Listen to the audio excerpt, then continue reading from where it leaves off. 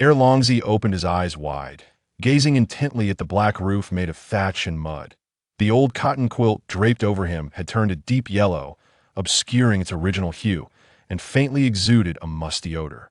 Beside him lay his second brother, Hanju, who was in a deep, blissful slumber, occasionally emitting varying degrees of snoring. About half a meter away from the bed stood a yellow clay wall, cracked in several inconspicuous places due to the passage of time. From these fissures, the murmuring complaints of Han's mother could be faintly heard, occasionally interspersed with the rhythmic pata-pata of their father smoking a pipe. Longzi slowly closed his somewhat weary eyes, forcing himself to drift into a profound slumber. He was acutely aware that if he did not fall asleep soon, he would be unable to rise early the next day, and thus miss the opportunity to join his companions in the mountains too. Gather firewood. Longzi's surname was Han, and his given name was Li. Such a seemingly respectable name was not conceived by his parents, rather, it was bestowed upon him by Uncle Zhang, a villager, using 2 coarse cornbreads as a bribe. In his youth, Uncle Zhang had served as a companion to wealthy gentlemen in the city, making him the only literate person in the village. A substantial number of the village children bore names that he had assigned. Though Han Li was referred to as Longzi by the villagers, he was far from foolish. In fact, he was arguably the brightest child in the village. Yet, like many other village children, apart from his family, he seldom heard anyone address him formally by his name. Instead, Longzi remained his enduring moniker. He had acquired this nickname merely because there was already a child named Longzi in the village. This was of little consequence, as other children in the village bore similar names, such as Dogwa and Dan, which were hardly more melodious than Longzi. Thus, despite his aversion to the name, Han Li could only console himself with acceptance. Han Li appeared unremarkable, with dark skin typical of an ordinary farmer's child. Yet, deep within, he was far more mature than his peers. From a young age, he yearned for the abundance and splendor of the outside world, dreaming that one day he might escape this tiny village and explore the world Uncle Zhang often spoke of. This aspiration was one he had never dared to share with others, for it would undoubtedly astonish the villagers to learn that a mere child could entertain such adult notions. After all, other children his age were still preoccupied with chasing chickens and dogs, let alone harboring the peculiar desire to leave their homeland. Han Li was the 4th of 7 siblings, with 2 older brothers, an older sister, and a younger sister, just 10 years old. He lived in a household that struggled to make ends meet, seldom enjoying meals that included meat, as his family constantly hovered at the brink of subsistence. This moment, Han Li found himself in a state of drowsiness, teetering between wakefulness and slumber, with a lingering thought in his mind. When ascending the mountain, he must gather more of the red berries that his beloved sister cherished above all. The following day, around midday, as Han Li trudged home under the blazing sun, burdened by a pile of firewood taller than himself and a sack brimming with berries, he remained, unaware that a guest had arrived at his home, one who would alter the course of his destiny. This esteemed visitor was none other than his distant relative, his 3rd uncle, who shared a close bloodline with him. It was said that he held the position of a chief steward at a tavern in a nearby town, a formidable figure in the eyes of his parents. For nearly a century, the Han family had produced but this one relative of somewhat notable standing. Han Li had only encountered his 3rd uncle a few times in his childhood. It was this uncle who had introduced his elder brother to an apprenticeship with an elderly blacksmith in the city, and he often sent provisions to support their family, prompting Han Li to hold a favorable impression of him. He understood that although his parents did not vocalize it, they were indeed grateful. His elder brother was the pride of the family. The apprenticeship not only provided meals and lodging, but also a monthly stipend of 30 copper coins. Once he completed his training and secured employment, his earnings would undoubtedly increase. Whenever their parents mentioned his brother, their faces would light up as if transformed. Despite his youth, Han Li felt a twinge of envy, already envisioning the finest occupation for himself, to be chosen by a skilled artisan in the town to become an apprentice and, henceforth, earn a respectable living through his craft. Thus, when Han Li beheld his 3rd uncle, clad in a brand new satin outfit, with a plump round face and a small tuft of mustache, his heart swelled with excitement. After placing the firewood behind the house, he bashfully approached the front room to greet his uncle, respectfully uttering, "Greetings, 3rd uncle," and stood quietly to the side listening as his parents conversed with him. His third uncle regarded Han Li with a warm smile, appraising him and offering compliments such as well-behaved and understanding, before turning to discuss the purpose of his visit with Han Li's parents. Though still young and unable to fully grasp his uncle's words, Han Li discerned the general meaning. It turned out that the tavern where his uncle worked belonged to a sect known as Kickswomen, which had both outer and inner disciples. Recently, his third uncle had officially become an outer disciple of this sect, and he was now able to recommend children aged 7 to 12 to participate in the upcoming selection for inner disciples. The examination for inner disciples of Kickswomen, held once every 5 years, was set to commence next month. With a shrewdness of mind and no children of his own, his uncle naturally thought of Han Li, who was of suitable age. Han Li's father, typically a straightforward man, hesitated at the unfamiliar terms rivers and lakes and sect. Feeling uncertain and indecisive, he took up his smoking pipe, puffing vigorously in silence. Lost in contemplation, in the words of my uncle, the Seven Mysteries sect is undoubtedly one of the most distinguished and formidable sects within a radius of several hundred miles. Once one becomes an inner disciple, not only can they train in martial arts and enjoy a life free from worries about food and drink, but they will also receive a monthly allowance of 1 or 2 silver coins. Moreover, those who participate in the trials, even if they do not succeed, have the opportunity to become outer disciples like my uncle, managing the sect's external affairs. Upon hearing of the possibility of earning 1 or 2 silver coins each month and the chance to attain a respectable status akin to that of my uncle, Father Han finally made up his mind and agreed.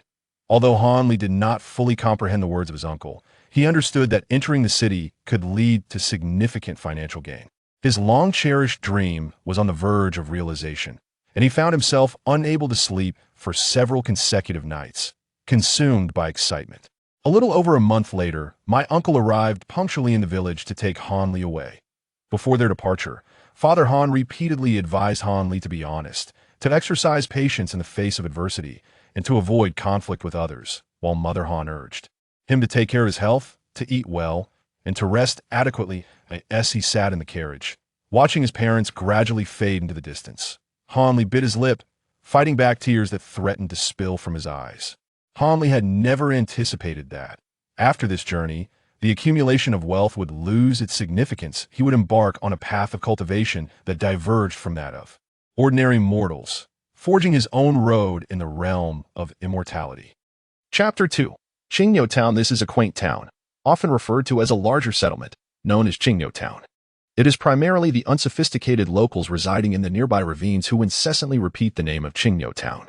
This has been the sentiment of Zhang Er, a gatekeeper for over a decade. Indeed, Qingyo Town is not expansive. It boasts only a single main thoroughfare, Qingyo Street, extending from east to west. There is but one inn, the Qingyo Inn, situated at the western end of the elongated town, making it the sole refuge for travelers wishing to avoid spending the night outdoors.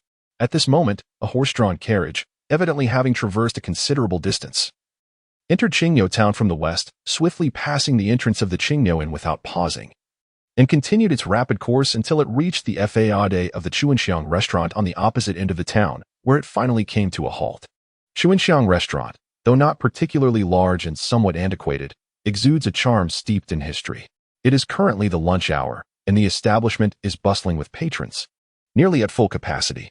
From the carriage emerged a rotund man with a round face and a small mustache, accompanied by a dark-skinned boy of approximately 10 years of age. The man strode confidently into the restaurant with the child in tow. Some familiar faces within the restaurant recognized the stout man, knowing him to be the proprietor, Han Pongzi. However, the identity of the young boy remained a mystery to all. Old Han, this little black lad bears a striking resemblance to you. Could he possibly be your illegitimate son?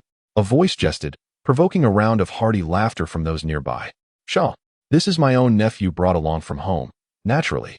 He shares some resemblance with me, the stout man retorted, not in the least bit offended, but rather with a hint of pride.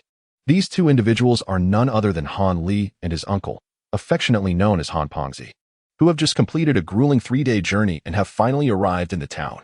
Han, the portly man, greeted several familiar patrons before leading Han Li to a secluded courtyard behind the tavern. Shao Li, take this opportunity to rest well and rejuvenate your spirit in this room. Once the steward from the inner sanctum arrives, I shall call for you.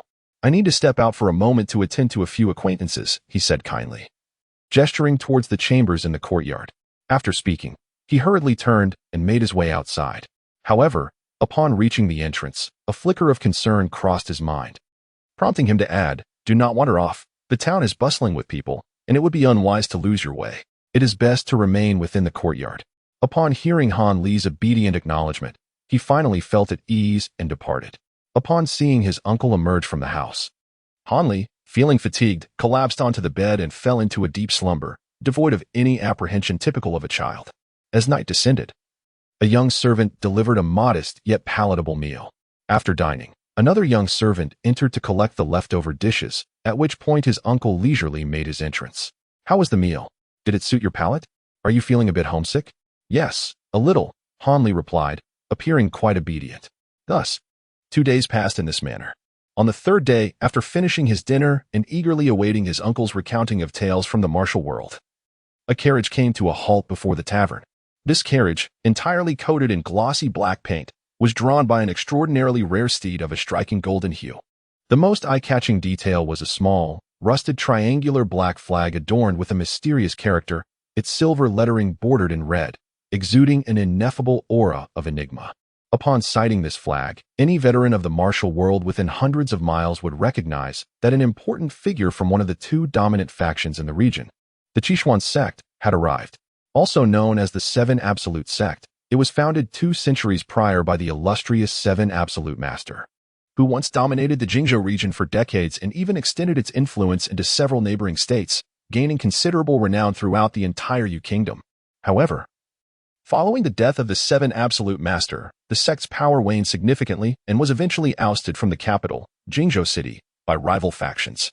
A century ago, the sect was forced to relocate to the remote Xinxiao mountain in Jingzhou, where it has since established itself as a third-rate local power. There is a saying that a starved camel is larger than a horse. Indeed, the Qishuan sect, despite its decline, retains considerable latent potential. Upon arriving at Xinxiao Mountain, it swiftly gained control over several small towns, including Qingyou Town, boasting a disciple count of 3,000 to 4,000, making it one of the 2 principal powers in the area. The only force capable of rivaling the Qishuan sect locally is the Wild Wolf Gang. Originally a band of marauding horse thieves in Jingzhou, the gang underwent several crackdowns by the authorities. Some accepted amnesty, while others transformed into the Wild Wolf Gang. Their fierce and bloodthirsty nature endured, leading to the Wild Wolf Gang often gaining the upper hand in conflicts with the Qishuan sect. Although the Wild Wolf Gang controls numerous towns, their management skills are lacking, rendering them far less prosperous than the towns under the Qishuan sect's jurisdiction. The Wild Wolf Gang has long coveted the more affluent territories of the Qishuan sect, frequently instigating conflicts between the two, which has become a source of great concern for the current leader of the Qishuan sect. This ongoing strife has also become a primary motivation for the sect's recent recruitment drives. From the carriage, a lean man in his 40s emerged, displaying agility and skill, seemingly well acquainted with the surroundings as he strode purposefully toward the room where Han Li resided. Upon seeing this individual, Han Li's third uncle immediately approached with utmost respect and offered a courteous bow. "Guardian Wang, what brings you here in person with your entourage?" "Humph." Guardian Wang let out a cold snort, his expression one of haughtiness. Indeed, this is my own nephew. I hope you will extend your care to him during the journey." Seeing the impatience in the man's demeanor, Han Pengzi swiftly produced a heavy bag from his person and discreetly handed it over. Wang Hufa weighed the bag in his hands, and his expression softened somewhat. "Han Pengzi, you certainly know how to navigate social intricacies. Rest assured, my nephew will manage on the road. Time is of the essence. We should set off without delay." Chapter 3. The 7 Mystical Gates. The odor within the carriage was undeniably unpleasant, which was hardly surprising given that what was intended to accommodate only a dozen individuals was now crammed with nearly 30 children. Although the youngsters were considerably smaller than adults, the space remained exceedingly cramped. Han Li cleverly nestled his frail body into the corner of the carriage, discreetly observing the other children within. The youngsters participating in the entrance examination could be distinctly categorized into 3 groups based on their attire and backgrounds. The first group consisted of a well-dressed youth named Wu Yin, who sat in the center of the carriage, surrounded by the majority of the other children. At 13 years of age, he was the eldest among them. Although he exceeded the age limit, his familial connection, his cousin married to a prominent figure within the Seven Mysteries sect, rendered this issue moot. Wu Yan's family owned a martial arts school and was quite affluent, having practiced some martial arts since childhood. Though his skills were not particularly exceptional, they were sufficient to handle someone like Han Li, who possessed only raw strength and had never studied martial arts. It was evident that individuals like Wu Yan, who were wealthy, influential, and possessed some combat skills, naturally assumed the role of leader among the other children in the carriage. The second group comprised those who flocked around Wu Yan. This group was diverse in their origins. Some hailed from families that owned shops, others were laborers, and some relied on their craftsmanship. However, they shared a common trait. Having grown up in towns, they had learned to read the room and navigate social dynamics, thus gravitating towards Wu Yan and addressing him as young Master Wu or Brother Wu with an ease that he seemed to relish. The final group included Han Li and others like him, who came from remote and impoverished villages, where their families typically relied on the land and water for sustenance, living in dire conditions. This group was the smallest, comprising only 5 or 6 individuals, most of whom exhibited a timid demeanor, hesitant to speak loudly, starkly contrasting with the boisterous laughter and chatter of the other children. The carriage sped westward from Qingniu town, making several stops along the way to collect additional children. Finally, on the evening of the 5th day, they arrived at Saishao Mountain, the headquarters of the Seven Mysteries sect. As the children disembarked, they were captivated by the breathtaking multicolored sunset over the mountain, lost in its beauty until the urging voice of the guard, Wang, brought them back to reality. Originally named Luofeng Mountain, legend has it that a 5-colored phoenix once descended upon this land and transformed into the mountain. Over time, visitors noted the mountain's extraordinary beauty at sunset, resembling a veil of colorful clouds, leading to its renaming as Saishao Mountain. Naturally, since the Seven Mysteries sect claimed this mountain, outsiders were no longer permitted to freely admire such splendor. Saishao Mountain is the second largest mountain in Jingzhou, surpassed only by Baimao Mountain, and it spans a vast area of several miles. This mountain boasts numerous peaks, each precarious in its own right, and all occupied by the various branches of the Seven Mysteries sect. The main peak, Sunset Peak, is particularly treacherous, exceedingly high and steep, with only a singular path leading from the base to the summit. After establishing their headquarters there, the Seven Mysteries sect fortified this perilous route with 13 checkpoints, both conspicuous and concealed, ensuring their security and peace of mind. As Han Li surveyed his surroundings while following the person ahead, the procession suddenly came to a halt, followed by a hearty voice emanating from the front. "Brother Wang, why have you only just arrived? You are 2 days late compared to the scheduled time." "Master Yu, I apologize for the delay on the road. I am grateful for your concern," Wang Hufa replied respectfully, bowing to a red-faced elder, his demeanor shifting from earlier arrogance to one of deference. "How many batches of disciples have been sent to the mountain now?" "This is the 17th batch." Master Yu cast a casual glance at Han Li and the others. "Take them to the Chinka courtyard, allow them a good night's rest, and commence the selection of qualified disciples at dawn. Those who do not pass must be sent down the mountain early to avoid breaching the mountain's regulations." "As you command, Master Yu." As they ascended the stone steps, all the children were brimming with excitement, yet none dared to speak loudly. Although they were all young, they understood that this was the place where their future destinies would be determined. Wang Hufa led the way with a smile, greeting those they encountered along the path, indicating his familiarity and good rapport within the sect. Most of those they met were clad in azure satin garments, some wielding blades or carrying swords, while others, with bare hands, had bulging waists, concealing unknown items. From their movements, it was evident that these individuals possessed remarkable agility and considerable martial prowess. Upon awakening the next morning, Wang Hufa did not serve breakfast, but instead led everyone to a vast slope adorned with bamboo at the base of the mountain. There, they found Master Yu and several unfamiliar young individuals waiting for them. Chapter 4. The bone-refining Cliff. Han Li was naturally unaware of the significance of being an unnamed disciple. He simply understood that he must continue onward, ascending the mountain. Glancing ahead, he beheld a slope that was not particularly steep, adorned with bamboo of varying thicknesses. It appeared that the climb would not pose much difficulty. Han Li glanced at the others, unwilling to concede to his peers, and the atmosphere among the children suddenly grew tense. The Master Yu looked towards the rising sun and declared, "It is nearly time.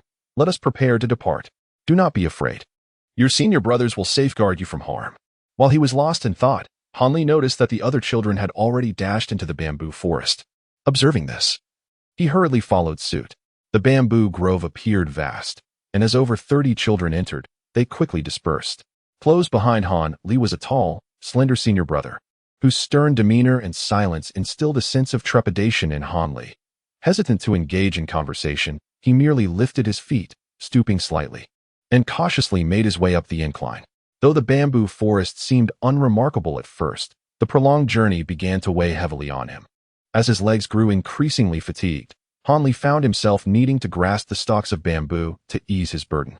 After enduring this exertion for quite some time, he could no longer withstand the fatigue and chose a nearby mound of earth to sit down, panting heavily. As he neared the edge of the dense bamboo thicket, Han Li felt the final stretch becoming increasingly arduous, with rocks beginning to emerge on the ground, while the bamboo itself gradually diminished. Han Li could no longer advance by grasping the bamboo pole. This final stretch could be described as a painstaking inch-by-inch progression. Upon exiting the bamboo grove, he was greeted by a vast expanse, with a colossal rock formation looming directly ahead. Upon its surface, several slender figures were slowly making their ascent, accompanied by fellow disciples clad in similar attire. Without further hesitation, Han Li hurried towards the imposing rock wall. The surface of this massive stone was composed of layers of sedimentary rock, significantly weathered. In certain areas, a mere touch would cause it to crumble. Nevertheless, many sharp fragments remained intact, posing a significant hazard. Within the span of a single meal, Han Li's hands had become a tapestry of wounds, while his elbows and knees bore tattered fabric, exposing numerous cuts beneath. Although the injuries were minor, the fine shards of rock that had embedded themselves within exacerbated the pain. The first few climbers had already distanced themselves further. Reminded of his family and the words of his third uncle, Han Li clenched his teeth and persevered upward. Prior to embarking on this journey, his father and third uncle had forewarned him that the initiation test would be arduous. Failing to endure would preclude entry into the Qishuan sect. At this moment, Han Li's thoughts were no longer consumed by the desire to join the sect. Rather, an indomitable determination surged within him, compelling him to close the gap and catch up with the others. Han Li lifted his head with great effort and glanced ahead. The figure at the forefront was Wu Yin, who, being older than Han Li by more than a year and having practiced some martial arts, possessed a physique far stronger than that of the other children. It was hardly surprising that he led the way. Despite exerting every ounce of strength, Han Li found himself unable to close the distance to the few individuals ahead. His body felt increasingly heavy as he observed the sun gradually ascending to its zenith, while Wu Yin had already reached the precipice of a towering cliff. This sheer cliff rose over 30 zhong, with several hemp ropes suspended from its summit, each adorned with knots the size of a fist. Wu Yin was currently scaling one of these ropes, inching his way toward the top of the cliff with measured determination. Han Li gazed at the precipice ahead, feeling a sense of despair wash over him. He understood that it was beyond his reach to catch up with the leading few, and time was slipping away. As this thought crossed his mind, a sudden, searing pain shot through the injury on his elbow and knee, rendering his limbs weak. The hand that clutched the rock trembled, and he felt himself plummet downwards. Alarm surged through him, his heart racing wildly as he pressed his entire body against the stone wall, paralyzed with fear. After a moment, as his heart began to settle, he cautiously extended his hand to grasp a protruding rock ledge. After a few firm pulls, he found it to be secure, which brought him a sense of relief. Han Li felt a surge of gratitude. If he were to fall, all his previous efforts would be in vain. After resting for a brief moment, he cautiously resumed his advance, making his way towards the thick hemp ropes dangling from the precipice. Han Li felt a surge of frustration as he hastily grasped the hemp rope and began to ascend. However, he had exhausted every ounce of strength within him, rendering him incapable of even securing a firm grip on the knots. After exerting considerable effort to reach the final knot, he collapsed onto it, only to discover that his entire body felt limp and devoid of energy, his fingers barely able to stir. With great difficulty, he turned his head to survey his surroundings, noticing several children seated against the stone wall behind him, panting heavily, clearly having expended their last reserves of strength, much like himself. Han Li could only smile wryly to himself, having underestimated the gravity of this test. Fortunately, he had not fallen to the very bottom. Turning his gaze, he caught sight of the aloof senior brother. After a moment's hesitation, Han Li resolved to muster his strength and ascend a little further. Though reaching the pinnacle before noon was absolutely beyond his capabilities, Remaining stagnant would surely be a rather unseemly outcome. Han Hui stretched his somewhat stiff hands, regaining a modicum of strength, and slowly began to maneuver upwards along the knots of the rope. However, at that moment, Han Li's hands had completely lost their responsiveness, making it impossible for him to grasp the rope. After a brief struggle, he still achieved no progress. Chapter 5. Dr. Mo. After a while, Han Li felt a tightening around his waist, and his body suddenly lifted effortlessly, rising upwards on its own. Han Li turned his head to glance back, only to find his senior brother, who was closely following him, cradling him with one arm while deftly climbing upwards with the other and his legs. At the same time, Han Li took note of the sun hanging high and centered in the sky. In the blink of an eye, they had reached the summit of the cliff, where 6 young children were seated nearby, taking a respite. Wu Yin was engaged in conversation with a portly gentleman in a deep blue scholar's robe, who appeared to be in his 50s, his hands clasped behind his back. Master Yu and Protector Wang stood beside him, accompanied by several others, all awaiting the arrival of their young brethren, who were bringing up the slower children one by one. After a brief interval, all the children had been ushered to the top. At this juncture, Master Yu stepped forward, addressing the assembled children with a solemn demeanor. This time, there are 7 qualified candidates, 6 of whom will enter our 100 Forgings Hall and officially become inner disciples of our sect, he pronounced slowly. As for the others, Master Yu surveyed the remaining children, gently stroking his chin with his right hand. After a moment of contemplation, he continued, Zhang Tai and Han Li. Although you arrived at the cliff top later than the designated time, your performance has been exceptional. It appears you are capable of enduring the rigors of martial training. You shall first establish a foundation here under the guidance of several instructors. In 6 months, we shall reassess your progress. If you qualify, you will formally become inner disciples. Should you fail to meet the standards, you will be assigned to the outer sect as outer disciples. Han Li glanced at another disciple who had stepped forward, named Zhang Tai. He was the one who had closely followed Han Li and nearly reached the cliff summit. As you command. Protector Wang stepped forward, bowing respectfully as he took the unqualified disciples down the mountain. Zhang Jun, Wu Mingrui, you two are to escort those who have passed to the hall and hand them over to Deputy Hall Master Gu and Instructor Li. 2 more young men received their orders and emerged, dividing Han Li and the others into 2 groups as they made their way down the cliff. One of them was the aloof senior brother. As they descended, Han Li couldn't help but glance back at Wu Yin, who was still conversing with the elder in the blue robe, showing no inclination to leave. He is different from you all.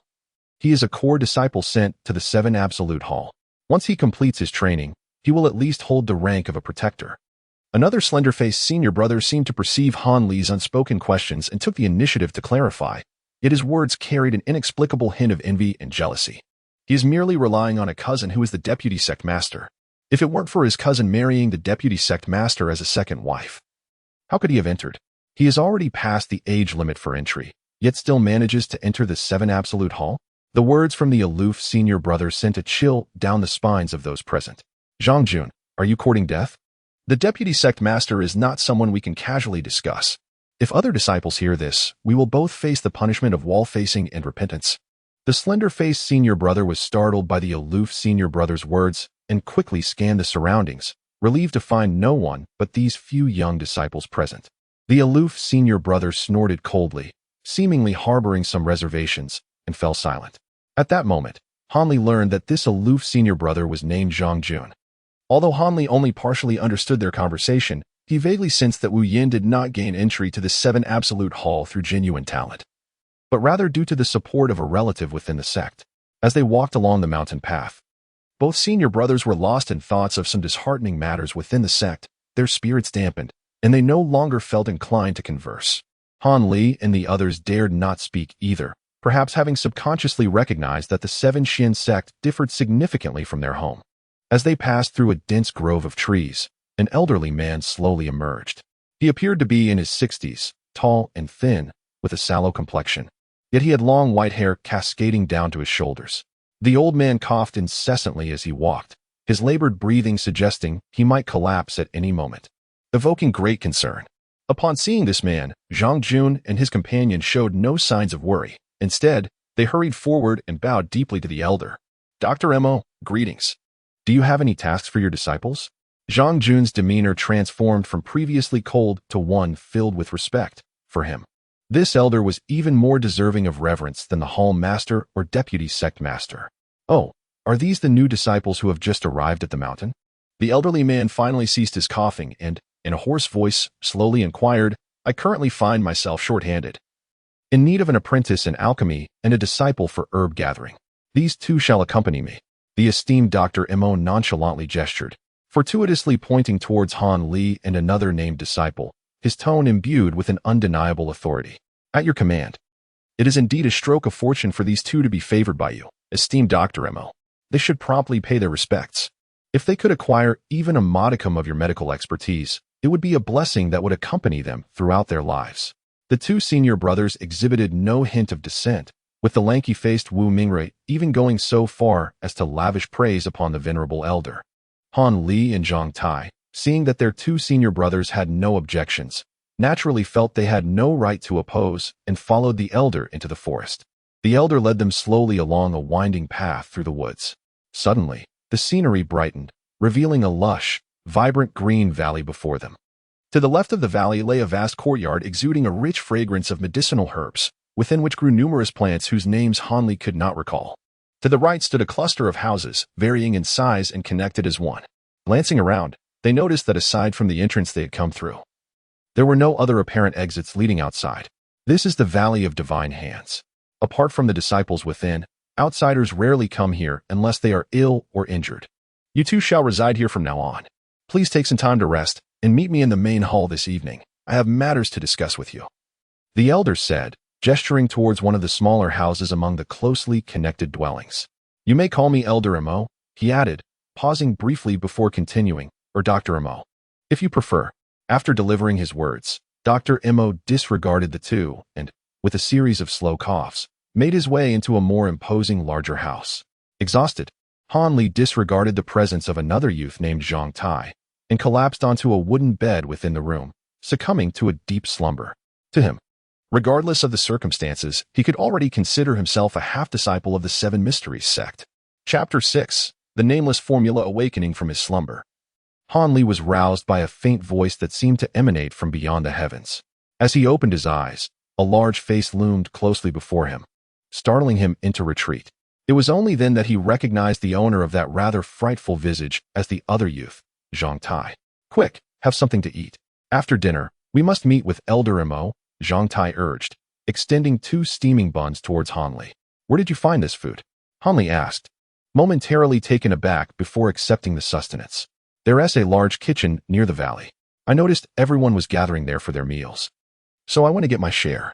After eating, I realized you hadn't had anything yet, so I brought you these two buns, Zhang Tai replied, flashing a simple smile at Han Li. Thank you, Brother Zhang, Han Li expressed with genuine appreciation, feeling a pang of gratitude as he noted Zhang Tai appeared considerably more mature than himself, prompting the respectful address to slip from his lips. It's nothing. I'm used to doing this at home. If I'm not working for a while, I feel a bit restless. If you ever need assistance, don't hesitate to ask. I may lack in other areas, but I still possess some strength, Zhang Tai said, appearing somewhat bashful, his words stumbling slightly. Han Li, having skipped both breakfast and lunch, felt a pang of hunger. He devoured a couple of steamed buns in just a few bites, and within no time, he had completely consumed 2 large buns. Noticing that time was of the essence, he suggested, let us visit Old Mo. After a few hearty burps, Han Li gazed out at the setting sun and calculated that it was indeed time to see the doctor. Zhang Tai had no objections and followed Han Li into the room of Dr. Mo. Inside Dr. Mo's chamber, rows of bookshelves lined the walls, filled to the brim with an array of densely packed texts. Old Mo, they called. Dr. Mo, seated closely against a grand armchair, was engrossed in a book, seemingly oblivious to the arrival of the two boys and their greetings. Being mere children, Han Li and his companion felt a bit lost when ignored by the doctor, unsure of how to proceed, and resorted to waiting awkwardly by the side. It wasn't until Han Li felt a slight numbness in his feet that Dr. Mo leisurely set his book aside on the desk, scrutinized the two boys with a cool gaze, and took a few sips of tea before finally speaking. You two shall now be my named disciples. I will impart to you knowledge about herb gathering and potion crafting, and may even teach you some medical techniques for healing others. But I shall not instruct you in martial arts. With an impassive expression, he placed his tea down once more. I possess a set of principles for self-cultivation that I will teach you. While they may not grant you the ability to conquer your foes, They will certainly enhance your physical well-being. Should you wish to learn martial arts, you may seek instruction from other teachers, and I will not object. However, in 6 months, my evaluation will solely focus on your mastery of this set of principles. Should you falter, you will be relegated to the outer sect as external disciples. Do you both understand? Dr. Mo's tone shifted to one of gravity, underscoring the importance he placed on these principles. We understand, Han Li and his companion replied in unison. You may leave now. Return tomorrow morning. Dr. Mo gestured for them to exit and resumed his reading.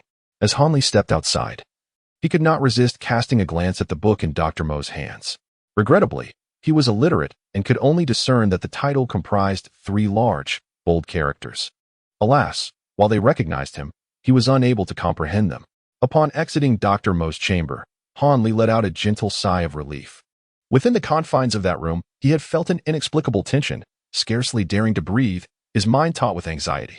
Now, liberated from that atmosphere, he felt an immediate sense of relaxation, returning to his normal state. In the days that followed, Dr. Mo imparted to them various medicinal knowledge in the mornings, while the afternoons were dedicated to studying literacy and the foundational principles of martial arts, including the 12 meridians, 8 extraordinary vessels, and the locations of acupoints, alongside practicing stances and basic techniques with other youths in a study hall.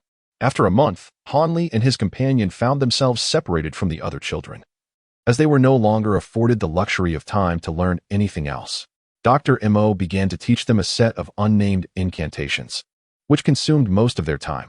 He strictly forbade them from sharing this knowledge with others, warning that any breach would result in severe punishment and expulsion from the sect. During this period, Han Li gleaned a more comprehensive understanding of the Qishuan sect and Dr. Mo through the words of others. The sect was led by a legitimate descendant of the 7 absolutes named Wang Lu, who served as the primary leader, accompanied by 3 deputy leaders. The sect was divided into 2 main divisions: the outer sect, which comprised the Bird Hall, Treasure Gathering Hall, Forces Hall, and Outer Blade Hall, and the inner sect, consisting of the 100 Forging Hall, 7 Absolutes Hall, Worship Hall, and Bloodblade Hall. Additionally, there existed an Elder Council, which operated under the primary leader and was on equal footing with the deputy leaders. Chapter 7. The difficulty of cultivation. Han Li gradually drew the flow of energy within his meridians back to his dantian. This marked the 7th cycle of the great Zhou Tian he had executed that day. He was acutely aware that his body had reached its limit. Should he attempt another cycle, it was highly likely that his meridians would rupture once more, subjecting him to the excruciating agony akin to a fate worse than death. The mere thought of his meridians tearing apart sent a shiver of cold sweat down his spine, despite his usual audacity. Now, over half a year had elapsed since Han Li's initiation, and the formal assessment for registered disciples had concluded more than 2 months ago. Only a select few were granted entry into the inner sect, while the majority of those evaluated were unable to pass this crucial test. Those who failed were compelled to descend the mountain, burdened with their packs, to join the outer sect. The unsuccessful candidates were mostly categorized into the Treasure Hall and the Bird Hall. Among them, those with exceptional potential might receive further training, thereby gaining a chance to be recruited into the more esteemed Outer Blade Hall. Of course, the most privileged within the outer sect were found in the Sea Hall, however. This hall only accepted renowned figures from the martial world. Without demonstrable prowess, it was futile to even contemplate entry, especially for these inexperienced youths. As Han Li recalled the content of the examination undertaken by the other named disciples 2 months prior, an involuntary shiver coursed through him. They had to traverse the magnificent Saixia mountain range, spanning several miles, followed by engaging in combat with one another in a remote forest where human presence was scarce. Ultimately, they were required to withstand a series of formidable attacks from their exceptionally skilled seniors. All of these trials filled Han Li with an undeniable sense of schadenfreude. Han Li and Zhang Tai did not partake in those terrifying tests. As Dr. Mo himself stated, it was merely an assessment of their progress with the cultivation technique. However, this trial was not as easily surmountable as Han Li had anticipated. Even now, he vividly recalls the state of his cultivation at that time.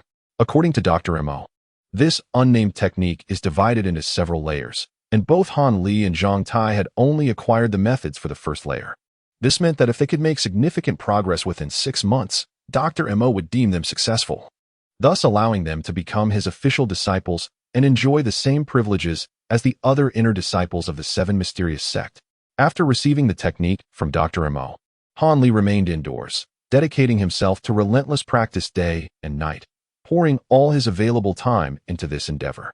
Lacking any guidance from Dr. Mo, Han Li was left to navigate the path of cultivation on his own, referencing the basic internal energy technique, Xingyang Jin, practiced by other disciples.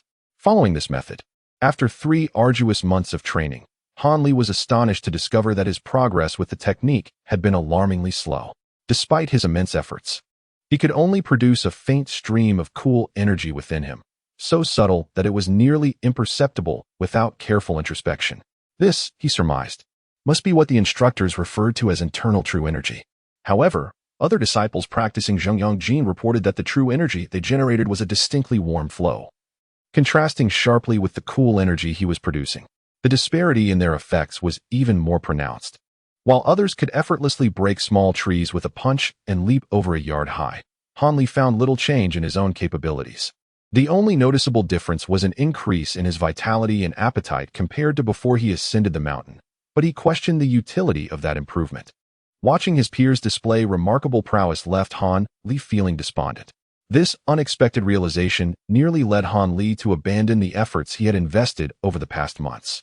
He feared that his aptitude was insufficient and that he would not pass Dr. Mo's evaluation in the remaining time, even contemplating the possibility of descending the mountain. One fateful day, he learned from Zhang Tai, his fellow cultivator, that Zhang had experienced no changes whatsoever since beginning the practice of the technique. He had not produced a single trace of true energy, despite working even harder and more fervently than before. Han Li now dedicates every quarter of an hour to meditative cultivation. Even during the night, he attempts to maintain a posture of practice while sleeping, hoping to glean even a modicum of cultivation benefits. However, this frenzied endeavor proved short-lived, as he soon found himself suffering from sleep deprivation, which hindered his ability to sustain the efficiency of his daytime practice. What perplexed Han Li was that since Dr. Mo imparted the incantation to them, he seemed to have completely disregarded the two, showing no interest in their progress or any issues they encountered in their cultivation, as if he had entirely forgotten their existence. Day after day, Dr. Mo immersed himself in a tome with a cover bearing 3 black characters, studying it with fervor, as though it contained the secrets to beauty and the promise of wealth. Initially, Han Li and Zhang Tai even speculated that Dr. Mo had abandoned his medical practice in favor of scholarly pursuits. However, once they learned to read, they recognized that the 3 characters spelled Longevity Sutra, a text dedicated to self-cultivation and the pursuit of longevity. In that moment, they realized that Dr. Mo was not aspiring to become a scholar, but rather sought to achieve eternal life, akin to the ancient turtles in the river, hoping to live for thousands of years. Chapter 8. The initiate. After nearly half a year of fervent practice, Han Li finally stood before Dr. Mo to undergo his assessment. Zhang Tai, feeling utterly at a loss, stood closely beside Han Li. This was hardly surprising, as Han Li had already learned from him that despite his months of effort, he had made no progress with the incantation. Han Li was acutely aware that Zhang Tai approached the cultivation of this mantra with a seriousness that was perhaps equal to his own. Although he did not possess the same reckless fervor that Han Li exhibited, he had nonetheless invested considerable effort, demonstrating diligence and earnestness in his practice. Strangely, however, this mantra bore no effect on Zhang Tai whatsoever. Regardless of the intensity of his efforts, not a trace of progress could be discerned.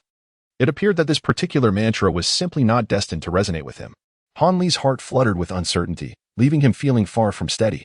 He was acutely aware that Zhang Tai was highly unlikely to pass this assessment, and although he had achieved some minor results in his own cultivation, it was hardly superior to Zhang Tai's efforts. His relentless training had merely intensified the peculiar energy flow within him, which had grown from the thickness of a hair to that of a cotton thread. Yet, whether this would suffice to pass Dr. Mo's scrutiny remained a troubling mystery for Han Li, causing him to feel increasingly anxious and restless. "Are you all prepared? I wish to see the fruits of your cultivation," Dr. Mo said, squinting as he sat coldly in his grand chair, observing the two with a piercing gaze. "We're ready." Han Li and his companion replied with forced resolve. Dr. Mo leisurely rose from his seat, placing the ever-present book onto the table. "Extend your hands. Show me your abilities," he commanded. With one hand, he grasped Zhang Tai's right wrist, while the other rested upon Zhang Tai's dantian. Zhang Tai's face flushed crimson as he awkwardly tucked his hands behind him, lowering his head in shame. Fully aware that Dr. Mo had discerned his lack of progress in the technique, he braced himself for the inevitable disappointment that would follow. "Now it's your turn," Dr. Mo declared. To Zhang Tai's surprise, there was no sign of rebuke from the doctor. Only a fleeting glimmer of disappointment in his eyes before he turned his attention to Han Li. Dr. Mo seized Han Li's right wrist with the same intensity. So cold, lifeless, nothing like a living hand, Han Li thought, feeling disturbed by the sensation. The doctor's skin was dry and calloused, causing a slight sting against Han Li's own skin, a sensation he felt acutely. Ah! Dr. Mo exclaimed involuntarily, as he seemed to detect the energy within Han Li. Quickly, run the technique once more. Although he struggled to conceal his excitement, the fervor in his eyes startled Han Li. Take your time, allow me to observe closely. Dr. Mo added, his typically icy tone now tinged with urgency, as he placed his other hand upon Han Li's dantian. Han Li sensed a slight tremor in Dr. Mo's hands, indicating his profound excitement. He obediently allowed the energy within his body to circulate once more. Indeed, this is precisely the sensation I yearn for. There is no doubt. It cannot be mistaken. Haha. After a meticulous examination, Dr. Mo could no longer contain his exuberance and burst into hearty laughter.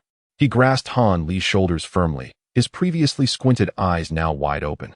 Gazing intently at Han Li as if he were a rare and exquisite treasure, his expression revealing a hint of fervent madness. The incessant laughter of Dr. Mo echoed in Han Li's ears, causing a slight pain in his shoulders as they were gripped tightly.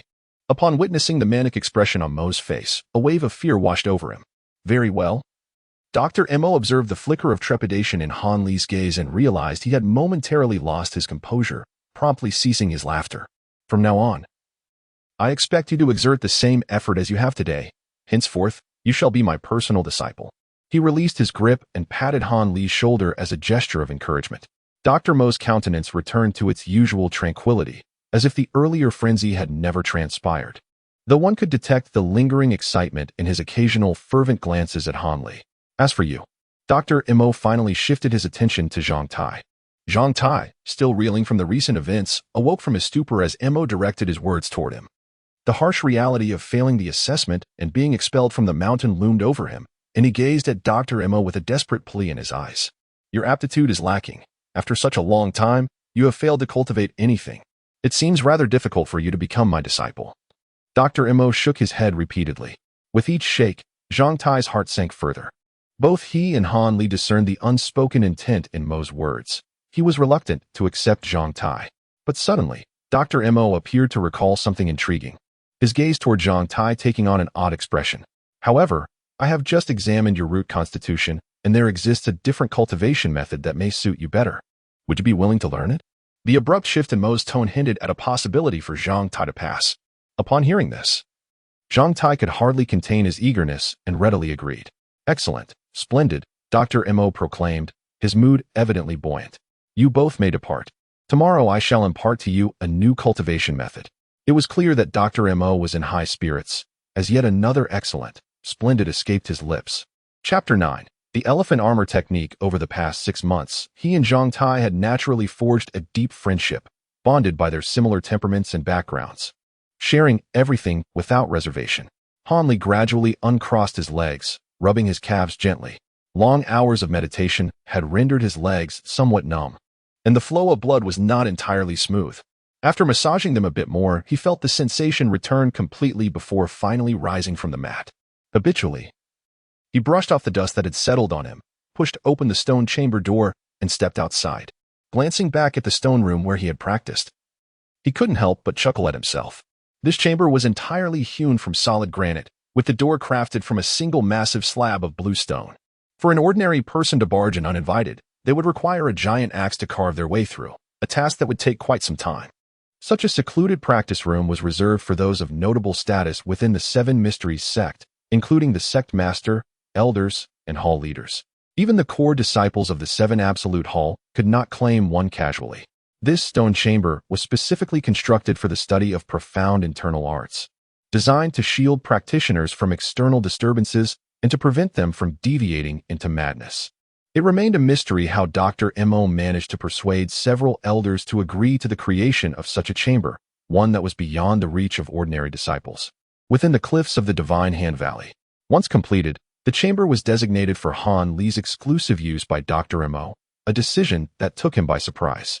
Dr. Mo had been remarkably generous towards his disciple, Since the day Han Li officially became his apprentice, Dr. Mo had provided him with various medicinal concoctions daily, along with mysterious herbal brews for him to soak in. Although Han Li was unfamiliar with the names and functions of these medicines, he could discern their value from the rare expressions of reluctance that crossed Dr. Mo's usually impassive face whenever he administered them. Evidently, these external aids had a significant effect, as Han Li's cultivation speed had noticeably accelerated. Not long ago, he successfully broke through and achieved the first layer of this nameless technique.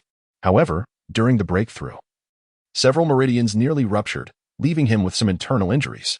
Fortunately, Dr. Mo's exceptional medical skills ensured that the damage was not severe. And thanks to his willingness to use high-quality medicines, Han Li avoided any lingering repercussions. After Han Li was injured, Dr. Mo exhibited an anxiety that surpassed even Han Li's own concern. Throughout the entire healing process, he was restless, unable to sit or lie still. Only when he observed that Han Li's condition had finally improved did he let out a profound sigh of relief. Dr. Mo's display of emotion far exceeded the typical bond expected between a master and disciple, leaving Han Li with an inexplicable sense of unease. Were it not for the fact that apart from his third uncle, no one from the Han family had ever ventured beyond their impoverished mountains, Han Li might have been led to believe that Dr. Mo was a distant relative of his family. After Han Li emerged from the stone chamber, he stretched languidly before making his way to his residence. Since becoming an official disciple, both Han Li and Zhang Tai had vacated their previous quarters, each now possessing their own private chambers. As he passed by Zhang Tai's abode, Han Li cast a casual glance inside. Indeed, Zhang Tai was absent once more, likely practicing his skills beneath the waterfall at Qishui Peak. Following his official acceptance as a disciple of Dr. Mo, Han Li was instructed to focus solely on a mysterious set of incantations, with no indication that the doctor intended to impart any other techniques. Perhaps in an attempt to console him, Dr. Mo generously shared his medical knowledge without reservation, guiding Han Li through intricate lessons. Whenever Han Li posed inquiries regarding medical practices, the doctor was always ready to provide thorough answers, ensuring his satisfaction. He even permitted Han Li to freely peruse all the medical texts within his chamber. In contrast, Dr. Mo adhered to his previous commitments regarding Zhang Tai, teaching him a distinct and practical martial art. The technique Zhang Tai was practicing was quite extraordinary. According to Dr. Mo, it was a rare skill known as the elephant armor technique. He claimed that this martial art was seldom encountered in the martial world, with many having never even heard of it, let alone practiced it. Unlike the conventional martial arts that typically progress from simple to complex, with increasing difficulty as one advances, this technique comprised 9 levels. The first 3 levels were relatively easy to master, comparable to ordinary martial arts in terms of difficulty. However, beginning with the 4th level, the practice became immensely challenging, requiring practitioners to endure unimaginable pain and torment. Many who attempted to cultivate this technique found the suffering unbearable and halted their progress, stalling their advancement thereafter. The trials of the 5th and 6th levels were exponentially more excruciating. Yet, once one broke through the 6th level to reach the 7th, the path ahead became smooth and unobstructed, albeit with a few days each month dedicated to enduring that torturous agony. Such formidable challenges deterred many from pursuing this technique, contributing to its near extinction. The martial art was indeed remarkable. Those who reached the highest levels wielded astonishing power. It was said that a practitioner at the 9th level was akin to wearing impenetrable armor, impervious to blades and fire. Not only could they withstand strikes from fists and palms, but even the sharpest weapons would struggle to inflict significant harm. Moreover, practitioners would gradually acquire immense strength, akin to that of a mighty elephant, capable of subduing ferocious wolves and tearing apart tigers and leopards at advanced levels, truly formidable. Those aware of this technique viewed it with both fear and admiration. Aside from the master who created it, no one had managed to attain the 9th level. Legends spoke of this master as being inherently devoid of pain perception, enabling the creation of such an extraordinary martial art and its ultimate realization. Recently, in pursuit of breaking through the 1st level of the elephant armor technique, Zhang Tai, under Dr. Mo's guidance, had taken to practicing daily beneath the powerful cascade of the waterfall at Qishui Peak, braving the immense force of the falling water. According to Zhang Tai's own account, this method possesses remarkable efficacy. The 2nd layer is merely separated by a thin sheet of paper, and with a little more effort, you shall break through the bottleneck. Chapter 10. The Enigmatic Bottle. Han Li slowly emerged from the Valley of Divine Hands, traversing the narrow mountain path. instinctively making his way towards the hazy silhouette of Chishui Peak. Presently, he had no pressing matters to attend to. His daily visits to Zhangtai were merely to witness the peculiar expressions of his friend as he practiced beneath the waterfall. The elephant armor technique was not something an ordinary person could endure. Even the initial stage inflicted considerable torment, and the subsequent levels would surely strip away layers of skin. One might speculate that Zhangtai was beginning to harbor some regrets regarding his choice. The sheer tyranny of the elephant armor technique far exceeded the imagination of these youthful novices. As Hanli walked, he absent-mindedly kicked at the fallen leaves and branches scattered on the ground. In a few days, the two of them would implore Dr. Emo to persuade Zhangtai to pursue a different martial art, sparing him from such relentless suffering. Hanli felt a surge of encouragement at the thought of finding a way for his friend to escape the current ordeal. Hanli raised his gaze to the trees flanking the path. At this juncture, autumn had reached its twilight. Every branch stood bare, and the ground was blanketed with a thick layer of fallen leaves and withered twigs, offering a soft yet uncomfortable tread beneath his feet. From a nearby peak, the faint sounds of clashing weapons echoed, occasionally interspersed with raucous cheers. Upon hearing these sounds, Hanli glanced back at the mountain, and his previously uplifted spirits plummeted once more. It was the senior disciples of the 100 Forging Hall, conducting weapon combat training for their newly initiated juniors. Each time Hanli witnessed his fellow disciples congregating for rigorous training with real blades and firearms, a pang of longing struck his heart. He yearned to wield an authentic weapon and engage in a fierce display of skill. Regrettably, he could not fathom why, but since formally apprenticing under Dr. Emo, he had been strictly prohibited from engaging with such implements and was forbidden from learning other martial arts from different instructors, as it was said to impede his progress in cultivating the incantation. It was truly vexing. What merit did this incantation hold? To this day, he had yet to discern its value. Meanwhile, his peers, who had commenced their training alongside him, were swiftly advancing in their martial prowess, while he remained stagnant, unable to perceive any transformation within himself. Even Zhangtai, who had only practiced the elephant armor technique for 2 months, had become more resilient and robust, able to withstand blows and exhibiting significantly greater strength. If he could not learn anything else, then so be it. As Hanli grumbled inwardly while attempting to comfort himself, a sudden chill coursed through him, and his expression morphed into one of peculiar discomfort. Almost instinctively, he crouched down, pressing his hands firmly against his right big toe. The searing pain compelled him to recline amidst the grass, the abruptness of the agony rendering him momentarily incapacitated.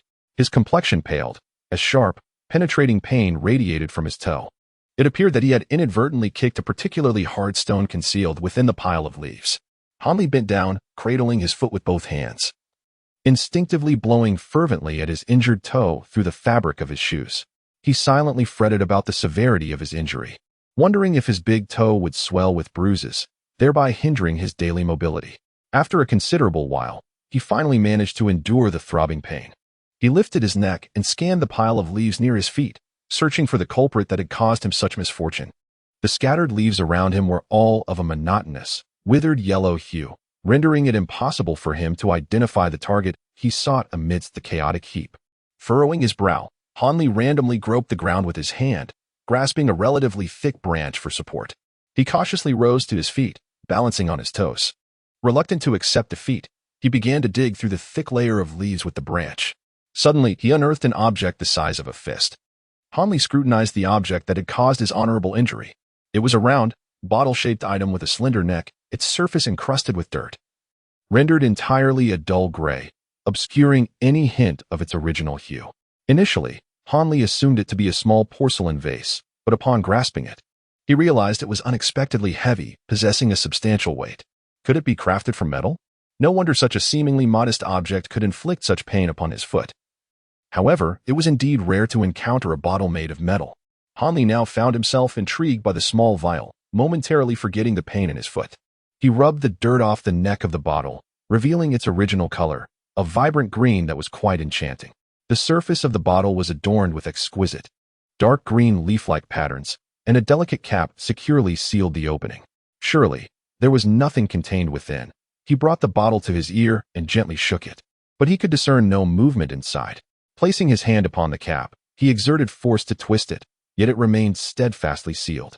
Hanli's curiosity intensified, and just as he was about to take the next step, a sudden, Sharp pain radiated from his foot. Oh no! How could he have forgotten the unfortunate consequences that arose from his close encounter with that object? Chapter 11.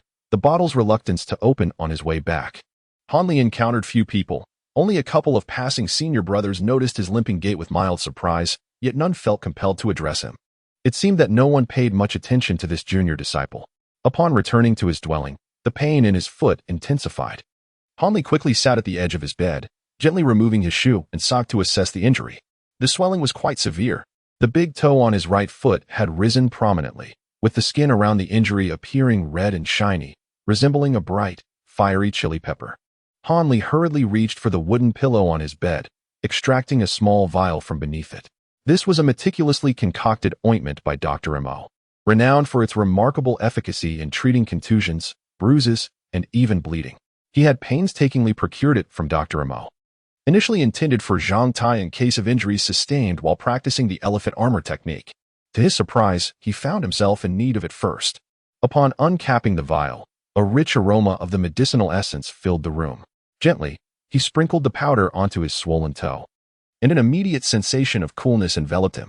Indeed, the secret remedy crafted by Dr. Mo proved its worth, delivering swift relief. The physician's skills were truly unparalleled. Hanli procured a clean cloth once more, wrapping his injured toe in a substantial bundle before donning his shoes and socks anew. Fortunately, the pain has alleviated significantly. Now it is time to attend to that enigmatic bottle, the very culprit responsible for his grievous injury. Hanli retrieved the small bottle from his bosom, employing a cloth to meticulously cleanse its surface. Only then did the entirety of the vessel's true visage reveal itself to his gaze. The bottle, modest in size, could be comfortably cradled within the palm of a single hand, even slightly smaller than his own medicinal vials. Its exterior radiated a gentle pale green hue, adorned with intricate dark green patterns resembling leaves, which appeared remarkably lifelike. The texture offered a tactile sensation of relief, as if genuine foliage had been seamlessly embedded into the surface. Weighing it in his hand, he noted its considerable heft. However, this object was evidently not composed of any metal with which Hanli was familiar, nor did it resemble any porcelain he had encountered. The absence of the typical chill associated with metals and the smoothness characteristic of common ceramics was palpable to his touch. Hanli meticulously observed for a considerable duration, eventually confirming that the bottle was crafted from a material of which he was entirely unaware. The pale green hue appeared to be a natural color inherent to this substance, rather than a superficial dye applied subsequently. Upon noticing the securely sealed cap, Hanli resolved to satiate his curiosity and promptly attempted to unscrew the bottle, eager to ascertain whether it contained anything within. Once more, he placed his hand upon the cap, exerting significant force to twist it. Once, twice, thrice. The cap remained immovable, as if forged in unison with the body of the bottle, displaying no inclination to yield. Hanli was taken aback. When he first stumbled upon the bottle, he found himself unable to twist it open. At that time, he was preoccupied with his injuries and lacked the strength to exert himself fully, thus he did not dwell on it. He had assumed that now, with all his might, he would effortlessly succeed in opening it. Unexpectedly, he still found himself unable to do so. Hanli twisted the bottle cap several times, feeling the strain in his arms. Yet his efforts seemed fruitless, prompting him to cease his attempts. He shook his shoulders and flexed his wrists, realizing he had exerted himself too much, resulting in a slight strain. Bringing the bottle close to his eyes, he meticulously examined it once more. Regrettably, he discovered no hidden mechanisms upon its surface. This left Hanli in a state of perplexity. Without opening the cap, how could he ascertain whether there was anything inside? If there were, such a peculiar and tightly sealed bottle must undoubtedly contain something of immense value. Hanli clutched the bottle tightly, staring at it in a daze for a moment. Ultimately, he resolved to enlist the help of Zhang Tai, a man of considerable strength, to see if he could unseal it. It is worth noting that Zhang Tai was now capable of lifting heavy buckets of water with each hand and could ascend and descend the mountains with remarkable speed. He was the one responsible for filling the large water tank in the valley every day without fail. Upon raising his gaze, Hanli spotted Zhang Tai entering. Clad in a thin blue cloth shirt, his body emanating faint wisps of steam and glistening with sweat. Hanli recognized this as a normal occurrence after Zhang Tai's training and felt no surprise. The moment Zhang Tai saw Hanli in his room, he paused in astonishment. Before he could utter a word, the impatient Hanli swiftly presented the bottle before him. "Brother Zhang, Could you do me a favor and help me open this bottle? Where did you find this? It looks quite exquisite. Zhang Tai was momentarily taken aback, but accepted the bottle. Crack, crack, crack. Oh, this thing is indeed sturdy. It's quite difficult to open. What material is it made of? Without wasting words, Zhang Tai grasped it with both hands and exerted force. Yet still failed to loosen the cap. This is impossible. I can't budge it. Perhaps you should seek assistance from another senior brother? Zhang Tai shook his head apologetically, returning the bottle to Han Li and offering another suggestion. Are you unable to do it either? Han Li, feeling a bit anxious, began to pace within the room. Hey, what is wrong with your foot? Zhang Tai then noticed that Han Li was walking with a slight limp. It's nothing. I just kicked a stone while walking. Han Li, for reasons unknown, preferred not to divulge the true nature of the bottle. Perhaps it was merely instinctive, treating the matter as his own little secret. Returning to his small room, Han Li set the bottle upright on the table and leaned over it. His eyes fixed intently on the bottle while his mind raced to devise a clever solution. Chapter 12, The Shattering of the Bottle Bang. Han Li clenched his fists tightly, forcefully striking one of them against the table's surface. He intended to shatter the bottle using a tool. This was a decision he arrived at after much contemplation. Resorting to brute force to open it was a solution he had long considered, yet it was hardly an ideal one. Although this method was straightforward, direct, and effective, the mere thought of damaging such a uniquely exquisite bottle filled him with a pang of regret, making him exceedingly reluctant. Had there been any alternative means to access its contents, Han Li would have resolutely eschewed such a crude approach. Han Li was now completely captivated by the mysterious object contained within the bottle. Although he was aware that it might merely be an empty vessel, he was nonetheless inclined to take a chance, believing that whatever lay inside could prove far more intriguing than the bottle itself. The more he entertained this thought, the more restless his heart became. If he did not unravel the enigma concealed within the bottle, he would find it impossible to sleep soundly that night.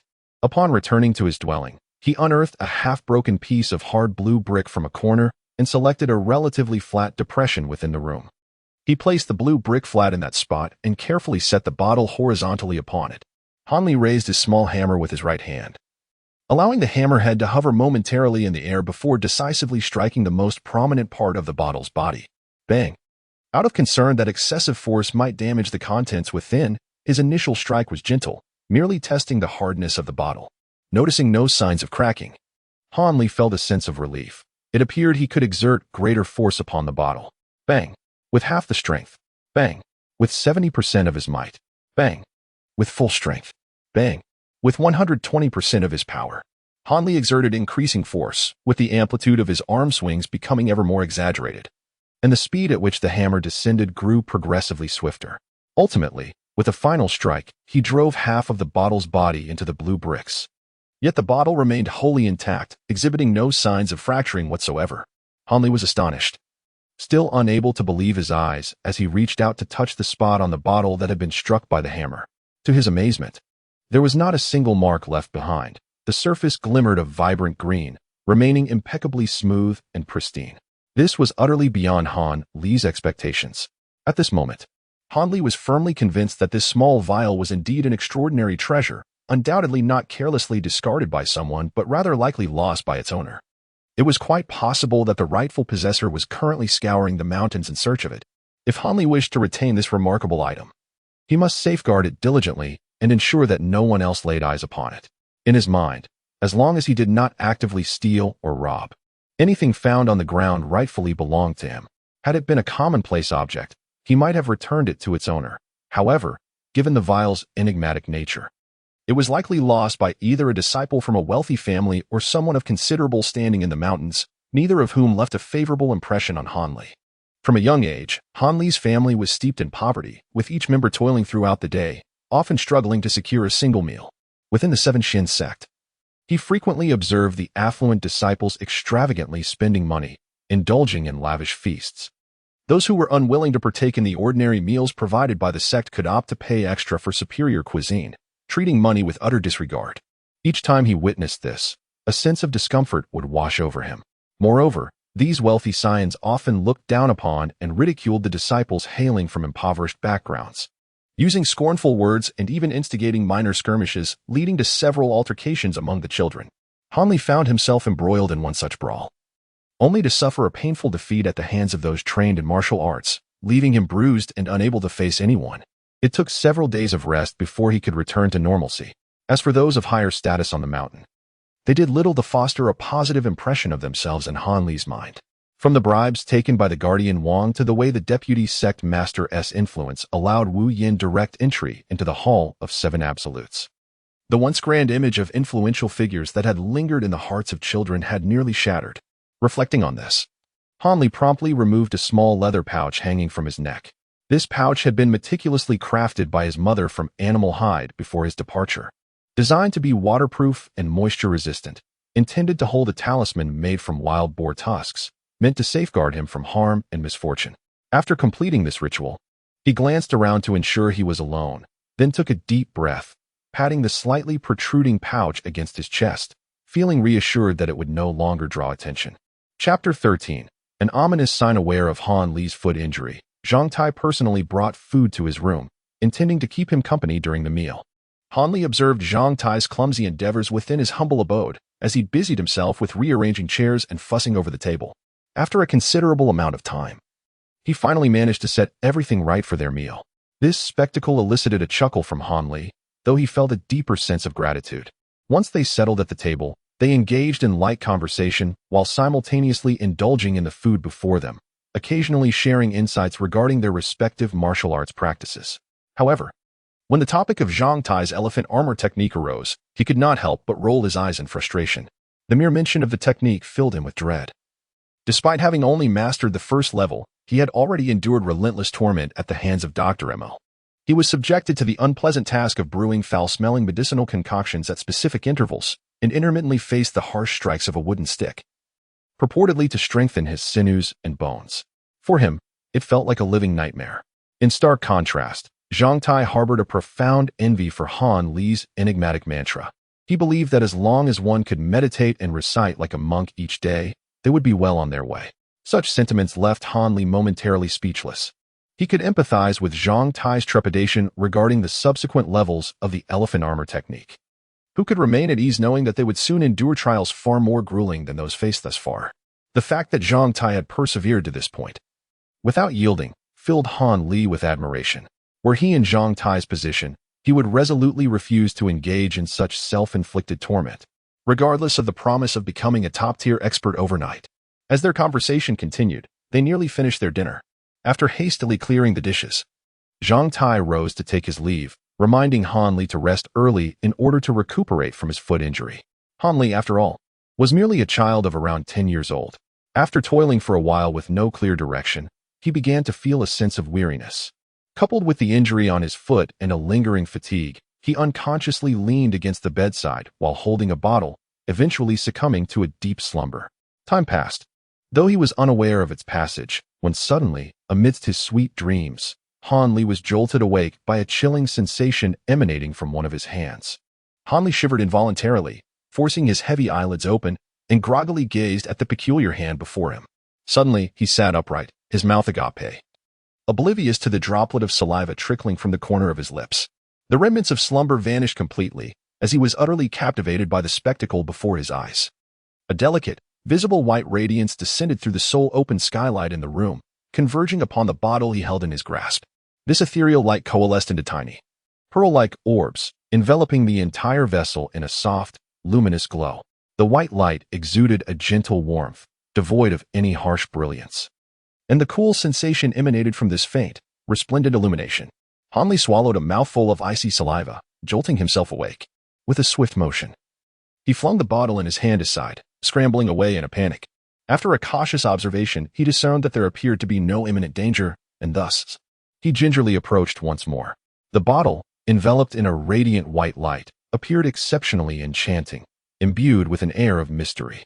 Han Li hesitated for a moment, gently prodding the bottle with his finger. Noticing no reaction, he cautiously picked it up once more, placing it back onto the table. He then leaned in close, excitedly observing this unprecedented marvel before him. Han Li did not blink, his gaze fixated on the bottle enveloped in white light for over a moment. At last, he discerned some of its mysteries. The bottle, through its surface, was incessantly drawing in the white specks of light that wandered nearby. No, it was not merely absorbing, rather, these luminous dots were striving to penetrate the bottle, each one vying eagerly to enter, as if they were imbued with life. Han felt a tinge of curiosity as he delicately touched one of them with the tip of his finger. It was cool to the touch. Beyond that, there was nothing else particularly remarkable. Han looked up. Strands of white light continued to cascade down from the skylight, showing no sign of abating. Han surveyed the sealed doors and windows around him, then glanced up at the open skylight. Suddenly inspired, he gently pushed the door ajar and peered outside cautiously. Fortunately, it was now deep into the night. Apart from the occasional chirping of autumn insects, the surroundings were eerily silent, devoid of any presence. He made his way to a secluded, desolate area before finally coming to a halt.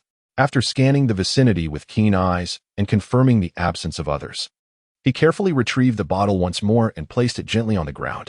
The luminous specks that had initially surrounded the bottle had vanished completely after being stored in the leather pouch. However, Han remained undeterred. Indeed, after a brief interval, a multitude of radiant threads converged from all directions, far exceeding the quantity he had observed indoors. Subsequently, countless glowing points densely materialized around the small bottle, forming a luminous mass the size of a basin. Chapter 14. The Mysterious Liquid. Han raised one hand high, clenched his fist, and exclaimed with excitement. At that moment, his childlike exuberance was unmistakable. It appeared that his hypothesis was validated. The sealed doors and windows had obstructed the bottle's attraction to the luminous threads. Only in an expansive and unobstructed space could the bottle exhibit a heightened capacity to draw in the light, resulting in a more substantial luminous mass. Although he remained uncertain about the origins of these luminous threads or the purpose of the bottle's absorption of these tiny points of light, he felt that he had made significant progress towards unraveling the enigma. Han felt that he was on the verge of unraveling the secrets of the bottle, which filled him with an extraordinary excitement. He waited until the sky began to brighten, at which point the radiance surrounding the bottle gradually faded, restoring its tranquility. He bent down to pick up the bottle and examined it. Nothing had changed compared to before. The cap remained firmly secured, impervious to his attempts to open it. Han felt a sense of disappointment. However, as the day drew to a close, he reluctantly stored the bottle away. For several subsequent nights, at a specific hour, the bottle exhibited the same peculiar phenomenon. Countless strands of light, akin to moths drawn to a flame, were irresistibly drawn to the bottle, transforming into myriad tiny points of light that the bottle greedily consumed. Just as Han presumed that this occurrence would persist indefinitely, on the 8th day, a new development transpired. Upon returning to the familiar spot and placing the bottle down, the phenomenon of absorbing light points lasted but a fleeting moment before ceasing altogether. Suddenly, the dark green patterns on the bottle emanated a dazzling green glow, and several golden characters appeared on its surface. These enigmatic symbols, with their graceful structure and peculiar brushstrokes, exuded an indescribable ancient charm, flickering and dancing incessantly upon the bottle's surface. After days of witnessing such bizarre occurrences, Han no longer reacted with the astonishment he had initially felt. He was no longer taken aback by even more extraordinary events unfolding before him. Boldly, he grasped the bottle and instinctively attempted to unscrew the cap. With a gentle motion, the cap came off effortlessly. In disbelief, Han stared at the cap in his hand. Had he truly resolved this perplexing dilemma, which had troubled him for days, with such ease and without any skill? Once Han confirmed that the events unfolding before him were indeed real, with the bottle's secret laid bare before him, he could no longer contain his excitement. He leaned closer to the bottle's opening and peered inside. Within the bottle, a droplet of emerald green liquid, no larger than a soybean, slowly rolled about, casting a verdant glow across the entire inner surface. What could this possibly be? Han felt a twinge of disappointment. After expending so much effort, he had acquired nothing more than this mundane object. With a heavy heart, he sealed the bottle cap and tucked it away in his leather pouch, turning away to return to his dwelling. The exhilaration he had felt moments ago had dissipated into the ether, although he had managed to open the cap of the bottle. The outcome left him thoroughly unsatisfied. Han resolved to revisit the enigma of the green liquid whenever boredom struck him. Perhaps it might bestow upon him a delightful surprise. Ever since Han became the cherished disciple of Dr. Mo and ascended to the first tier of the secret art, he felt a waning motivation to practice it. Moreover, the results yielded from his training were far from satisfactory, leaving him utterly disheartened and unenthusiastic about further cultivation. This prompted Dr. Mo to give him a stern reprimand. Nevertheless, when the time for practice arrived, Han remained lethargic, devoid of energy and spirit. This state of affairs drove Dr. Mo to the brink of exasperation. questioning whether he had chosen the wrong apprentice. Reflecting on this, Han Li felt a twinge of grievance. He did not wish to be in such a state, but he simply could not muster the necessary focus. The catalyst for his current predicament stemmed from a seemingly casual remark by Dr. Mo. For every tier you elevate in this art, I shall double the monthly stipend you receive. Recognizing Han Li's yearning for financial reward, Dr. Mo had astutely devised a solution. A simple yet profound statement tethered Han Li to the relentless chariot of cultivation. In the ensuing days, Han Li fervently dedicated himself to mastering the next tier of the secret art, from dawn till noon, and from noon till dusk. He entered the stone chamber twice daily to meditate and practice, leading an existence characterized by monotony and tedium, casting aside all distractions. To ensure Han Li remained unperturbed by external matters, Dr. Mo temporarily sealed off the entire Divine Hand Valley, conducting all medical consultations outside the valley. Daily sustenance and necessities were provided without requiring Han Li's concern. Thus, the matter of the bottle gradually faded from Han Li's mind, as autumn gave way to winter. And spring transitioned into summer, for years slipped by in the blink of an eye, and Han Li had reached the age of 14. He had matured into a dark-skinned, resolute village youth. Externally, he bore no distinction from other ordinary farm boys, remaining inconspicuous, neither handsome nor charming. His days were spent shuttling between the stone chamber and his living quarters, occasionally visiting Dr. Mo to acquire medical knowledge and perusing various books in his room. The entire valley had become his universe, and he effortlessly cultivated the secret art to the third tier. Chapter 15. For years later, Dr. Mo was pleased that Han Li devoted all his time to cultivation. Yet he remained dissatisfied with the pace of Han Li's progress in the unnamed art. In recent years, Dr. Mo's health appeared to be deteriorating, with his coughing episodes becoming more frequent and prolonged. As his physical condition worsened, Dr. Mo's concern for Han Li's training accelerated, evident in the urgency of his repeated admonitions. It was clear that Dr. Mo held Han Li in high regard.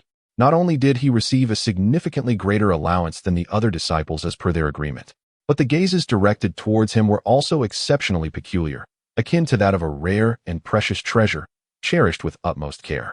However, Han Li, having cultivated his technique to the third layer, found his senses heightened. Unintentionally, he discerned that beneath these affectionate glances, there occasionally lurked a hint of unsettling greed and longing, which filled him with unease. Such expressions sent shivers down his spine. He could not shake the feeling that Dr. Mo regarded him not as a living being, but rather as an object of desire. This left him in a state of perplexity. Could it be that he possessed something that Dr. Mo yearned for?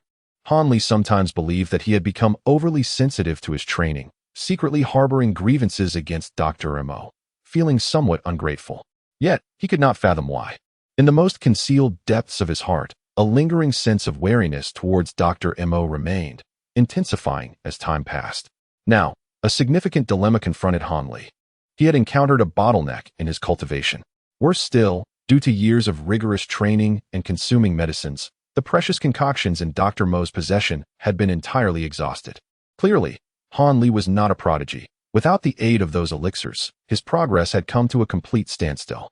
This left him feeling deeply ashamed in the presence of Dr. Mo, who had devoted all his efforts and resources to create the optimal conditions for Han Li's cultivation. While Han Li found himself incapable of fulfilling his expectations, the thought of facing Dr. Mo, with his ever-enthusiastic inquiries, became increasingly daunting for Han Li. Strangely, despite his formidable martial prowess, Dr. Mo was unable to discern the specifics of Han Li's training, only gleaning fragments of his progress through pulse examination, thus remaining oblivious to the predicament Han Li faced. Recently, plagued by unease, Han Li finally confided in Dr. Mo about his training circumstances. Upon hearing that Han Li had made no advancement in his incantations for an entire year, Dr. Mo's previously ruddy complexion turned pale, and his typically expressionless face became increasingly grim. 2 days later, Dr. Mo departed from the 7 mysterious sect, carrying his belongings and medicinal tools, leaving Han Li alone in the valley. Another senior brother and friend, Zhang Tai, had vanished 2 years prior after mastering the 3rd level of the elephant armor technique, leaving behind a farewell letter stating his intent to carve his own path in the martial world, which caused quite a stir within the 7 mysterious sect. It was later rumored that Dr. Mo had interceded on his behalf, sparing his recommender and family from repercussions. This sudden turn of events left Han Li feeling profoundly unsettled, and he mourned for several days. Upon reflection, he sensed something amiss, but being young and insignificant, no one inquired about his thoughts, and the matter faded into obscurity. Eventually, Hanli speculated that Zhang Tai must have feared the challenges of the fourth level of the elephant armor technique, leading him to slip away unnoticed. After several days of training in the valley yielded no results, and with his youthful impetuosity, Hanli ventured out of the valley to wander the colorful peaks. As he walked along these familiar yet somewhat foreign mountain paths, a wave of nostalgia washed over him. Over the past few years, in pursuit of his training, Hanli had been confined to the small valley, never stepping outside. It was likely that his fellow disciples had long forgotten about him.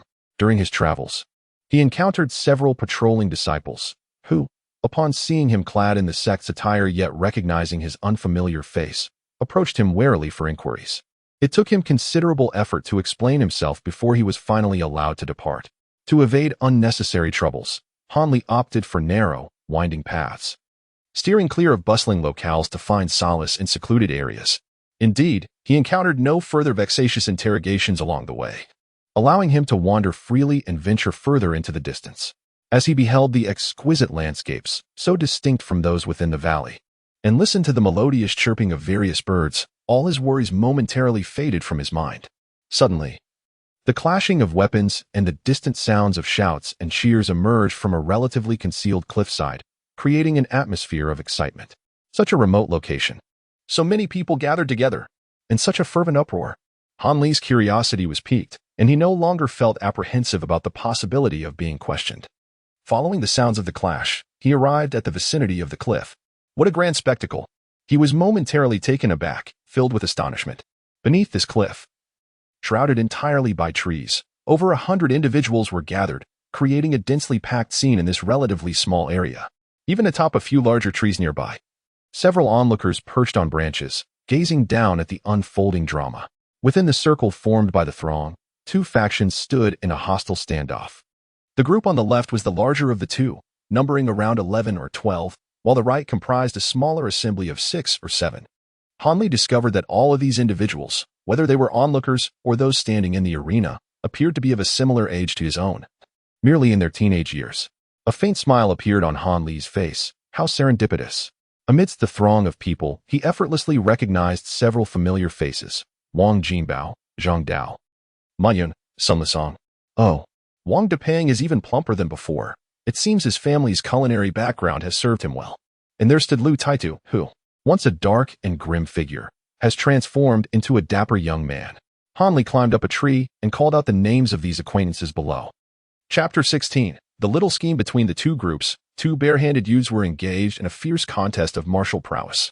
One was stoutly built, yet remarkably stable on his feet, delivering powerful punches and kicks, none other than his old friend, Wang Depeng.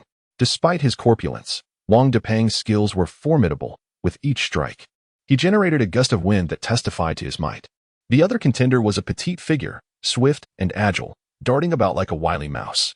Instead of countering Wang Depeng's blows, he evaded them with deft maneuvers, seemingly intent on exhausting his opponent before mounting a counteroffensive.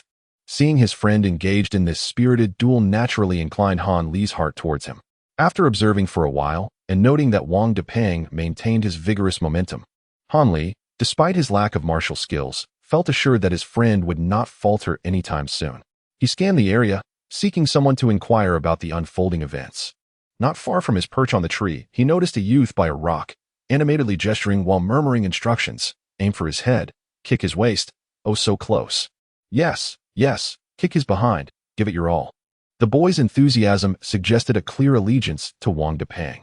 Hanli found the individual rather intriguing, so he descended slowly from the tree and approached him. Fellow disciple, do you know the people on the arena? What are they fighting about? Hanli inquired with an earnest expression. A friend of Wang Depeng?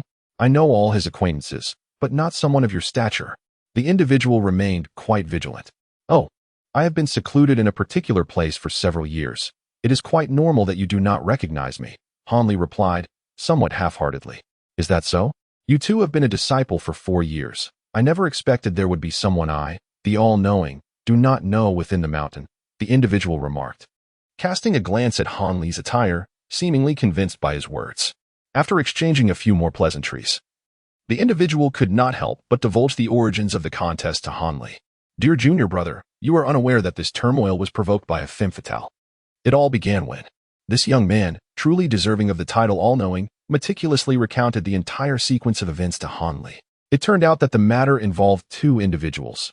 One was Wang Depeng's cousin, named Wang Yang, and the other, Zhang Changwei, the son of a moneylender. Both were disciples of the Seven Xian sect, albeit one was an outer disciple while the other belonged to the inner circle. Initially, the situation seemed to conclude as a tragic tale. However, Wang Depeng, having been close with his cousin since childhood, could not let the matter rest upon hearing of it.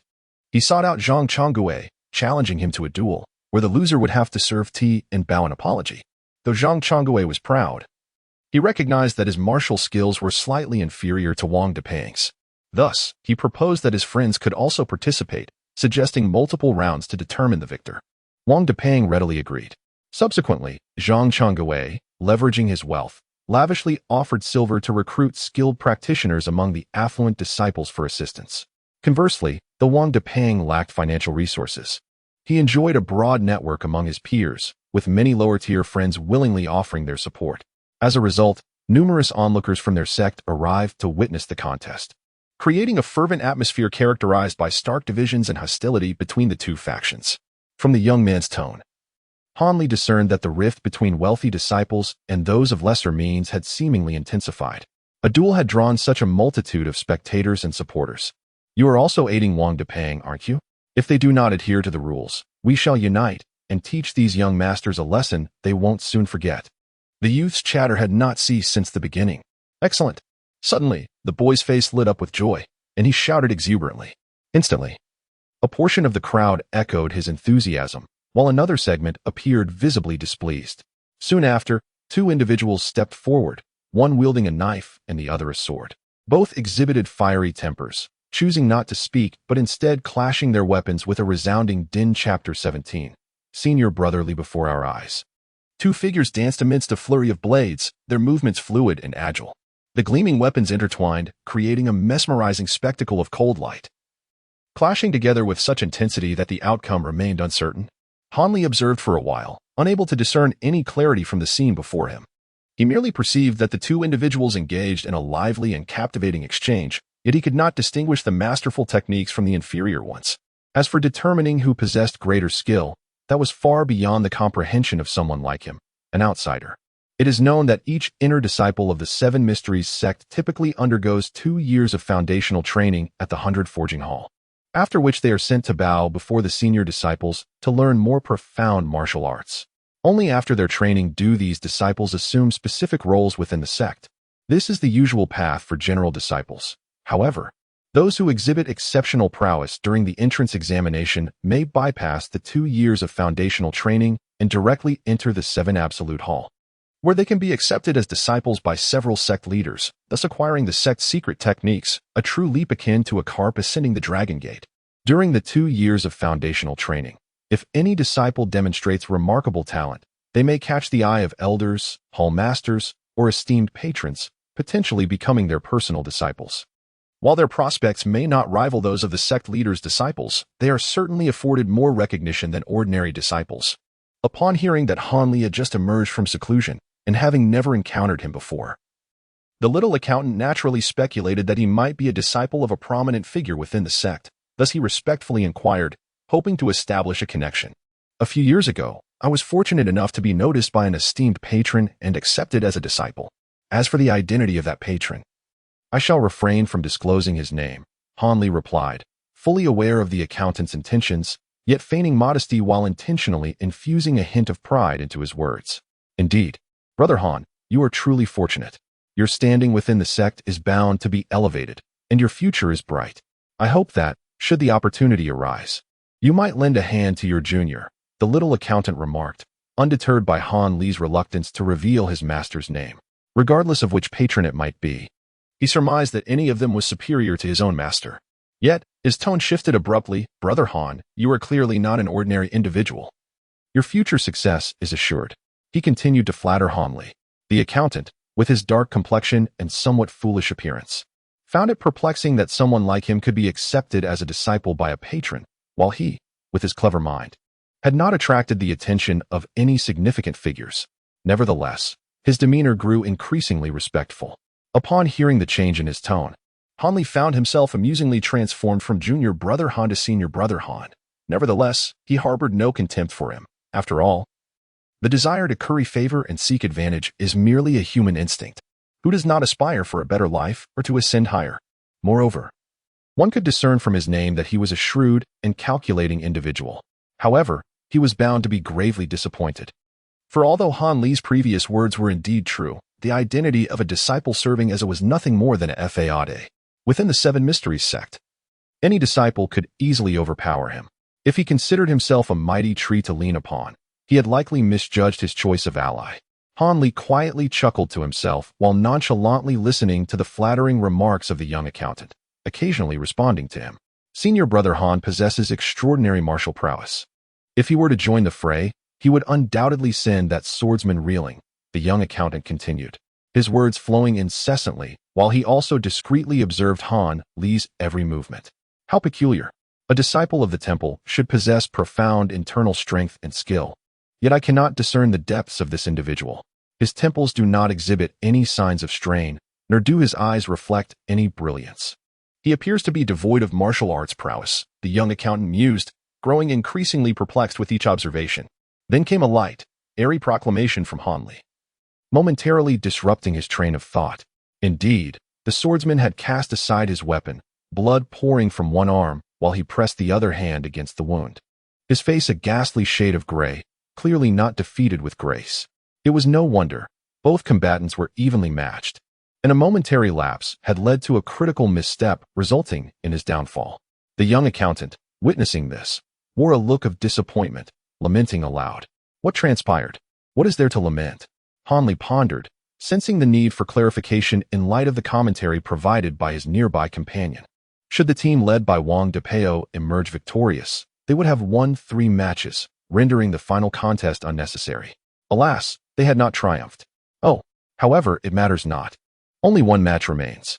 The contender from Wang Depeo's side is the most skilled among our disciples, wielding the Thunderblade technique with formidable force, capable of shattering stone and slicing through metal. Aha! Witnessing Senior Brother Li's masterful swordplay makes my presence worthwhile, regardless of who Zhang Changwei sends into the arena. Victory is assured. The young accountant, initially disheartened, soon became animated, brimming with confidence in Senior Brother Li. Have we already reached the final match? Han Li responded absent-mindedly, his thoughts drifting to the identity of this Senior Brother Han, a figure unknown to him. At that moment, a cold-faced youth emerged from Wang Depeo's side, wielding a long blade that gleamed ominously. He strode deliberately to the center of the arena, silent and with eyes closed. Senior Brother Li! Senior Brother Li! Senior Brother Li! As the youth made his entrance, the spectators erupted in excitement, collectively chanting his name, their voices rising in a crescendo that reverberated throughout the venue. In that moment, distinctions between wealthy and humble disciples faded away, united in their fervent support for the young swordsman. Chapter 18. Senior Brother Li. 2. Is this Senior Brother Li truly renowned? What is his background? Han Li felt a twinge of surprise.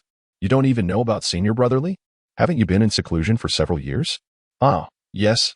I had forgotten about that. My memory indeed fails me. I always feel that there cannot be a disciple in the Seven Xian sect who does not know Senior Brother Li, yet I completely forgot about Senior Brother Han's seclusion. Little Swan suddenly realized this and hurriedly apologized. Could you tell me about this Senior Brother Li? Of course, Senior Brother Han. The deeds of Senior Brother Li are well known among us younger disciples. Little Swan noticed that Zhang Changwei's faction had not yet dispatched a challenger for Senior Brother Li. So he began recounting the various legends surrounding this eminent figure.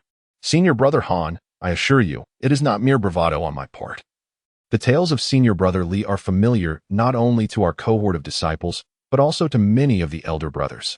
Initially, he spiritedly began narrating the story of Senior Brother Li, his enthusiasm radiating as if he were the protagonist of the tale himself. As Little Swan elaborated on the exploits of Senior Brother Li, it became apparent that his story possessed a certain legendary quality. This esteemed senior ascended the mountain 4 years ago, though he was not part of the same evaluation cohort as Han Li. At that time, he did not succeed in passing immediately, thus becoming a named disciple. However, in the subsequent 6 months, He not only excelled across all assessments, but also became the sole individual to withstand 30 exchanges in the final confrontation against his senior brothers. This remarkable achievement shattered all previous records for named disciples and garnered considerable attention from influential figures. Upon further scrutiny, it was astonishing to discover that senior brother Li's innate talent was merely average, with limited potential for growth. This diagnosis was disheartening, yet it did not lead to any esteemed individual taking him as a disciple. After 2 years of foundational training, he ultimately apprenticed under a rather ordinary guardian, learning only a few basic martial arts techniques, among which was the wind and thunder blade technique, a rather commonplace mid-level martial art of the Seven Xian sect. Had the tale ended there, senior brother Li would not be deemed legendary. It would merely be a story of unfulfilled promise. However, shortly thereafter, he astonishingly shone in the following year's junior disciples competition, securing a place among the top 16, distinguishing himself as the only new disciple to achieve such a feat, thus once again becoming the focal point of the sect. In subsequent competitions, senior brother Li displayed unparalleled valor and tenacity, consistently attaining high rankings, thereby enhancing the reputation of his fellow new disciples. In last year's grand contest, he remarkably clinched 3rd place, a noteworthy accomplishment considering that the 2 preceding him had been disciples for over a decade, and despite being junior disciples, they were already in their late 20s, with significantly deeper mastery of internal energy. Many believed that had senior brother Li possessed an equal level of internal mastery, the 1st place would have been well within his grasp. Thus, senior brother Li once again attracted the attention of higher authorities, who designated him to participate in numerous significant external missions. While other new disciples toiled away in the sect, he had already begun to accrue considerable merit for the Seven Xian sect, earning a formidable reputation in the martial world as Li Hu. It is rumored that he is soon to be granted a special exception to enter the Hall of Seven Absolutes to cultivate even more advanced martial techniques. Upon hearing this, Han Li could not help but feel moved. If all that had been said was indeed true, then this senior brother Li was truly remarkable. With merely the status of a registered disciple, he had achieved such formidable accomplishments, earning Han Li's admiration. On the side of Zhang Changwei, after a lengthy period of evasion, a disciple finally stepped forward, albeit with trepidation. This disciple appeared to possess considerable martial prowess, drawing forth a gleaming soft sword from his waist. The sword, slender as a thumb and flexible, was clearly not an instrument for the ordinary. As senior brother Li sensed someone approaching, he slowly opened his eyes, which sparkled with intensity. Suddenly, he let out a thunderous shout, akin to a clap of thunder in the clear sky, resonating throughout the venue and leaving the audience's ears ringing. The opponent flinched, a look of trepidation crossing his face. With the sound of his voice, the long knife was already in motion, slicing through the air in a dazzling display, conjuring a myriad of blade shadows that ensnared his adversary within a web of steel. The opponent, though somewhat flustered, exhibited keen awareness. The soft sword danced unpredictably, displaying a cunning and lethal precision, rendering his defense nearly impenetrable. Who is this person? Han Li could not resist inquiring. It is Zhao Xiling, a disciple of Elder Wu. His willow sword technique is notoriously difficult to contend with. How does he compare to senior brother Li? He certainly cannot match him, said the little with pride. Why doesn't Zhang Changwei send out someone stronger? Haha, Zhao Xiling is the strongest among them. Besides, who among us new disciples could possibly rival senior brother Li? It would be futile regardless of who they sent out, he chuckled with a hint of schadenfreude. Indeed, although Zhao Xiling's swordplay remained intact, his spirit had faltered, overshadowed by the oppressive might of senior brother Li's long knife. To any discerning observer, it was evident that his defeat was merely a matter of time. Han Li pondered for a moment, a perplexing doubt arising within him. Upon hearing Han Li's inquiry, the little abacus's expression shifted dramatically, casting a peculiar glance in his direction that left Han Li feeling somewhat bewildered. Could it be that he had inadvertently broached a taboo? Chapter 19. The Struggles of the Jianghu Brother. Han, you truly are oblivious to the affairs beyond your window. How could you remain unaware of such a significant matter? Even in seclusion, your master should have mentioned it to you, the little abacus remarked, his tone tinged with a hint of suspicion. Without a moment's hesitation, Han Li deftly produced a waist token from his person and handed it to the young calculator. Brother Han, what is this about? Can I not trust you? The young man chuckled, feeling a sense of familiarity upon seeing him, as though they had met long ago. A swift glance at the token confirmed its authenticity, prompting him to smile broadly. Can you now enlighten me?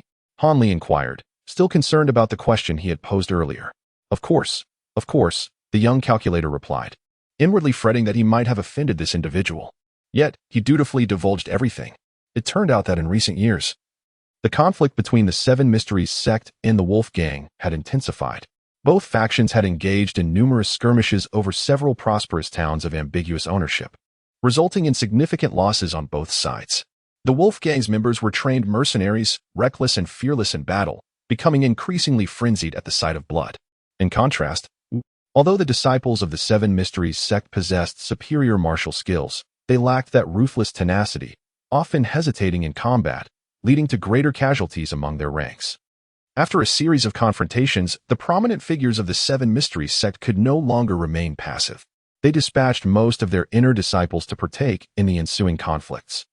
Driven by the need to retain their territories and to expose their disciples to the harsh realities of the martial world, thereby honing their practical combat experience. Consequently, the older brothers on the mountain were largely sent down, either entangled with the Wolf Gang or engaged in training, leaving only the younger, untrained disciples behind, alongside those necessary for guarding the mountain. Upon hearing this, Hanli finally grasped the reasons behind the changes on the mountain. Suddenly, a loud crash echoed as a soft sword flew into the air. Zhao Xiling, clutching his injured hand, staggered back a few paces, his face pale and gasping for breath. He had been unable to evade Brotherly's rapid series of strikes and had been compelled to block with his soft sword, only to be met with such overwhelming force that it had been knocked from his grasp. Brotherly, you truly are formidable. I humbly concede defeat. Zhao Xiling managed a strained smile and bowed. The surrounding crowd erupted in cheers. Brotherly, what splendid skill. Brotherly, what magnificent swordsmanship. Brotherly, please offer some guidance to this junior. The air was filled with shouts of admiration for their idol.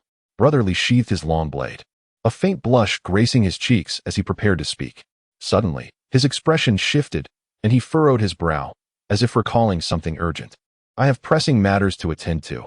I must take my leave, he said with a firm tone, turning and gracefully gliding out of the arena, showcasing his remarkable lightness of foot, vanishing into the pine forest beside the cliff. Indeed, Brotherly possesses not only exceptional swordsmanship but also remarkable agility. Absolutely. Indeed. The sound of praise resounded once more. Hanli furrowed his brow. This senior Brotherly possessed commendable skills, yet he appeared to have a penchant for boastfulness, likely a consequence of youthful exuberance. Junior brother, I am still unaware of your name, Hanli suddenly inquired, casting a glance at the young boy standing nearby, who was nicknamed Little Abacus.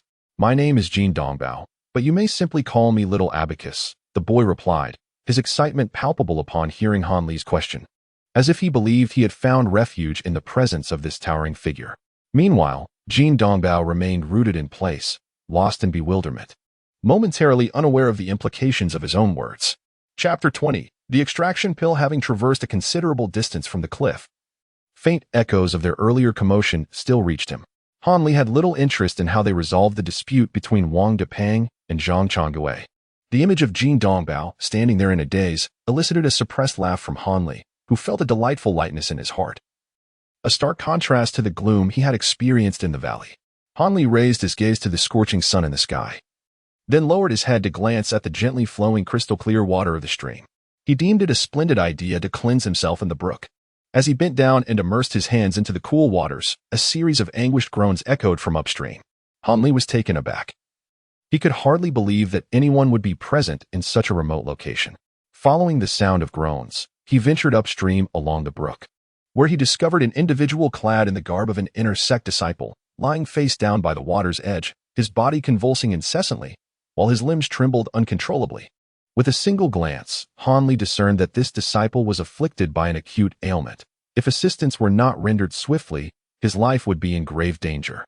He dashed forward, retrieving a sandalwood box from his bosom. Upon opening it, he extracted a series of glimmering silver needles, skillfully and precisely inserting them into the acupuncture points along the man's back. He swiftly completed the treatment of the back points and then turned the individual over, preparing to address the acupoints on his chest. As he pivoted, the man's visage was revealed, prompting Hanli to draw in a sharp breath. The critically endangered individual was none other than Senior Brotherly, who had recently displayed remarkable prowess on the cliff. Hanli was momentarily taken aback, then scrutinized the countenance he had encountered not long ago. At this moment, Senior Brother Li no longer bore the demeanor of an invincible warrior who had just triumphed over his opponent. His once cold visage was now contorted in agony, and froth continuously spilled from the corners of his mouth. It was evident that this Senior Brother Li was in such excruciating pain that his senses had become muddled. Han Li regained his composure and, after a brief moment of contemplation, suddenly began to deftly insert the silver needles into his own body in a fluid motion. He continued this process, tirelessly piercing himself with dozens of needles. Upon completing the final insertion, he wiped the beads of sweat from his forehead and exhaled a sigh of relief. This method of silver needle emergency treatment was no small burden for him. As Senior Brother Li's body became adorned with a myriad of glimmering silver needles, he finally regained consciousness and clarity of thought. "Who are you?" He struggled to articulate, but his strength faltered, preventing him from uttering the remaining words. "I am from the Divine Hand Valley. Do not speak any further. Focus on recuperating your strength.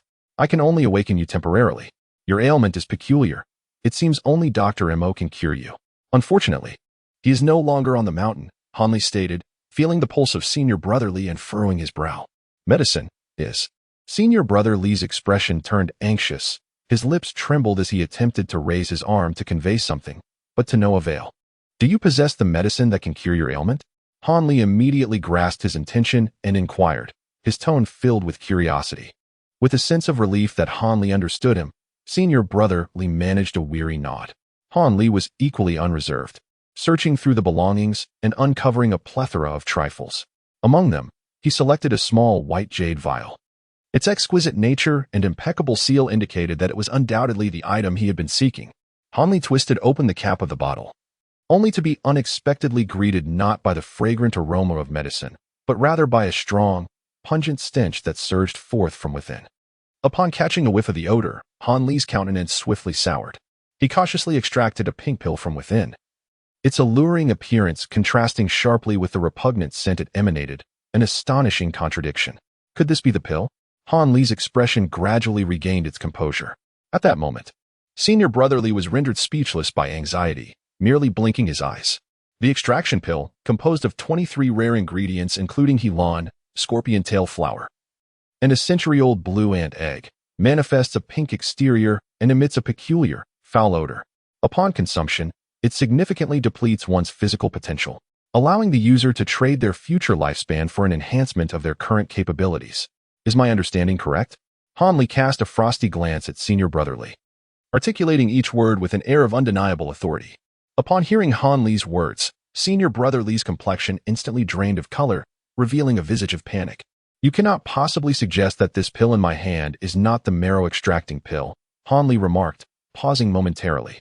At this point, Senior Brother Li's face bore the unmistakable expression of someone whose secrets have been laid bare, yet his eyes betrayed an incredulous astonishment. "Are you truly astonished? This pill is exceedingly rare. How could I possibly recognize it?" Han Li discerned the questions swirling in his mind and deftly shifted the conversation to himself. "In truth, it is quite simple. I have also consumed a similar pill." Han Li spoke with astonishing clarity, leaving Senior Brother Li utterly astounded, though soon after, a look of disbelief crossed his face. "My method of consuming this medicine differs from yours. I have taken only a single pill, which I divided into 10 portions, consuming it over 10 occasions, each time treating it as a catalyst for other medications, thereby avoiding any detrimental side effects on my health. The pill's appearance and the distinct aroma it exudes left a profound impression on me. I had always believed that apart from the one pill I ingested, no one else in the world would truly utilize such a secret remedy, yet I discovered that there was indeed another person within our sect." Upon finishing his words, Han Li cast a gaze towards Senior Brother Li that was a blend of admiration and sympathy. Senior Brother Li, reluctant to meet Han Li's eyes, gently closed his own, his chest rising and falling erratically, indicating the turmoil within his heart. Chapter 21. Pain relief. Senior Brother Li's eyelids trembled slightly, revealing the intense internal struggle he was undergoing. After a brief moment, he opened his tightly shut eyes, fixating intently on the pill in Han Li's hand, his gaze ablaze with fervor. Han Li uttered no further words, placing the pill into the other's mouth, watching as he swallowed it with saliva. Only then did he gently extract the silver needles one by one from his body. Once all the needles were removed, the potency of the pill began to take effect. Brother Li's pallid complexion was soon tinged with an unusual flush, transforming his entire visage into a crimson hue. At that moment, his body convulsed again, his limbs trembled, and low groans emanated from his lips. It was evident that he wished to maintain his dignity before Han Li, suppressing his voice as much as possible, yet the excruciating agony compelled him to scream. Brother Li's cries grew increasingly louder, his body shaking more violently. After a considerable time, his shouts gradually subsided until silence enveloped him completely. Slowly, Brother Li straightened his posture, crossed his legs, and closed his eyes once more, entering a meditative state to restore his vitality. Han Li, seeking a clean stone, casually seated himself nearby, observing him as he cultivated his energy. After what felt like the duration of a meal, Brother Li abruptly opened his eyes, seized the long knife beside him, and sprang to his feet. With a vigorous swing of his arm, the gleaming blade was poised threateningly against Han Li's throat. Provide me with a reason not to kill you. Brother Li's eyes glinted with a cold light, brimming with murderous intent. I just saved your life. Does that not count as a reason? Han Li maintained his composure, though the corners of his brow twitched slightly, a detail imperceptible to the untrained eye. Brother Li's expression softened somewhat, yet his gaze remained fiercely fixed upon Han Li. I was already aware before saving you that you might resort to eliminating me to protect your secret, but I did not anticipate your swiftness in taking action. Han Li finally managed a wry smile, a hint of self-mockery gracing his features. Ahem. Even knowing that saving you could lead to my own troubles, I, having studied medicine, cannot stand idly by in the face of death, Han Li sighed. Upon hearing this, a trace of embarrassment flickered across Brother Li's face, and the blade shifted slightly away from Han Li's throat, though it remained poised there, not completely withdrawn. Han Li let out a silent sigh of relief, his tone becoming increasingly composed. You need not worry about me divulging your secrets to others. It is evident that I am not one to gossip. If it puts your mind at ease, I can swear a solemn oath. You should be able to discern that I possess no martial prowess. And should you find me in violation of my vow, you could effortlessly bring about my demise. Han Li calmly proposed. Swear your oath, Senior Brother Li responded with straightforwardness. Upon contemplating this, Han Li discreetly withdrew his fingers from a concealed iron tube nestled within his sleeve. Han Li gently touched his neck, where a shallow crimson line marred his skin, a testament to the sharp edge that had grazed him. It felt somewhat sticky to the touch, and he sensed a chill creeping down his back, indicative of the considerable cold sweat that had accumulated. This encounter had indeed been perilous. He realized his considerations had been insufficiently thorough. He must learn from this lesson. No matter the circumstances, he vowed never again to engage in such thankless and arduous endeavors. The lives of others were their own concern, not his. Han Li reflected, feeling a tinge of trepidation. Without ample reward and absolute certainty, he resolutely declared to himself that he would never again intervene to save another. The initial act of rescue performed by Han Li resulted in adverse consequences, ultimately leading to his habit of rising early only when there was personal gain to be had. The remnants of his once innocent nature were entirely cast aside. Although he did not descend into villainy, he had strayed far from the virtues of loyalty and kindness. I fear I may not trouble you, but it seems you have quite the number of troubles yourself, Han Li remarked with a faint smile, posing a rhetorical question in response. How do you know? Li Feiyu was momentarily taken aback, astonished. It is evident to anyone. You, a mere disciple tasked with protection, have overshadowed a multitude of hall masters, elders, and even the beloved apprentices of the sect leader. How could you possibly enjoy a peaceful life? Han Li pointed out incisively. Li Feiyu's expression darkened, and he fell silent for a time. Your affairs are not my concern, nor can I meddle in them. But I can assist you in alleviating some of the agony caused by the marrow-extracting pill. Is that true? Li Feiyu's spirit surged, the gloom of his countenance evaporating, replaced by a visage of joy, indicating that the torment wrought by the marrow-extracting pill had been considerable. Why would I deceive you? Han Li shot Li Feiyu a glance, well aware that he possessed the formula to mitigate suffering, one he had devised during his leisure time specifically for Zhang Tai, which significantly dulled the human perception of pain and proved remarkably effective. This is truly wonderful. Absolutely splendid, Li Feiyu exclaimed, rubbing his hands together eagerly. His gaze fixed intently upon Han Li. Feeling a twinge of embarrassment for having just threatened the other with a blade, Li Feiyu now found himself requesting assistance. Meet me at the entrance of Shinshou Valley tomorrow at noon. I will prepare the medicine and deliver it to you. Currently, Dr. Mo is away, and I cannot allow outsiders to enter the valley at will, Han Li stated slowly. Very well, I shall arrive punctually. I truly appreciate your kindness, brother. Li Feiyu hurriedly replied, anxious lest Han Li reconsider. My name is Han Li, a direct disciple of Dr. Mo. Given your impressive martial prowess, you may simply refer to me as Brother Han, he concluded. HNL, taken aback by the affectionate term he had just uttered, swiftly revealed his name to prevent him from resorting to even more sentimental appellations. Chapter 22. The Birth of Inner Demons. Han Li stood quietly in place, gazing at the receding figure of Li Feiyu, lost in silence. For an extended period, he had refrained from inquiring about the reasons behind Li Feiyu's consumption of the secret elixir.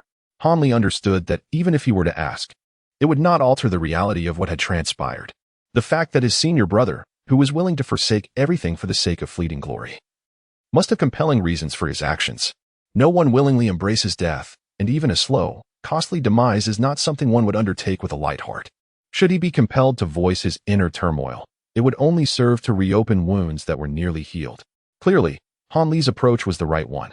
Before departing, Li Feiyu, appreciative of Han Li's discretion regarding the specifics of his use of the marrow-extracting pill, felt a sense of gratitude, though unspoken.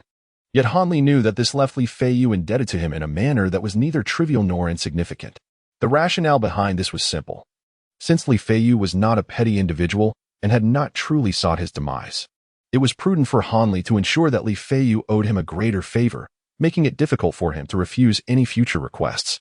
Over the past few years, Li Feiyu's martial prowess had only escalated, and the higher his skills, the greater the potential benefit to Han Li.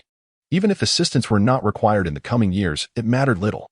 Offering a gentle hand to someone who was not entirely wicked could, in itself, be a source of personal joy. While Li Feiyu may not be an unequivocal good person, at the very least, after today's encounter, he posed no threat to Han Li. As evening fell, Han Li unexpectedly took a seat on a chair before his door, gazing up at the darkened sky adorned with stars, contemplating the luminous moon and lost in thought. Han Li once again found himself reminiscing about his family back home. Han Li placed his hand upon his chest, gently caressing the small leather pouch containing the talisman through the fabric of his attire. Han Li was enveloped by an inexplicable sense of frustration, unable to rein in his emotions. His body felt awry, and the vital energy within him surged restlessly, while the peculiar force he had cultivated began to stir. The terrifying notion of losing control suddenly flickered in his mind. Rising to his feet, Han Li took a deep breath, compelling himself to regain his composure. With Dr. Mo absent, he was left to confront this crisis alone. The perplexing question of why he would fall into such a state lingered in his thoughts. Although it was not the moment for introspection, addressing the root cause of this turmoil appeared to be the most viable solution to resolve the predicament entirely. Han Li lifted his head, casting his gaze around in search of anything striking, yet found naught of interest. He absent-mindedly brushed his right hand against his chin, when his elbow unexpectedly collided with a bulging object. Instinctively, his attention shifted to this peculiar item. The name of the small pouch containing the protective talisman instantly flashed in his mind. Could it be the source of this impending trouble? Han Li could not be certain, but hesitation was no longer an option. The condition within him had deteriorated further, and the risk of losing control loomed ever closer. Han Li decisively reached up to remove the pouch from around his neck, casting it far away with considerable force. Yet, a sense of unease deepened within him. As the tumult of his blood surged with even greater intensity, Han Li struggled to suppress the turmoil within him once more. His bloodshot eyes fixated intently on the small leather pouch, yearning to uncover the source of his escalating misfortune. Chapter 23. The Test Subject. Perhaps it was the favor of the gods. Suddenly, a flash of inspiration illuminated Han Li's mind. He dashed towards the pouch that had been carelessly discarded a distance away, swiftly closing the gap and bending down to retrieve it. With deft movements, he opened the mouth of the pouch and extracted the talisman his parents had given him for protection. The moment his palm made contact with the talisman, a wave of tranquility washed over him, permeating his being. Instantly, his previously restless spirit found solace, and the oppressive feelings that had plagued him vanished without a trace. The peculiar disturbances within his body receded as if they had never existed, and all seemed to revert to normalcy. At this moment, Han Li chose to disregard the changes occurring within him. Instead, he cradled the talisman gently in one hand, bringing it close to his eyes, while his other hand tenderly caressed its surface, his full attention captivated by its presence. After a considerable time had passed, Han Li let out a deep sigh, ceasing his gentle strokes and shifting his gaze away from the talisman. Han Li was unaware that the peril that nearly cost him his life was not a descent into madness, but rather an invasion of the heart's demons by a cultivator. Had he not acted swiftly, utilizing external means to expel the malevolent entity, he would have soon found his primordial spirit besieged by these inner demons, leading him to be ensnared in a mirage, ultimately resulting in his body being manipulated into a frenzied dance unto death. Of course, all of this knowledge came to him only after he embarked on his path of cultivation. Han Li focused his internal energy and examined his entire being, finding no issues whatsoever. To his delight, he discovered that his cultivation had significantly advanced, although he had yet to break through from the third layer to the fourth. He had reached the pinnacle of the third layer, and the fourth was now within his grasp. Suddenly, Han Li stumbled upon an item he had long forgotten. A mysterious little vial he had collected several years prior. Compared to 4 years ago, Han Li's insights and discernment had greatly evolved. His extensive reading of the various tomes in Dr. Mo's chamber had broadened his understanding, and his mind, sharpened by the cultivation techniques, had become much more astute. At this moment, he could easily deduce from the myriad phenomena associated with this vial that it was undoubtedly a rare treasure, possessing extraordinary properties.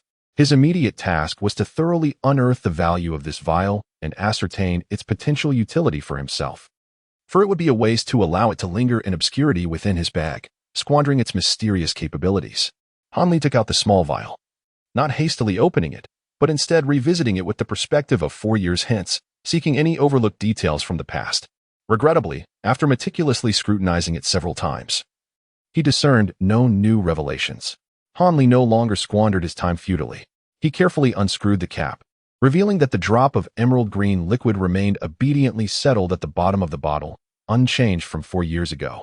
Han Li was acutely aware that all the secrets of the bottle might reside within that small droplet of green liquid. This droplet must possess certain extraordinary properties yet to be discovered.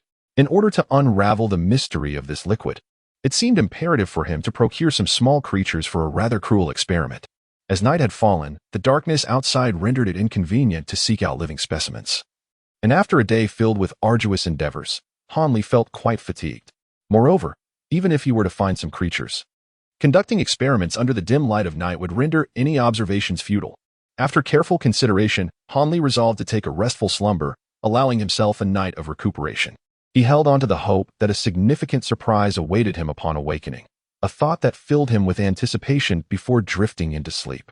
The following morning, after completing his morning routine, Han Li ventured to the large kitchen outside the valley to partake in a modest breakfast. In the past, when Dr. Mo resided in the mountains, the kitchen staff would personally deliver meals to the Divine Hand Valley at his behest. Han Li had enjoyed the benefits of Dr. Mo's influence, allowing him to remain within the valley for his meals, as the cooks would bring his food to him. With Dr. Mo no longer at the Seven Mysteries sect, the kitchen staff naturally ceased their deliveries, prompting Han Li to reflect on the self-serving nature of those in charge of the kitchen and lament the utility of power. Upon returning to the valley, Han Li secured a wild rabbit to a spacious area in the herb garden, allowing it to bask in the sun. Once the rabbit appeared listless and parched from the sun's relentless rays, he fetched a large white porcelain bowl and cautiously poured the green liquid from the bottle into it, diluting it with some ordinary clear water. The pea-sized droplet of green effortlessly dissolved into the water, transforming the entire bowl into a vibrant emerald hue. The lush green color evoked an involuntary sense of profound coolness that surged from the depths of his heart. Han Li picked up the bowl of diluted water and approached the thirsty rabbits, placing the bowl beside them. The rabbits, parched from the relentless sun, eagerly rushed to the porcelain bowl, surrounding it as they gulped down the water. Han Li, wishing to prevent them from drinking excessively at once, removed the bowl when they had consumed about half of its contents. He then stood aside, holding the bowl, patiently awaiting the rabbits' reactions, curious to observe any intriguing transformations. Before long, merely the span of a short incense stick, the rabbits began to exhibit signs of restlessness, their movements growing increasingly frantic and vigorous. Astonishing changes began to manifest on their bodies, as egg-sized lumps started to protrude beneath their fur, multiplying until they covered the entirety of their forms. These lumps coalesced, rendering the rabbits' bodies comically disproportionate when compared to their diminutive heads. The robust bodies of the rabbits maintained their inflated state for only a brief moment before gradually swelling further.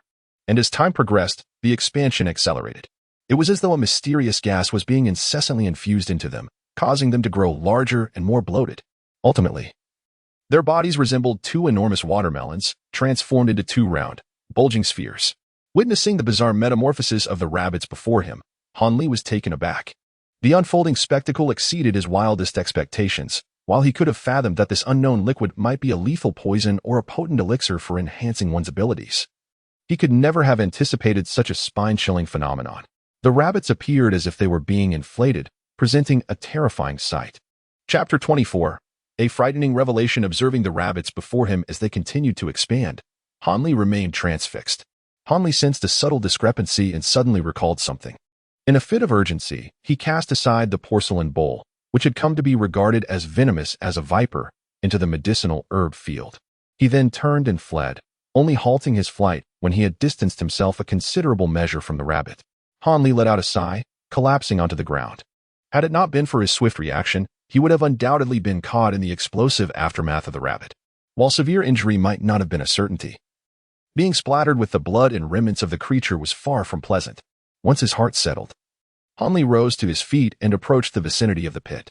He surveyed the gruesome scene, then cast his gaze upon the shattered porcelain bowl in the medicinal herb field, rendered into fragments. He was left speechless. Hanli initially believed he would uncover some miraculous elixir within the verdant liquid, yet he was taken aback by the horrifying revelation it entailed. Poison is poison. But the tragic demise of the rabbit was utterly shocking. He vowed never to touch such a substance again. It was simply too terrifying. Although Hanli had encountered lethal toxins before, under the tutelage of Dr. Mo over the past few years, he had witnessed numerous deadly substances that could seal one's fate in an instant, yet none had evoked such a chilling fear. Fortunately, Hanli possessed a robust mental fortitude, allowing him to maintain his composure and linger a while longer in this unsettling environment before deciding to depart. With midday approaching, he needed to deliver the concocted secret medicine to Senior Brotherly.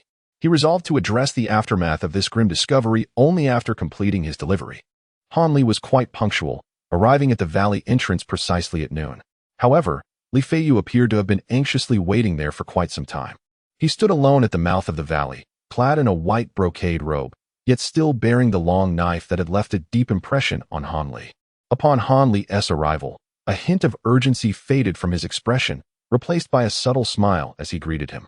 "Junior brother Han, you truly are punctual. You said you would arrive at noon, and here you are, right on the dot." "I have been waiting for over half an hour," Li Feiyu remarked, half in jest and half in mild reproach. "Apologies, I spent too much time preparing the medicine yesterday and ended up sleeping late." "I only managed to wrap things up just in time for noon," Hanli replied, with a mix of sincerity and lightheartedness. "Junior brother Han, the medicine, is it ready?" Li Feiyu, in his eagerness, became somewhat flustered and even stammered. Before taking the marrow-sucking pill, dissolve a spoonful of the powder in cool boiled water. It will alleviate the suffering you endure, Hanli instructed. "Thank you, Junior brother Han. Thank you," Li Feiyu exclaimed, overwhelmed with joy. The prospect of even a slight reduction in his pain was a tremendous relief. The agony he experienced while consuming the marrow-sucking pill was truly chilling. He had tried numerous painkillers before, but none had been effective. Since Junior brother Han was well acquainted with the characteristics of the marrow-sucking pill and had even used it himself, there was a glimmer of hope that this remedy might indeed work. "Do not rush to thank me just yet. Wait until the medicine proves effective. Furthermore, this is merely a year's supply. I have exhausted my current stock of herbs, but once I gather enough, I will prepare more for you," Hanli stated candidly. "It's all right. A year's worth is sufficient for now. Regardless of its efficacy, I appreciate your kind gesture, Junior brother Han," Li Feiyu responded, his demeanor returning to normal as he expressed his gratitude, straightforwardly acknowledging the debt of kindness he owed Hanli. Hanli, satisfied, brushed off the dust from his hands and surveyed his surroundings, ensuring that nothing had been overlooked. His gaze fell upon the shattered porcelain bowl, prompting him to ponder deeply. He recollected vividly how, when he discarded the bowl, the diluted clear water had splashed onto a small patch of medicinal herbs, moistening several of them. This revelation instigated a sense of hesitation within him as he contemplated whether these herbs, having absorbed the water, might now possess toxic properties. Would consuming them lead to a fate akin to that of the rabbit? Should he eradicate these potentially poisonous plants at once? A cascade of such questions surged unexpectedly through Hanli's mind. Resolute in his decision, he glanced around for any tasks at hand before returning to the stone chamber to practice. He aspired to achieve a breakthrough in his cultivation. building upon his already significant progress. Hanli had long ceased to concern himself with the specific utility of this mantra. Practicing it had become an instinctive reaction. Without the act of cultivation, he found himself at a loss for what to do on the mountain. The pursuit of a higher level of mastery of this mantra had become the entirety of his existence. After an afternoon of devoted practice, Hanli was disheartened to realize that he was not a prodigy. Although he sensed that he was but a fingertip away from breaking through to the fourth level, he remained stagnant, having squandered an entire afternoon in vain toil. It seemed evident that without the aid of external elixirs, he would forever be confined to the third level, unable to advance further. Chapter 25. The willow insertion. After another night had passed, Hanli arose early and made his way toward the medicinal garden, eager to observe any changes in the herbs. Before he even entered the herb field, he was suddenly enveloped by the rich and fragrant aroma of several medicinal plants. Hanli was momentarily taken aback, but soon a thought struck him. Could it be? He could not help but quicken his pace, ultimately arriving before the several herbs exuding a potent fragrance. Were these the same herbs from yesterday? Hanli could scarcely believe his eyes, and he slapped his still sleepy face several times until a twinge of pain compelled him to cease his self-inflicted torment. The leaves of the huanglong grass had taken on a purplish hue, the bitter lotus had astonishingly blossomed with 9 petals, and the skin of the forgetting worry fruit had turned black. Hanli could no longer contain himself. Even with his usual calm demeanor, he burst into uproarious laughter that echoed to the heavens. Fortune has smiled upon me. Overnight, these herbs, which possessed merely a year or two of medicinal properties, had transformed into those of over a decade. Observing the color of the leaves, the shape of the fruits, and the fragrance of the petals, it was evident that these were indeed rare herbs that had matured over many years. Hanli meticulously examined the herbs once more, confirming that they matched precisely with the descriptions in the medicinal texts. They were truly precious materials with significant age. The more Hanli contemplated, the more exhilarated he became, feeling as though he had stumbled upon a treasure. In a sudden burst of enthusiasm, he tumbled several times on the ground, shedding the usual composure he maintained, resembling a typical youth of 14 or 15 expressing unrestrained excitement. After a considerable duration, Hanli finally regained his senses, his mind sharpening to its customary alertness, prompting him to ponder the challenges associated with devouring this fortuitous windfall. Firstly, while the herbs appeared outwardly unblemished, their intrinsic medicinal properties remained to be scrutinized. After all, they had absorbed those peculiar liquids to attain their current form. Who could ascertain whether they harbored any mutated components? He had witnessed the tragic fate of those rabbits firsthand, underscoring the necessity for caution. Secondly, the green liquid within the mysterious vial had been depleted, leaving him uncertain whether further anomalies might manifest to produce additional droplets. He resolved to verify this matter further that evening. After deep contemplation, Hanli arrived at several unresolved issues. Without addressing these dilemmas, the grand opportunity before him would merely be an illusion, akin to flowers in the fog or the moon reflected in water. Having considered everything thoroughly, Hanli commenced his course of action. Hanli paid little heed to the opinions of others this time. He chose not to tether the rabbit in the medicinal garden, but instead secured it at the entrance of his abode, allowing him to observe its transformations at all times. Having completed this task, Hanli anxiously awaited the arrival of night. After what felt like an eternity, the evening finally descended as he had longed for. As soon as darkness began to envelop the sky, Hanli hurried outside, retrieving the small vial from his bag and placing it upon the ground, his focus unwavering as he anticipated the vial's metamorphosis. A quarter of an hour passed, yet the vial remained still. Another quarter elapsed, and still no sign of change. A third quarter. As time drifted by, Hanli's heart sank further. He nearly awaited the dawn, yet the vial offered no indication of activity. Despair washed over him. Was this vial truly a one-time consumable, or had he erred in some way? Hanli, invigorated, surveyed his surroundings. There was nothing suspicious, save for the encroaching darkness of the sky. He muttered to himself, then suddenly froze, abruptly lifting his gaze skyward. The heavens loomed ominously, shrouded in impenetrable blackness, devoid of any celestial bodies. The realization that the sky was dark struck Hanli like a bolt. Could it be that the overcast weather, devoid of stars and moonlight, was the cause? He recalled that previous anomalies had occurred only on clear days, when the sky was unobstructed and the stars and moon were visible. Today, however, the atmosphere was heavy with clouds, casting a pall over everything. Hanli's heart stirred with a newfound determination as he observed the sky beginning to brighten. Realizing that no significant events would transpire that night, he decided to stow away the bottle and await clearer skies for another attempt. However, to his surprise, the following fortnight was marked not by the promised sunshine, but rather by a persistent drizzle, a weather pattern that has continued to this very day. Hanli gazed out at the soft drizzle that enveloped the world beyond his window, his heart heavy with impatience. The more he yearned for the weather to clear, the more incessantly the rain fell, showing no signs of abating. Rather than bringing him joy, this favorable outcome only deepened his feelings of uncertainty, leaving him utterly restless. For him, the crucial question was whether the vial would yield its green liquid once more, and the incessant rain had rendered this mystery unsolvable, filling him with profound discontent. Chapter 26. Calling for medicine. Just as Hanli resigned himself to the belief that this dreary weather would persist indefinitely, the sun finally re-emerged in the sky, heralding a clear day.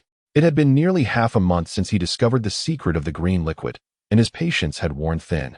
That very night, he beheld a spectacle reminiscent of 4 years prior. A multitude of luminous orbs clustered around the vial, forming a brilliant sphere of light.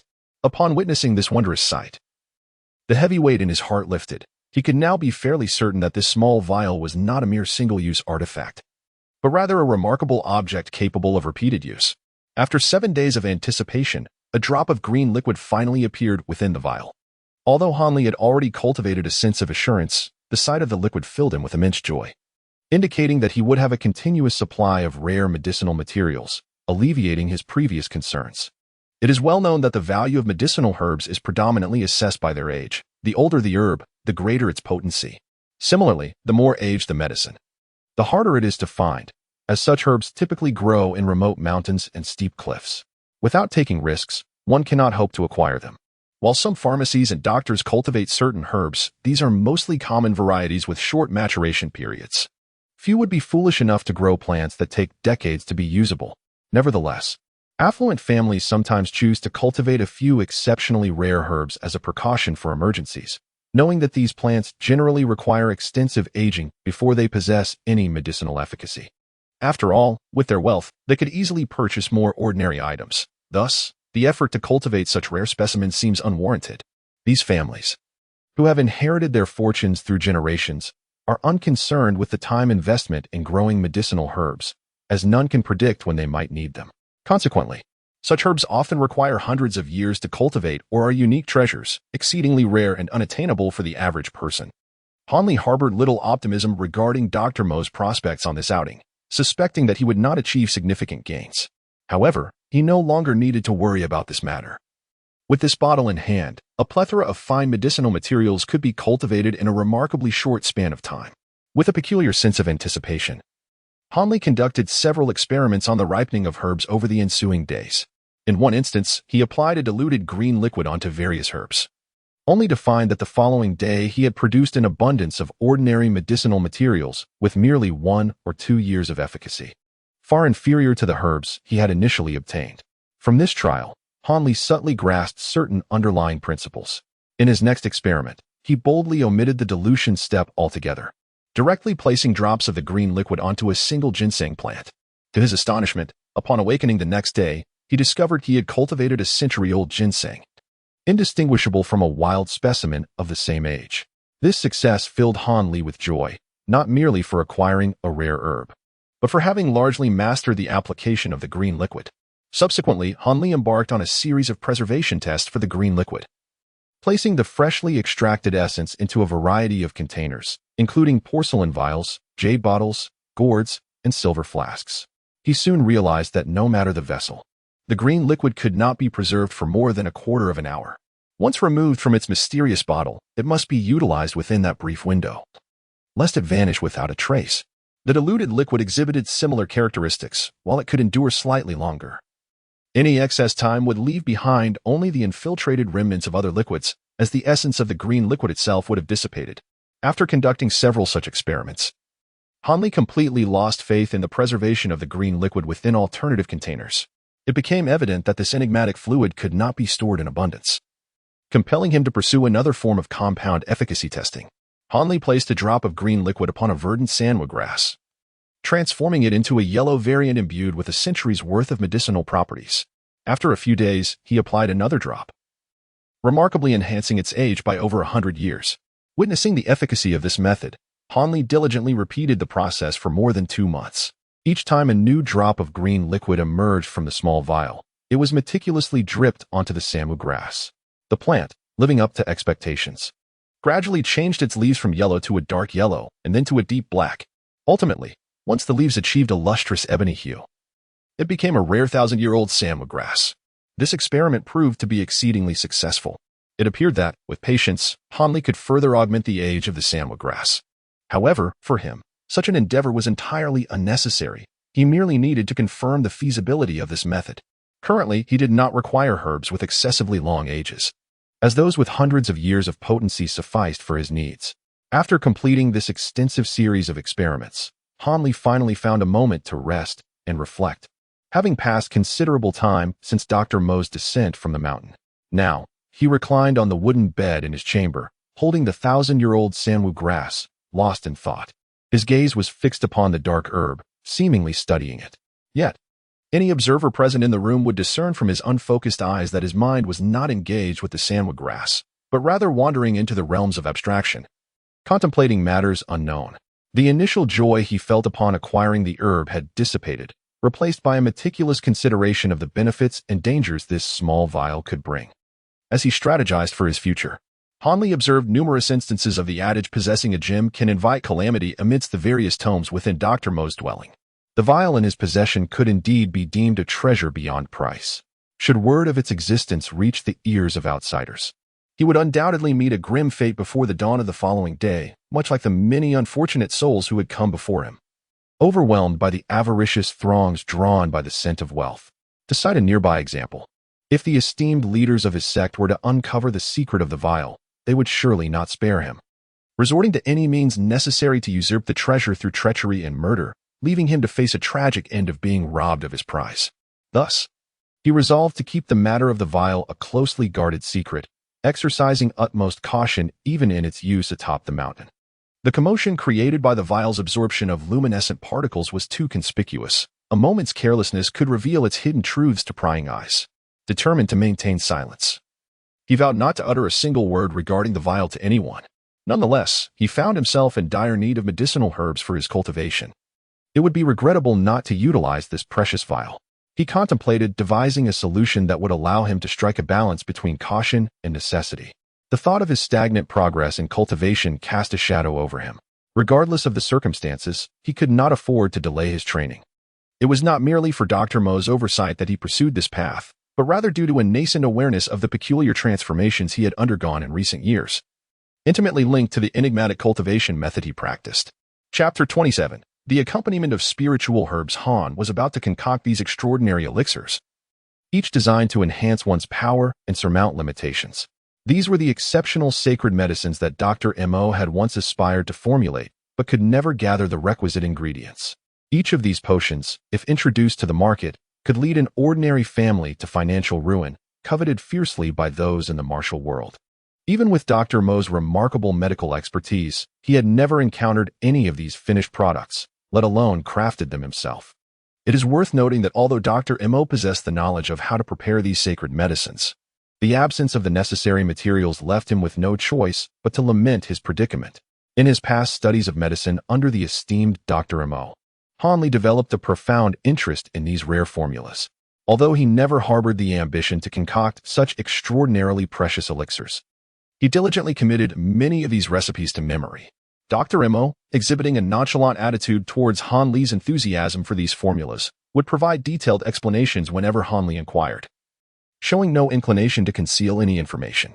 It seems that Dr. Mo regarded these formulas as somewhat trivial, neither particularly useful nor entirely dispensable, akin to a delicacy that is neither savory nor entirely wasteful. Hanley harbored no semblance of confidence in utilizing the small vial before Dr. Mo without inadvertently revealing his intentions. He was acutely aware of Dr. Mo's astute and cautious nature, and he had no inclination whatsoever to disclose the vial's secret to him. Hanley perceived the relationship between himself and Dr. Mo as rather peculiar, far transcending the simplicity of a typical master-disciple bond. Dr. Mo often regarded him with a distinctive gaze, instilling in Hanley an unsettling sense that the other harbored some detrimental secret. This feeling had intensified over the past couple of years, rendering their connection unable to achieve the intimacy and openness characteristic of ordinary mentors and their protégés. In daily life, Dr. Mo treated him with considerable kindness, never resorting to physical reprimands or harsh words. He spared no effort in creating optimal conditions for Han Li's cultivation of techniques. However, an invisible barrier seemed to linger between them, casting a persistent air of awkwardness. Dr. Mo was clearly aware of this rift, yet he exhibited no inclination to mend the emotional ties of their relationship, continuing to insist on Han Li's progress in his training without deviation. Interestingly, the strange expression that once accompanied Dr. Mo's gaze toward Han Li appeared to have diminished over time, vanishing for long stretches. Nevertheless, Han Li's keen intuition subtly suggested that the other had not entirely relinquished his ulterior motives, but had rather skillfully concealed his desires. This only deepened Han Li's wariness, making him even more reluctant to divulge the secret of the vial to Dr. Mo. Han Li learned an invaluable lesson from various historical texts. One must harbor no ill intentions towards others, yet remain vigilant against potential threats. Regardless of whether Dr. Mo harbors genuine malice or whether Han Li's suspicions stem from his own misinterpretations, maintaining a heightened sense of caution towards Dr. Mo is not inherently detrimental. Should Dr. Mo indeed possess ulterior motives, this vigilance could safeguard Han Li from harm. Conversely, if Han Li's instincts are merely misguided, his increased alertness holds no fault. He would never willingly engage in acts of betrayal against his mentor. Han Li remains a devoted disciple of Dr. Mo, committed to fulfilling the filial duties expected of a student. Han Li felt a twinge of discomfort at the thought. It seemed that he and Dr. Mo, with their peculiar master-disciple relationship, were likely one of a kind within the Seven Mystic sect. He couldn't help but let out a sigh. Han Li had meticulously made all necessary preparations and resolved to secretly safeguard the precious bottles, refraining from utilizing them lightly in the future. With a sense of relief washing over him, he drifted into a slumber on his bed. In the ensuing months, Han Li surreptitiously employed the verdant liquid from the bottles to cultivate a plethora of rare medicinal herbs. He utilized these herbs to concoct a variety of exquisite elixirs according to established formulas, though he encountered numerous failures in the process. Each setback weighed heavily on him. For the herbs employed in these concoctions were indeed rare and precious, and each failure represented a significant monetary loss. However, he could not hold himself solely accountable. After all, it was the first time for anyone attempting these formulas, and failures were to be expected. Even if Dr. Mo himself were to undertake the concoction, he would likely experience one or two missteps. Thus, Han Li found solace in this self-justification. The rare medicines, such as Huanglong Dan, Qingling San, Jinsui Wan, and Yangjing Dan, were all contained within several small vials, meticulously arranged before Han Li. As he gazed upon these bottles, joy illuminated his countenance. With these miraculous potions at his disposal, he felt confident that not only would he master the fourth layer of his incantation, but even the fifth and sixth layers would require little effort to achieve. Chapter 28. Mo Hui Valley. Initially, Han Li had no intention of concocting the latter two medicinal brews unrelated to his cultivation. Yet, upon careful reflection, he deemed it prudent to prepare for any unforeseen calamities he might encounter as a member of the martial world. Who could predict when disaster might strike, or when he might find himself embroiled in the violent affairs of the realm? Thus, it seemed wise to have some antidotes and healing potions on hand. The thought of succumbing to poison or injury due to a lack of proper remedies was simply too tragic to bear. With this reasoning, Han Li decided to concoct a modest quantity of the latter two potions to keep close, in case of emergencies. After all, a person's life is singular and irreplaceable, and Han Li had no desire for an untimely demise. Although this decision would impact the quantity of the other two elixirs and consequently slow his progress in cultivating the incantation, it was an unavoidable compromise. In this world, one could not expect everything to unfold perfectly. At times, sacrifices must be made. On the very day that Han Li completed the concoction of his elixirs, he commenced the prescribed regimen by consuming one Hualong pill and one Jinwei pill. Truly, these two potions lived up to their legendary status as sacred remedies. Under the astonishing potency of these substances, he effortlessly shattered his previous limitations that very night, attaining the fourth level of the incantation. Upon reaching this newfound tier, Han Li was immediately enveloped in a sensation starkly different from any he had previously experienced. His senses surged to an extraordinary pinnacle. Everything within his gaze suddenly radiated with an unparalleled brilliance and clarity. The minuscule details, once invisible to him, now appeared magnified and distinctly observable. Even the delicate threads of cobwebs nestled in the corners of the room became starkly apparent. His auditory perception, too, transformed remarkably, becoming acutely sensitive. A myriad of sounds, both familiar and unfamiliar, flooded his ears, such as the faint rustling of a worm burrowing into the earth several yards away, and the buzzing of an unknown insect passing by his doorway. These sounds resonated with vivid authenticity, strikingly clear and immediate. Moreover, an array of peculiar scents wafting through the air signaled to Han Li that his sense of smell had undergone a significant enhancement as well. Han Li was both astonished and elated. This was the first time he felt that the hours he had dedicated to practicing this particular mantra were not in vain. Such a unique sensation indicated that the technique possessed its own distinctive merits. Although his previous levels of cultivation had indeed enhanced his senses to some extent, none had brought about a transformation as profound and significant as the fourth level. It was akin to a qualitative leap, as if he had completely metamorphosed into a different person. Furthermore, he sensed that his body felt considerably more agile than before, and his mental acuity had also seen remarkable improvement. Now, it seemed that Han Li could easily endure 3 to 5 days without sleep without encountering significant issues. Han Li savored the sensation of something entirely different within his body. Standing motionless, he could perceive events occurring within a radius of several dozen zhang. A feeling of omnipotence that captivated him profoundly. It was only now that he comprehended that reaching the fourth layer of this technique signified a true, albeit modest, accomplishment. He couldn't help but ponder the unforgettable experience that the fourth layer provided. What exquisite sensations might the fifth and sixth layers unveil? As Dr. Mo entered the Valley of Divine Hands, Han Li heard the familiar sound of his cough from a distance. At that moment, he was meditating in the stone chamber, striving to advance to the next level of his cultivation. Upon noticing Dr. Mo's presence, he quickly gathered his energy and exited the stone chamber, making his way toward the valley entrance to pay his respects to his master, whom he had not seen for nearly a year. To his surprise, he encountered Dr. Mo not far from the entrance. Upon seeing Dr. Mo, Han Li was taken aback. The man remained the same, yet his visage reflected a pallor devoid of vitality. Previously, although he appeared slightly yellow and unwell, it was nothing compared to his current state, which suggested that his life force was nearing its end. Even more astonishing to Han Li was the presence of a mysterious figure behind him. Cloaked in a black hood and draped in an oversized green robe that concealed every inch of skin. This individual was extraordinarily tall and robust, towering over Han Li by at least 2 heads, possessing a physique reminiscent of a giant. However, due to the cloak, Han Li could not discern the features of this person, only sensing an ominous impression that their countenance was likely grotesque and fearsome. Han Li suppressed the questions swirling in his mind and promptly approached Dr. Mo, offering a respectful bow. He then stood attentively to one side, awaiting the doctor's inquiry. Indeed, upon seeing Han Li emerge from the valley with such initiative, Dr. Mo was momentarily taken aback. After clearing his throat a couple of times, he spoke in a feeble tone, asking, "How have you progressed with your incantation? Have you made any slight advancements?" His face soon betrayed a mixture of anxiety and anticipation. Han Li had long since prepared himself mentally and articulated the answers he had ready. As before, there was no significant change. Han Li had no intention of revealing the truth about his cultivation, for he could not explain the miraculous progress he had made, ascending from the initial stage of the 3rd layer to the 4th layer without any external assistance. "Extend your hand." Dr. Mo's expression darkened, and his tone grew abruptly stern. Observing the peculiar expression on Dr. Mo's face, Han Li felt a sudden surge of unease within him.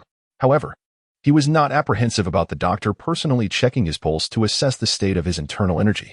Upon reaching the 4th level, Han Li unexpectedly discovered that he could manipulate the intensity of his unique energy at will, easily adjusting it to match the strength he possessed at the 3rd level, thereby concealing the truth from Dr. Mo without fear of his scrutiny. Chapter 29. The emergence of conflict. Dr. Mo's expression remained impassive, his eyes gently half opened, as one hand firmly grasped Han Li's wrist. His entire focus was devoted to the fluctuations of Han Li's internal energy, leaving him momentarily silent. After a brief interval, a cup of tea's worth of time passed before he exhaled deeply, seemingly releasing all his vexation. Suddenly, his eyes snapped open, a glimmer of clarity piercing through the murkiness, rendering it difficult for others to meet his gaze. His countenance was dark, clearly indicating his dissatisfaction with Han Li, though no reprimanding words escaped his lips. He coldly gestured for Hanli to follow him. Hanli obediently followed behind him, although he was intrigued by the enigmatic figure beside him. He understood that this was not the appropriate moment for idle inquiries. Upon entering the room, Dr. Emo, appearing somewhat fatigued, settled into the grand chair. His back pressed against the rest, half sitting and half reclining. The brilliance in his eyes had faded, revealing the pallor of long-standing illness. The mysterious individual remained steadfastly at his heels. Not a step away, once Emo took his seat, the figure positioned himself behind the chair, standing rigidly and motionless. Hanli was acutely aware of the discontent brewing within Dr. Emo, and he was reluctant to broach the subject and disturb the other's mood. Instead, he emulated the mysterious figure, positioning himself in the center of the room, bowing his head in deference to Dr. Emo, refraining from any unnecessary movements, and patiently awaiting a prompt from him. After an extended period of silence, with no words exchanged, Hanli's curiosity began to wane his composure, leading him to consider lifting his gaze for a furtive glance at Dr. Emo. Why must he be so clandestine in his intentions? Just as he raised his neck halfway, Dr. Mo's cold and incisive voice resonated through the air. Although Hanli's expression remained unchanged, his heart roiled like a tempestuous sea. The countenance of Dr. Emo had taken on a bizarre quality. A faint layer of dark mist seemed to envelop his pallid face, pulsating with a life of its own as countless delicate tendrils writhed menacingly across his features. What startled Hanli even more was the transformation of Dr. Mo's typically impassive demeanor into one radiating fierce resolve and malevolence. His gaze fixed upon Hanli with an unsettling intent, a hint of derisive mockery curling at the corners of his lips. Hanli sensed that something was amiss. A wave of unease began to envelop his heart, and a hint of peril started to permeate the room. He prudently took a cautious step back, retracting his hand into his sleeve to grasp a metal tube, allowing his taut nerves to relax slightly. At that moment, a low, mocking voice from Dr. Emo pierced the air. "Do you dare flaunt your little cunning?" Dr. Mo's body shifted, mysteriously transitioning from a reclined position to standing upright. With a shadowy smile, he suddenly glided toward Hanli, resembling a specter, and regarded him with a chilling grin. Hanli's complexion changed drastically. Realizing the gravity of the situation, he hastily attempted to raise his arm, but a sudden numbness rendered him immobile. It was at this moment that he noticed the opponent's finger had been removed from the acupoint on his chest. The speed was astonishing. He had not perceived the slightest hint of the other's action. "Master Mo, what are you intending to do? If I have erred in any way, please feel free to express it. Why must you resort to sealing my acupoint?" Hanli could no longer maintain his usual composure. Forcing a smile as he addressed the physician, Master Mo remained silent, merely striking his back a few times before clearing his throat, presenting an appearance of frailty and age. Yet, having just witnessed his swift prowess, Hanli dared not regard him as an ordinary ailing elder. This pretense only heightened his sense of caution. "Master Mo, what is your esteemed identity? Why engage in petty disputes with a mere disciple? If you release my acupoint, I shall accept any punishment you deem appropriate." Hanli uttered several flattering and charming remarks in succession. However, Dr. Mo paid him no heed, reaching into his sleeve to retrieve an iron tube, which he held in his hand, casting a scornful and derisive gaze upon Hanli's performance. Upon witnessing such a scene, Hanli felt his heart plummet to the depths of despair, utterly abandoning any hope of swaying the other with words. It appeared that the other party would not grant him even the slightest opportunity. Instantly, everything within the room seemed to freeze in that moment, enveloped in silence, becoming as tranquil as the calm before a storm. Good, good, good, Dr. Mo suddenly exclaimed. Truly, he thought, this person I have chosen exhibits remarkable composure, remaining unperturbed in the face of danger. It was not in vain that I invested so heavily in you. He began to lavish praise upon Hanli. What exactly do you intend to do with me? Hanli did not respond to Dr. Mo's words, but instead posed a question of his own. Hiki, what to do with you? Dr. Mo echoed Hanli's inquiry ambiguously. What to do with you will depend on your own performance. What do you mean? Hanli furrowed his brow, vaguely sensing some of the other's intentions. If I do not speak, with your cleverness, you should be able to comprehend at least a fraction. No? While he could surmise a small portion, the entirety of the matter, the ins and outs, the causes and effects, remained elusive. Hanli did not deny this and candidly admitted it. Excellent. That is the right approach. Should you have any doubts, feel free to ask me directly. Do not keep them bottled up. Dr. Mo smirked insidiously, the dark aura around him seeming to thicken, rendering his visage even more sinister. I know you have always been wary of me, never truly regarding me as your master. However, that is of little consequence. For I have not genuinely perceived you as my disciple either, Dr. Mo remarked with a disdainful snort. Chapter 30. The Downfall of a Tyrant. How old do you think I am? His facial muscles twitched slightly as he posed a seemingly irrelevant question. By appearance, perhaps over 60. Yet, since you have ventured to ask, your age must surely diverge from your looks. Are you perhaps much older or significantly younger? Hanli was somewhat astonished internally, but maintained a calm demeanor. It is no surprise that you are adept at deciphering. A mere child from the countryside has transformed into such an astute individual. Dr. Mo marveled, his gaze turning fervent. You are not mistaken. I am but 37 this year. A figure that left Hanli incredulous escaped Dr. Mo's lips. Impossible? For the first time, Hanli, who had remained composed, was taken aback. Indeed, impossible. Those who meet me would not only assume I am 60, but would likely believe me to be 70 without a hint of doubt. Dr. Mo's voice suddenly turned high-pitched and sharp, grating upon Hanli's ears, as if striking at the most sensitive part of his heart. Upon hearing Dr. Mo's words, Hanli was secretly astonished, realizing that his nominal master possessed such a remarkable background. Upon discerning the lingering resentment embedded in his words, Hanli could not help but feel a chill creeping over him. Fortune, it seemed, had smiled upon him in a mysterious manner, leading him to inadvertently acquire a peculiar tone. This book was cryptic and profound, and I exerted every possible effort to grasp its essence, ultimately discovering a shortcut to restore my powers. Following the prescribed methods, the outcome. Dr. Mo paused, refraining from continuing immediately. Yet the vexation on his visage was unmistakable, mingled with a hint of regret. And thus, you have become the wretched being you are now.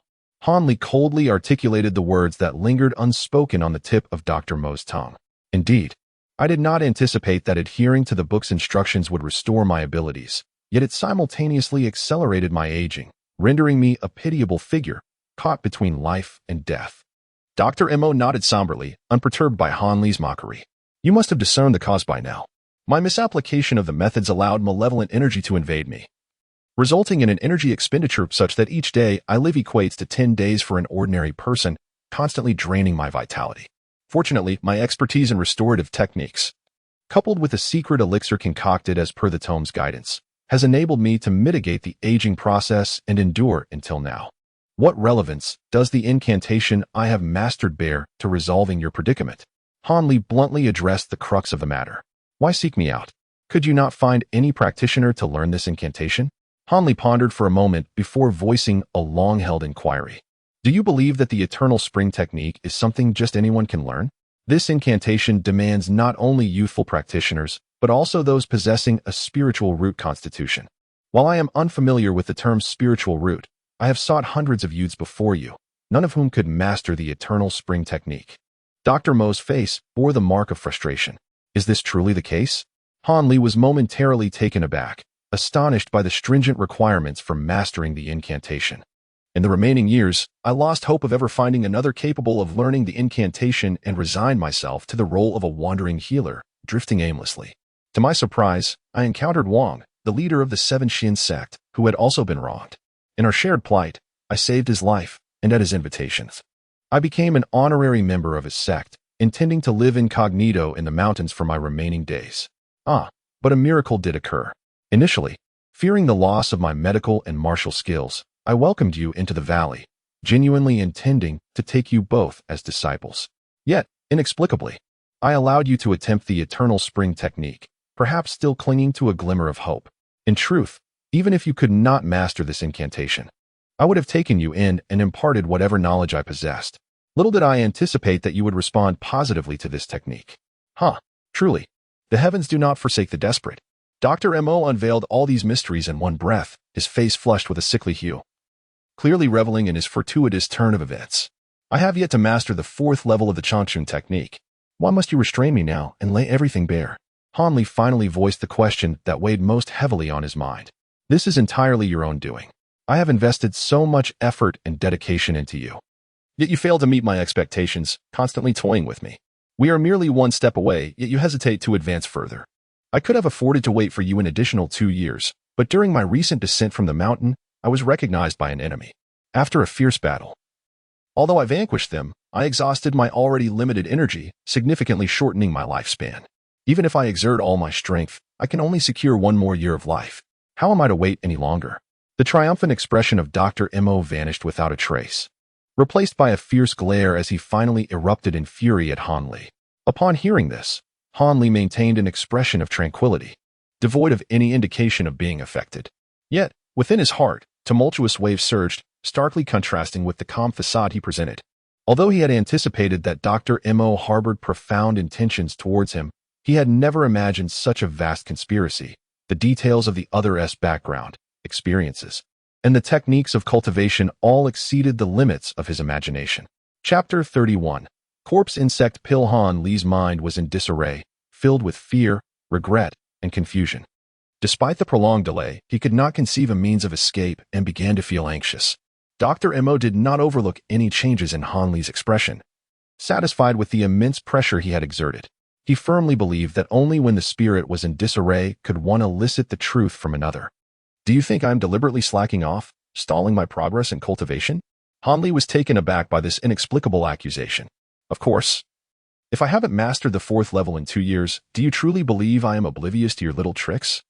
The first 3 levels took me merely 3 years to complete.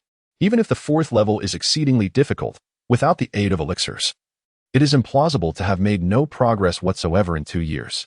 Dr. Mo spoke sternly, his brows furrowing in anger, seemingly harboring dissatisfaction with Han Li for some time, which had now erupted. It appeared that no matter how I explained, old Mo would remain unconvinced. Han Li inwardly chuckled bitterly, realizing that the very progress he had just concealed was the root cause of his current predicament. He had truly shot himself in the foot. Uncertain whether hastening Dr. Mo's outburst and unraveling the mystery was right or wrong.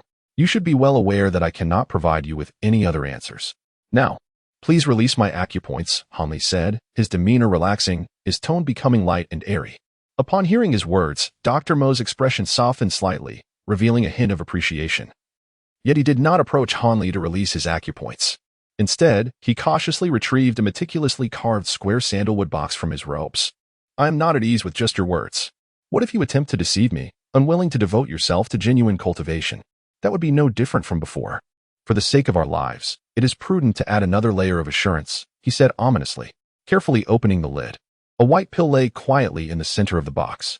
Dr. Mo prodded Han Li, releasing his acupoints, and before he could move, he presented the box before him. You are an intelligent individual. I need not elaborate further. You know what must be done. Dr. Mo squinted, an unwholesome glint in his eyes.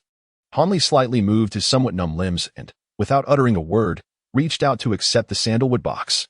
With 2 fingers, he delicately extracted the pill within. In the presence of his counterpart, without even a glance, he directly placed it into his mouth and swallowed. Bravo! Truly, those who recognize the times are indeed wise. Should you assist me in regaining my former self, you shall be generously rewarded, he proclaimed. I shall not indulge in empty words with you. The rift between us renders the prospect of taking you as my disciple impossible.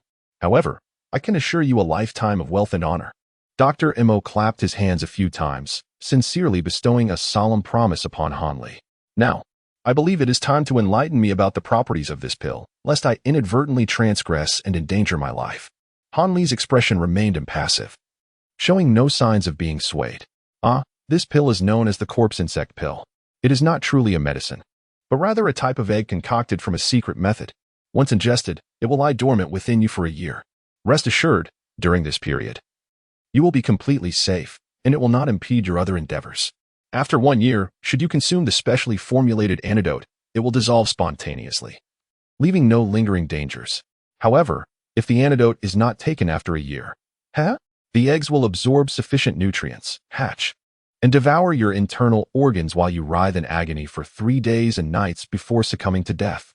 Dr. Mo nonchalantly detailed the formidable nature of the pill, subtly warning Han Li in the process. Upon hearing of the insidious nature of this pill, Han Li's body trembled slightly, and his complexion turned exceedingly grim, barely containing the fury that roiled within him. However, it was at this moment that Dr. Mo was about to unleash his ultimate weapon. Han Li's face had turned a shade of iron blue, rendering him incapable of maintaining the tranquil state of mind described in the texts. With his last vestiges of willpower, he bit down on his lip, fearing that an outburst of curses or desperate pleas might escape his lips. He understood all too well that, regardless of how fervently he pleaded or how menacingly he threatened, The other party would never relinquish this significant leverage. Rest assured, within a year, I shall certainly cultivate to the 4th level, Hanley declared, gritting his teeth and enunciating each word with determination, no longer concealing his loathing for Dr. Mo. Under the naked threat, he was forced to yield, as he was not yet at the point of disregarding family ties or the lies of his parents. Now, with his Achilles heel exposed, even thoughts of a mutual destruction with his adversary had to be abandoned. This initial confrontation with Dr. Mo had culminated in a resounding defeat for him. Upon hearing Han Li's capitulatory words, Dr. Mo exhaled a long sigh of relief. His tension was no less than Han Li's, though it was completely masked by his enigmatic expressions. This long spring technique is truly insidious. This young brat is far from easy to deal with, Dr. Mo thought inwardly, whether out of envy or jealousy, as he muttered a fierce curse under his breath. In truth, while the long spring technique had certain benefits in cleansing the marrow and enlightening the mind for practitioners, its effectiveness largely depended on the individual. Han Li was inherently more precocious and intelligent than his peers. After cultivating this technique, he surpassed ordinary youths in both intellect and cunning. Chapter 32. A display of grandeur. The brothers standing behind Dr. Mo had remained silent throughout, leaving his origins a mystery. In response to Han Li's unexpected inquiry, Dr. Mo smiled slightly, cunningly evading a direct answer. You are so astute. Why not take a guess? I am certain you will deduce it. Han Li shook his head and, with a swift and decisive motion, exited Dr. Mo's dwelling, leaving one to wonder whether he was unable to conjecture or simply disinclined to engage in speculation. As Han Li stepped outside, a somber expression enveloped his face. With this thought in mind, he strode purposefully towards his residence. Clearly, he was unwilling to remain under the control of Dr. Mo inside. Dr. Mo stood in astonishment, gazing at the wooden floor, where a sizable hole, as wide as a bowl, had appeared. Moments ago, he had carelessly tested the contents of a metal tube, only to find the venom that erupted from it effortlessly corroding the ground beneath. Witnessing the peculiar toxicity of this venom, Dr. Mo could no longer suppress his trepidation. He leaped up, cursing vehemently. You little rascal. When did you learn to concoct such poisons? I have never taught him anything of this sort. I thought it was merely a common sleeping drug. This wretched boy is truly ruthless, turning his back on me. Having replenished his energy, Han Li gradually awoke from his slumber. He propped himself up, glancing at the sky. The east was tinged with light, indicating that morning had arrived, and it seemed he had enjoyed a lengthy rest. Sitting upright, Han Li refrained from getting out of bed. Instead, he cradled his chin in his hands, resting his arms on his thighs, contemplating ways to escape Dr. Mo's control. It was evident that he would be safe for the year ahead. The other party, valuing his own life, would not dare to harm him. In fact, they would likely strive to protect him. However, whether he would remain safe after a year was uncertain. Han Li needn't worry about the long spring technique. He had recently mastered the 4th level, and he was confident that achieving the 5th level within a year would be within his grasp, requiring no further concern. The issue of the corpse insect pill was also easily resolvable when the time came.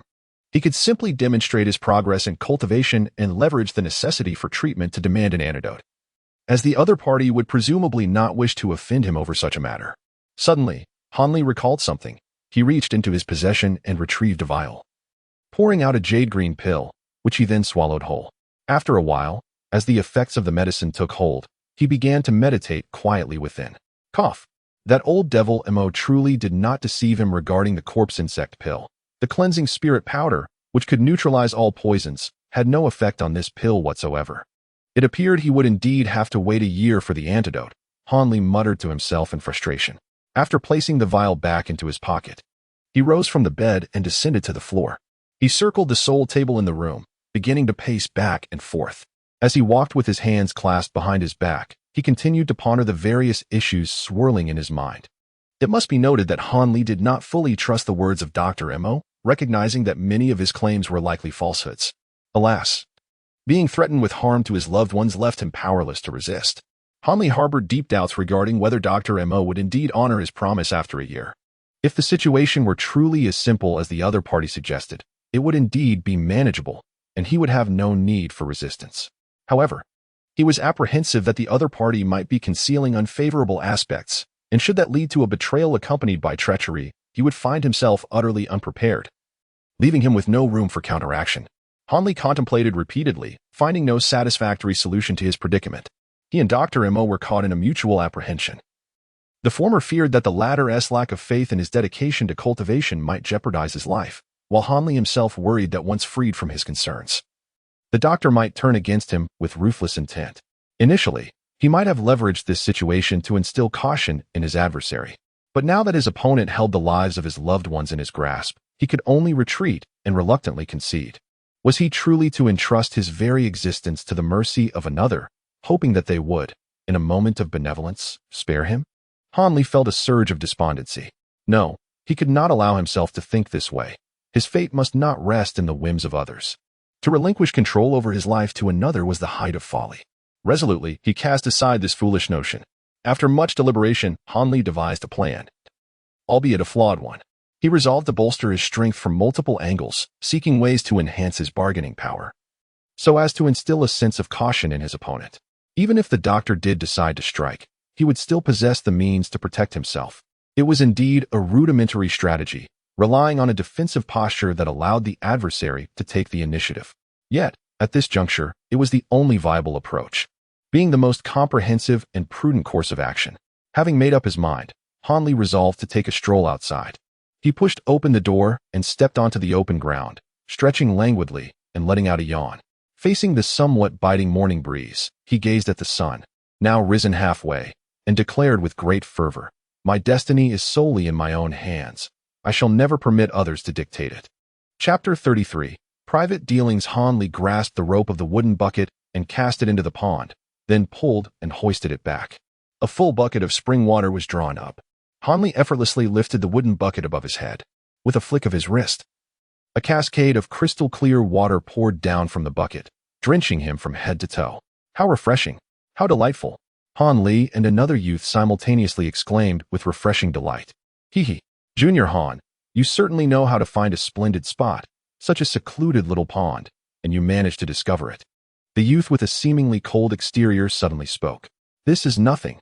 I have uncovered numerous locations even more elusive than this, though regrettably, none possess the same crystalline clarity of water. The other youth unabashedly accepted all compliments directed towards him. This young man was none other than Hanli, while the other was Li Feiyu, who had come to procure medicine. From that point onward, Li Feiyu became increasingly dependent. Each time he refrained from using Hanli's medicinal powder, he could no longer endure the excruciating pain of the marrow-extracting pill, resulting in the depletion of what should have lasted a year within just a few months. Tormented to the brink by the inhuman agony, Li Feiyu had no choice but to muster his courage and seek out Hanli for more medicine. At that moment, Hanli was intent on enhancing his own strength and, upon learning that Li Feiyu had entered the Seven Absolutes Hall for further training, directly proposed an exchange for the teachings of the hall's profound arts. Given that Li Feiyu had little time left to live, he readily acquiesced to Hanli's request, eagerly agreeing to his terms. In order to safeguard their secret from prying eyes, Hanli sought out several discreet locations within the expansive, multicolored Xiaxia mountain range to facilitate clandestine transactions. Periodically, the two would meet in secrecy. Hanli would deliver medicinal substances, while his counterpart would impart martial arts techniques learned from the Seven Absolute Hall. This mutually beneficial exchange persisted for over half a year, during which both Hanli and Li Feiyu grew fond of one another, unwittingly forging a deep friendship characterized by open and unreserved communication.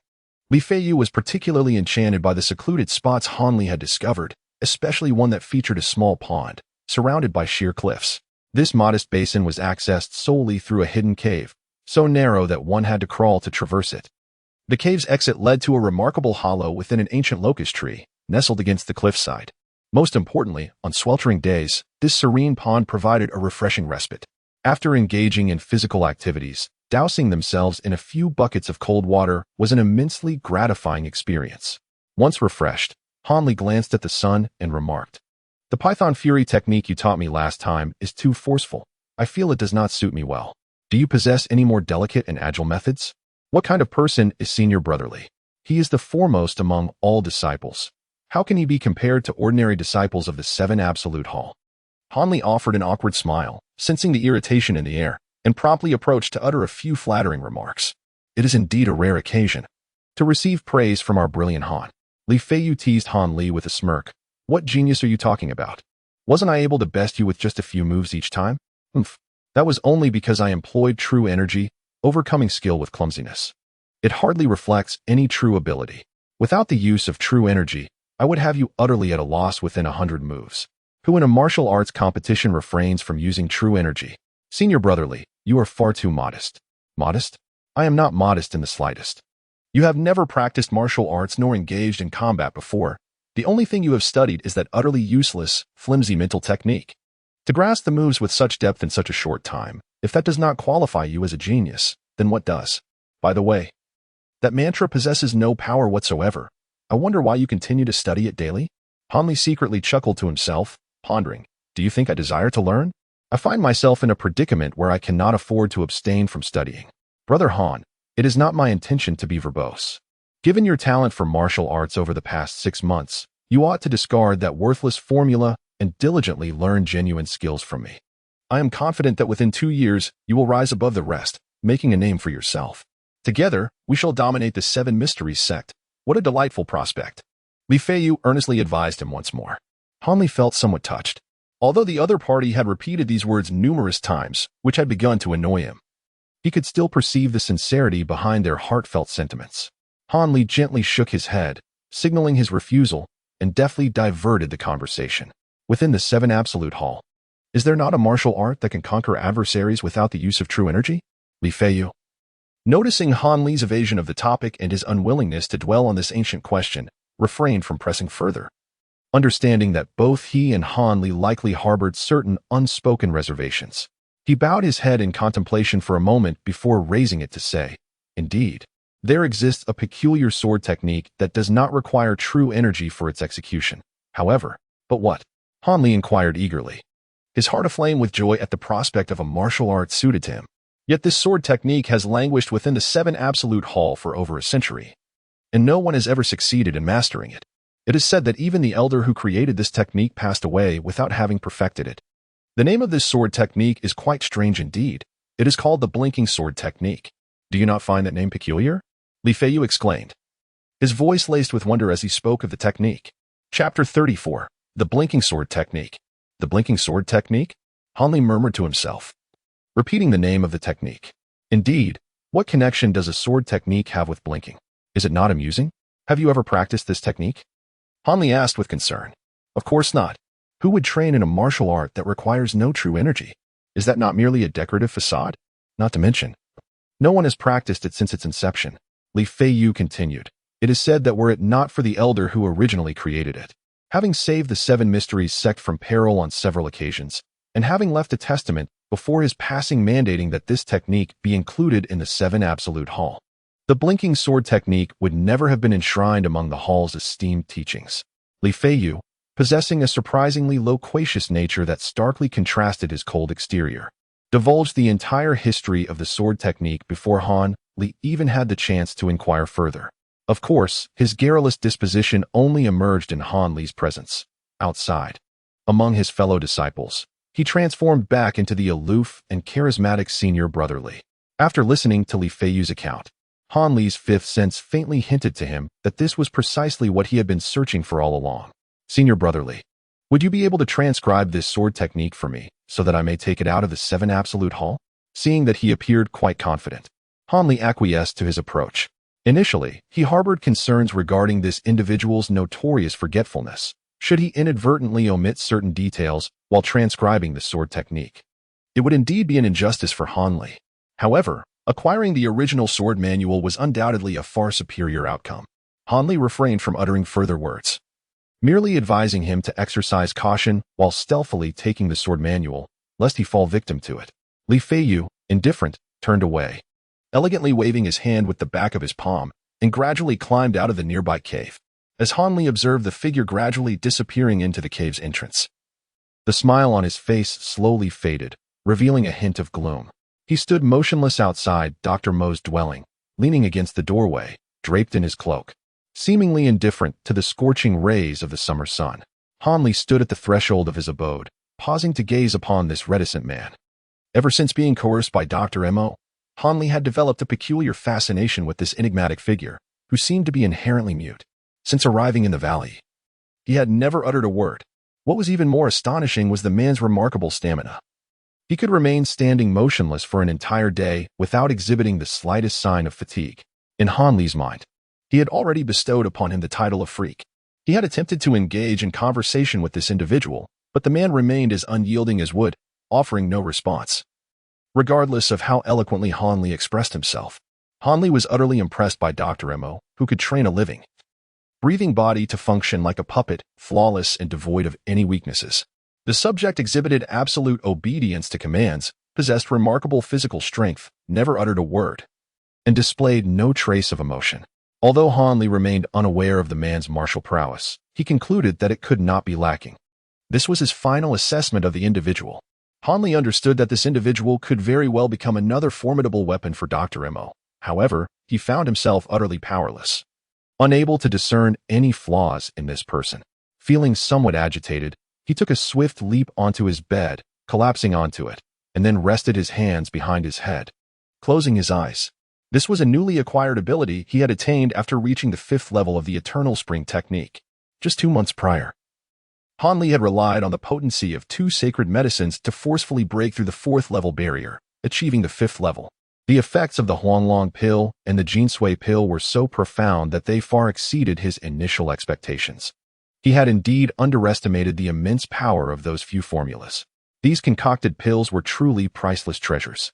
However, the 2 medicinal herbs used for marrow cleansing had been reduced to just over half, which should barely suffice for him to cultivate the 6th level of the Eternal Spring technique. He found himself filled with anticipation regarding the unexpected benefits that the 6th level might bestow upon him. With less than half a year remaining until the deadline imposed by Dr. Mo, although he had learned some techniques from Li Feiyu, without a corresponding internal energy to complement them, they could only be deemed superficial embellishments. Han Li felt a mix of worry and frustration. Despite the merits of his Eternal Spring technique, it remained ineffectual in practical combat. He could only hope for the surprise that the blinking swordplay might bring him. Chapter 35. Stealing the secret manual on a certain afternoon. Several days later, Han Li stealthily exited the Divine Hand Valley to rendezvous with Li Feiyu. In truth, it was not so much a clandestine departure. Dr. Mo was well aware of Han Li's frequent outings and showed no inclination to intervene, allowing him the freedom to come and go as he pleased. Initially, this hands-off approach left Han Li feeling somewhat uneasy, uncertain of the ulterior motives at play. However, after several uneventful excursions, he realized that no one was following him, which eased his mind, allowing him to focus on his own affairs. Dr. Mo's leniency towards Han Li stemmed from his own predicament. While he had effectively bound Han Li with the dual locks of the corpse bug pill and the lives of his family, he understood that employing such a crude method of control would inevitably breed resentment within Han Li, hindering his willingness to cultivate the Eternal Spring technique. To impose further restrictions on Han Li's freedom of movement would only exacerbate the situation. After all, Dr. Mo's intention was to encourage Han Li to actively and willingly pursue his cultivation, rather than to coerce him into compliance. Upon comprehending the entirety of the matter, Han Li's courage swelled considerably. Previously, he had to exercise caution, subtly evading Dr. Mo's gaze and being meticulous in his comings and goings within the valley. Now, however, he moved with unabashed confidence, striding past him without a word. On the surface, Han Li appeared to be carefree and utterly indifferent. However, within his heart, he maintained a demeanor of utmost caution. As soon as he stepped out of the valley, he employed the technique of Eternal Spring, elevating his senses to an extraordinary realm, thereby encompassing all moving entities within a radius of several dozen zhang under his control. Han Li was confident that even if Dr. Mo were to personally keep watch, he would not escape the keen detection of his senses.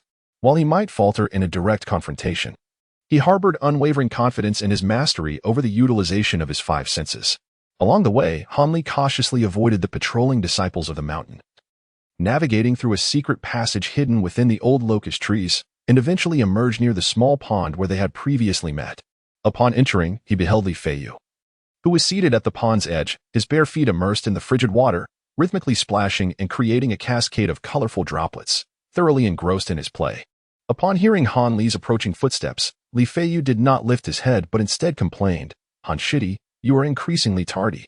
Each time, I must wait for you for what feels like an eternity. Can't you arrive a bit earlier for once?" "Apologies, aunt." Han Li brushed the dirt off his clothes, just as he was about to offer an explanation.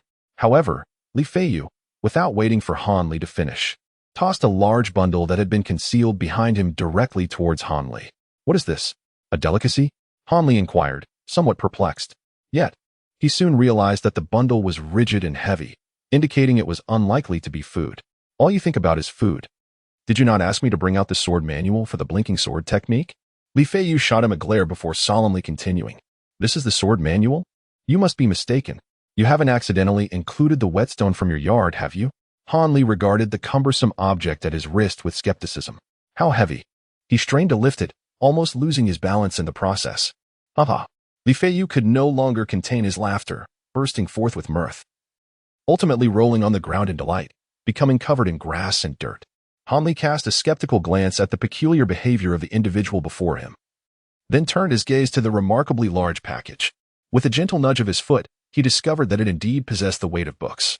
Ignoring his friend, who was now in fits of laughter, Han Li thoughtfully stroked his chin, squatted beside the package, and pondered the futility of speculating about something whose outcome could be readily ascertained.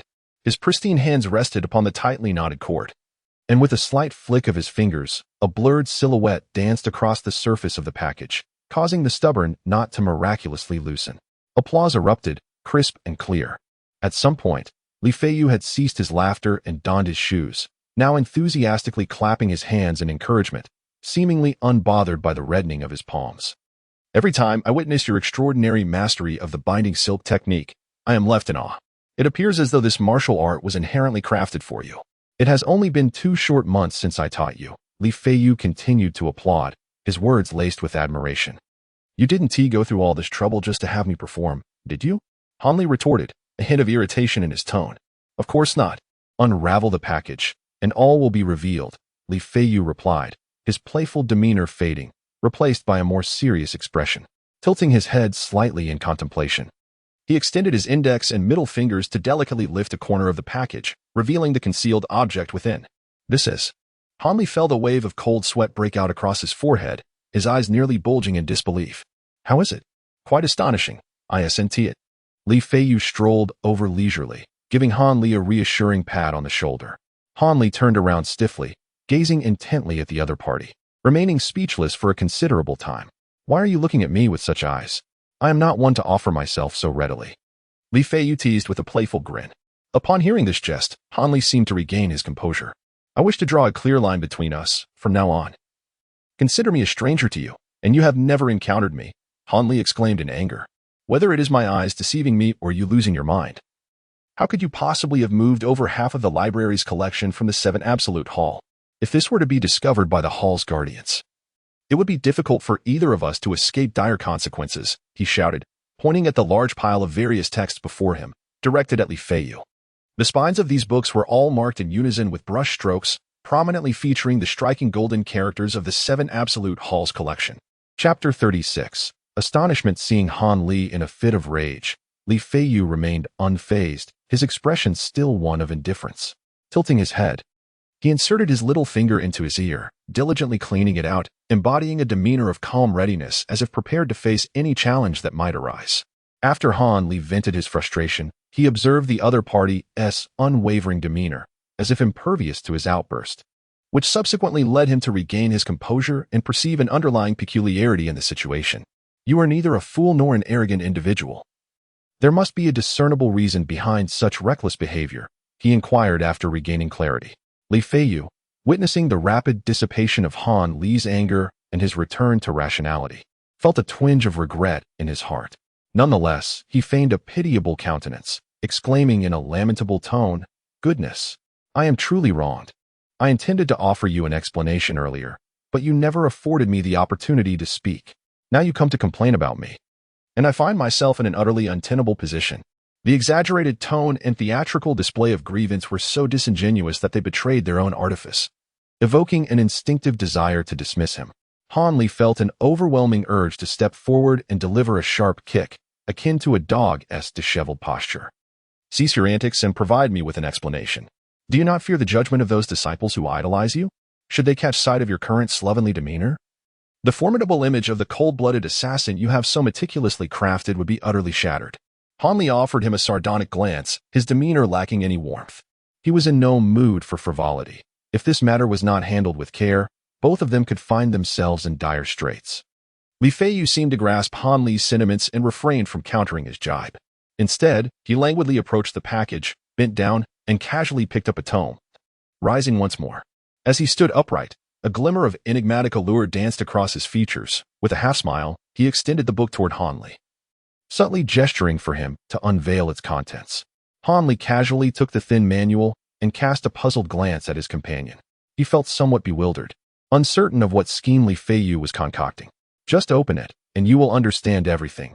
Li Feiyu coaxed him with a tone that suggested he anticipated a spectacle. Why not just say it plainly? Why all this unnecessary mystery?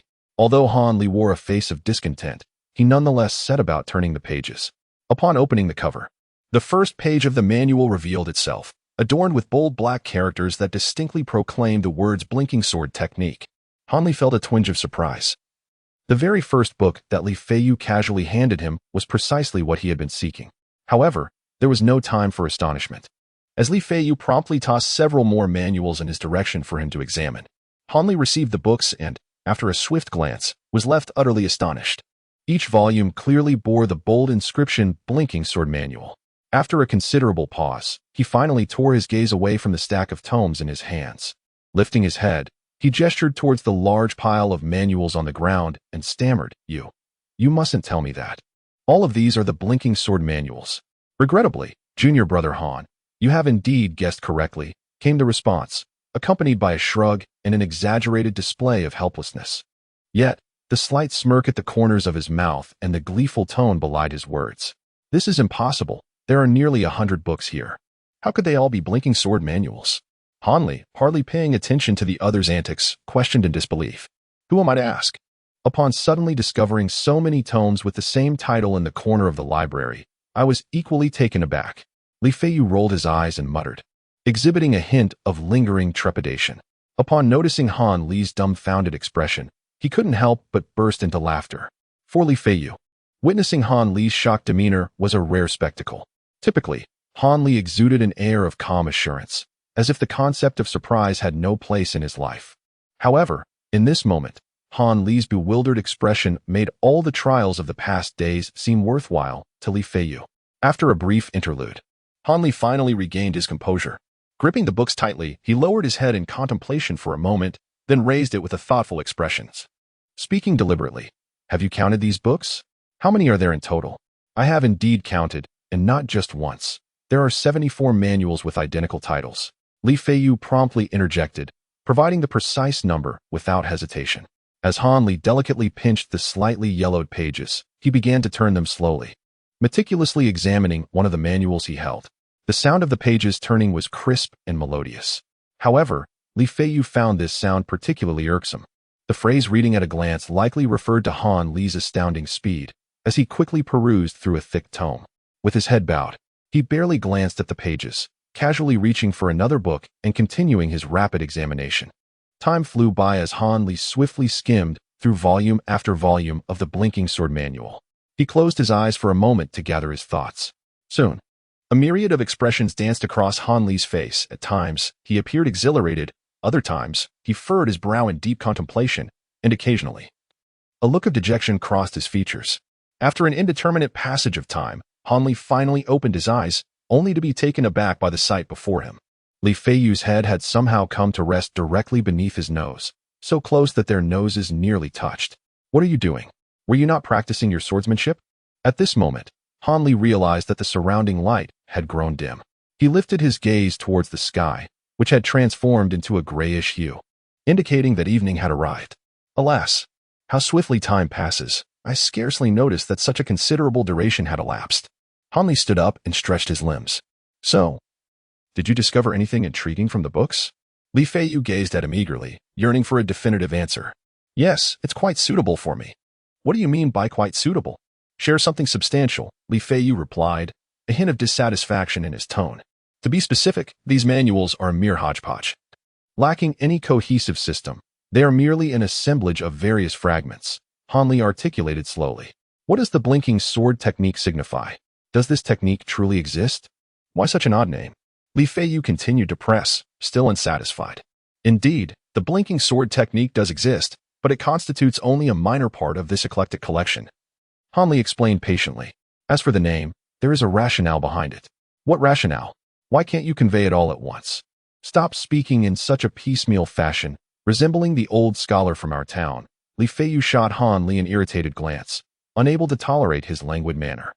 According to the texts, this technique employs various light sources and exploits human visual errors to defeat opponents, often leading to one's demise in the blink of an eye. Hence its name, the blinking sword technique. Such an unusual sword technique truly exists? There are indeed many extraordinary individuals in this world. Li Feiyu exclaimed with newfound interest. But his enthusiasm waned with Han Li's next statement. However, there are 3 prohibitions for practicing this technique. Those with only a slight mastery of inner energy cannot practice it. Those lacking great determination cannot practice it, and those devoid of talent cannot practice it. Upon hearing the first condition, Li Feiyu immediately relinquished his curiosity. His inner energy had already reached a considerable level. He could not forsake his hard-earned skills to pursue a technique of uncertain efficacy. With his interest in these manuals entirely extinguished, Li Feiyu was reluctant to linger any longer. Shortly after Li Feiyu departed, Han Li also took his leave. The entire mountain range was shrouded in a thin veil of mist, exuding a somewhat somber atmosphere. The narrow mountain path was flanked by dense coniferous forests, and as a gust of mountain wind swept through the trees, a rustling sound ensued, causing the branches on either side to sway ominously. Han Li traversed the somewhat eerie mountain path, hurrying towards the direction of the Divine Hand Valley. Having set out rather late, darkness enveloped the surroundings by the time he reached the halfway point. Were it not for his mastery of the eternal spring technique, which heightened his vision under the veil of night, Han Li would never have dared to journey through such dim surroundings. This narrow path proved treacherous, with its numerous twists and turns that could easily lead to unforeseen mishaps and the peril of losing one's life.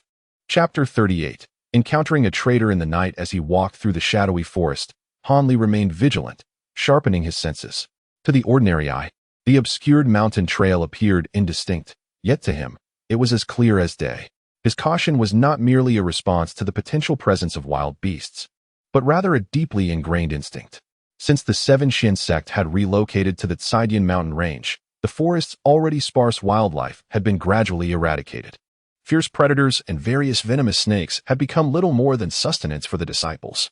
This meticulousness, his habit of maintaining acute awareness in unfamiliar environments, was not an innate quality, but rather a cultivated trait honed after his narrow escape from Dr. Mo. Such prudent habits would serve him well in future endeavors, minimizing the likelihood of accidents and reducing danger to its lowest threshold. The mountain winds seemed to grow stronger, howling eerily and sending shivers down his spine. In the distance, Han Li sensed he was nearing the edge of the forest. He exhaled softly, for walking alone in this pitch-black wilderness had weighed heavily on his heart. Han Li quickened his pace, taking strides larger than before, seemingly eager to exit the thicket. Suddenly, a fierce mountain wind swept towards him. After the gust subsided, Han Li abruptly halted, as if he had detected something amiss. His brow furrowed, and he tilted his head, straining to listen intently. After a moment, a grave expression gradually settled upon his features. He discerned faint footsteps nearby, although the footsteps belonged to someone moving lightly and were still a distance away. It was unmistakable that 2 individuals were approaching him, drawing ever closer. With a swift and silent motion, Han Li deftly concealed himself within the dense underbrush beside the path. Akin to a nimble cat, behind a large tree, a mere several dozen paces from the trail, he paused, curling his body into a compact form, hidden behind the trunk. From the front of the tree, not a trace of Han Li could be seen. Having secured a suitable hiding place, he felt a slight sense of relief. It was not that he was overly sensitive, but in such a secluded area, during this dark and windy night, the presence of 2 people was decidedly peculiar. Most likely, they were engaged in something clandestine. He was not inclined to provoke any animosity by inadvertently intruding upon their privacy, which might result in dire consequences. However, if he could safely eavesdrop on their secrets without jeopardizing his own safety, Han Li was more than willing to do so. He was not a rigid hypocrite. Such an opportunity, presented so conveniently, was one he would not dismiss. Descending the mountain, arrangements made. Time, people, the leader. A series of hushed voices, intermittently emerging from the distance, floated through the air. The mountain winds were strong, scattering most of the conversation into disarray. Only fragments of their speech reached his ears.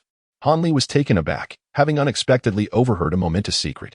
In the vast expanse of land spanning several hundred miles, The only individual worthy of being called a gang leader was none other than the notorious Gene Wolfe, Jia Tianlong, the archenemy of his sect. The mere notion of such a formidable adversary being discussed in this vicinity was indeed intriguing. To the disciples of the Qishuan sect, Jia Tianlong was undeniably a bloodthirsty fiend. Rumors painted him as a colossal figure with a fearsome visage, known for his violent temper and insatiable appetite for human flesh, consuming it thrice daily. As if he were a creature devoid of humanity, instilling terror among many young disciples within the sect. However, as recounted by Li Feiyu, the reality was starkly different. Jia Tianlong was not the towering, menacing figure of folklore. Rather, he was relatively slender and strikingly handsome, in his early 30s, a stark contrast to the tales. Yet, his ruthless disposition, marked by a propensity for violence, mirrored the legends, as it was this very ferocity that commanded respect from his fellow bandits, who hailed from a background of marauding. This time, the list of targets was to be. Another wave of whispers reached his ears, clearer than before, suggesting that the speakers had moved closer to Han Li. Han Li dared not to exhale audibly, fully aware that should he be discovered, his fate would be sealed. These two individuals were undoubtedly spies from the Wild Wolf Gang, determined to ensure that no third party would survive to unveil their secrets. As time passed, the volume of their conversation diminished further, indicating they had reached the crux of their discussion. After a moment's hesitation, Han Li remained concealed behind the tree, refraining from any movement until he confirmed, through his cultivation technique, that there were indeed no other presence within several dozen yards. Only then did he cautiously rise to his feet. Han Li remained motionless, gently stroking his chin with his fingers as he gazed thoughtfully in the direction where the two figures had vanished. From the fragments of their incomplete conversation, it appeared that they were poised to undertake an action detrimental to the Seven Mystic sect in the near future, a scheme intricately linked to a certain list. To Han Li's surprise, even without having discerned their physical forms or features, he recognized the voice of one individual. Although their encounters had been limited to just one or two occasions, his extraordinary memory, which was far from ordinary, allowed him to connect one of the speakers to the inconspicuous steward of the large kitchen on the mountain. This steward, who had once sold him a rabbit and was known for his penchant for minor gains, sporting a handlebar mustache and exuding a rather mercantile demeanor, now revealed himself to be a spy from the Wolf Gang, a revelation that greatly tested Han Li's nerves. As for the voice of the second spy, it was unfamiliar to Han Li, suggesting he had never encountered this individual. However, judging by the tone, the person was likely quite young, perhaps in their 20s. Regrettably, Han Li, for the sake of caution, dared not steal a glance, fearing that their refined powers might sense his prying gaze, thereby exposing his presence nearby, which would undoubtedly lead to undesirable consequences. Following this incident, the journey ahead was remarkably tranquil. As usual, Dr. Mo displayed no interest in Han Li's enigmatic return, not even casting a glance in his direction. Typically, apart from delivering some concocted medicines, he allowed Han Li's every action and demeanor to unfold without interference. Had Han Li not witnessed the medicinal concoction delivered by Dr. Mo, meticulously crafted from rare herbs he had gathered during his previous descent from the mountain, he might have assumed that the other party had abandoned their hopes for him and was instead concocting some insidious scheme. Presently, Han Li regarded the so-called precious medicine sent by Dr. Mo with utter disdain. However, to avoid arousing suspicion, he begrudgingly consumed it. He harbored no fear that the medication might be laced with poison, for any harm inflicted upon him would simultaneously jeopardize the perpetrator. Although Han Li felt a rather tepid connection to the Seven Mysteries sect, he could not bring himself to ignore the potential threats looming over it right beneath his nose. Moreover, he had already identified the perfect candidate to handle this matter on his behalf, Li Feiyu, his senior brother. From Han Li's observations, it seemed that perhaps due to the effects of the marrow-extracting pill, Li Feiyu harbored a greater ambition for fame and fortune than the average person, nurturing considerable aspirations of ascending to the higher echelons of the Seven Mysteries sect, where he could bask in the limelight. Han Li once speculated that his counterpart likely wished to indulge in a final flourish of madness and grandeur. Now, by personally delivering such a significant achievement to him, it was certain to bring him immense joy, thus repaying the favor of acquiring the sword manual. The mere thought of the fleeting sword manual stirred waves of excitement within Han Li. For him, maintaining a few small secrets in the presence of others was an inviolable rule of survival. Even when someone appeared to be intimately close, he remained steadfast in this principle. However, The contents inscribed within these manuals were indeed profoundly different from conventional martial arts. In Han Li's view, it was more fitting to refer to it as sword techniques rather than mere swordsmanship. It was a comprehensive assassination art that synthesized various factors such as timing, geography, and human elements. It was an exceedingly rare, lethal skill where the sword, once drawn, promised death. These texts detailed myriad techniques for delivering a lethal blow to an adversary using the practitioner's honed and elusive sword techniques, adapted to various environments and moments.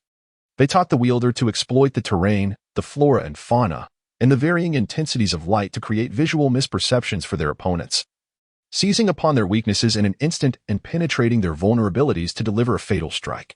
This was an art that demanded exceptional skill, without a modicum of innate talent. One could not hope to grasp the essence of this sword technique. Thus, practitioners of this secret art were required to possess extraordinary sensory acuity, far surpassing that of the average individual, to have any hope of success. Yet, this was not the sole criterion. Aspiring disciples, lured by its formidable power, often sought to study it. However, the requirements were even more stringent, stipulating that those who wished to cultivate this secret technique must not possess pure internal energy. Otherwise, conflicts with the techniques of exerting force would render the practice exceedingly arduous. Even if one were to miraculously succeed, the overwhelming vitality within would inadvertently distort the sword techniques, leaving significant openings that could lead to their demise. Such a condition effectively quashed the ambitions of the majority. The martial world was rife with the adage that one who trains in combat, without honing internal power, ultimately achieves naught. For them, neglecting internal cultivation was a grave taboo. To forego one's own vital energy for the sake of this obscure sword art would indeed render them a laughingstock in the martial community. Consequently, only a handful remained determined to continue their training. However, even these gifted individuals faced a final formidable barrier that extinguished their desires for further pursuit. The sword techniques were overwhelmingly complex, with intricately detailed application conditions. Glancing at the bundle of thick manuals, the average person would undoubtedly feel daunted. Essentially, each sword manual embodies a singular sword technique, which is further dissected into countless sub-techniques. Each of these sub-techniques demands meticulous attention to various environmental conditions and the nuances of timing during execution.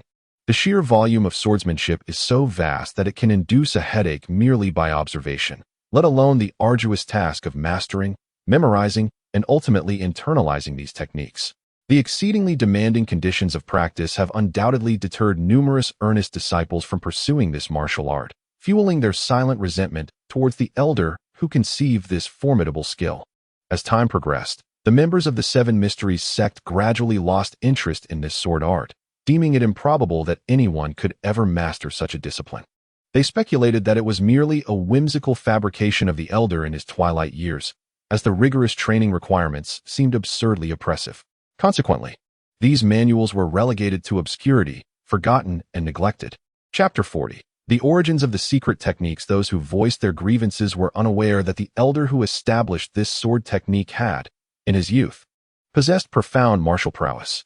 However, during a tumultuous encounter in the martial world, he inadvertently suffered a debilitating defeat, rendering him incapable of cultivating internal energy.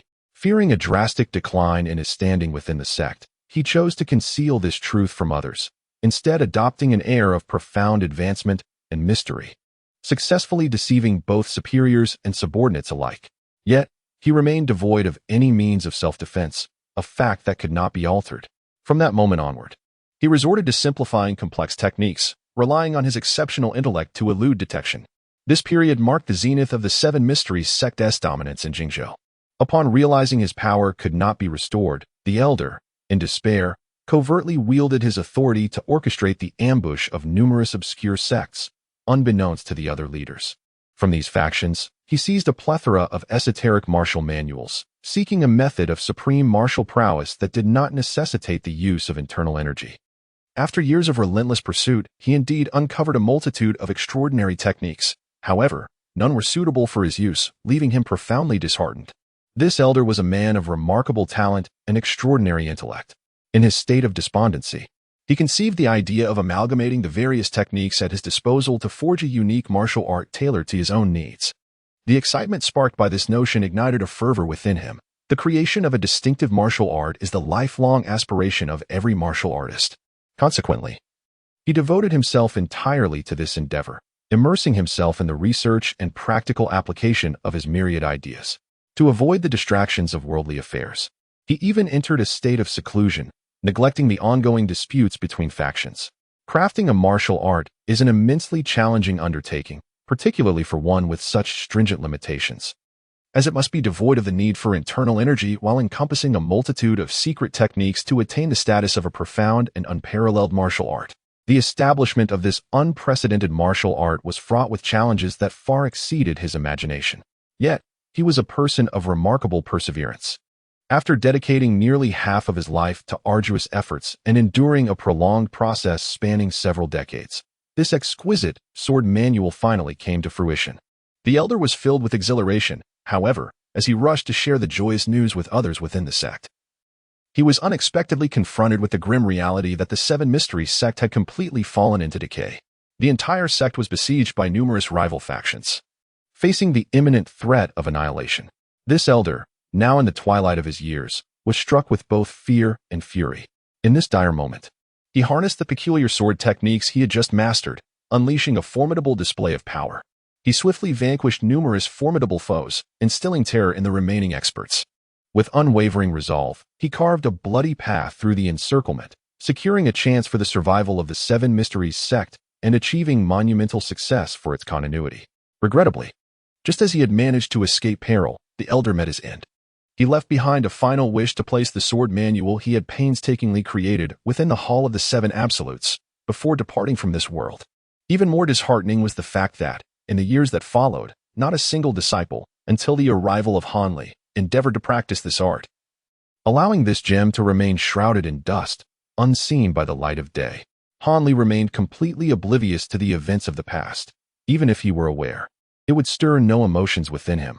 For him, the sword technique was merely a suitable path for cultivation, one that might potentially preserve his life in the hands of Dr. Mo, and that sufficed. As for its origins or the identity of its creator, he held no interest whatsoever. A pragmatist at heart, he would not expend effort on matters devoid of tangible benefits. Within the confines of his room, Hanli lit an oil lamp and leaned over the wooden table, poring over various manuals in the dim light. He had no intention of copying the texts. Instead, he aimed to commit them all to memory, using his extraordinary recall. This approach not only ensured their safety from loss, but also mitigated the risk of attracting unwanted attention. He remained acutely aware of Dr. Mo, refusing to be naive enough to believe he was under no surveillance.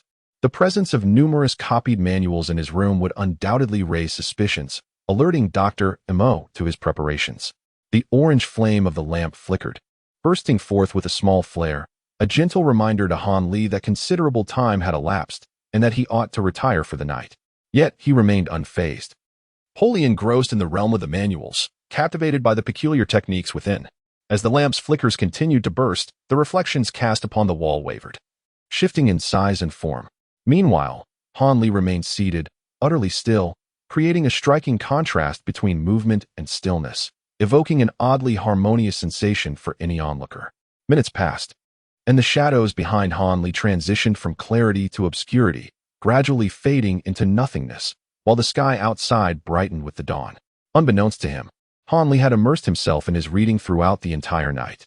With a sudden crack, the last of the large sparks erupted, and the oil lamp extinguished completely, jolting Hanli from his literary reverie. He glanced at the extinguished lamp and then at the light outside the window, a bitter smile forming in his heart. He never anticipated that he would one day become so captivated by the study of the art of killing. He was indeed a changed man compared to his former self. After a night of diligent reading and research, Hanli realized that to fully master this martial art, one would require no less than a decade or 8 years of arduous training, an endeavor that was beyond mere fantasy. Even with his exceptional talent in this area, it would take him 2 to 3 years to achieve even a modest level of proficiency. Yet, time waits for no one. Chapter 41, A Message in the Night. Hanli certainly did not possess the luxury of time to languish in uncertainty. At most, he had 4 or 5 months before Dr. Mo would confront him directly. Thus, he recognized the necessity of acquiring a degree of self-defense prior to that inevitable moment. Consequently, he resolved to focus solely on mastering a select few straightforward and easily attainable secret techniques that could be immediately applicable. setting aside the remainder for future study once he successfully evaded peril. This decision significantly curtailed his training duration, enabling him to swiftly acquire several rapid and accessible techniques. In truth, Han Li was acutely aware that even if he perfected all these techniques, it would not guarantee his ability to contend with his opponent. Nevertheless, the mere thought of Dr. Mo's ghostly agility sent shivers down his spine, instilling in him a profound sense of trepidation. He understood all too well that the limited knowledge he could amass within such a short span would pose minimal threat to Dr. Mo, rendering it almost negligible.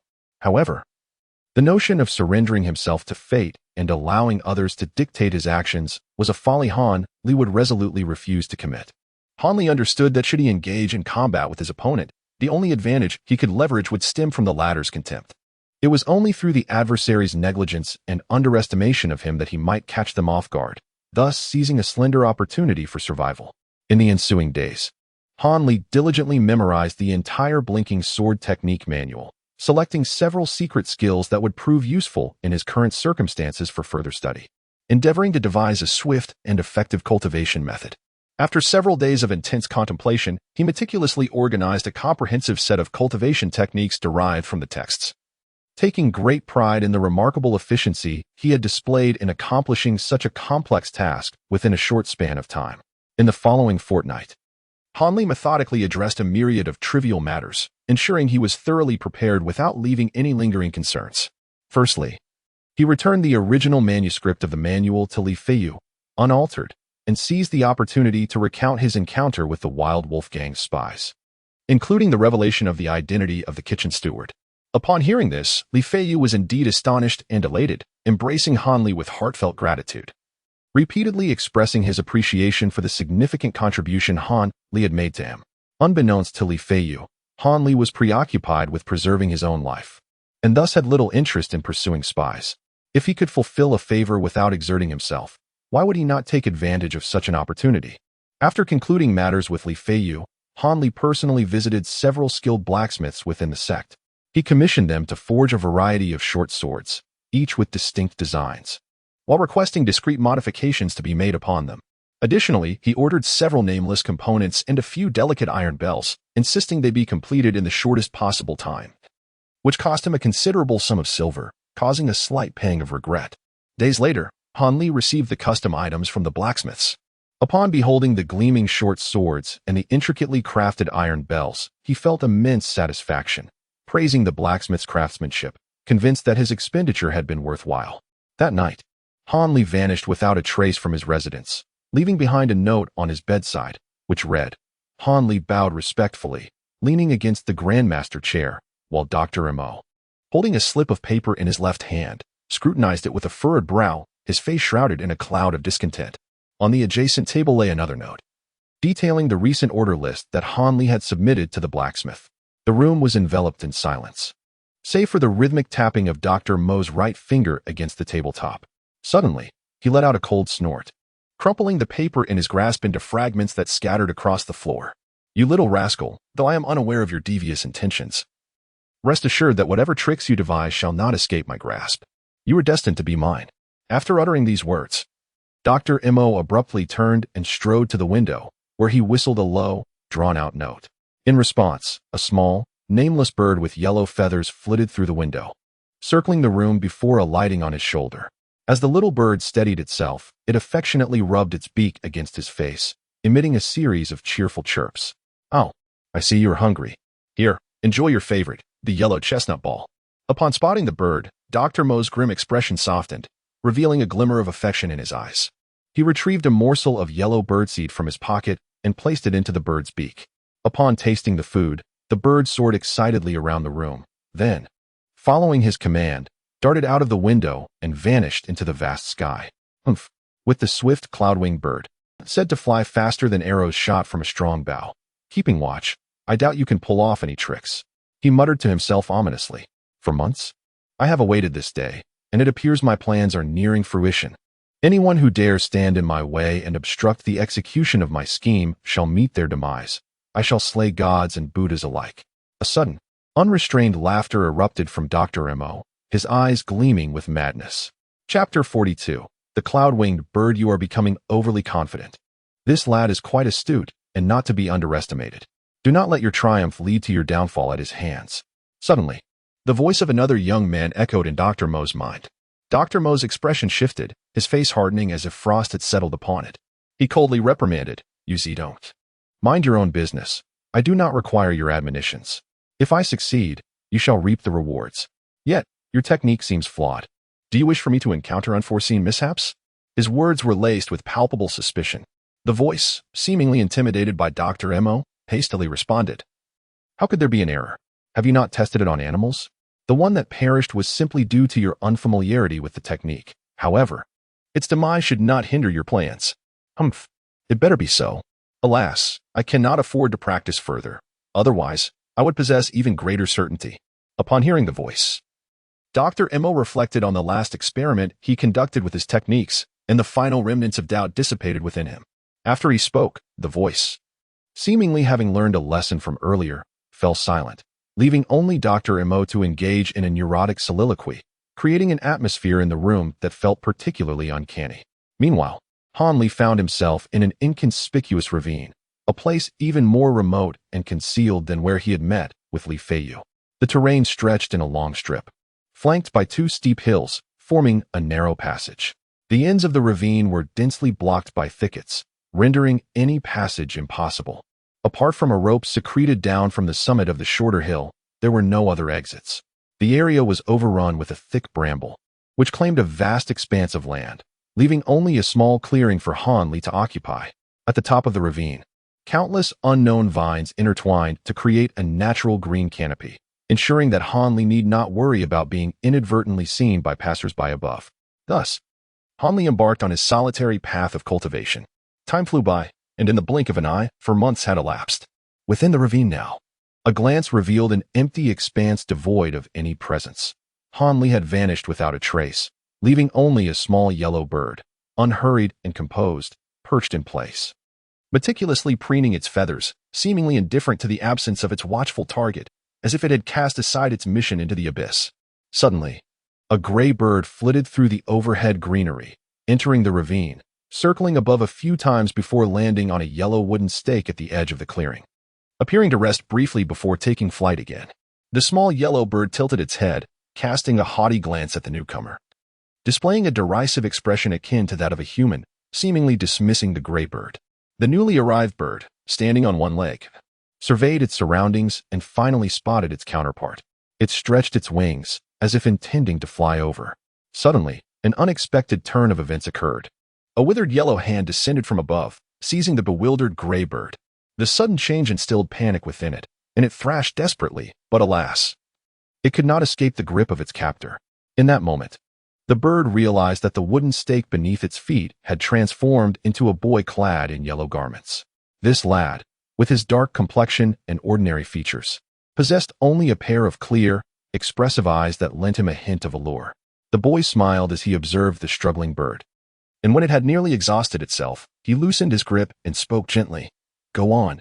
Don't be so foolish next time. Make sure to check your landing spots." After watching the little bird soar into the sky, the young man stood there motionless. After a considerable time, he slowly murmured to himself, "It seems my breath-concealing technique and illusionary art have reached a certain level of proficiency. It is time to practice the assassination techniques in the secret chamber." With that, Hanli shifted his form and walked towards the newly constructed wooden cabin. As he passed by the tree where the small yellow bird perched, he couldn't help but glance up. This peculiar little creature had caught his attention over a fortnight ago. It had remained on the nearby branches, constantly observing him, seemingly imbued with a remarkable intelligence. The moment Hanli first laid eyes on it, he was captivated by its spirit and developed a deep fondness for the little yellow bird. He attempted to lure it away, but regardless of the methods he employed, temptation, seduction, or setting traps, none proved effective. The bird showed no inclination to fall for his ruse, often regarding him with a look of bemusement that left Hanli feeling somewhat exasperated. Chapter 43. All things prepared the idol of the new generation of disciples. Brotherly demonstrated exceptional astuteness by immediately unmasking two undercover agents from the Wolf Gang, who conspired to steal the list of disciples' training assignments. Alongside a dozen fellow disciples, he captured them, thus earning a significant merit. A few days later, In the presence of numerous disciples, Master Wang conferred upon Li Feiyu the position of protector, marking his official ascent into the middle ranks of the Seven Mysteries sect, which stirred quite a commotion and further amplified Li Feiyu's reputation. Unbeknownst to Han Li, he was immersed in rigorous training within a secluded wooden cabin. He had not engaged with anyone for several days, venturing only occasionally to the kitchen for sustenance, thus remaining oblivious to the splendid circumstances of his friend. As summer faded into autumn, time flowed swiftly, leading to the final day before their agreed rendezvous. In the depths of the thorny thicket, an eerie silhouette emerged intermittently among the branches adorned with sharp spines. The treacherous thorns posed no hindrance to him, like wisps of smoke. He glided effortlessly through the intricate web woven by the thorns, appearing now in proximity and then retreating to the distance, all the while enveloped in silence, as if he were not flesh and blood, but an intangible entity. Ultimately, this figure came to a halt upon a tree trunk, standing upright on a branch, gazing into the distance. This was Han Li, who had made some progress in his cultivation. At that moment, his garments were tattered and torn, exposing the skin beneath, while his hair lay unkempt and wild, his face marred with streaks of dirt, obscuring his original features. Most astonishingly, small iron bells dangled from his neck, waist, arms, thighs, and ankles. Observing these bells, one could easily deduce the extraordinary nature of Han Li's earlier movements through the forest. He remained motionless, staring towards the direction of the Divine Hand Valley, murmuring to himself, "The timing is perfect. I have finally mastered the Luo Yin step on the last day. With it, I possess an added measure of self-preservation." Although his facial expression was obscured, the joy in his eyes shone through unabashedly. After months of diligent study and practice, Han Li had acquired several potent secret techniques, instilling him with a measure of confidence. He believed that, while he may not match the unfathomable skills of Dr. Imo, he held sufficient assurance for self-defense. A gentle breeze swept through, causing Han Li to feel a slight chill. He glanced down at his tattered attire and contemplated his current appearance, eliciting a bittersweet smile. Reflecting on his experience of practicing the Luo Yin step, remnants of trepidation lingered within him. Training amidst the thorny woods was indeed a perilous endeavor. Initially clumsy in his movements, he had inevitably suffered numerous injuries from the harsh thorns, leaving him bloodied and battered. Fortunately, he had the vitality elixir on hand, which not only healed internal injuries, but also worked wonders on external wounds. After consuming one, he could immediately staunch the bleeding and form scabs, and by the following day, even the scars would vanish without a trace. Han Li marveled at the efficacy of this remedy, which far surpassed that of ordinary wound treatments. However, he pondered why it was named the Vitality Elixir, feeling that a designation reflecting its capabilities to heal and prevent scarring would be more fitting. If the esteemed creator of the healing essence were to learn of Han Li's musings, he would likely be infuriated to the point of bloodshed. The meticulously crafted elixir, designed to mend wounds, has been compared to the commonplace poultices found among the common folk. How could such a grave insult not provoke the ire of its esteemed creator? However, it is precisely within this perilous environment that Han Li has been able to unleash his full potential, refining his technique with the flowing smoke steps to a notable degree in a remarkably short span of time, rendering it immediately applicable. Moreover, Han Li's cultivation of the Eternal Spring technique recently ascended to its 6th layer, the pinnacle of the teachings bestowed upon him by Dr. Imo. Without the assistance of the numerous bottles of spiritual elixirs, it would have taken an extraordinary effort to achieve such mastery within his lifetime. After years of diligent practice, Han Li has gleaned valuable insights regarding the Eternal Spring technique, appreciating its uniqueness both in methodology and efficacy, distinguishing it from conventional martial arts. Primarily, Han Li believes that the success of this technique, as well as the pace of one's cultivation, is contingent upon the individual's innate talent and compatibility with the practice. Those of superior aptitude will undoubtedly progress smoothly, likely reaching advanced levels even without external aid. Conversely, those of lesser talent may find their advancement stymied at a certain juncture, struggling without the support of spiritual elixirs. Han Li speculates that such individuals may find themselves forever confined to a plateau. Much like his own experience, while he navigated the initial 3 layers with relative ease, he encountered insurmountable difficulties upon reaching the 4th layer.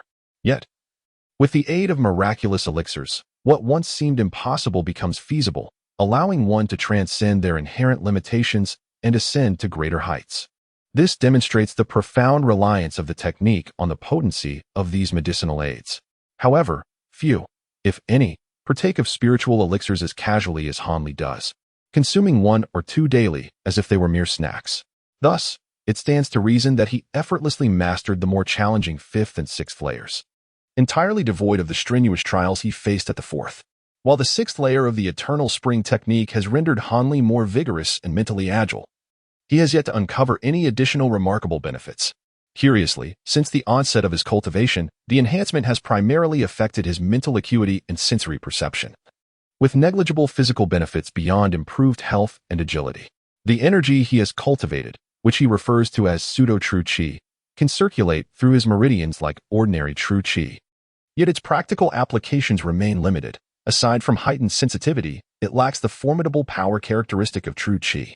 Furthermore, as he advances, Han Li suspects that there are unfinished teachings beyond the 6th layer, perhaps concealing greater mysteries in the final stages.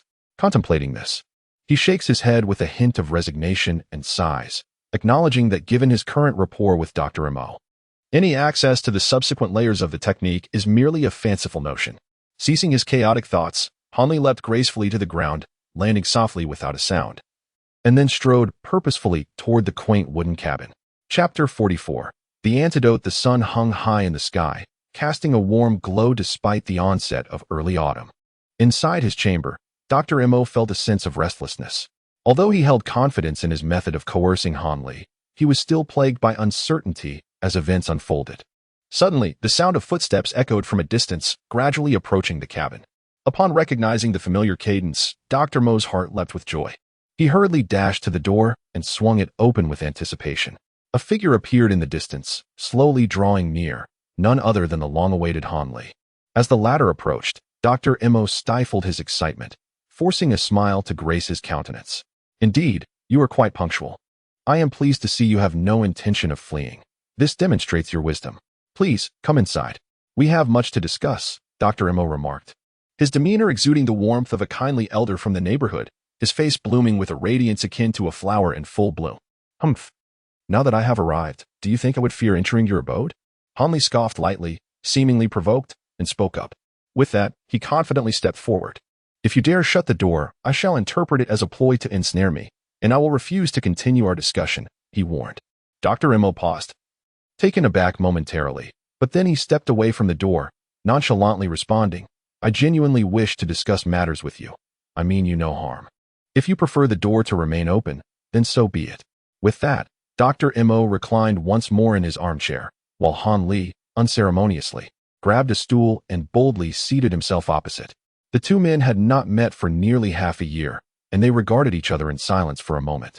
Han Li observed that Dr. Mo appeared significantly older than before, resembling an elderly man in his 70s, bearing no resemblance to his former self. He couldn't help but ponder quietly, was it possible that what the other had previously claimed was indeed true? Did he genuinely desire only for Han Li to restore his vital essence without any ulterior motives? Had he been overthinking the matter? Han Li surveyed his surroundings, and suddenly his pupils contracted. The tall, enigmatic figure stood silently in the corner, as still as a lifeless object. Had one not been intent on seeking him, his presence would have gone entirely unnoticed. At that moment, Dr. Mo had finished observing Han Li, seemingly satisfied with his condition. He spoke gently. Seeing you now reminds me of the time you first entered. You were merely a child of just over 10, so small in stature. And now, look how tall you've grown.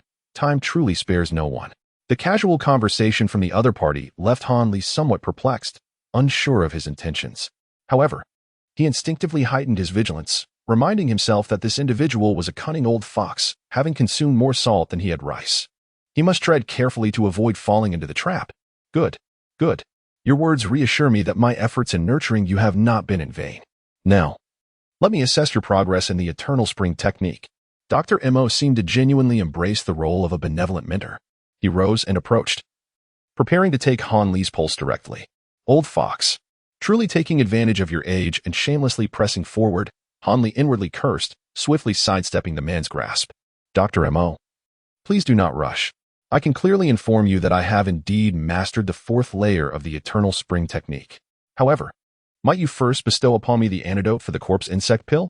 Once I am free of any lingering concerns, I shall allow you to inspect my abilities at ease, Han Li replied with a smile, adopting a tone of sincere earnestness. Oh dear, look at my forgetfulness. As one ages, one's memory fades. I had intended to present you with the antidote the moment you entered, Dr. Mo exclaimed, as if suddenly enlightened. He rummaged through his sleeve and produced a silver vial, pouring out a dark pill and tossing it to Hanli. Hanli feigned a flustered demeanor, narrowly managing to receive the medicinal pill, which he brought to his nose for a whiff. A pungent aroma surged forth, prompting him to glance at Dr. Mo, who regarded him with a smile that was neither entirely sincere nor fully mocking. After a moment of hesitation, a flicker of doubt regarding the authenticity of the pill crossed his mind. However, abstaining from consumption was not an option, as the day for the corpse insect pill's effects was imminent. Failing to ingest it could very well lead to his demise. He reasoned that the other party must still have use for him, which suggested the pill was genuine. With a solemn expression, he swallowed the pill and awaited its effects. Before long, Hanli felt a brief pang of pain in his abdomen, which swiftly subsided. He hurriedly examined himself and discovered that the corpse insect pill had completely dissolved, filling him with uncontainable joy and bringing a trace of a smile to his face. These alterations did not escape the notice of Dr. Mo, who had been observing him closely. Once Hanli finished assessing the pill's effects, Dr. Mo grinned and remarked, "Hanli, one could say my administration of the corpse insect pill was a necessary measure. Without its urging from behind, you might not have so easily achieved the fourth layer of cultivation. Thank you for your kind intentions, Dr. Mo. However, I would prefer not to be the recipient of such benefits in the future," Hanli replied, having alleviated a pressing concern and feeling considerably more at ease, which led him to entertain a degree of trust in the doctor's sincerity, thus refraining from confronting his apparent duplicity. "Now, may I take your pulse, old friend?" Dr. Mo inquired, uttering this earnest yet somewhat troublesome phrase, leaving Hanli to wonder whether the other might seize this opportunity to subdue him. Chapter 45. Scheming and Fangs. Hanli lowered his head in contemplation, realizing that it was indeed imperative to allow the other party to assess his prowess. The individual had unhesitatingly provided him with the antidote to the corpse insect pill, thereby indicating a measure of sincerity. Should he continue to obfuscate, it might lead the other to harbor unwarranted suspicions. Believing that he had not genuinely mastered the fourth level of the Eternal Spring technique but was instead deceiving him with falsehoods, such a turn of events could spiral into unforeseen complications. Furthermore, he had anticipated this juncture and made certain preparations, even if the situation soured post-examination. He possessed a means of extricating himself. With this in mind, Hanli raised his gaze to meet Dr. Mo's eyes, slowly articulating, "Old Mo, in light of your generous provision of the antidote, I extend to you my final trust. I hope you will not let me down." Having said nothing further, he extended his withered left hand, gently resting it upon Hanli's wrist. His smile gradually faded, transforming into a demeanor of solemnity, as if he were engaged in an act of profound sanctity. Hanli quietly maintained his cultivation at the fourth level, feeling a sense of unease at the expression on Dr. Mo's face. His alertness surged to its peak, and his left hand discreetly moved towards his waist, where a custom-made short sword rested in its sheath. Gradually, a look of astonishment spread across Dr. Mo's countenance as he sensed the continuous flow of extraordinary energy within Hanli's meridians. The intensity of this energy far surpassed his minimum expectations. Despite his age and cunning, even a man as shrewd as Dr. Mo could not suppress a smile of genuine delight as he realized that the long-anticipated scheme was finally within reach. The earlier forced grin had transformed into a heartfelt expression of joy. "Wonderful. Truly, it is the fourth level of the Changchun Gong. Ha! Ha! This is simply marvelous. Ha ha!" Dr. Mo unabashedly laughed aloud before Hanli, his laughter reverberating throughout the room, yet his grip on Hanli's wrist remained unyielding. "Let go? Very well, I shall release you." At this moment, Dr. Mo's laughter ceased, replaced by a menacing glare. He suddenly roared, "Halt!" Hanli felt a sudden roar in his ears, his vision blurred. The world around him darkened, and his body lost its equilibrium, causing him to collapse helplessly to the ground, his left hand, which rested upon the hilt of his sword, slipping away limply. This is disastrous. Although Hanli's body was unresponsive, his mind remained remarkably clear. He realized he had been somewhat negligent, allowing his opponent to strike first with great ferocity, leaving him momentarily at a loss. "You are still rather inexperienced, aren't you? It seems you are unable to employ any tricks now." Dr. Mo, witnessing the anticipated outcome, could not suppress a sense of triumph. "Come here." With a forceful tug of his left hand, Dr. Mo yanked Hanli from the ground, pulling him directly to his feet. He then leaned forward, extending his right index finger, aiming directly at the acupoint in Han Li's chest. With a resounding thud, Dr. Mo's finger struck as if it had met an iron plate, producing a dull sound of impact, and the front half of his finger throbbed painfully from the recoil, rendering his attempt to seal Han Li's acupoint utterly futile. Could it be that beneath his garments, he wears a layer of iron armor? The thought filled him with astonishment. His gaze involuntarily swept over Han Li's attire. Yet its thin fabric bore no resemblance to concealed armor, leaving him perplexed. In that fleeting moment of distraction, Han Li regained control over his body. His recuperative abilities were far more formidable than Dr. Mo had anticipated. Han Li's cultivation of the sixth layer of the Changchun technique was not in vain. He had regained an extraordinary resilience against abnormalities that far surpassed the imagination of an average person, a feat even he had not anticipated. In a moment of astonishment, he exerted a slight force with his hand, only to find that his opponent's hand, as slippery as an eel, slipped effortlessly between his fingers. At this point, Dr. Mo was genuinely taken aback. Regardless of the astonishment displayed by the other party, Han Li unexpectedly executed a roll, swiftly maneuvering himself to a corner of the room. Only after he had distanced himself significantly from Dr. Mo did he dare to rise slowly. At this moment, Han Li's face was devoid of expression. His eyes coldly fixed upon Dr. Mo. He refrained from uttering any further meaningless words. Although he was unaware of the reasons behind the other's intention to capture him, it was evident that they harbored no benevolent intentions. It seemed that the grandiose claims made by the other party regarding the stimulation of his longevity technique were nothing but a blatant lie, utterly untrustworthy. For his own sake, as well as for the safety of his family, Han Li gradually unsheathed a short sword with his left hand from his waist. The blade, measuring merely 1 foot in length, gleamed with a striking azure light, exuding an aura of unparalleled sharpness. A fine weapon indeed. Today, it would be a matter of life or death. Only one of us could emerge alive from this room. Han Li's words were imbued with an icy resolve. Revealing his fangs for the first time before Dr. Mo Chapter 46, the piercing blade Dr. Mo, slightly taken aback, glanced at his left hand before redirecting his gaze to Han Li, disdainfully remarking, "How interesting. It appears you have indeed been industrious over the past year, honing such peculiar skills. But do you truly believe that with these meager techniques, you can stand as my adversary?" Han Li disregarded the verbal jabs from his opponent. Having resolved to take the initiative and seize the upper hand, he positioned his short sword horizontally before him to capture the adversary's attention, while a white paper pouch stealthily slipped from his right sleeve into the palm of his hand. With a swift motion, he cast the contents into the air, unleashing a vast cloud of white powder that swiftly transformed into a dense fog, enveloping Han Li entirely and rendering his figure indistinct. The smoke rapidly spread throughout the room, shrouding it in a thick pallor, obscuring all visibility, as Han Li mysteriously vanished within the mist. "Humph, mere trifles. How dare you flaunt your tricks before me?" Dr. Mo snorted disdainfully, launching a powerful palm strike into the swirling smoke. The white mist churned violently as if stirred by a giant, revealing a distinct void. Not locating Han Li's figure, Dr. Mo continued his assault, unleashing a series of strikes, dispersing the fog entirely from the entrance and restoring normalcy to the room, save for the absence of Han Li.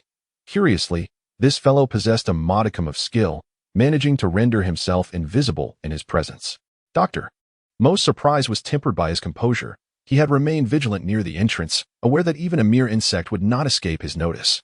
He meticulously scanned the room, observing the numerous bookshelves, a desk, and a grand chair, all appearing unchanged.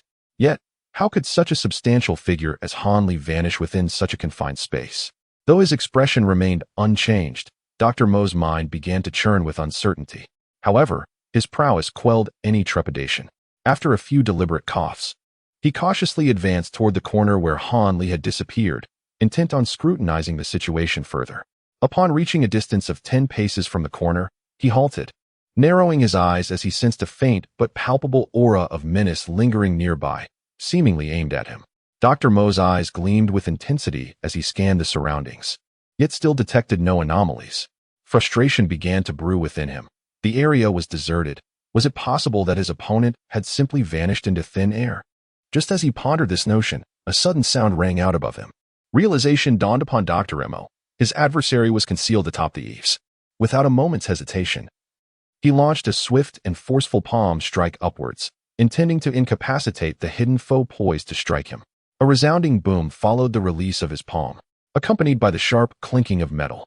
Dr. Emo, perplexed, raised his gaze to examine the space above him, only to find himself momentarily stunned. The area overhead was utterly devoid of any presence. Not a single specter could be seen. Instead, a solitary black iron bell hung from the beam. Swaying incessantly in response to the gust of his palm, the tinkling sound emanating from it, while not a trace of Hanli's silhouette was in sight. At the very moment Dr. Emo tilted his head upwards, a flash of cold light, swift as a bolt of lightning, surged forth from beneath his feet, darting toward his abdomen with an astonishing speed that could only be likened to a fleeting spark. It was not until the brilliance was on the verge of brushing against his garments that Dr. Emo, in astonishment, became aware of it. Alarmed and dismayed, he instinctively devised a quick maneuver, executing an iron plank bridge. His body bent backward as if devoid of a spine, narrowly evading the blade, which grazed his abdomen, slicing open his clothing and nearly delivering a fatal wound. Having evaded the blade, Dr. Emo dared not relax his vigilance. His feet seemed to be equipped with springs, propelling him backward several paces while he remained otherwise immobile. Only then did he allow himself to rise, gazing with a mix of shock and ire toward the origin of the flashing swordlight. Before him, the ground where he had stood moments ago began to swell gradually, rising higher and higher until it formed a yellow human shape, none other than Hanli, who had skillfully combined soft-bone techniques, breath-concealing methods, and stealthy arts. At this moment, he donned a garment of the same earthy yellow as the floor, brandishing the very short sword that had almost secured his victory. A look of regret flickered in his eyes, indicating his disappointment at the near miss of his earlier strike. Meanwhile, Dr. Mo's once sallow complexion now bore a hint of pallor. He found his heart racing from the thrill of the encounter, haunted by the close brush with death, a rarity in his otherwise perilous life. Moreover, such an experience at the hands of someone he had consistently underestimated only intensified his trepidation. Taking a deep breath, he finally regained his composure, though his voice remained somewhat parched as he spoke. "It appears I have indeed underestimated you, my dear apprentice. Your display was quite impressive and warrants my earnest consideration." After uttering this challenge, Dr. Emo slowly raised both hands, resting them before him, his gaze tenderly fixed upon them in silence, as though entranced by a lover, seemingly forgetting Hanli entirely. Hanli raised his eyebrows slightly, a cold smile gracing his lips. He tightened his grip on the short sword and took measured steps toward Dr. Emo. Chapter 47. The Demon Silver Hand. The phrase Demon Silver Hand slowly escaped Dr. Mo's lips, his voice deep and resonant, as if it were echoing from the heavens, imbued with an astonishing enchantment that momentarily stunned Hanli, causing him to halt in his advance. As soon as the words were spoken, a formidable aura erupted from Dr. Emo, a surge of malevolent energy that rose like a tempest, growing ever more intense and spreading inexorably throughout the small room. Hanli, who had been approaching, was met head-on by this sudden, violent force, compelling him to stagger back several steps before he could regain his balance and stand firm. Hanli's expression shifted dramatically, his heart filled with trepidation as he realized that his opponent had likely unleashed a true trump card against him. It seemed that the previous sword strike had profoundly unsettled him. "Haha, youngster, to witness my renowned technique, the Demon Silver Hand, is indeed a rare fortune for you." The thunderous and arrogant voice of Dr. Emo buzzed in Hanli's ears. Fortunately, it lacked any internal energy, thus the impact was not overwhelming, and it appeared that his adversary scorned the ineffective methods of the past, providing Hanli with a measure of relief. However, hearing Dr. Mo's haughty reference to the Demon Silver Hand for the second time compelled Hanli to gaze at the man's hands.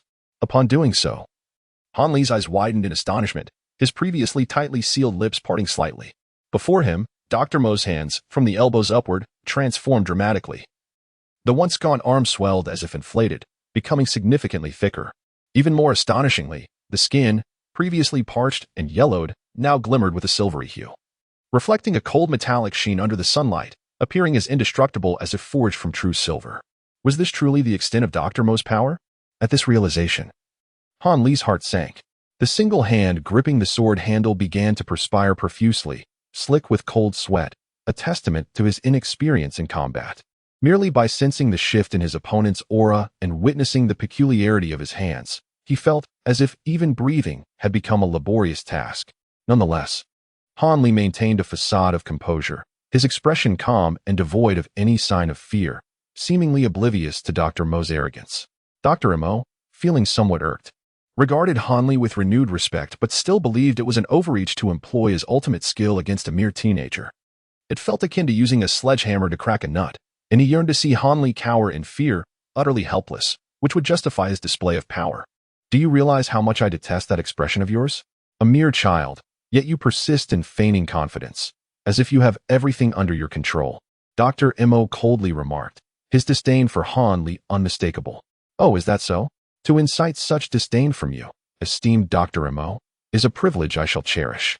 I intend to further cultivate this trait in the future, Han Li retorted, no longer silent, countering with a tone of mockery in hopes of provoking a crack in his opponent's demeanor. However, it was evident that Han Li's attempt bore no fruit. Dr. Mo refrained from further conversation and, with a resounding clap of his hands, produced a noise akin to metal grinding, unsettling the very air around them. In the next moment, he vanished into the air, his silver-clad hand soaring like a tempest, embodying a force akin to a mountain descending upon Han Li. It appeared that he had no intention of prolonging the encounter, opting instead to rely on his formidable skill to swiftly subdue Han Li. Han Li's expression grew solemn as he focused intently on the advancing opponent. Just as the adversary leapt above him, he raised his short sword, aiming it directly at the vulnerable throat. However, the palm directed towards Han Li's shoulder, while appearing fierce and aggressive, was executed with only a fraction of its true power. This stark contrast to the menacing words uttered by his opponent raised questions about the underlying intricacies of the situation, as there seemed to be a palpable concern about inflicting serious harm upon Han Li. Han Li was naturally unaware of the intricacies of the situation. Yet even if he were to grasp the true nature of it, he would not subject his own flesh and blood to test the hardness of his opponent's palm. With a subtle flick of his wrist, the short sword in his grasp suddenly swung horizontally, transforming into a silvery wheel that shielded his upper body. Dr. Mo's lips curled into a mocking smile, yet his hands pressed forward unyieldingly, resolutely entering the sword's radiant path without any inclination to retreat. With a resounding clang, Han Li's short sword struck the massive silver palm, producing a shower of sparks. It not only failed to injure his opponent, but was also repelled with great force. Following swiftly, another silver hand morphed from palm to claw, aiming for Han Li's hip bone, intent on incapacitating him and capturing him alive. As the situation took a dire turn, Han Li displayed no signs of panic. He slightly shifted his shoulder, and in an instant, his figure blurred, transforming into a wisp of smoke right before Dr. Mo's eyes, dashing straight ahead. Dr. Mo, taken aback by this ghostly agility, nonetheless capitalized on his momentum. Morphing his hands into a thick silver screen, enveloping the smoke beneath it, showing no intention of allowing Han Li to escape. However, the smoke was incomprehensibly elusive. It suddenly enveloped itself in all directions, slipping out from beneath the silver barrier at an unimaginable angle.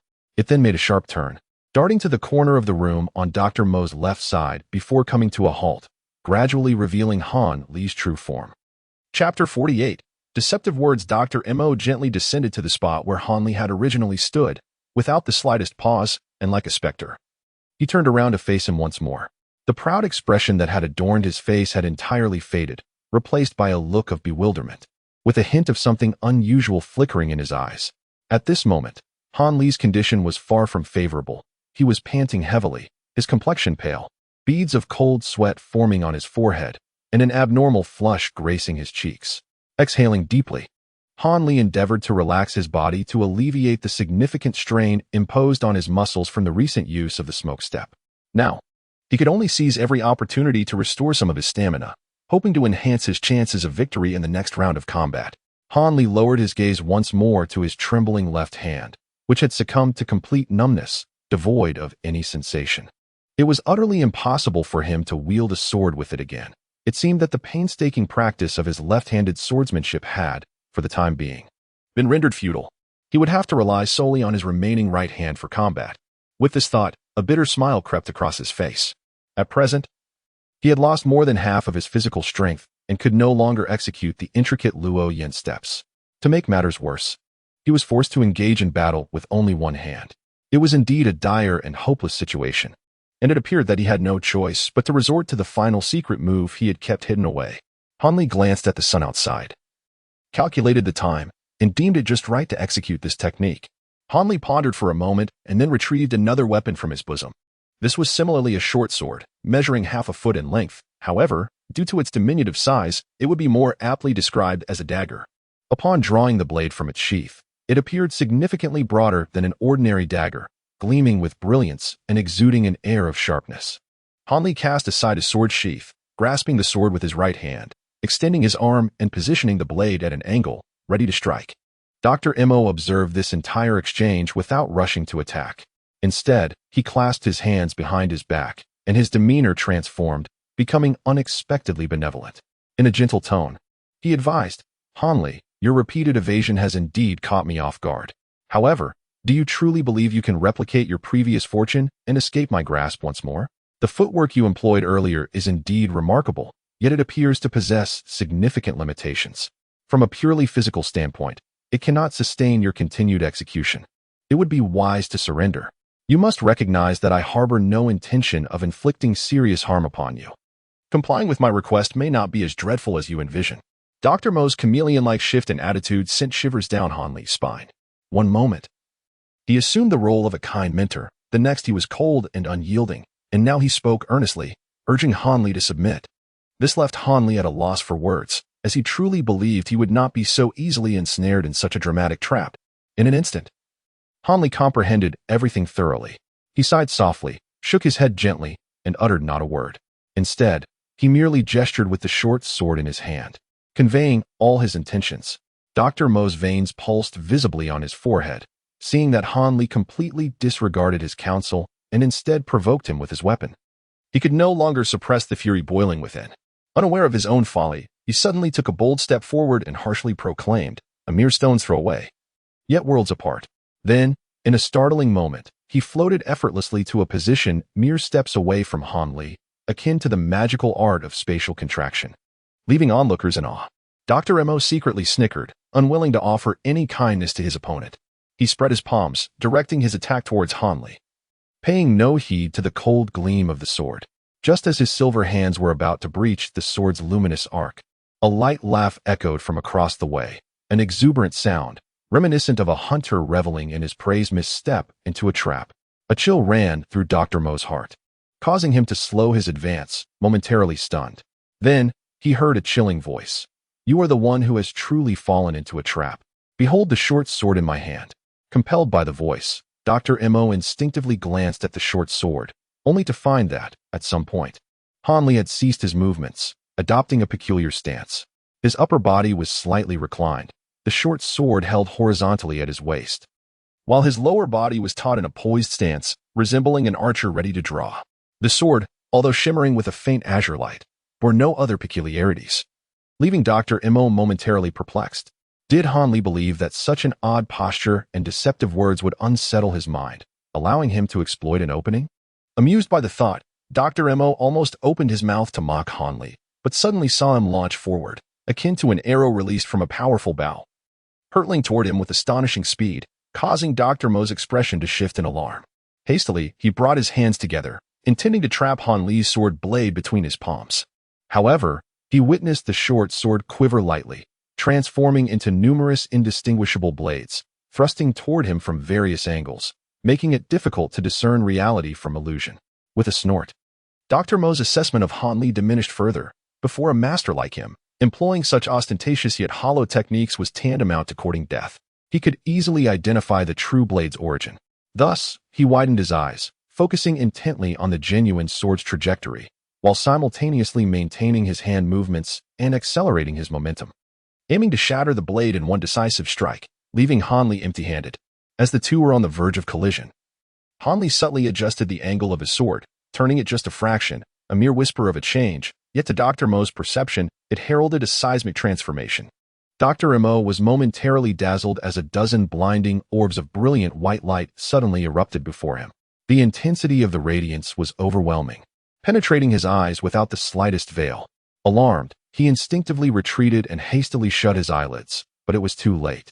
The white light surged into his vision in an instant, leaving him no opportunity to react. He felt a wave of heat wash over his eyes, followed by an unbearable ache, as tears streamed forth uncontrollably. Ignoring the discomfort, he struggled to open his eyes and peer outward. only to be met with a disorienting expanse of white. Not only were the objects indistinguishable, but even their outlines appeared shrouded in an ethereal haze, rendering them unclear. At that moment, a mix of shock and fury coursed through him, as he lamented his carelessness that had once again led him into the opponent's cunning trap. Resolving firmly, he decided not to launch any offensive actions until his vision returned to normal, vowing to refrain from falling into the devious schemes of this crafty adversary. Dr. Mo had long discarded any sense of underestimation. This confrontation with Han Li was proving to be as perilous as his past life and death struggles with formidable foes. Although he could not discern his opponent's actions, he heightened his senses, straining to ascertain Han Li's next move through sound. He vaguely perceived a shadow flickering before him, followed by a sharp sound accompanied by a chilling gust of wind that surged directly towards him. Rather than panic at Han Li's assassination attempt, Dr. Mo felt a surge of exhilaration. He listened intently, deliberately slowing his movements to create a small opening before him. As anticipated, the sound of the ambush shifted direction, slipping through the gap and charging towards his throat. A sinister grin spread across Dr. Mo's face as his right hand, poised and ready, shot forth like lightning, seizing the blade with an iron grip, unperturbed by the razor-sharp edge of the short sword. A sense of triumph welled within him. Yet he could not afford to let down his guard, fearing that his adversary might realize the ruse and escape. He disregarded the fact that his vision had yet to normalize. With a sudden burst of strength, he yanked the short sword towards him, attempting to pull Han Li from his position, intent on subduing him personally. However, to his astonishment, the blade felt unexpectedly light in his grasp, as if it had lost all substance. A wave of shock engulfed him. Despite clearly holding onto the sword, it had become insubstantial.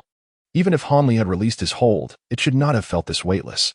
Years of rigorous training had finally come into play, and Dr.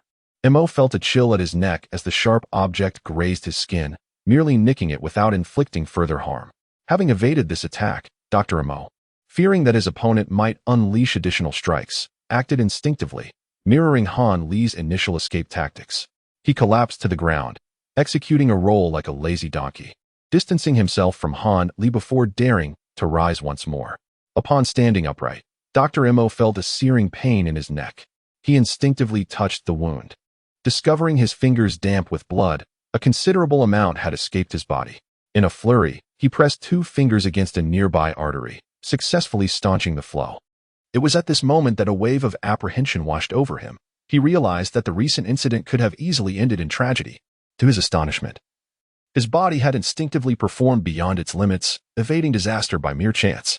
With this thought, Dr. Mo lifted his gaze to Han Li, only to find that his vision had inexplicably returned to clarity.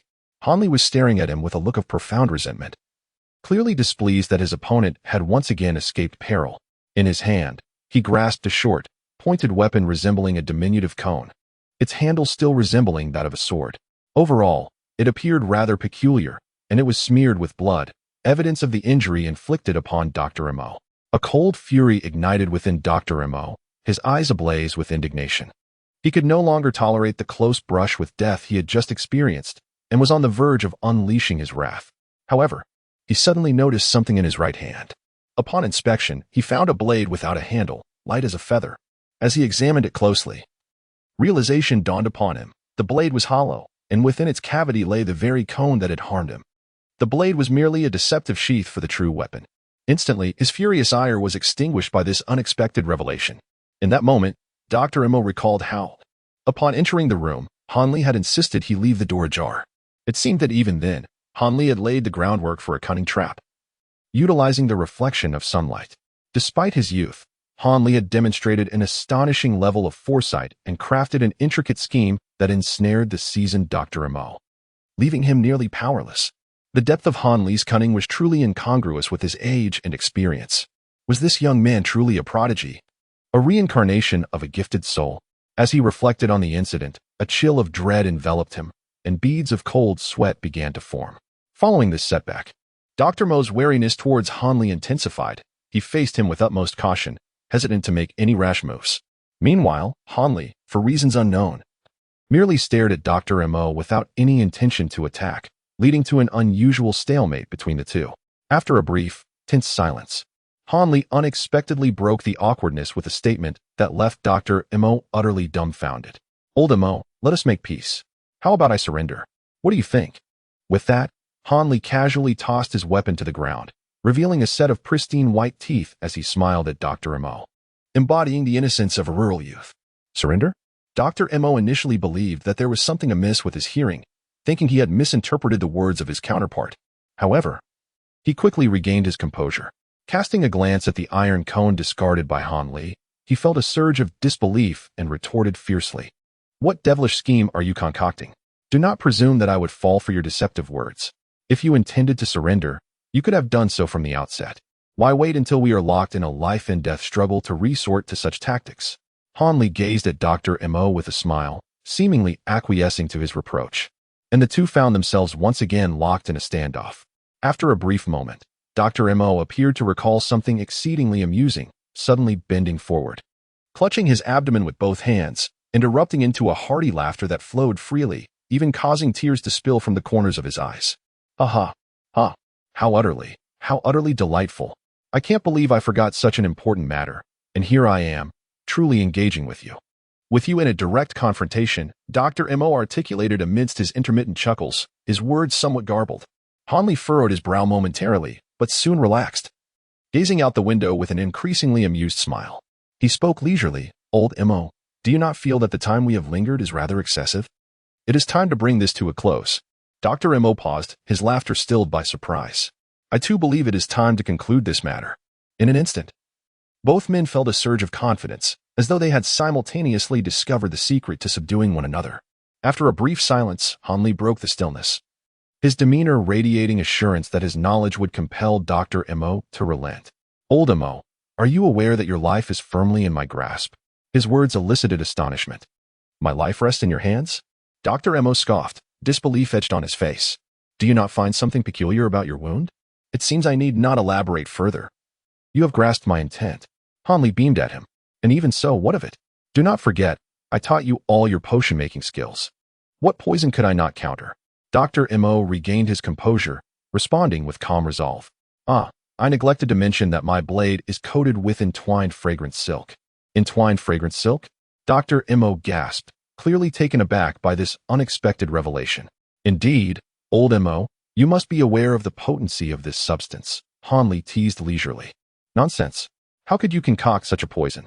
I have never revealed even a shred of its formula. Dr. Mo maintained his faade, though deep down, the unusual sensations from his wound had led him to a grim realization. Seeing Dr. Mo's unwillingness to concede verbally, Hanli sighed and elucidated, do not forget. Your medical texts were completely open to me. This formula was concealed within an obscure treatise. Had I not studied it thoroughly, I might have indeed overlooked it. Let us sit down and discuss this matter with civility, shall we? Hanli asserted confidently. The name entwined fragrance silk may sound innocuous, even evoking whimsical connotations.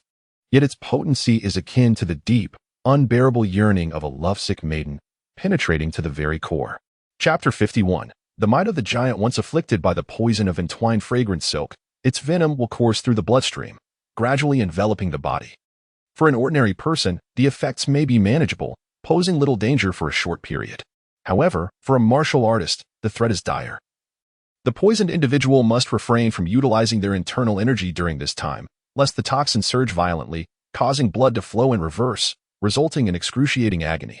As the duration of poisoning extends and the venom permeates deeper into the body, the situation becomes increasingly precarious.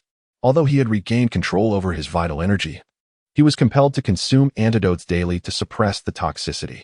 Otherwise, his skeletal structure would gradually undergo mutations, leading to a state of atrophy where his body would ultimately collapse into a formless mass, rendered immobile upon the ground. Even more daunting was the fact that the toxin had infiltrated his very marrow, rendering it impossible to completely eradicate. He could only rely on prolonged use of symptomatic remedies to stave off its effects, allowing the venom to cling to him like an inescapable web of fate, an ever-present companion throughout his life. The ingredients for this poison were varied and numerous, many of which could be substituted, resulting in identical consequences. However, the specific toxicity would differ based on the individual preparation, creating a perplexing and unpredictable nature. Consequently, the antidotes were equally diverse, with only the creator of the toxin possessing the knowledge necessary to tailor the remedy to counteract the poison. Others, despite their awareness of the formulation of the entangling fragrant silk, would find themselves at a loss when attempting to concoct an antidote.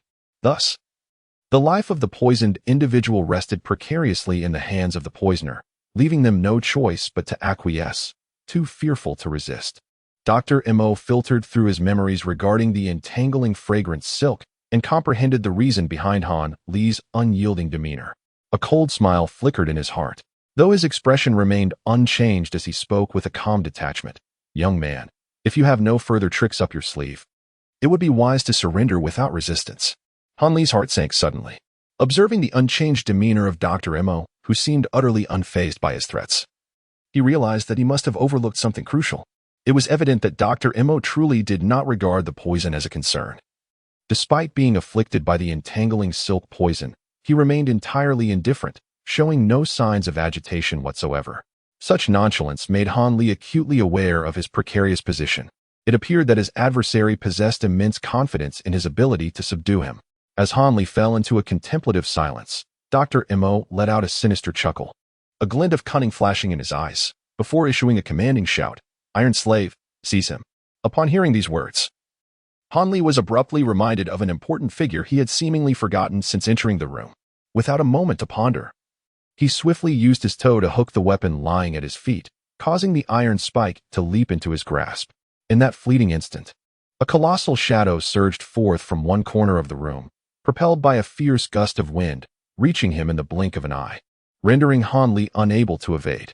Attempting to strike at his opponent's abdomen with the short spike was undeniably unwise. However, Han Li found himself with no other options. His foe was simply too towering, and the weapon in his hand was merely a few inches long, allowing him to aim only at that vulnerable spot. Han Li suddenly felt as if he had collided with some monstrous being. His outstretched wrist seemed to have been struck violently by a colossal tree, resulting in a dislocation.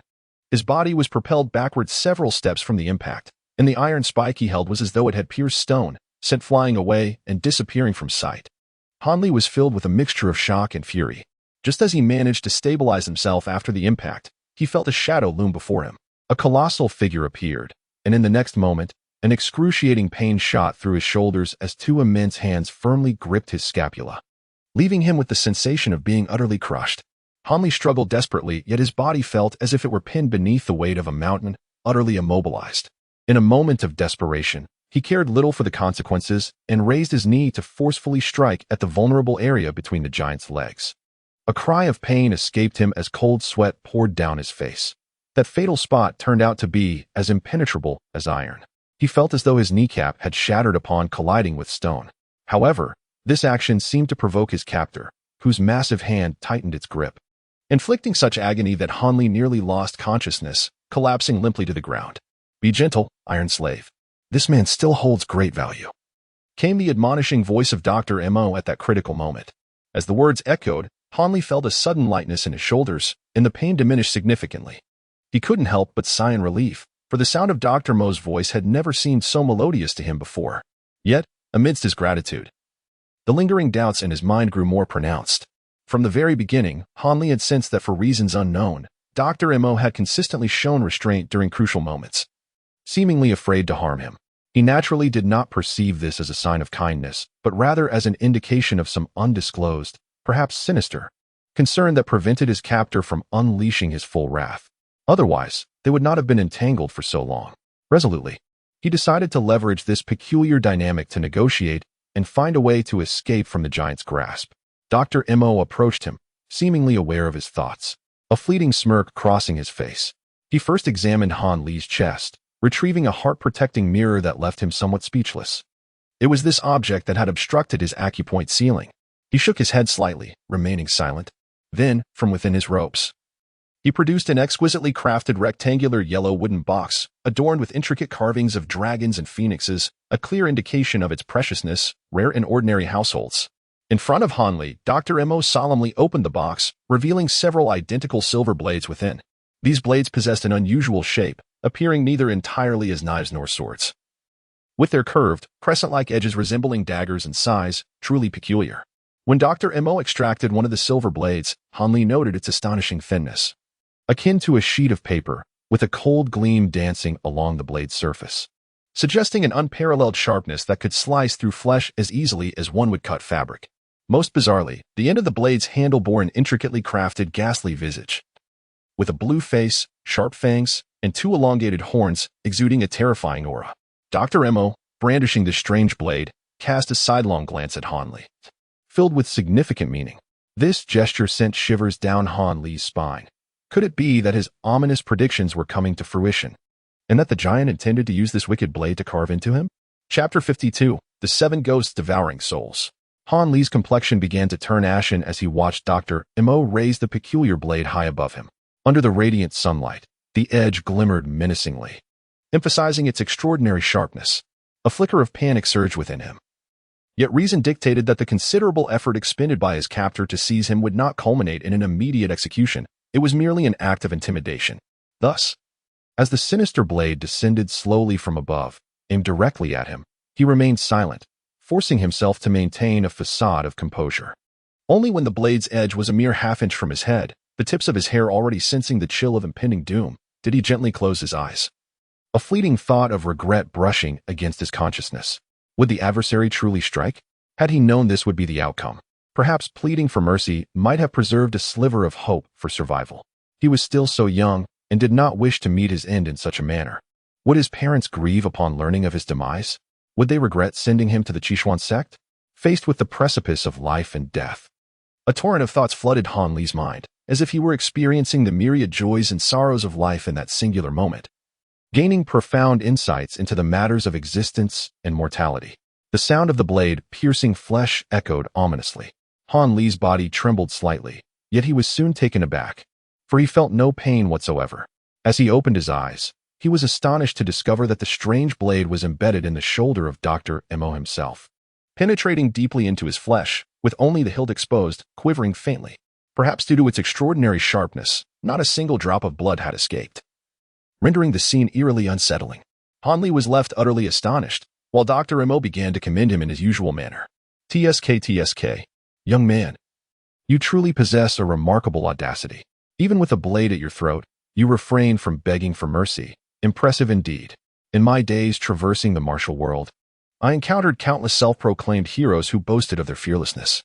Yet, once they fell into my grasp, a mere hint of intimidation transformed them all into quivering cowards, begging for their lives upon their knees, displaying nothing but a desperate fear of death. Han Li was momentarily taken aback, rendered speechless and uncertain of how to respond. He had nearly embarrassed himself earlier, but had managed to maintain his composure, harboring a faint hope that the other party would not truly take action against him, thus narrowly escaping the situation. Moreover, his pride prevented him from adopting a submissive demeanor. Now, confronted with Dr. Mo's incessant praise, Han Li found no need to offer any explanations. Yet, a myriad of emotions surged within him, leaving him conflicted about whether to feel joy or despair. As Han Li's thoughts swirled, Dr. Emo swiftly adorned him with several peculiar blades, embedding them throughout his body, leaving only the handles, adorned with ghostly heads, protruding from his form. After observing, Han Li felt a mixture of amusement and astonishment, realizing that the other party's self-inflicted wounds were likely a manifestation of an exceedingly formidable technique, though he could not ascertain whether it was intended for him. Once Dr. Emo had inserted the peculiar blade, he ceased speaking altogether, instead lowering himself to sit cross-legged opposite Han Li, then closing his eyes to enter into a meditative state, no longer distracted by the external world. Han Li's heart stirred as he recognized this rare opportunity for escape. He attempted to move his limbs, but as soon as he made the slightest motion, he suddenly felt a heavy weight on his shoulder, rendering him immobile once more. Han Li smiled wryly, realizing once again that he had forgotten about this colossal figure. With him steadfastly watching from the sidelines, how could he possibly have any chance? It appears that Dr. Emo had contemplated this matter thoroughly before entering meditation, showing no fear of any tricks he might attempt. This giant, known as Iron Slave, was an enigma, impervious to weapons just like Dr. Mo's enchanted silver hand. Even the most vulnerable of a man's weaknesses were unaffected. Today, he found himself entirely at the mercy of this formidable individual. Han Li was inwardly cursing the giant before him, while the other individual underwent a bizarre transformation. Dr. Mo's face began to twitch uncontrollably, his entire body quaking incessantly. The contortions of his features suggested he was enduring immense agony.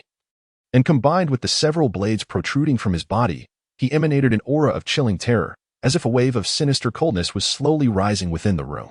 Suddenly, Dr. Mo ceased his twitching and trembling, but from the depths of his throat emerged a deep, guttural roar, imbued with primal ferocity. In that instant, he seemed no longer an elderly man, but rather a ferocious beast that had just emerged from the depths of the forest. Then, a more horrifying event unfolded. The ghostly mist that had once appeared on Dr. Mo's face a year prior resurfaced once more. This mist, in stark contrast to its previous form, was denser and darker, enveloping his visage like a pitch-black mask that obscured his true identity. The tendrils that occasionally materialized from the mist underwent a dramatic transformation, their smoothly flowing darkness exuding a palpable texture, as if they had taken on a corporeal form, writhing and dancing across Dr. Mo's face. With his fingers arranged in a lotus formation, Dr. Mo enacted a peculiar gesture, his lips moving as if whispering incantations. Though his voice was too faint for Han Li to discern, as Dr. Mo engaged in this enigmatic ritual, the mist upon his face seemed to respond with fury, akin to cold water poured into a boiling pot of oil, beginning to churn violently. More slender tendrils emerged, brandishing themselves in a threatening display, seemingly attempting to thwart Dr. Mo's further actions. Just as the black mist thickened to its utmost density, Dr. Mo opened his eyes wide, and despite the heavy shroud of darkness, Han Li could still perceive a radiant brilliance within them. 7 ghosts devouring souls, Dr. Mo bellowed, invoking the name of his secret technique. Chapter 53, The Handsome Man. Upon hearing this, Han Li felt a sudden chill in his heart, yet the ensuing scene delivered a tremendous shock to his spirit, awakening him to the fact that there were countless mysteries in the world of which he remained blissfully unaware. As the commanding shout of Dr. Mo rang out, the 7 peculiar blades embedded in his body began to tremble, emitting a resonant hum from the ghastly heads, which grew increasingly loud and sharp, as if they were yearning to come to life and detach themselves from him. Dr. Mo, witnessing the blade's incessant agitation, appeared exasperated. He muttered something under his breath, too faint and swift for Han Li to discern, though it was likely not of a pleasant nature. Rising to his feet, Dr. Mo circled the room and, ultimately, with a frustrated stomp, extended his finger and pressed it into the gaping maw of one of the ghastly heads. An astonishing occurrence unfolded. The lifeless head surprisingly closed its jaws, fiercely biting down on the morsel offered, and began to gently suck. Dr. Mo's body trembled slightly, as if he were enduring immense agony. The black mist obscured his face, rendering his expression a mystery, though it was reasonable to assume that his visage was quite grim. After a brief interval, roughly the time it takes to brew a cup of tea, the ghastly head finally satiated, releasing its grip and causing the resonant hum to fade into silence. Following this, Dr. Mo resumed the hand gestures he had previously performed, muttering incantations once more. This time, the 7 peculiar blades ceased their trembling and emitted no further sounds. Instead, they opened their eyes simultaneously, revealing blood-red irises, while their mouths gaped wider, their cheeks puffing out as they inhaled deeply into the void. The ghostly mist enveloping Dr. Mo seemed to sense impending doom, surging tumultuously and thrashing its tendrils with increasing ferocity, yet to no avail. 7 slender black lines were still drawn upward from the ghostly mist, tracing beautiful arcs in the air before accurately plunging into the waiting mouths of the ghastly heads, which began to devour them bit by bit. Han Li found himself in a state of bewilderment. Before him sat Dr. Mo, meditating with an air of enigma, and every detail of the bizarre scene unfolded vividly before his eyes. Even the teeth of the ghastly visage were discernible with startling clarity. For the first time, Han Li was touched by the wonders of another realm, utterly astonished by the arcane forces at play. The peculiar silver blade, the eerie specter's head, coupled with the sinister black mist that enveloped Dr. Mo's face, presented phenomena that defied all rational explanation, shattering his previous understanding of the world. In the past, Han Li had always regarded matters of the supernatural with skepticism. Unless witnessed firsthand, he found it impossible to believe. Yet now, the ghostly scenes that were once confined to legendary tales materialized before him, rendering him utterly astounded. In a moment of confusion, Han Li's mind spiraled into chaos. Confronted with such inhuman power, he, a mere captive, was at a loss for how to respond. Gradually, the black mist upon Dr. Mo's countenance thinned and dispersed, consumed by the specter's mouth until only a faint veil lingered. At that moment, Dr. Mo's visage became discernibly clearer, and upon witnessing the revealed features, Han Li's jaw dropped in astonishment, unable to close for what felt like an eternity. The events of the day had already overwhelmed him, but nothing compared to the spectacle before his eyes, which utterly captivated his senses. The face emerging from the mist bore the unmistakable countenance of a robust man in his 30s, the very essence of vitality. And despite the familiarity of his brows and eyes, it was evidently the same Dr. Mo, albeit rejuvenated by several decades. His chiseled features radiated an aura of authority even in repose, and the slight curl of his lips suggested a sardonic smile, presenting an undeniably handsome visage. Such a mature male countenance possessed an irresistible allure for women. Whether young maidens or disenchanted wives, few could withstand the charm of such a man. A mere gesture could ensnare them, drawing them into an inescapable web of fascination. Upon beholding this visage, Hanli felt a sudden impulse to shatter it. As if the beauty of this man incited a pang of jealousy within him. Just as the last remnants of the black mist were consumed by the specter's mouth, Hanli recalled that Dr. Mo had once mentioned his true age was merely in his 30s, having been aged prematurely due to an unfortunate incident while healing, during which malevolent forces had drained his vitality over an extended period. In that instant, Hanli realized that Dr. Mo's rejuvenation extended beyond mere appearance. His physique and hair had also transformed, the glossy black locks and sturdy frame signifying that he was in the prime of his life, at the zenith of physical prowess and vitality. Yet, if Dr. Mo possessed the means to restore his original form, why then did he not simply revert to his former self? Hanli felt a sense of bewilderment as he emerged from his shock, realizing that he remained ensnared in a perilous predicament. Consequently, his mind began to race, tirelessly analyzing the surrounding circumstances in an effort to devise an escape plan from the dire situation before him. As Hanli observed, the youthful Dr. Mo appeared somewhat dazed, standing motionless, lost in thought. After a considerable time, he finally raised a hand, gazing at the smooth skin on the back of his palm with the look of one admiring a long-lost treasure. He then closed his eyes, pressing his palm gently against his cheek, softly caressing it as if savoring the vitality of his youth once more. This self-absorbed expression on Dr. Mo's face left Hanli feeling somewhat overwhelmed. He found it difficult to comprehend the myriad emotions that surged within Dr. Mo at that moment. The bittersweet blend of loss and rediscovery. Dr. Mo, you seem to have returned to your former self. Does this mean you no longer require my assistance? If so, might you spare me, allowing me the opportunity to serve you in the future? Hanli could no longer contain his anxiety. He remained oblivious to how his adversary intended to deal with him. Aware that escape was unlikely, he feigned ignorance and cautiously inquired, hoping to glean insight into his fate so that he might prepare accordingly. Chapter 54. The Spirit Stabilization Talisman. Hanli, you truly possess the ability to endure and adapt. However, do you genuinely believe that I would let you go? Dr. Mo's youthful visage broke into a subtle smile, radiating a warmth that could easily captivate any woman. Yet, the tone of his voice startled Hanli once more. His speech exuded a captivating magnetism, bringing an unparalleled sense of ease, contrasting starkly with the earlier bitter exchanges. It seemed that his vocal charm rivaled his striking appearance. For the first time, Dr. Mo addressed Hanli by name. Though the news was far from favorable, it instilled within Hanli a sense of acknowledgement, far preferable to the dismissive terms of Brett he had received previously, thus alleviating some of the gloom that had weighed upon him. Visually, the current Dr. Mo presented no discernible flaws. Every gesture appeared exquisitely graceful, embodying the essence of a true handsome man, devoid of any trace of his former decrepit self.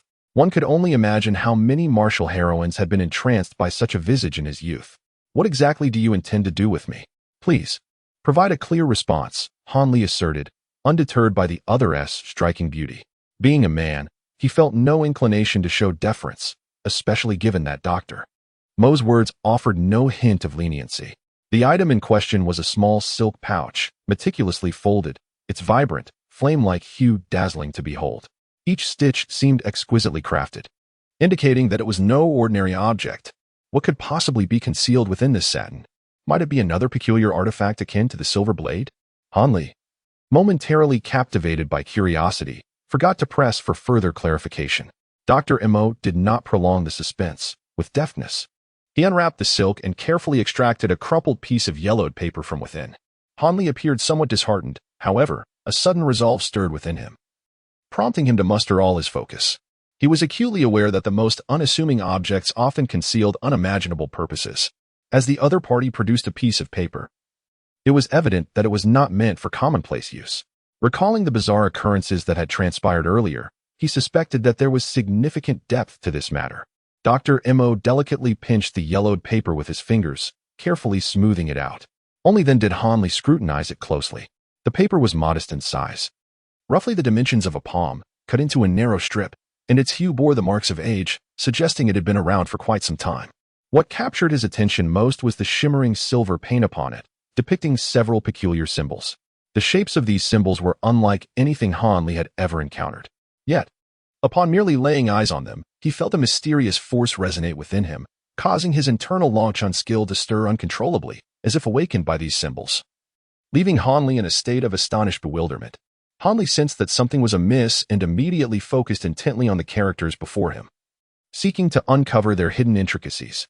The symbols twisted and turned in convoluted patterns, yet they seemed to embody a certain order from their arrangement to their forms. They concealed profound meanings. Alas, time was too fleeting, and Hanley found himself unable to decipher their significance in that moment. Just then, Dr. Mo approached Hanley, who was fixated on the yellow paper in his hand with an expression of obsession. A fleeting glimmer of pity flickered in the doctor's eyes, but it was quickly replaced by his usual demeanor. Leaning slightly closer, he whispered softly into Hanley's ear, "Do not blame me, for I am left with no choice. You should prepare for your reincarnation. This body shall be mine." "What do you mean? What are you saying?" Hanley was jolted from his trance by Dr. Mo's words. His spirit momentarily disoriented. He sensed that a terrible fate was about to befall him.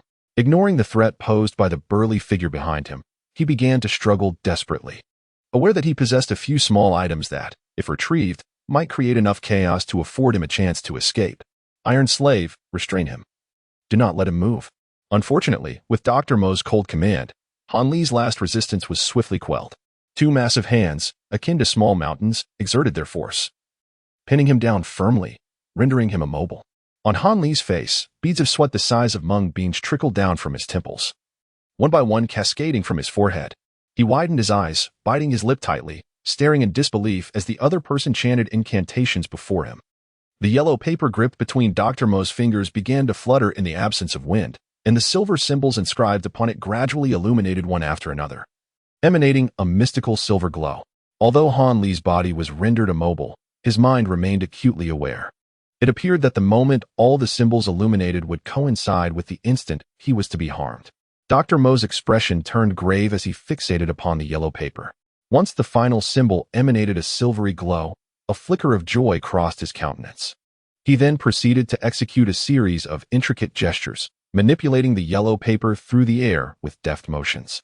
Following this, he uttered a word of command, which resonated like the thunder of spring. Simultaneously, the strip of yellow paper was forcefully pressed against Hanley's forehead, adhering firmly to it. The moment the paper made contact with his skull, Hanley felt an immediate loss of control over his body. He could not even blink, rendering him entirely senseless to his physical form.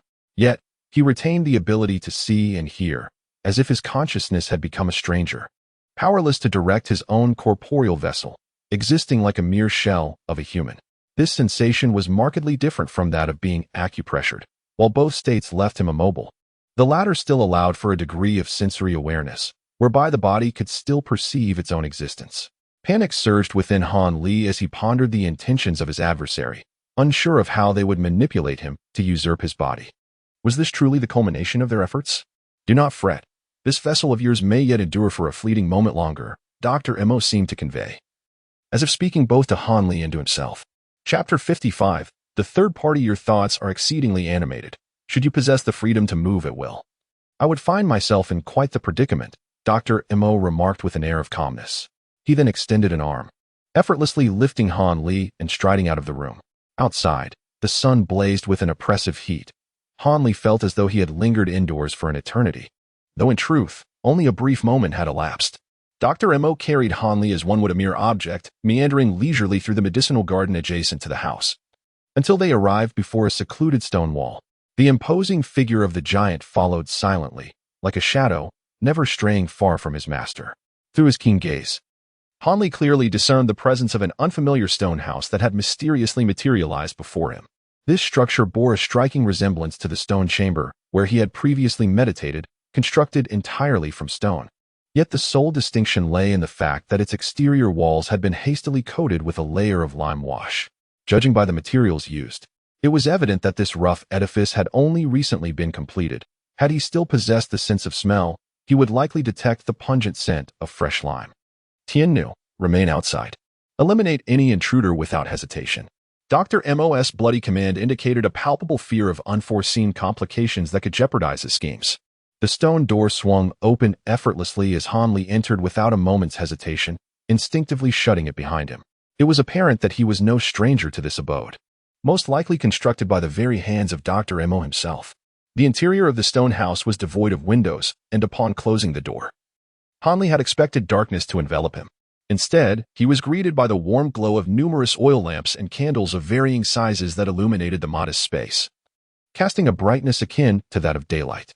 The sight rendered Hanli momentarily speechless. Even if he had desired to voice his thoughts, the words eluded him.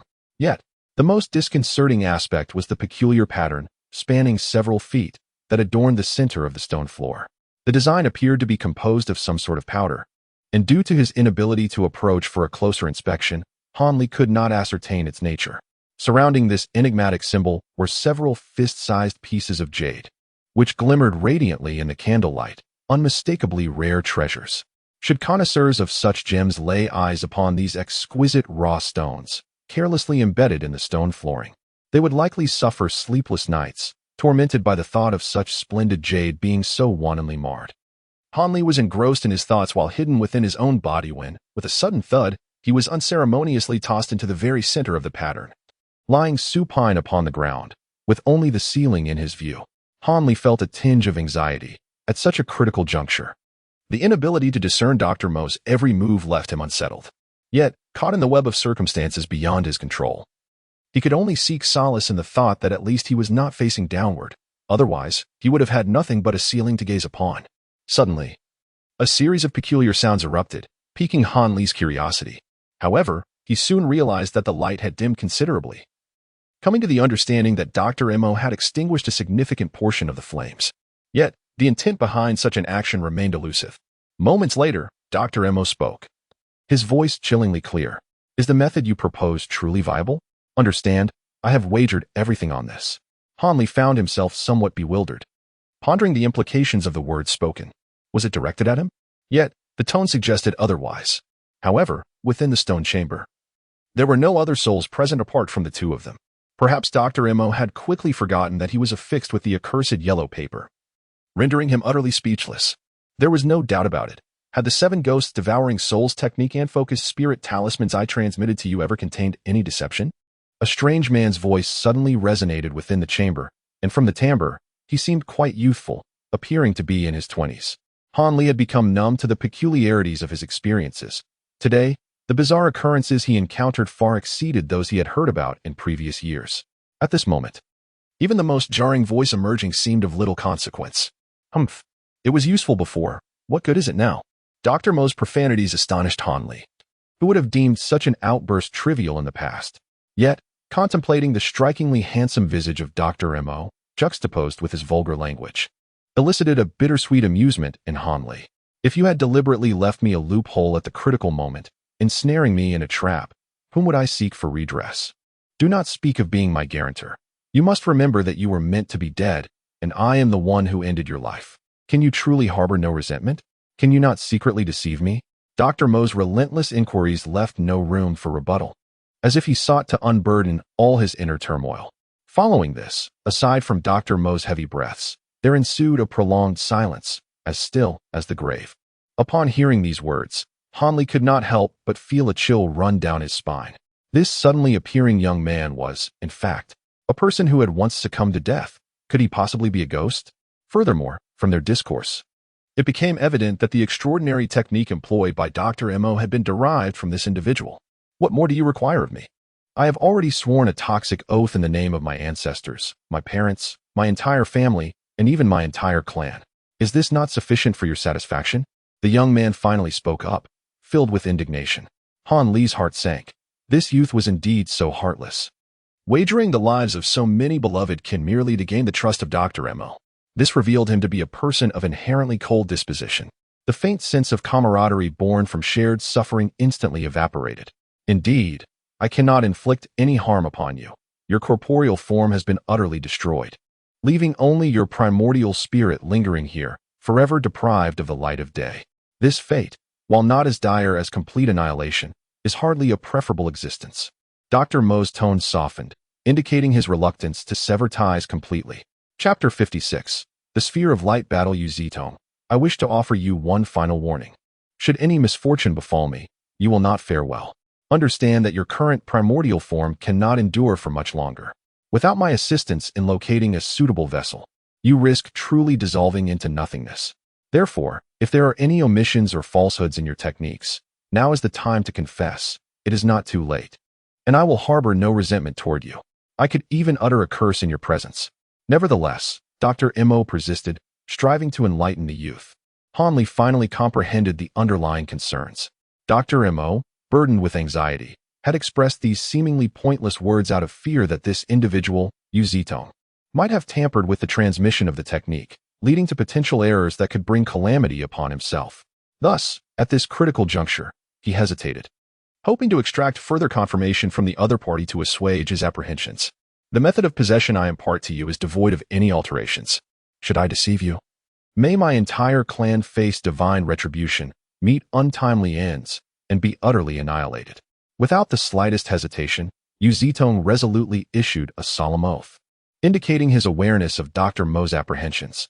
Furthermore, he continued, although employing the seven ghosts devouring souls technique grants you a temporary surge of magical power, allowing you to perform some rudimentary spells, it is ultimately at the cost of your own essence. Will the residual essence within your body enable you to wield this technique again? After making his oath, Yuzitong further cut off Dr. Mo's retreat.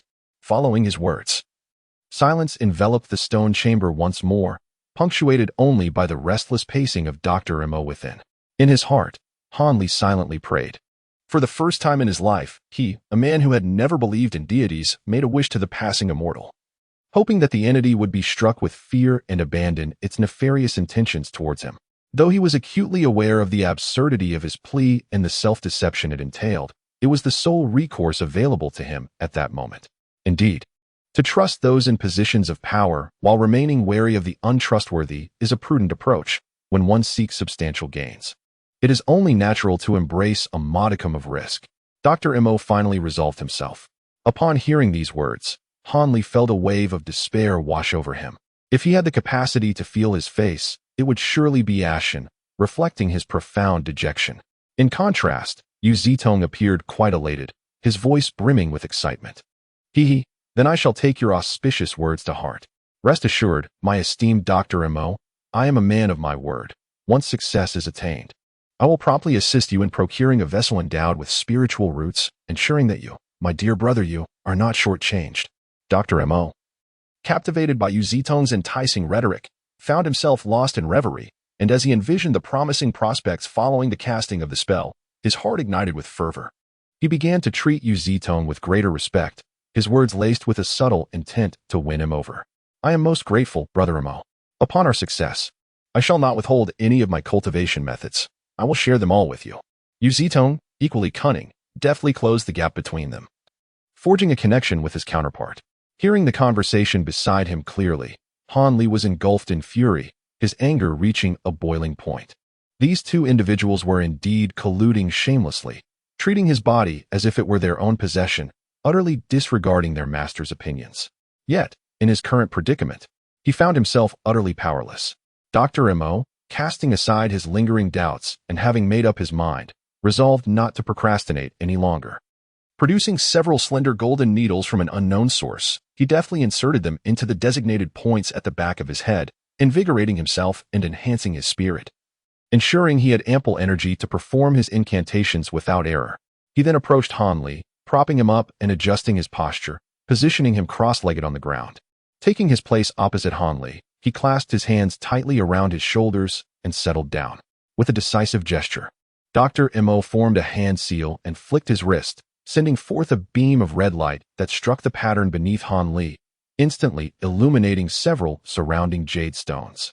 Subsequently, a low, resonant chant began to escape from Dr. Mo's lips, akin to an incantation, lulling all who heard it into a stupor, inducing overwhelming drowsiness. As Han Li's consciousness began to blur with the sound of the chant, he felt an oppressive wave of sleepiness washing over him. Realizing the grave danger he was in, Han Li understood all too well that this was a deliberate act by his adversaries, the prelude to their seizing control of his physical form. He was unwilling to succumb without a fight, and thus he summoned every ounce of strength to resist the encroaching sound. However, his efforts proved futile. If he still had control over his body, he could have resorted to biting his tongue or inflicting pain upon himself to remain alert. But now he could only passively endure the onslaught. Under the potent hypnosis of the incantation, Han Li swiftly lost consciousness. Before succumbing to the void, he dimly perceived Dr. Mo's once handsome visage morphing into a grotesque and terrifying countenance under the dim light, devoid of its former charm. "You have become so ugly," was the final thought Han Li wished to express, a lament devoid of profanity, yet rich in resignation. In the boundless darkness, Han Li found himself ensnared in a peculiar and bizarre dream. In this dream, he transformed into a green sphere of light, about the size of a fist, enjoying a small realm of his own where he soared freely, filled with unbridled joy.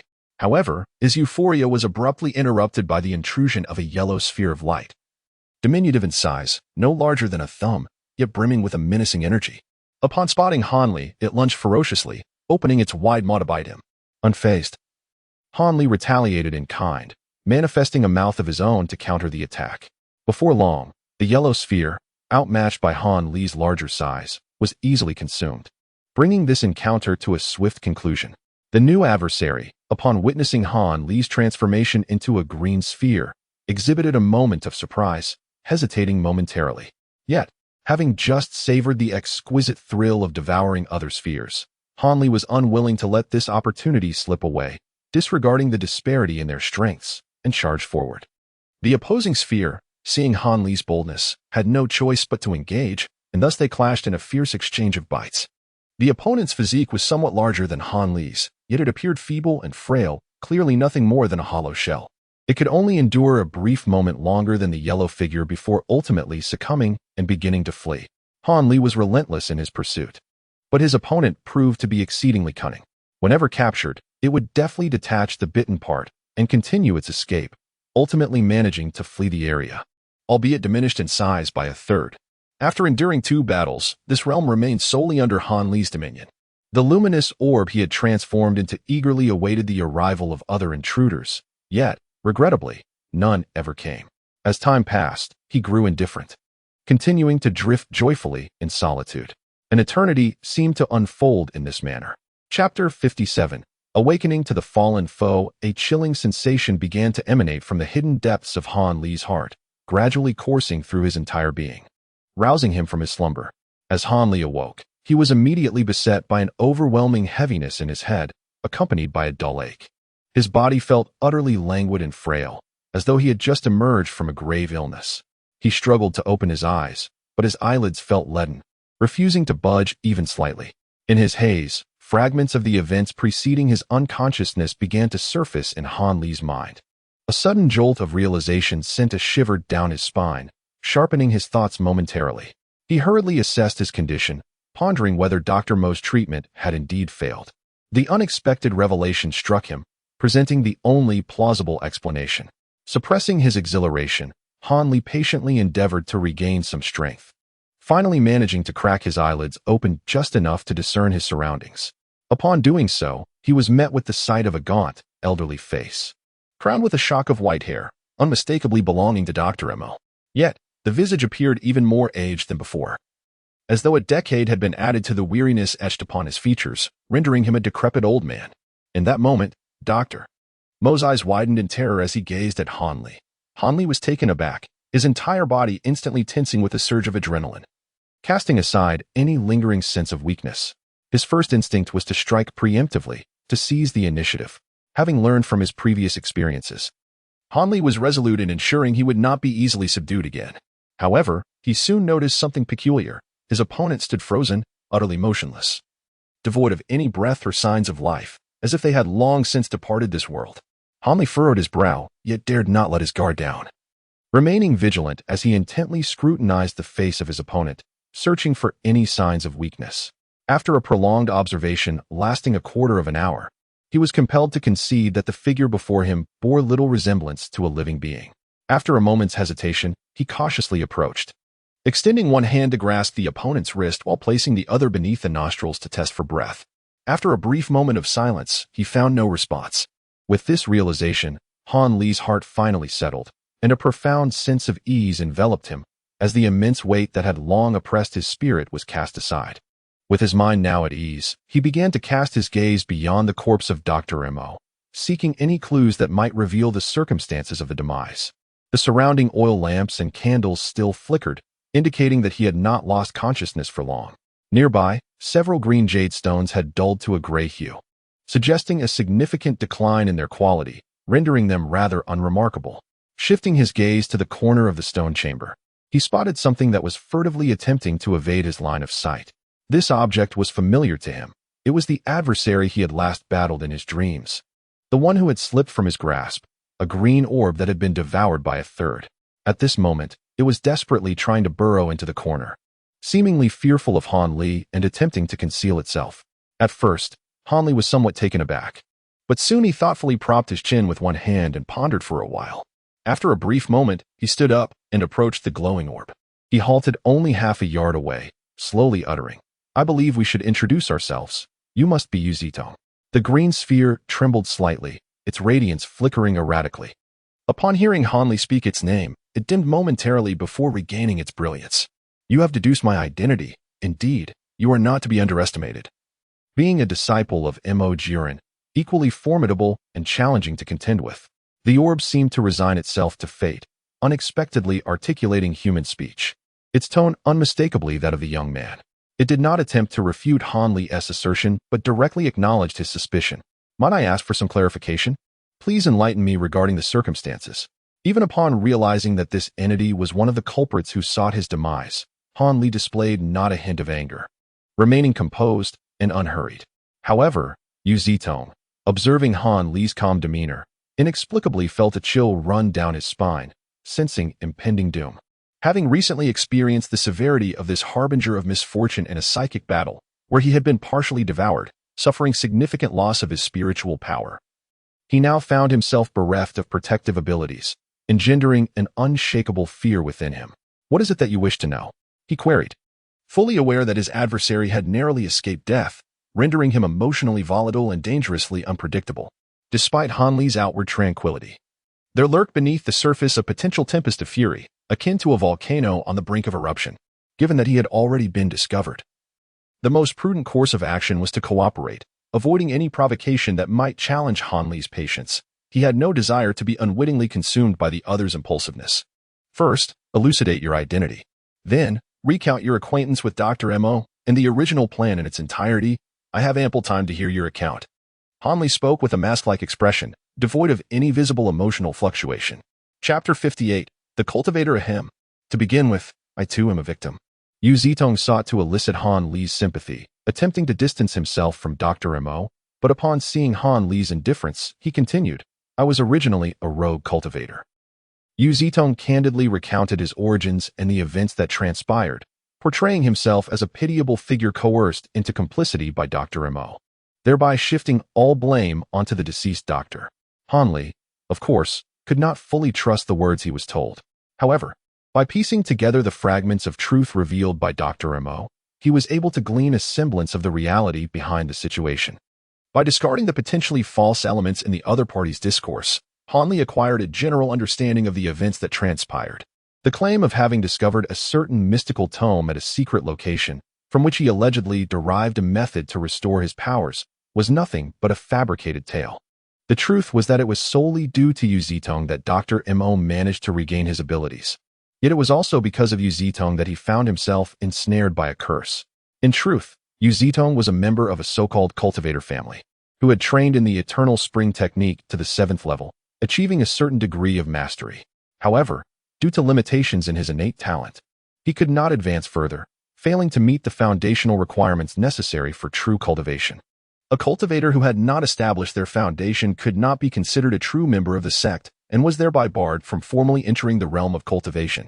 Faced with this predicament, Yu Zitong reluctantly emerged from his secluded life, intending to venture into the mundane world to seek the possibility of a breakthrough in his mental state.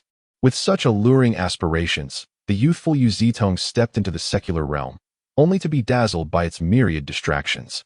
His already fragile resolve quickly faltered, leading him down a path of moral decay.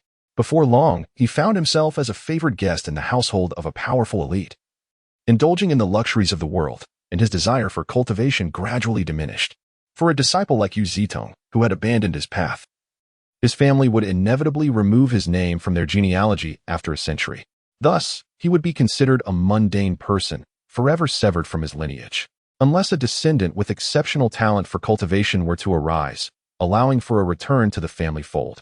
If matters were to continue in this manner, while Yu Zitong might find himself devoid of the great Tao and unable to cultivate, he could still aspire to a long life of wealth and prosperity. Although such circumstances were rare among cultivators who had not established their foundation, they were not without precedent.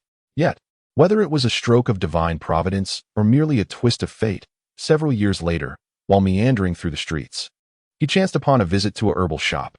There, he stumbled upon a remarkably rare blood spirit herb, which bore a striking resemblance to the ordinary red oil flower, leading the unknowing shopkeeper to display them together. Upon sighting it, Yu Zitong was overjoyed. With this herb, his hopes of breaking through his bottleneck surged anew, reigniting his desire for cultivation. Eagerly, he prepared to purchase the precious item. The shopkeeper, upon recognizing its value, quickly sought to capitalize on the situation, declaring that the herb would belong to whichever of the two could offer the higher price. Ultimately, Yu Zitong, possessing slightly more wealth, secured the coveted herb. However, he was not naive. He understood that the shopkeeper would not relent easily. Thus, he fled his residence under the cover of night, hastening toward his family's domain. Yet, having traversed only half the distance, he was pursued by the shopkeeper, resulting in an inevitable confrontation. The adversary's power far surpassed his own, and Yu Zitong found himself battered and bleeding, yet he could not bear to part with the precious herb he had fought so hard to obtain. With a determined grit of his teeth, he activated a life-saving talisman inherited from his family, employing a desperate technique that forced his adversary to retreat, thus allowing his escape. However, he was grievously wounded. In this dire state, he encountered Dr. Mo, who was also in search of a miraculous remedy. Fate, it seemed, had intertwined their paths. Although Yu Zitong had traversed the world for several years, he possessed no experience in dealing with the complexities of the martial world. Upon discerning Dr. Mo's physical condition, he unwittingly divulged information about his own possession of rare medicinal herbs. The remedy Yu Zitong referred to, though not as extraordinary as the blood spirit herb, comprised several precious ingredients that he had painstakingly refined using vast reserves of vital energy, leaving him with little left. Given his current injuries, he cherished these herbs dearly and was reluctant to part with them for a mere mortal he regarded as insignificant. Seeing his humbled demeanor yielding no results in procuring the needed medicine, Dr. Mo was consumed by a mix of humiliation and rage, leading him to harbor murderous intent. He stealthily trailed Yu Zitong to a secluded location, where he surreptitiously administered a specially concocted poison from behind. Typically, such poisons would be ineffective against Yu Zitong, but the potency of this particular brew was beyond Dr. Mo's comprehension, and to his astonishment, it took effect. Severely injured already, Yu Zitong succumbed to the venom's attack, teetering on the brink of death. It was then that Dr. Mo revealed himself, brazenly rummaging through Yu Zitong's belongings. Realizing the gravity of his situation, Yu Zitong, in a fit of fury, unleashed the blood arrow incantation, transforming his vital essence into a blood curse that he expelled upon Dr. Mo. Following this, his spiritual essence departed from his corporeal form, drifting away. Upon exiting his body, Yu Zitong regretted his lack of foresight in not preparing a vessel for his spirit. Left with no other option, he sought refuge within Dr. Mo's body, momentarily evading the peril of spiritual annihilation. Dr. Mo, startled by the sudden deluge of blood, initially reacted with shock, but soon dismissed it when he observed no immediate consequences. Relying on his knowledge of elixirs, he identified several pills from Yu Zitong's corpse and joyfully consumed them, experiencing a miraculous restoration of his strength. Yet, within a few days, the effects of the blood curse began to manifest ominously, causing Dr. Mo to age at an alarming rate, nearly a year in a single day. Fear gripped him as he desperately sought ways to control the bizarre phenomenon unfolding within him, but his efforts yielded little success. If this continued, He would soon meet his demise, fading away like an ordinary old man. Meanwhile, Yu Zedong's spiritual essence was in a precarious state as well. After some time within Dr. Mo's body, he began to experience a process of assimilation, a passive form of possession. This phenomenon occurs when a foreign spirit lingers too long within a host, leading to an unconscious and insidious influence, ultimately resulting in the survival of only one consciousness amidst a fierce struggle for dominance. Upon witnessing the dire circumstances, Yu Zedong, out of sheer necessity, resolved to take the initiative in seizing a corporeal vessel. His reluctance stemmed not from benevolence, but from a profound fear of the three immutable tenets of soul possession revered within the realm of cultivation. Firstly, cultivators must refrain from attempting to possess mortals. Failure to heed this rule results in the collapse of the seized body, unable to withstand the act of possession.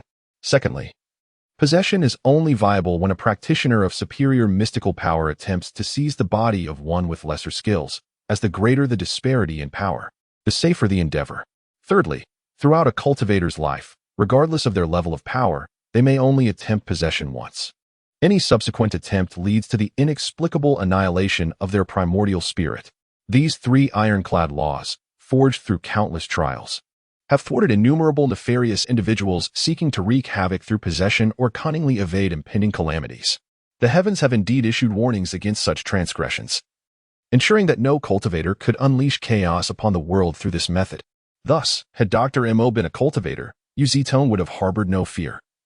They could engage in a mutually destructive struggle for the body. However, as Dr. Mo was merely a mortal, devoid of mystical power, he could not endure the act of possession, and it was likely that even a partial attempt would result in complete bodily collapse. Moreover, even if Yu Zedong sought refuge in another's corporeal form, he would be unable to escape the fate of eventual assimilation, facing an even more precarious predicament. His power would diminish sharply with each transit of his primordial spirit, rapidly depleting to the point of being trapped within another's body, ultimately leading to his own obliteration. It is crucial to understand that once transformed into a primordial spirit, he would lack a physical vessel for meditation to replenish his power. Each usage would diminish his reserves, and as time passed, they would wane further, leaving him uncertain of how long he could endure. Thus, unless he could find a cultivator of lowly mystical power capable of withstanding possession, he would never again risk separating his primordial spirit for a gamble. Faced with the imminent collapse of Dr. Mo's body due to a blood curse, which would leave his spirit without refuge, and the looming threat of assimilation by the other spirit, Yu Zedong, driven by the instinct for self-preservation, ultimately chose to momentarily set aside their grievances. Reluctantly, he reached out to Dr. Mo, laying bare the situation and its associated stakes. Initially, Dr. Mo was instructed to follow Yu Zedong's guidance to control his consciousness, striving to avoid the assimilation of Yu Zedong's primordial spirit. In turn, Yu Zedong imparted certain secret techniques that would allow Dr. Mo to slow the aging process and temporarily attain mystical power. Subsequently, Dr. Mo was to seek out a young boy endowed with spiritual roots, capable of cultivating the eternal spring technique, teaching him this art. In due time, when the moment was ripe, Dr. Mo would leverage the temporarily acquired power to effectuate possession and reclaim his life anew. Dr. Mo, harboring doubts, sought to cultivate this technique personally, only to find himself utterly unsuccessful and subsequently ridiculed by Yu Zedong. It became evident that those devoid of spiritual roots were incapable of harnessing magical powers, and he was indeed regarded as a mundane by the practitioners of immortality.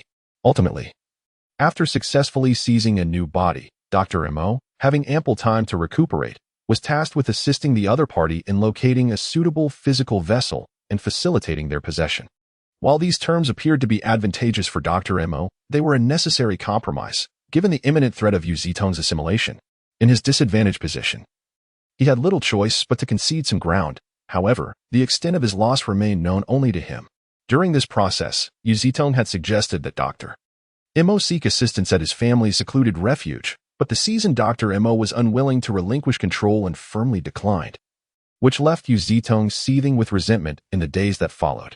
The events that transpired thereafter are less noteworthy. Dr. Mo, disheartened by his failure to find a suitable candidate in the preceding years, ultimately entered the Qishuan sect and fortuitously took on Han Li as his disciple, imparting to him the Changchun technique and other teachings. These occurrences align closely with Dr. Mo's narrative, and Han Li himself underwent significant experiences as well. After hearing these words, Han Li let out a long sigh, as most of the doubts in his heart were resolved. However, noticing that Yu Zitong had paused and was no longer continuing his narrative, his expression darkened, and he coldly remarked, "It seems you have yet to disclose the reason for Dr. Mo's demise. There is nothing to explain. It was merely an unfortunate miscalculation on Dr. Mo's part regarding your progress in the eternal spring technique. His magical prowess was far inferior to yours. And in his attempt to seize control, he was ultimately consumed by you." Yu Zitong hesitated briefly before revealing the truth. "So, the first yellow orb that entered my body was Dr. Mo's primordial spirit, and the second green one belongs to you," Hanli stated nonchalantly. At that time, I too believed that you and Dr. Mo had perished together. To avoid wasting this corporeal form, I intended to take advantage of it, he admitted, somewhat awkwardly. "Humph. It is more likely that you had this all planned out," Hanli retorted coldly. "Yu Zitong, when you imparted the soul-seizing technique to Dr. Mo, you surely did not act with benevolence, intentionally omitting the connection between success and the depth of magical power. According to your original design, Dr. Mo, utilizing the self-destructive soul-devouring technique alongside my fourth layer of the eternal spring technique would have been evenly matched. Once they engaged in the struggle for control, they would have mutually destroyed each other, leaving you, the opportunistic third party, to seize my body and successfully take control. Am I mistaken, my esteemed cultivator Yu?" Yu Zitong fell silent for a moment, and after a long pause, he sighed, a hint of frustration preventing him from contesting Hanli's deductions. "I initially praised you casually, but now I genuinely commend you.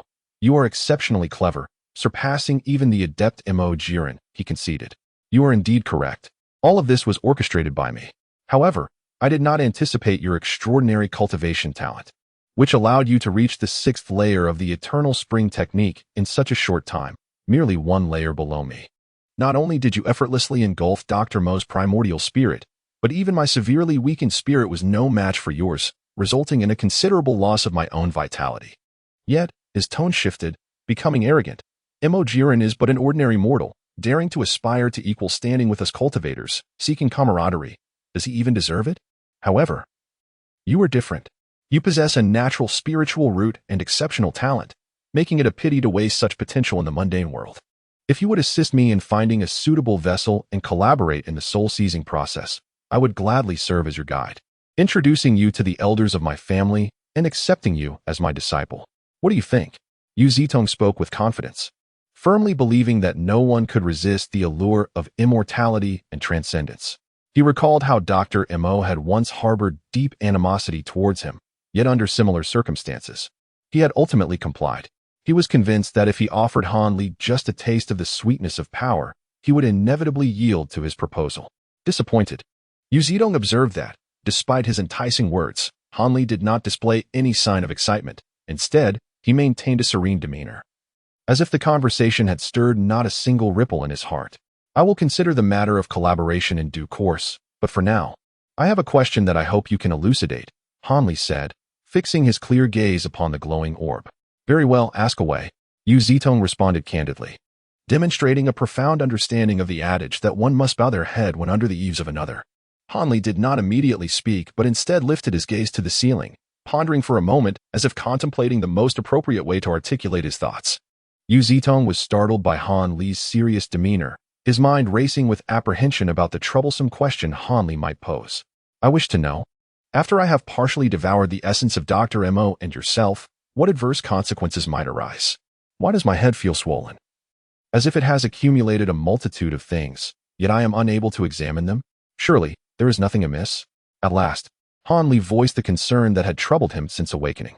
Upon hearing this, Yu Zitong felt a wave of relief wash over him, realizing that Hanli was worried about this seemingly minor issue, and his tone became noticeably lighter.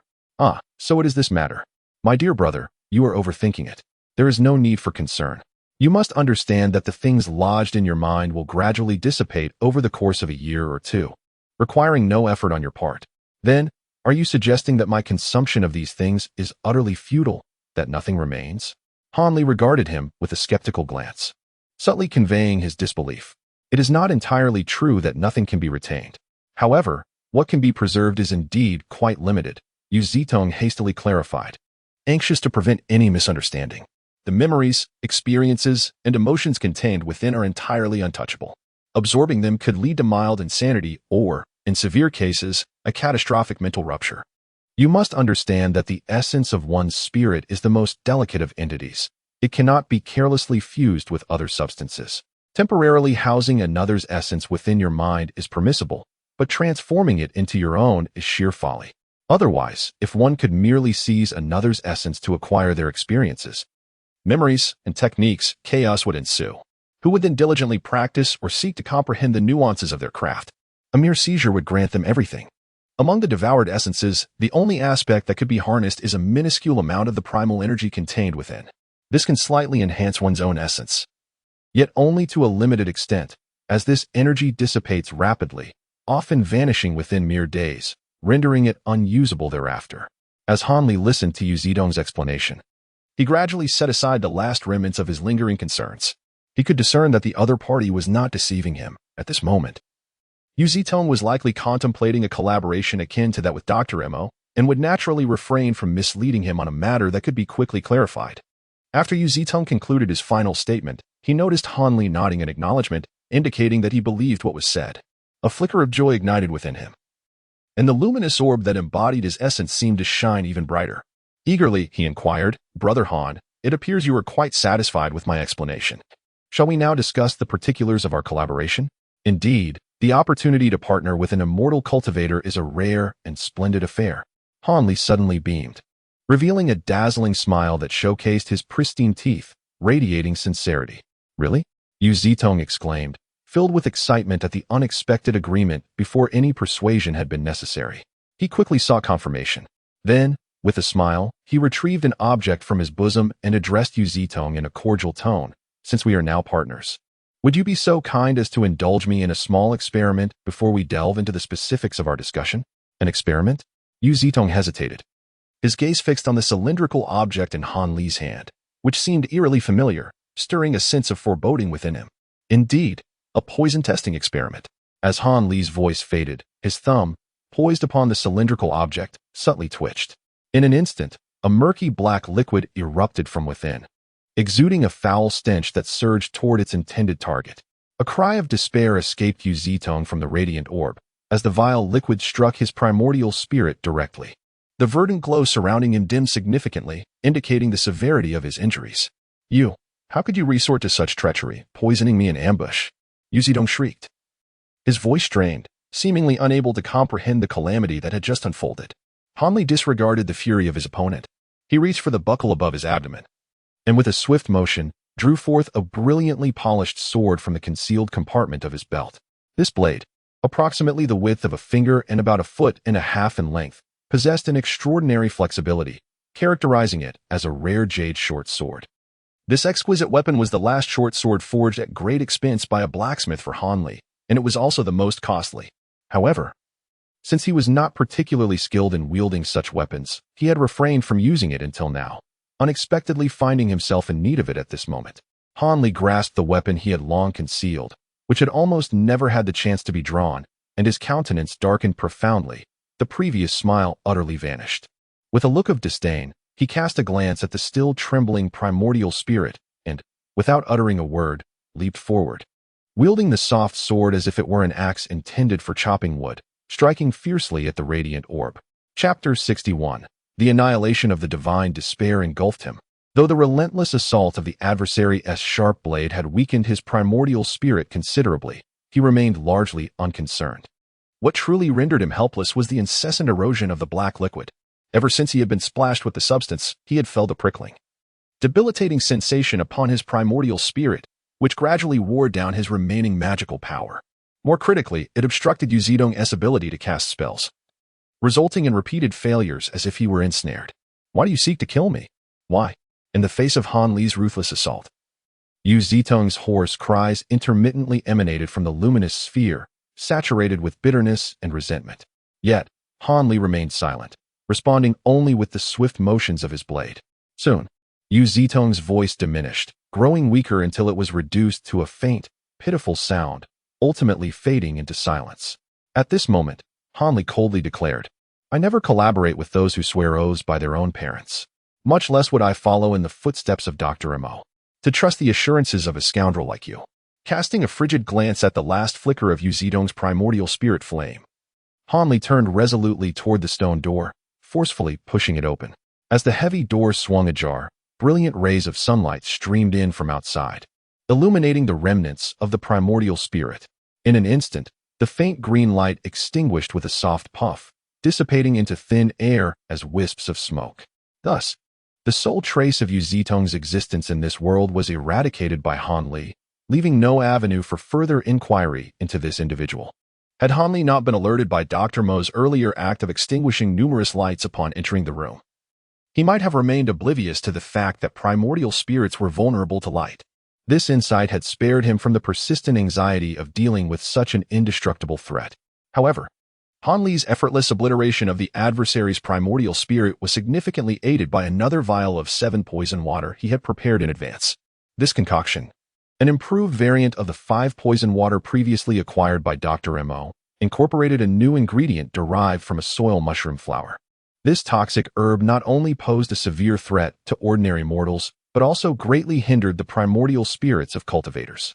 Consequently, Yu Zitong had been incapable of smoothly executing his spells, leading to the effortless demise of his primordial spirit. Hanli's choice to first douse the adversary's primordial spirit with the 7 poison water was influenced by various legendary tales in which all manner of demons and spirits were said to fear liquids like chicken blood and black dog blood. Inspired by this notion, Hanli treated Yu Zitong's primordial spirit as if it were a malevolent entity. Such a serendipitous occurrence.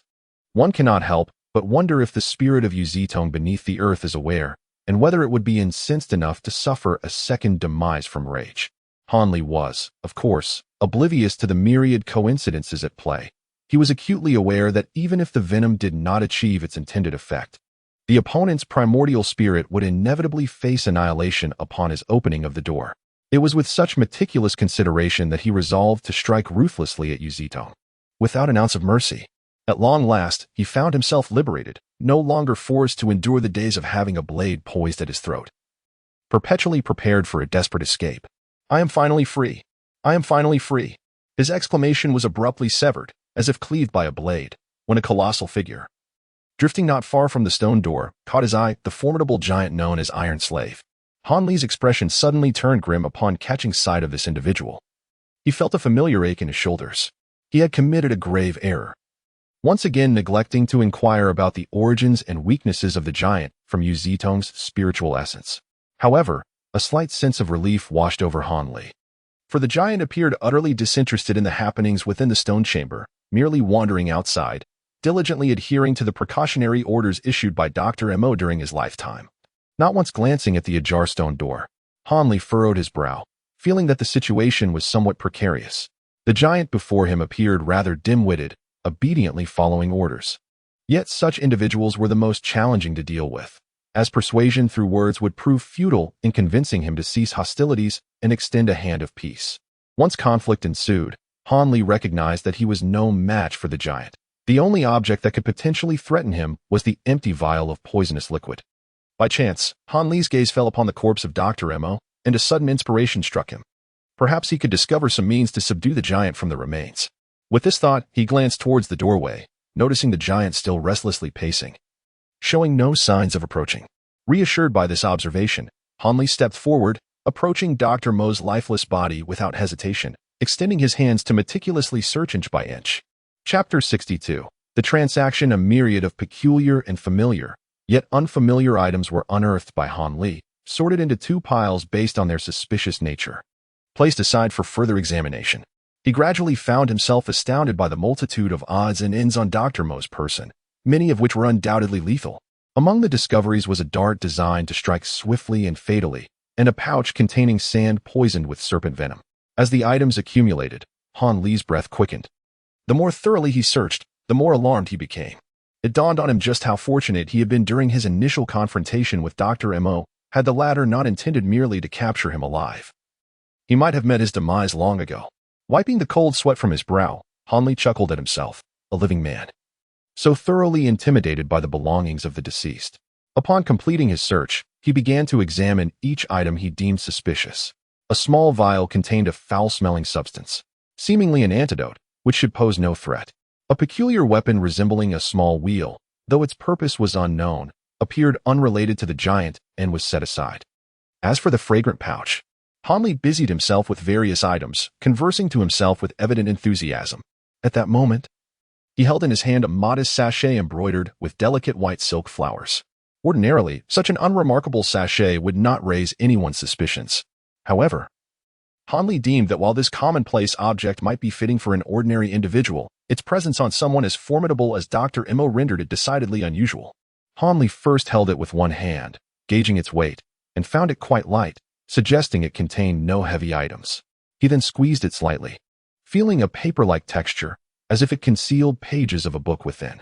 With a surge of spirit, Han Li carefully unwrapped the fragrant pouch, and as anticipated, discovered several pieces of paper within.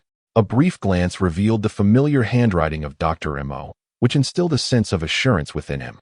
However, upon a more thorough examination, Han Li was taken aback to find that it was, in fact, a farewell letter left for him by Dr. Imo. Han Li felt somewhat perplexed, his curiosity piqued.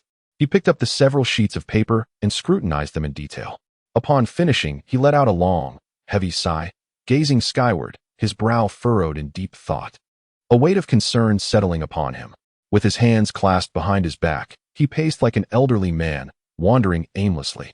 Every couple of steps, he would halt, pondering something, only to be indecisive and resume his wandering, pausing again to contemplate.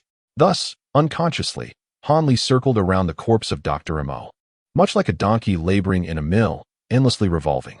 His expression fluctuated between shades of red and pale, betraying the tumultuous emotions within as he struggled to maintain composure. Such a display of inner turmoil manifested in Han Li was a sight that, if witnessed by Li Feiyu, would undoubtedly provoke a loud mockery. The transformation of Han Li can be attributed entirely to the dismal news left to him in the will, which presented him with a formidable dilemma. The antidote for the corpse insect pill was, astonishingly, toxic, an insidious poison believed to be counteracted solely by the ancestral warm sun jade of his family. No other remedy existed. Even the legendary detoxifying elixirs would prove ineffectual against this venom. Thus, within the confines of these few pages, Dr. Imo explicitly conveyed to Han Li that this will and the preceding poison were his contingency plan. Should he fail in his attempt to seize control, it was highly likely that Han Li would be the one to survive any unfortunate events. To address his own concerns for what lay ahead, he proposed a straightforward transaction with Han Li in the letter, one that would yield mutual satisfaction. This arrangement would not only alleviate his own worries, but also bestow upon Han Li a substantial fortune and countless benefits. As for whether Yu Zedong would ultimately prevail, Dr. Imo did not even entertain such a notion.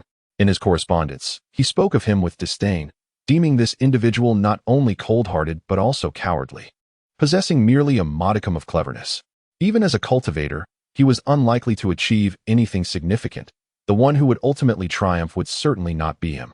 As Han Li contemplated the situation, a bitter smile emerged on his lips. He realized that Dr. Imo, with his cunning schemes, had never anticipated that he himself would fall into the trap set by someone he had deemed insignificant. Had he not concealed the true progress of his Changchun skill, he would have likely perished alongside Dr. Imo, leaving Yu Zedong to reap the benefits. This predicament was also a consequence of Dr. Mo's delusions of becoming an immortal, which had clouded his judgment. It was evident that no matter the type of cultivator, one should never underestimate them. In a bid to atone for his treachery against Han Li and as compensation for Han Li's willingness to extend a helping hand, Dr. Imo offered his daughter in marriage to Han Li. The dowry would consist of half of his entire fortune and a precious sunworm jade. Before departing, Dr. Imo had entrusted the jade to his first wife, specifying it for his daughter's wedding. Thus, Han Li, concerned for his own safety, felt compelled to accept the marriage. Despite his reluctance, to further demonstrate the sincerity of his intentions, Dr. Imo included instructions on how to control and summon the mighty Iron Slave in the Cloud-Winged Bird.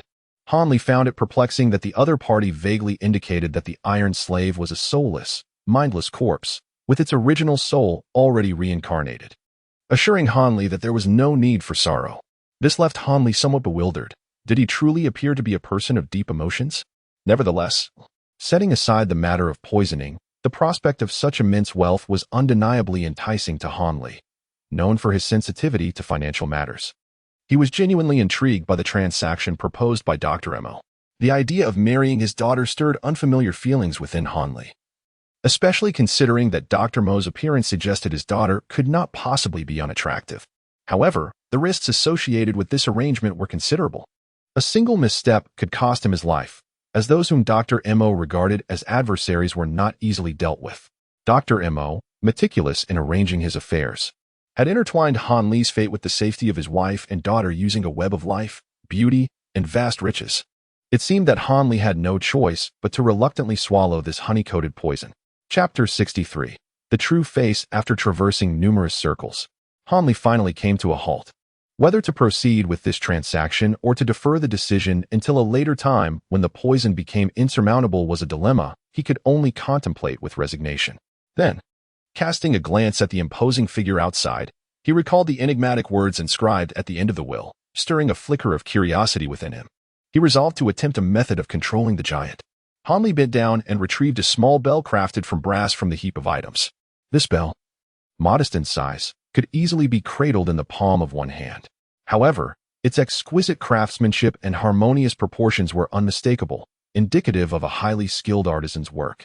What set it apart from ordinary bells was the faint traces of blood subtly etched into its surface, rendering it particularly striking. Han Li scrutinized the artifact known as the soul-guiding bell, yet he could discern no remarkable power within it. According to the letter, this object was capable of subduing a terrifying creature as formidable as a giant, which was truly astonishing.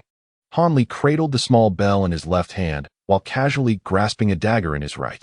He cautiously stepped out from the stone door, carefully inching closer to the towering giant. Upon reaching a distance of over 2 zhang, Han Li halted, unwilling to draw nearer, lest unforeseen circumstances arise. At that moment, the giant stood with his back turned to Han Li. Suddenly, a crisp chime resonated from the small bell as Han Li lightly tapped the bronze bell with the dagger, producing a clear sound. Han Li furrowed his brow, for the sound seemed no different from an ordinary bell toll. Could this truly subdue the colossal figure? Upon hearing the chime, the giant's shoulders quivered slightly, as if responding. A surge of hope blossomed in Han Li's heart, prompting him to strike the bronze bell once more in quick succession. Dong, dong. The resonant clangs echoed in rapid succession, causing the giant's form to tremble violently. Eventually, his steps became unsteady, and he could no longer maintain his balance, crashing to the ground, unconscious. The giant's immense body collided with the arid earth, stirring up a cloud of dust that caught Han Li off guard, forcing him to sneeze several times in a most undignified manner. Yet at that moment, he paid little heed to such trifles. Swiftly, he leapt onto the giant's form, tearing away the cloak that shrouded the giant's head, revealing a grotesquely swollen visage that sent a chill down Han Li's spine. Han Li suppressed the discomfort surging within him, refraining from a meticulous examination. In haste, he deftly sliced his wrist with a dagger, allowing the crimson liquid to flow freely, splattering across the giant's visage until it was entirely coated. Only when the entirety of the brute's face was saturated did Han Li apply pressure to the wound, swiftly procuring a clean cloth from his person to bind it, staunching the flow of blood. He then remained composed, observing the giant's response. A peculiar phenomenon unfolded. The abundant blood gradually permeated the giant's facial skin, leaving not a single drop behind. Han Li stood, astounded, oblivious to the fact that his fingers pressed too forcefully against his wound, causing blood to seep through the fabric once more.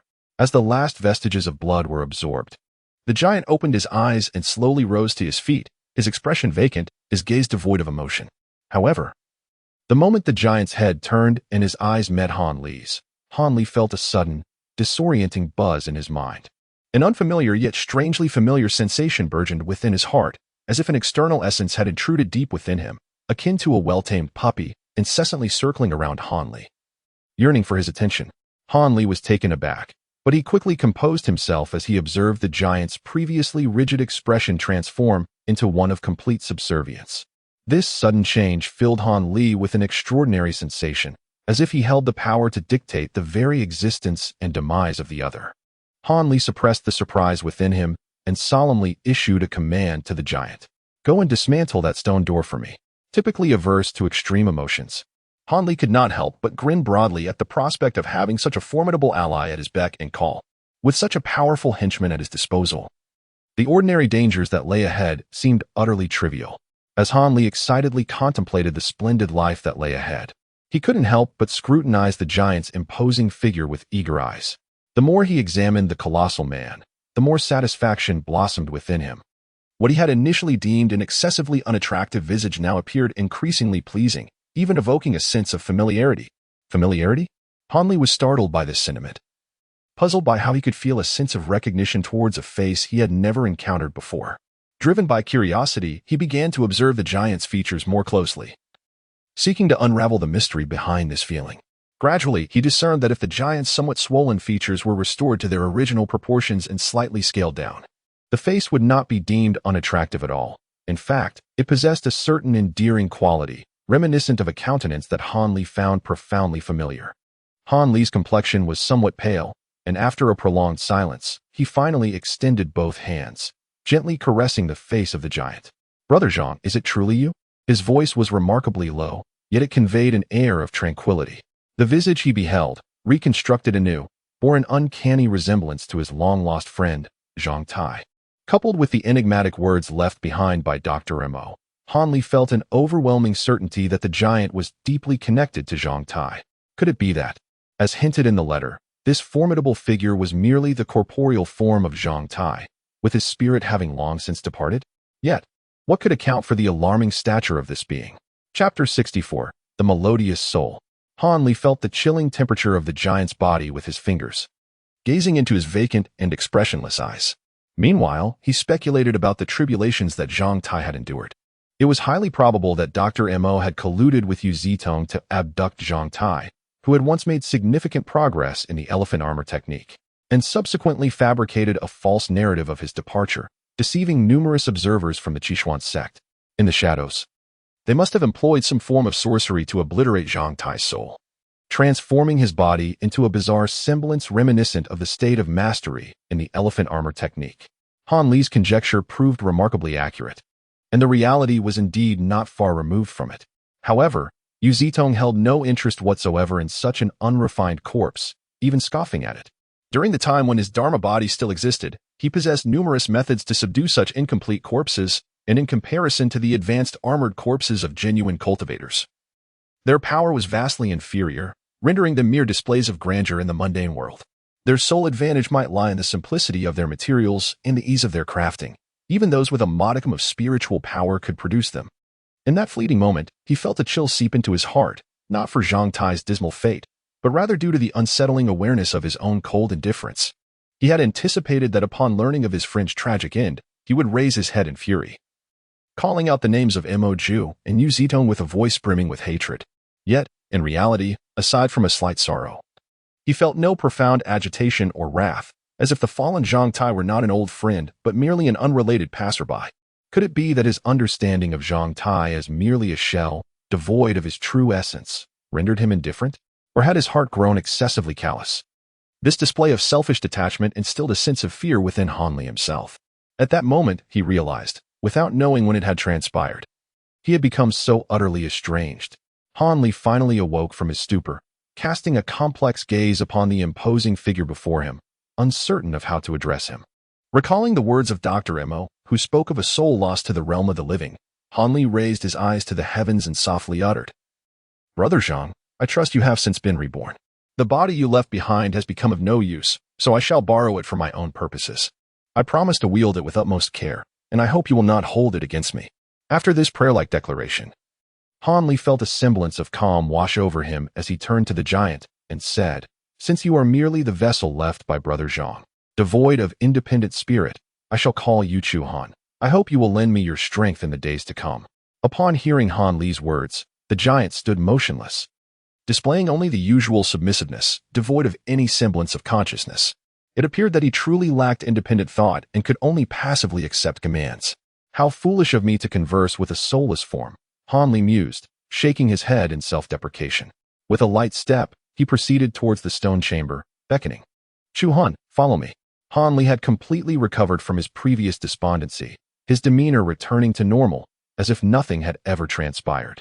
It seemed he had indeed become, as he believed, remarkably stoic and rational, no longer easily troubled by emotions. This astonishing transformation, was it a blessing or a curse for Hanli, who was about to embark on the path of a cultivator? Not only did he bury the body of Dr. Mo beneath a great tree, but he also ordered the destruction of all remnants within the stone house, discarding everything, He even commanded Chu Han to reduce the entire stone dwelling to rubble, rendering it utterly unrecognizable before he would relent. After this tumultuous endeavor, twilight had descended, and the sun began its descent below the horizon. Han Li stood before what was once a stone house, now reduced to a mere pile of debris.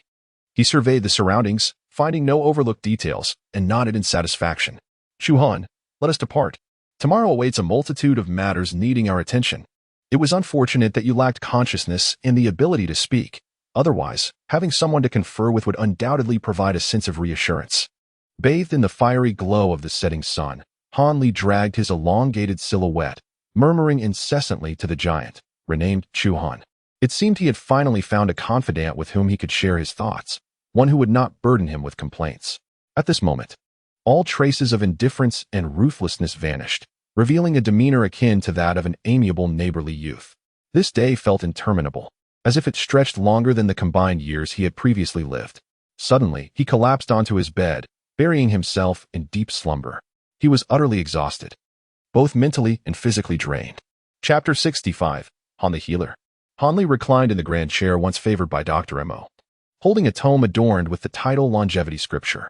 However, the true essence of this manuscript was a collection of the incantations for the Eternal Spring Technique, which he perused with great interest and profound immersion. This book had previously been a constant companion in Dr. Mo's hands, a fact that had puzzled Han Li. Now, having uncovered its secret, he realized he was not merely exploring the principles of health, but rather delving into the intricacies of the Eternal Spring incantations. It appeared that Dr. Mo had not entirely relinquished his hopes of cultivating magical powers, remaining skeptical of Yu Zedong's assertions regarding spiritual roots, and had been quietly contemplating the matter independently. This volume of scripture was unearthed alongside other items within a concealed compartment, and it contained not only the incantations for the 6 foundational levels he had practiced before, but also 2 additional levels of techniques previously unknown to him. This unexpected discovery filled Han Li with exhilaration for an extended period. Upon realizing that the cultivation he had been practicing was, in fact, the legendary art capable of summoning the winds and calling forth the rain, Han Li found himself increasingly yearning for the subsequent techniques of the Changchun Gong. After all, who would not aspire to become an immortal deity? At that moment, the sun shone brightly in the sky, and the warm rays poured through the open skylight, enveloping Han Li as he read, causing him to squint his eyes into mere slits. Coupled with his reclining posture, he appeared exceptionally languid. Han Li slightly raised his head to glance at the skylight, finding it rather blinding. He casually shielded his face with the open book, blocking the glaring sunlight. As darkness enveloped him, a sense of comfort washed over his heart, invigorating Han Li's spirit. He quietly recited the 7th layer of the incantation once more. Recently, he had noticed that due to the continuous consumption of spirit medicines, his Changchun technique was on the verge of a breakthrough, soon to ascend to the 7th level. Gaining an early understanding of the lower-level techniques would undoubtedly aid him in overcoming his current bottleneck. It had been over half a year since the day Dr. Mo seized control. However, the elders remained skeptical regarding the claims in the letter that Han Li had inherited all of Dr. Mo's medical knowledge, harboring a degree of doubt. Although Dr. Mo occasionally treated minor ailments such as colds, fevers, and wounds for lower-ranking disciples, his exceptional skills primarily catered to the hall masters and elders. Consequently, most other disciples would seek the care of several other doctors on the mountain. Thus, initially, the elders did not allow Han Li to immediately assume Dr. Mo's responsibilities. Instead, they assigned him to treat the lower-ranking disciples, intending to assess his true abilities. Han Li remained unfazed by the skepticism of the higher-ups regarding his medical skills. He had always held a nonchalant attitude towards treating patients, and his proposal to take over Dr. Mo's position stemmed merely from his admiration for the secluded tranquility of the Divine Hand Valley and its considerable medicinal garden. If he could continue to reside within the valley, exercising complete control over it, he would be able to unabashedly utilize his mysterious little bottles to cultivate rare herbs in abundance, without the fear of others uncovering his secret. Thus, to demonstrate his exceptional medical prowess, Han Li exerted himself diligently while treating the disciples, discreetly employing the numerous precious medicinal herbs he had produced daily. As a result of his already impressive skills and the abundance of rare drugs at his disposal, he achieved miraculous results, healing nearly all who sought his aid. In reality, Han Li's medical abilities paled in comparison to Dr. Mo's. However, the latter lacked such a wealth of rare herbs to lavishly expend. Consequently, in terms of recovery efficacy, Han Li's results far surpassed those of Dr. Mo. Eventually, when Han Li once again transformed an injured disciple into a lively individual within mere days, the higher-ups could no longer remain passive. Merely a day later, they dispatched someone to summon him. To his surprise, the individual he met was none other than Deputy Sect Master Ma, whom he had encountered on the bone-refining cliff. This esteemed figure had evidently forgotten all about Han Li, who had once been an inconspicuous named disciple. Upon seeing him, Deputy Sect Master Ma expressed a clear willingness to allow Han Li to take over Dr. Mo's duties, with all the original benefits that came with the position. However, the title of honored physician could not be conferred upon him just yet, as he was still too young, merely 16 or 17 years of age, and could not command the respect of the other honored figures. Nevertheless, his monthly remuneration would be dispensed according to the standards of the honored physicians.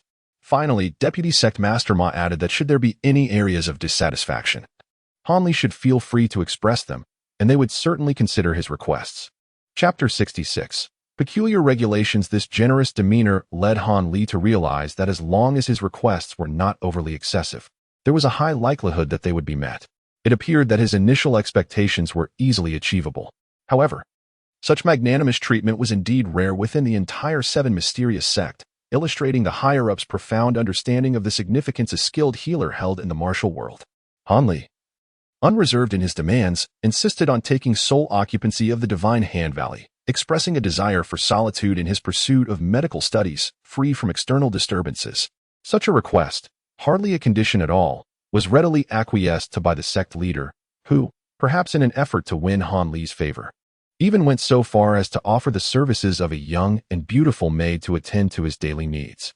Han Li was momentarily stirred by this unexpected proposition, nearly succumbing to its allure. However, upon regaining his composure and reflecting upon the multitude of secrets he bore, he ultimately felt a pang of heartache and resolutely declined. Han Li's actions garnered a considerable admiration from the master of the Ma sect, who began to regard him with newfound respect, frequently extolling his youthful prowess and restraint from the allure of female companionship, even proclaiming that if he had a daughter, she would undoubtedly be given to him. Such remarks left Han Li in a state of bemusement. It was not that he lacked an appreciation for feminine beauty, but rather that circumstances rendered it impractical at present. Thus, the entire Divine Hand Valley became Han Li's personal domain, with outsiders generally prohibited from intruding freely. To enforce this, Han Li notably installed a large bell at the valley's entrance. Anyone wishing to meet him need only strike the bell, and he would promptly emerge to greet them. This peculiar regulation was boldly established by Han Li beside the bell, and even some mid-level personnel found themselves unable to evade it. The rationale behind this eccentric rule was solely to prevent any potential leakage of the bottle's secrets. As long as no one trespassed into the valley, Han Li could ensure that the astonishing capabilities of the bottle remained known only to him.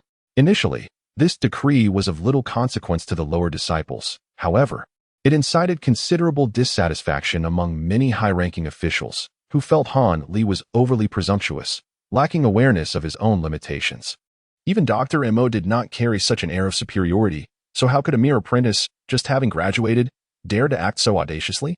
No one would risk offending a divine physician who could potentially save their lives multiple times over for a trivial concern, and thus, the act of ringing the bell to gain an audience was naturally viewed as a peculiar temperament befitting a healer of his stature.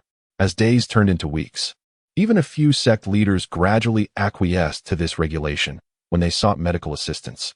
They would send someone to politely ring the bell and then respectfully invite Han Li to attend to them. In this manner, Han Li slowly became an anomaly within the legends of the Seven Mysterious sect.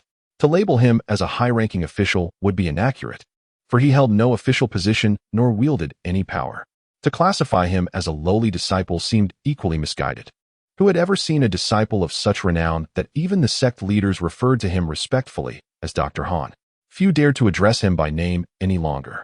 Of course, this did not include our cold-hearted senior brother Li Feiyu. Li Feiyu maintained his aloof demeanor in front of others, yet upon encountering Han Li, he effortlessly transitioned to a more carefree attitude, unabashedly calling him by his name, remaining unperturbed by Han Li's elevated status, unlike other disciples such as Wang Depeng, who had grown distant and respectful. This, in fact, brought Han Li a measure of comfort. the solitude of being an outcast was not a pleasant one.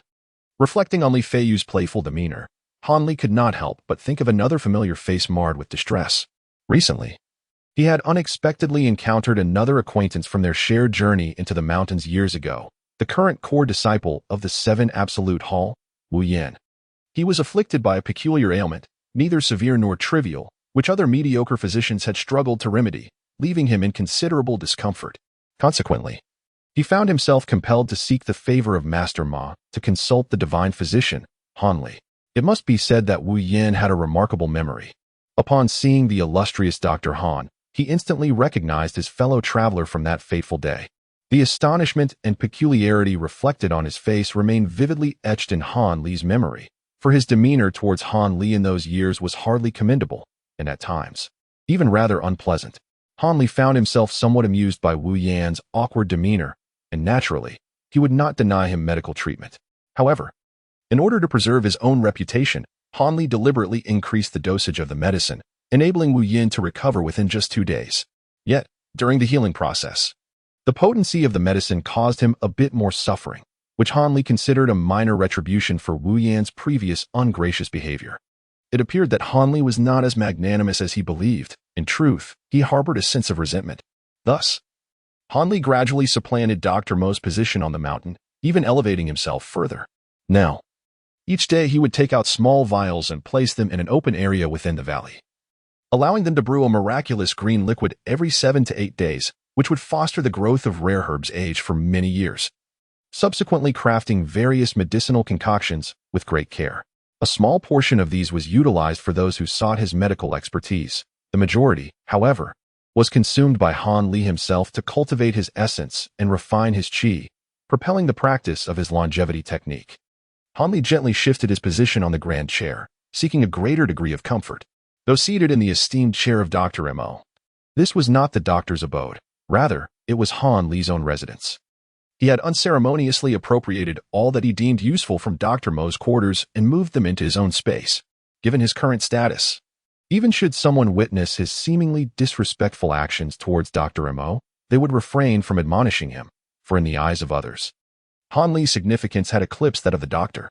People are, after all, quite pragmatic. In truth, Dr. Mo's dwelling was considerably more spacious than Han Li's. Residing there would have been far more fitting. Unfortunately, Han Li felt an inherent discomfort in doing so. After all, the death of Dr. Mo was intricately linked to him, and the notion of living openly in the home of one who had perished by his hands sent a chill through his heart. It simply felt wrong. Thus, he found solace and comfort in his own humble abode. Yet, the mere thought of Dr. Mo invariably brought to mind the frustration of being bound by the legacy of the deceased. Chapter 67. Fireball Technique. After a prolonged stillness, Han Li suddenly raised his right hand, extending a single finger skyward, leaving onlookers somewhat bemused. Shortly thereafter, a minute's spatial fluctuation occurred just above the tip of his finger, generating a few flickers of sparks. As these sparks manifested, they swiftly transformed into a walnut-sized crimson fireball amidst the distortion of space. Although small in stature, the fireball exuded an intense heat that rapidly permeated the entire room. Han Li lay motionless, his face obscured by a book, appearing as if he were in a deep slumber. The tiny fireball resting on his fingertip, however, emitted a continuous crackling sound, a stark contrast to his stillness. Time passed in measured increments, the fireball maintaining its extraordinary vigor, showing no signs of extinguishing. Yet, Han Li began to exhibit subtle changes. His fingertip trembled slightly at first, but as moments elapsed, his wrist, entire arm, and eventually his entire body began to shudder. Suddenly, he shot upright from the armchair, oblivious to the book that slipped from his face and fell to the ground. His gaze fixated intently on the fireball at his fingertip, his face flushed with exertion. Beads of sweat formed on the exposed skin from his forehead to his neck, as if he had just completed a vigorous workout, his body radiating heat. After a brief interval, the fireball began to sway amidst Han Li's violent trembling, the flames fluctuating in size, unable to maintain their tranquility. Before long, it diminished into mere sparks, vanishing into the air. This fireball technique is indeed challenging to master, Han Li mused, reflecting on the nearly half-year he had devoted to its study, realizing he had only managed to prolong its manifestation for a fraction longer. He gazed at the ceiling, speaking to himself. It turned out that the final pages of the Changchun Gong manual contained several rudimentary spells, clearly intended for novice cultivators. Han Li treasured this discovery, spending several nights in excited insomnia. It was no wonder he felt such exhilaration, ever since witnessing the diverse spells demonstrated by Dr. Mo. He had developed a profound interest in these enigmatic and powerful arts. Regrettably, despite possessing the pinnacle power of the sixth layer of Changchun Gong, Han Li was like a beggar holding a golden bowl, utterly ignorant of any spellcasting techniques, even lacking knowledge of the most fundamental principles. Yet, he had now stumbled upon several incantations suited for a novice like himself, which filled him with uncontainable joy. The last pages of the book detailed 5 spells: fireball technique, spirit focusing charm, wind control method, object manipulation technique, and celestial eye technique. Each phrase of these incantations appeared to Han Li as ancient and profound, difficult to comprehend. This was understandable, as the terminology employed was constructed from a relatively archaic lexicon. Although he had read numerous texts, his grasp of this field was indeed superficial, making it challenging for him to immediately grasp their meanings. In desperation, Han Li resolved to channel the same fervor he had when initially learning Changchun Gong.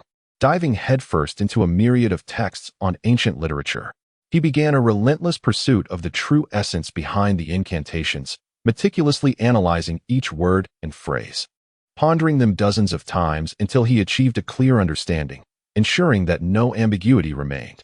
Despite having never practiced any form of spellcasting before, he was acutely aware that such boundless power, if mishandled, could be far more perilous than the dangers of internal energy gone awry, potentially jeopardizing his very life.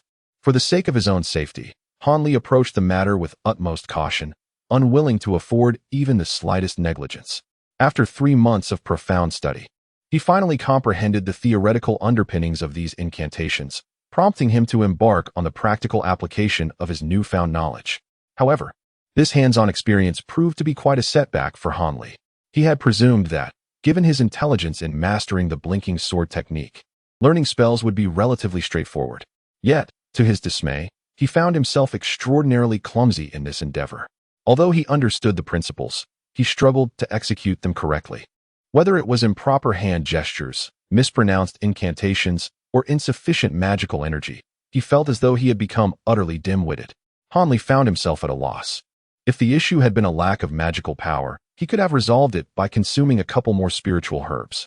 However, this was a matter beyond his grasp, revealing that his innate talent for spells was not as remarkable as he had hoped.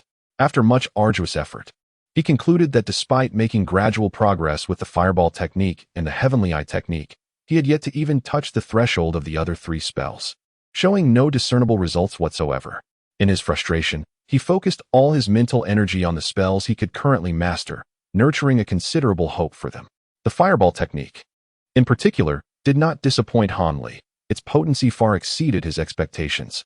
Although the fireball itself was diminutive, the terrifying heat it contained was capable of incinerating nearly everything it touched. Even weapons forged from refined steel would be reduced to molten metal upon contact with the fireball. Witnessing such formidable power, Han Li even cast a fireball upon a body of water, only to observe that the surface ignited instantly, showing no signs of being subdued by the water. With a thorough understanding of the fireball technique's might, Han Li finally grasped why Yu Zitong, a cultivator, held such disdain for ordinary mortals. Consider the fact that a practitioner with even a modicum of spell-casting ability could effortlessly slay the so-called masters of the martial world with a simple technique like the fireball. If a more accomplished cultivator were to intervene, they could easily sweep through the entire realm, rendering themselves invincible. Given such a vast disparity in power, it was hardly surprising that cultivators like Yu Zitong regarded ordinary people with scornful eyes. As for the heavenly eye technique, after witnessing the excellence of the fireball technique, Han Li harbored high expectations for it as well. Yet, upon actually performing the spell, he realized it was merely a simple trick involving the application of magical power to the eyes, devoid of any significant complexity. Its utility, however, aligned with its simplicity, serving solely as a supportive spell to observe whether a person possessed magical power and to assess its depth. At the outset, Han Li was quite intrigued, continuously employing the heavenly eye technique upon his own eyes, subsequently using his enchanted gaze to scrutinize the condition of his body. To his astonishment, he perceived a delicate layer of white light enveloping him, which grew increasingly luminous as it approached his dantian. It appeared that this was the so-called magical power. Upon seeing it, Hanli instinctively reached out to touch the white light, yet he felt nothing. Evidently, magical power, akin to true qi, remained intangible and insubstantial, only observable under the heavenly eye technique. However, after several attempts, Hanli completely lost interest in the entire Seven Mystic sect. He was the sole individual who could be considered a half-hearted cultivator. Whom could he use the heavenly eye technique to observe? It would be rather vain to spend all day gazing at himself. Consequently, apart from diligently practicing the fireball technique, with hopes of skillfully applying it in actual combat, he diverted his attention to several other spells he had yet to master. He embarked on a gradual journey of repetition and practice, yearning for further breakthroughs.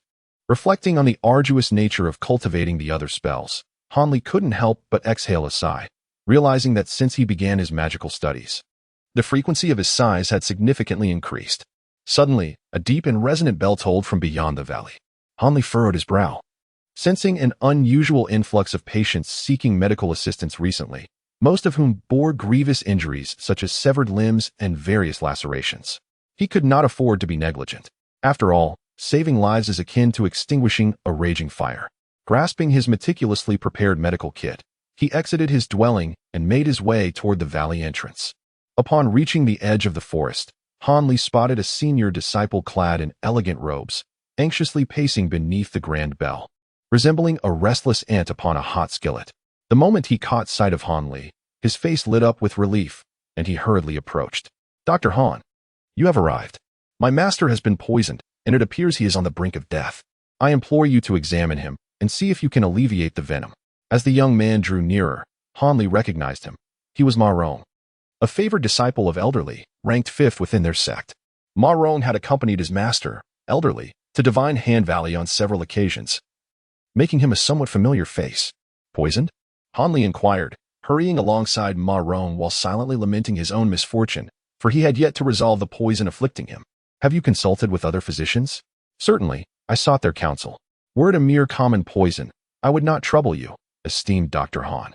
Those inept practitioners, aside from acknowledging that my master has been afflicted by an uncommon toxin, could offer no further insight, not even a prescription," Ma Rong replied, his face contorted with disdain, indicating his profound dissatisfaction with the other physicians. Upon hearing this, Hanli's expression remained unchanged. He merely acknowledged with a slight sound before resuming his journey alongside the other.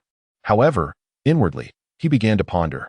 To speak candidly, he was not particularly adept at detoxification when it came to healing internal or external injuries.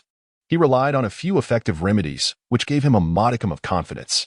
Yet, when faced with the task of neutralizing a rare and potent poison, he felt utterly uncertain. The fact that they dared not even suggest a remedy indicated that this toxin was indeed formidable and far from ordinary. He realized he could only adapt to the situation as it unfolded. Even if he failed to provide a cure, it would not tarnish his reputation significantly. After all, no divine healer could truly claim to cure all ailments, and his standing within the sect would likely remain unaffected. Just as Hanli was meticulously contemplating his strategy, Ma Rong was nearly supporting him, urging him forward with a firm grip on his sleeve, hastening towards Elder Li's residence. Observing his fervent demeanor, Hanli understood that the bond between master and disciple was indeed profound. Hanli felt a twinge of melancholy as he recalled the relationship he shared with Dr. Mo, which was ostensibly that of master and apprentice, but in reality was one of rivalry. He wished their bond could mirror the harmonious camaraderie that existed between Master Ma and his disciple. Deep within his heart, Hanli harbored a measure of respect for Dr. Mo. After all, the formidable medical skills and the longevity techniques he possessed were imparted to him by the latter. Alas, fate had conspired against them, and destiny decreed that they could not coexist in this world. Instead, they clashed fiercely, resulting in the tragic demise of Dr. Mo at Han Li's own hands. As Han Li was lost in thought, moved by the scenery around him, Ma Rong had already guided him to Elder Li's residence. Chapter 69, Li Feiyu and the Young Maiden. Elder Li's abode was not opulent. It occupied a modest space, resembling an ordinary house. Encircled by a 2-meter-high, half-meter-thick earthen wall, it enclosed a simple courtyard adjacent to several adjoining rooms. The wall featured an arched crescent entrance facing the path of arrival, through which many onlookers could be seen within the courtyard, peering in. Upon entering the courtyard, Han Li realized that the actual number of visitors was far greater than he had perceived from outside. They were gathered in small clusters, quietly discussing Elder Li's injuries. Han Li had long heard that Elder Li was one of the few benevolent figures among the higher echelons of the Seven Mysteries sect. Rarely did he display anger towards junior disciples or peers alike, and he never sought power or influence within the sect. Such an amiable individual naturally garnered widespread admiration, resulting in an exceptional rapport with others. Now that Elder Li found himself in a predicament, those of some standing felt compelled, whether out of genuine concern or mere pretense, to pay him a visit, leading to the gathering of many individuals before him. As Han Li entered, he was immediately recognized by the crowd within the courtyard. Instantly, several lower-ranking individuals, such as the Guardians, rushed towards him, each vying to greet him with enthusiasm. "Greetings, Divine Dr. Han. The esteemed doctor has arrived." The chorus of well wishes flooded his ears, making it impossible for him to ignore. Fortunately, those of higher status, including a few vice hall masters and patrons, maintained a sense of decorum, merely nodding discreetly at Han Li without approaching him closely. Their restraint instilled in Han Li a measure of goodwill, relieving him from the burden of having to engage with several high-ranking figures. Meanwhile, Ma Rong, due to his lower status, could only watch anxiously from the sidelines as Han Li mingled with the crowd, his hands nervously rubbing against each other. At last, when Han Li concluded his final greeting, Ma Rong could no longer contain himself. He rushed forward, seizing Han Li's arm and leading him inside. This abrupt action elicited a hint of discontent from those who had hoped to cultivate a rapport with the esteemed Divine Dr. Han. On the surface, Han Li appeared to wear a bittersweet smile, yet within his heart, he was genuinely elated, relieved to avoid offending anyone and to rid himself of those incessantly talkative individuals. Thus, Han Li was directly ushered into the living room by Ma Rong. The number of people present was modest, aside from a few family members. There were also 2 elders and the deputy sect leader, Ma. However, to Han Li's astonishment, Li Feiyu was also in the room. This revelation surprised Han Li, for he was under the impression that Li Feiyu had no connection with Elder Li. What could possibly bring him here? As he was engulfed in a sea of questions, Han Li noticed Li Feiyu standing beside a petite girl with tear-streaked cheeks, persistently offering her comfort. The tenderness in his demeanor starkly contrasted with his usual interactions with other disciples and even with Han Li himself, revealing an unmistakable face ensnared by love. Observing Li Feiyu so deeply enraptured, Han Li suddenly grasped the situation, feeling a mix of surprise and amusement. He promptly scrutinized the young woman's appearance, curious to discern what kind of enchanting beauty could capture such a reckless and daring individual as Li Feiyu. The girl appeared to be about 15 or 16 years old, adorned with a jade hairpin, dressed in a lovely green gown that harmonized beautifully with her delicate stature. Her lustrous black hair was styled into 2 small braids cascading down her back, lending her already sweet visage a hint of mischief. Yet, her slightly swollen eyes and overall appearance evoked a sense of vulnerability, stirring an instinctual desire to cradle and cherish her. Indeed, she was a genuine beauty. And Han Li marveled internally, understanding why Li Feiyu had succumbed to her charms. A twinge of envy and longing flickered within him, as he wondered when he might find a kindred spirit of his own. Perhaps noticing Han Li's attention on the girl, Ma Rong hurriedly stepped forward to introduce the individuals present. Han Li was already acquainted with sect leader Ma and Elder Qian, so he promptly greeted them. "Greetings, sect leader Ma, Elder Qian. Ah, Dr. Han has arrived." Sect leader Ma responded amiably, displaying an approachable demeanor without the airs of authority. Han Li, however, inwardly criticized the unnecessary diminutive title. Elder Qian, in stark contrast, merely nodded with a cold indifference, but Han Li paid it no mind. He understood that the elder's unique internal cultivation required an emotional detachment, resulting in his consistent aloofness. Another elder, robust and with a ruddy complexion, was unfamiliar to Han Li, suggesting they had never met. However, the coarse skin of the elder's hands and his short, thick fingers indicated he practiced a particular form of martial arts. Elder Zhao grunted noncommittally, his expression laden with skepticism, clearly doubting the capabilities of this youthful physician, Han Li. Since Elder Zhao held little regard for him, Han Li did not feel inclined to ingratiate himself. Instead, he greeted him in a rather indifferent tone and intended to bypass the man. Chapter 70, Provocation. It seemed that Master Ma had sensed the subtle tension between the two. Rather than feeling concerned, a faint smile of delight crept onto his face. "Is that so? At such a young age, you possess such remarkable medical skills. I find it hard to believe. Could you possibly surpass Dr. Mo?" This elder, possessing a fiery temperament, fell into the trap laid by the other party, thoughtlessly voicing his skepticism in front of Han Li. Upon hearing these words, the relatives nearby were left in a quandary. They could not express their agreement, as they were pinning their hopes on this young divine physician to alleviate their suffering. To openly refute him seemed equally inappropriate, given that the opposing side was a close friend of Elder Li, not to mention a respected elder to most. Little did Elder Zhao realize that Han Li was, in fact, the prized disciple of Dr. Mo, whose medical prowess had far surpassed that of his mentor. Master Ma secretly rejoiced and added fuel to the fire. A mere child, having just begun learning from the womb, how high can his medical skills truly be? I remain unconvinced, unless I witness it with my own eyes. Elder Zhao shook his head vigorously, oblivious to the fact that he had fallen into the opponent's trap, offending someone he should not have. He appeared to be rather reckless, leaving one to wonder how such a person could occupy a high position among the elders without facing repercussions. Han Li listened with a rolling of his eyes. Did he truly require validation of his medical skills?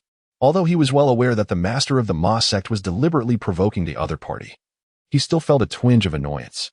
It was evident that Elder Zhao and the master of the Ma sect belonged to different factions, harboring a hint of animosity. Elder Zhao's mastery of the mixed circle technique was profound, wielding an unparalleled power. Noticing the displeasure etched on Han Li's face, the master of the Ma sect felt a surge of delight and abruptly shifted his tone, making an enigmatic remark laden with implication. Humph.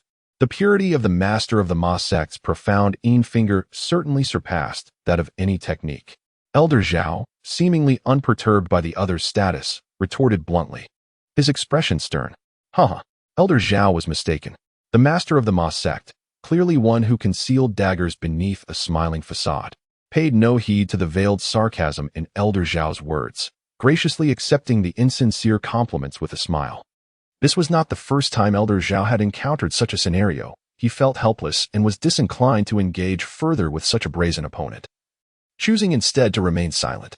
Yet, he couldn't shake the feeling of bewilderment at the suddenness of the master's remark, especially considering that despite not being from the same faction, this was the first instance of openly exposing their upper-level conflicts in front of so many juniors. One couldn't help but wonder what trickery lay beneath. Upon hearing the sharp exchange of words between the two, Han Li's expression remained unchanged, feigning ignorance. Yet, he was acutely aware that Master Ma was once again attempting to sow discord between him and other high-ranking members. Ever since their initial encounter, Master Ma had persistently hinted at the prospect of persuading this skilled physician to join his faction in order to amplify his influence. However, Han Li had no intention of engaging in the power struggles of the Seven Mysterious Sect. It was not due to any pretentiousness or arrogance on his part. Rather, after interacting with eminent figures such as Dr. Mo and Yu Zitong, and particularly after mastering 2 spells, his perspective had inadvertently broadened, rendering the petty conflicts of a minor sect like the Seven Mysterious Sect beneath his notice. Even if he aspired to embody the ideals of a man who cannot be without power for a single day, he would never stoop to serve someone like Master Ma.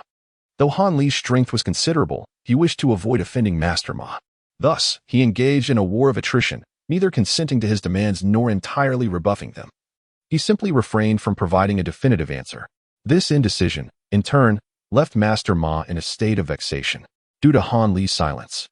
And given that his medical expertise was indispensable, Master Ma could not exert forceful measures, leading to a prolonged stalemate regarding Han Li's potential inclusion in his faction without any clear resolution. Nevertheless, in a bid to prevent Han Li from aligning with other factions, Master Ma would seize every opportunity to undermine Han Li's interactions with other high-ranking individuals, attempting to instigate discord. Whether these seemingly juvenile tactics were effective was uncertain to Han Li. However, the fact that no other faction leaders had approached him thus far was a delightful surprise, filling him with quiet satisfaction. Presently, Master Ma was again engaging in similar schemes, and it was likely that he would not leave a favorable impression on Elder Zhao. Witnessing this combative atmosphere, Ma Rong felt a twinge of anxiety and hurriedly continued with the introductions. "This is my master's wife, Madame Li," he said, gesturing to a middle-aged woman who bore a resemblance to the young girl.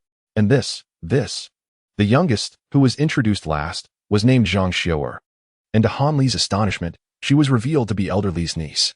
When it came time to introduce Li Feiyu, the latter feigned ignorance of Han Li, adopting a distant demeanor that made Ma Rong, who had been prepared to introduce them, feel awkward. He quickly leaned in to explain to Han Li. Elder Li is always like this. He possesses this temperament and is not specifically targeting you, esteemed Dr. Han. Please do not take it to heart. Han Li smiled faintly, aware that Li Feiyu wished to conceal their relationship in front of so many onlookers. It mattered little. He would not stoop to the level of certain individuals. First, he would assess Elder Li's condition. Saving a life took precedence. Han Li subtly took a jab at Li Feiyu. Upon hearing this, Ma Rong felt a wave of relief and hurriedly guided the crowd into the patient's bedroom. Li Feiyu, upon hearing this, twitched her lips slightly, seemingly unaffected. But as everyone turned their backs, she suddenly made a face at Han Li, only to quickly revert to her previous demeanor, as if nothing had transpired.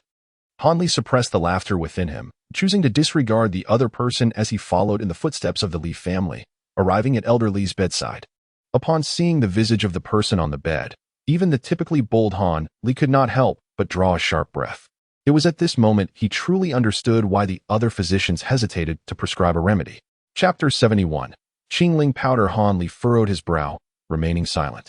He had just completed the pulse examination, observed the tongue coating and pupils, and had initially deduced that the poison was akin to the entwined fragrant silk he had previously encountered, a complex mixture.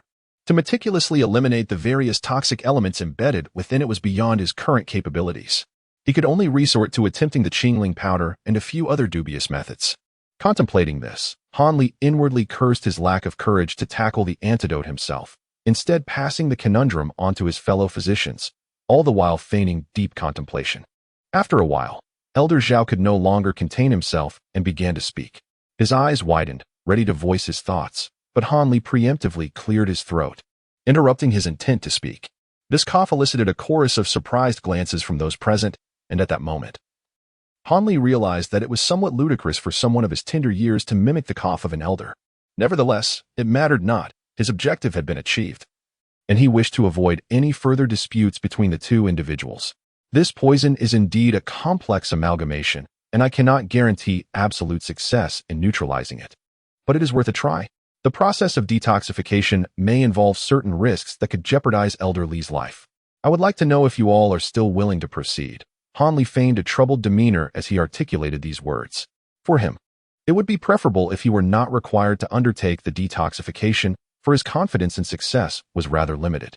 Han Li's words left the gathered family members exchanging glances, none daring to agree to his immediate action of detoxification. However, it appeared that the other doctors were even less capable than Han Li. After a prolonged silence, Elder Li's wife, Madame Li, suddenly spoke up. 50%? Han Li replied without hesitation. Very well, divine Dr. Han, proceed to save him.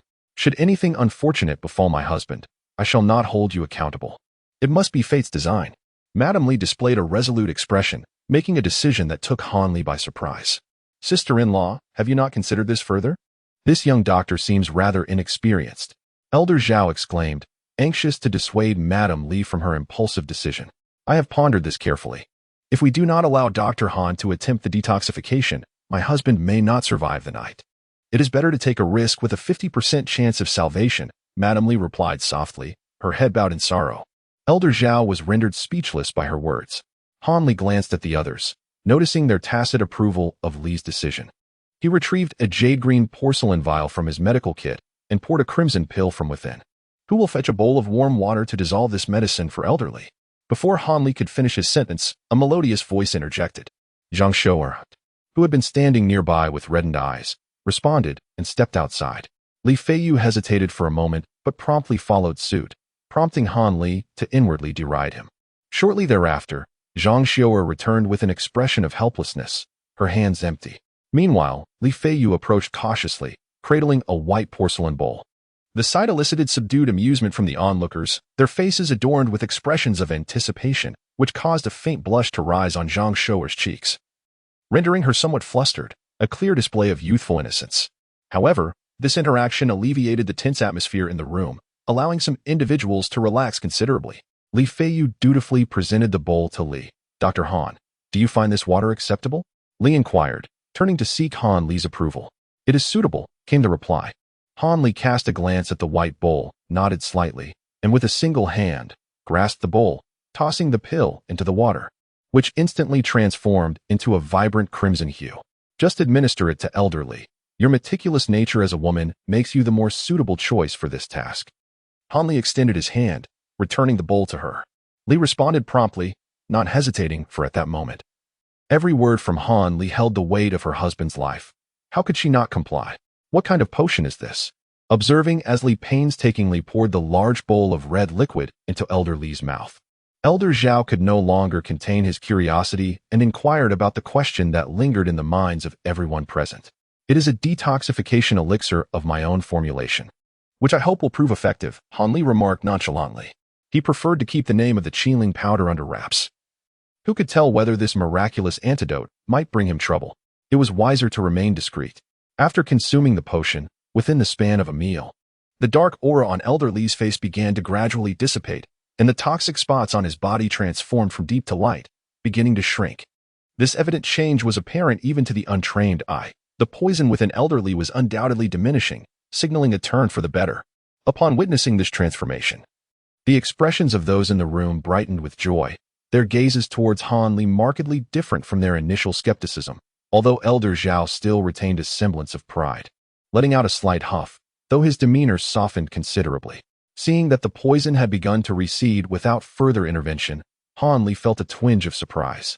The Qingling powder proved to be remarkably effective, far beyond his expectations. Perhaps the poison was not as formidable as he had imagined, he mused. Yet, despite the positive developments, Han Li felt a sense of frustration for two reasons. First, he had previously mentioned that the detoxification process carried certain risks. And if the toxicity were to vanish so easily, would it not be akin to slapping his own face, leading others to believe he had intentionally misled them? Secondly, if the Qingling powder proved so potent against the poison in others, why did it remain ineffective for his own affliction? This continued to vex him deeply regarding his own predicament with the hidden poison. Chapter 72. Extracting the poison. Han Li secretly complained. However, in order to maintain his esteemed image as a divine healer, he had to present himself with an air of confidence and a serene smile, choosing silence over words. Han Li's tranquil demeanor caused those present to be convinced that the efficacy of the pill was anticipated by him, which only deepened their admiration for him. The leader of the Ma sect laughed joyfully, a hint of smugness evident in his smile, as if Han Li had already become his ally. Perhaps he believed that, at this moment, he was the most likely candidate to win Han Li's allegiance, hence his exuberant laughter. However, the situation soon took a turn for the worse. This is bad, Zhang Xiuer exclaimed. The dark aura on her uncle's face seemed to have resurfaced. This remark startled everyone, prompting several impatient individuals to rush forward for a closer inspection, among them Elder Zhao. Upon hearing this, Han Li was momentarily taken aback, yet he refrained from jostling with others to crowd around the bedside. However, Li, possessing a keen and discerning mind, swiftly instructed the two younger ones to step back from the front of the bed, thereby clearing a space for the esteemed physician Han Li to conduct his examination. Upon noticing a gap before the bed, Han Li approached with measured calmness, meticulously observing the scene. After the passage of approximately half a stick of incense, Han Li finally ascertained that the phenomenon was not the ascent of dark energy, but rather a lingering trace of toxicity that could not be entirely eradicated, manifesting as a faint and elusive black mist still clinging to the face. After arriving at his conclusion, Han Li cast a sidelong glance at Zhang Xiuer, finding the girl somewhat overly dramatic. Han Li was at a loss for words. It seemed that Li Feiyu, ensnared by the throes of love, had indeed prioritized passion over friendship. Elder Li, aside from the dark aura lingering on his visage, had the toxic marks on his body, which had grown to the size of soybeans, now remained unchanged, no longer dissipating. He remained in a state of unconsciousness due to the residual poison coursing through his veins. "Bring me a basin filled with clear water," Han Li commanded with an air of undeniable authority. This time, it was not Zhang Xiuer who took on this task. Instead, Ma Rong swiftly volunteered and dashed out. "I require your assistance, both of you. Utilize your internal energy to drive the residual poison from Elder Li to several specific acupoints. I will then employ a golden needle technique to extract the toxic blood. Are you capable of this?" The master of the Ma clan's gaze flickered uncertainly. Yet he ultimately acquiesced, while Elder Qin nodded coolly, agreeing without hesitation. "Why must it be the two of them? Am I not capable?" Elder Zhao protested, feeling somewhat slighted by Han Li's apparent disregard for his abilities. Han Li sighed softly, realizing that he must elucidate the matter for this obstinate individual. Elder Joust technique. The rounding palm primarily draws upon external sect skills, does it not? In terms of the refinement of inner strength. I still believe that the two leaders of the Ma sect are more fitting. Han Li spoke in a calm and measured tone.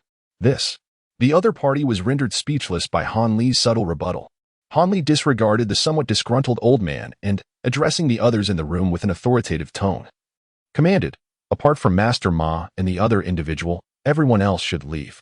The method for detoxifying Elder Li is not suitable for public observation, and the healing process requires complete tranquility, as it is imperative to avoid any disturbances. As Han Li's words fell, a moment of silence enveloped the room. Yet it was Li who first comprehended the gravity of the situation. With a respectful bow, she remarked, "I shall take my leave from several of you," and gracefully exited the room. Afterward, as Ma Rong brought in a basin of clear water, Han Li promptly dismissed him and firmly shut the door, leaving the others outside exchanging puzzled glances. Time trickled by slowly, marked by the ticking of the minutes, and it remained uncertain how long had passed. The bedroom door remained resolutely closed, with not a whisper escaping from within. Just as the individuals in the living room began to lose all semblance of patience, the door creaked open from the inside. Instinctively, all eyes turned sharply towards the entrance, and the atmosphere grew heavy with tension. Han Li emerged slowly. A look of fatigue etched upon his face. Upon seeing the solemn expressions of those gathered, he offered a faint smile and reassured them, "There is no cause for concern. The residual poison has been entirely eradicated. Elder Li may rest for one more night, and by tomorrow, he shall awaken on his own." Han Li spoke with great confidence. And in truth, he himself had not anticipated that the elimination of the lingering poison would proceed so smoothly, without a single setback. Upon hearing his words, the members of the Li family were filled with joy, their previously somber expressions vanishing entirely. A few of the more impatient individuals were eager to rush inside and take a look, but Han Li raised a hand to stop them. Elder Li was currently in a frail state and preferred to keep the surroundings tranquil. While both Master Ma and his companion had suffered significant energy depletion in their efforts to dispel the poison and were in need of recuperation, I believe it would be best for only a few to enter, ideally just the lady, Han Li solemnly advised the Li family. Upon receiving this good news, the Li family had no further objections. They quickly nodded in agreement, and without taking the time to express their gratitude to Han Li, one individual hurriedly entered the bedroom. Chapter 73. The thoughts of Li Feiyu. As soon as Li entered the room, she was met with a pungent odor. She then observed Master Ma and Elder Qian seated on either side of the bed, eyes closed in meditation. In the space between them lay a basin filled with blood as dark as ink, from which the foul stench emanated. Their faces appeared somewhat pale, clearly indicating that they had indeed expended considerable energy, just as Han Li had mentioned. A surge of gratitude welled up within Li for the two of them. Although she possessed no martial prowess, she was aware enough to recognize the importance of not disturbing them at this moment. Thus, she slowed her steps and approached the bed with grace, gazing at the figure upon it. To her relief, Elder Li was soundly asleep. The look of anguish that had once marred his brow now completely vanished. Though his complexion still bore a hint of pallor, the dark aura surrounding him had dissipated, and the toxic marks on his body had faded to mere faint traces, almost imperceptible. It seemed that the poison had indeed been entirely dispelled, causing Li to shed tears of joy. She felt a wave of astonishment and hurriedly inquired about Ma Rong and the others. After a moment of silence, she resolved in her heart that once Elder Li regained his health, she and her husband would certainly visit in person to express their profound gratitude for the life-saving assistance. Unbeknownst to Li, aside from the esteemed Han physician, there was another absence in the room, Li Feiyu, who had previously not left Zhang Xiaoer's side. Nearby, under a dense tree along a secluded path, Han Li lay on the grass with his hands behind his head, idly observing the green leaves on a branch. As he counted nearly 1,000, a dark shadow suddenly descended from above, swooping down upon him with the ferocity of an eagle seizing its prey, as if driven by deep-seated enmity. "Hey, cut it out. Why is it that every time we meet, you feel the urge to strike? I'm not that Zhang Xiaoer." As soon as Han Li uttered these words, the shadow adeptly spun in midair and gracefully descended beside him. It was none other than the elegantly arriving Li Feiyu. "With your dark and unremarkable appearance, how could you possibly compare yourself to Miss Zhang Xiaoer? This is nothing short of a blatant embarrassment." Upon hearing these words, Li Feiyu, without a hint of good humor, lightly raised the tip of her right foot and delivered a gentle kick to Han Li's rear, a gesture of admonishment. Upon hearing this, Han Li rolled his eyes and, with a sudden leap, stood upright. It appears that our esteemed senior brotherly prioritizes romance over camaraderie. Truly, I have been remiss in my choice of friends. Spare me the trivialities. What, pray tell, did you summon me for? You must understand. I have painstakingly seized a rare opportunity to draw near to Miss Zhang, only to see it squandered in vain. Unless you provide a reason that I can, in good conscience, accept, you shall not pass. Li Feiyu displayed evident displeasure, deeply resenting Han Li's inexplicable summons. Did I summon you? I was unaware of such a thing. Did I ever utter those words? Han Li feigned astonishment, his demeanor decidedly theatrical. Han Li had no intention of continuing to tease his counterpart. Suddenly, his expression shifted, and he spoke earnestly to Li Feiyu. Do not hold it against me for being overly inquisitive, but as a friend, I must inquire. Does that girl, Xiao, know that you have consumed the marrow-extracting pill, leaving you with but a few years to live? Upon hearing these words, Li Feiyu's face turned an ashen white, devoid of any trace of color, and for a long while, he remained silent, unable to utter a single word. Han Li let out a quiet sigh. Realizing there was no need for further inquiry, the expression on the other person's face conveyed everything. Why must you awaken me so painfully? Li Feiyu's countenance was filled with sorrow, and after a moment of silence, he spoke with evident anguish. You must have heard that in matters of the heart, the more one invests, the greater the ensuing pain. When Han Li finally discerned that the other's emotions had stabilized somewhat, he articulated a profound truth, momentarily startling Li Feiyu. I pulled you out before you became too deeply ensnared, hoping to spare you some future suffering, Han Li added slowly. Li Feiyu gazed blankly at Han Li, a peculiar expression flickering in his eyes. What's wrong? Is there an issue? Han Li felt unnerved under Li Feiyu's scrutinizing gaze and quickly assessed himself from head to toe. How old are you, anyway? You speak as though you possess the wisdom of a seasoned romantic, as if you have already experienced the joys of love, Li Feiyu suddenly inquired. Of course not. These musings are merely gleaned from literature. I found them quite insightful, so I thought to share them with you, Han Li replied. Oh, so that's how it is. I was wondering. With my elegant and charming demeanor, how could I possibly lag behind you in such matters? To hear you expound on these insights, merely theoretical musings. Li Feiyu exhaled deeply, repeatedly patting his chest, as if he had been profoundly startled. Han Li was rendered speechless. This young man seemed to recover far too swiftly. Only moments ago, he was on the brink of despair, and now he wore a playful smile, truly a creature of fluctuating emotions. Nevertheless, Han Li maintained an inquisitive demeanor. Pressing further, are you truly willing to relinquish Miss Zhang Shou'er? Are you indifferent to the sight of her in another's embrace? Li Feiyu's previously jovial expression instantly morphed into one of chilling severity. With a voice imbued with lethal intent, he coldly declared, Should anyone dare to lay a hand on Miss Zhang, I shall sever their grasp. What transpires after my demise is beyond my concern, but while I draw breath, Zhang Shou'er shall belong solely to me. His words seemed to freeze the very air around them. Chapter 74. The wind control technique. Han Li gazed at the somewhat imposing visage of Li Feiyu, rendered speechless in solemnity, uncertain of what words might suffice. How was it? Was my earlier display sufficiently formidable? Did I not exude an air of dominance, embodying the essence of a true leader, instilling within you a profound admiration that would compel you to pledge your loyalty? Han Li glared at him fiercely for a moment, gritting his teeth as he uttered, A hero? I see more of a bear than a hero.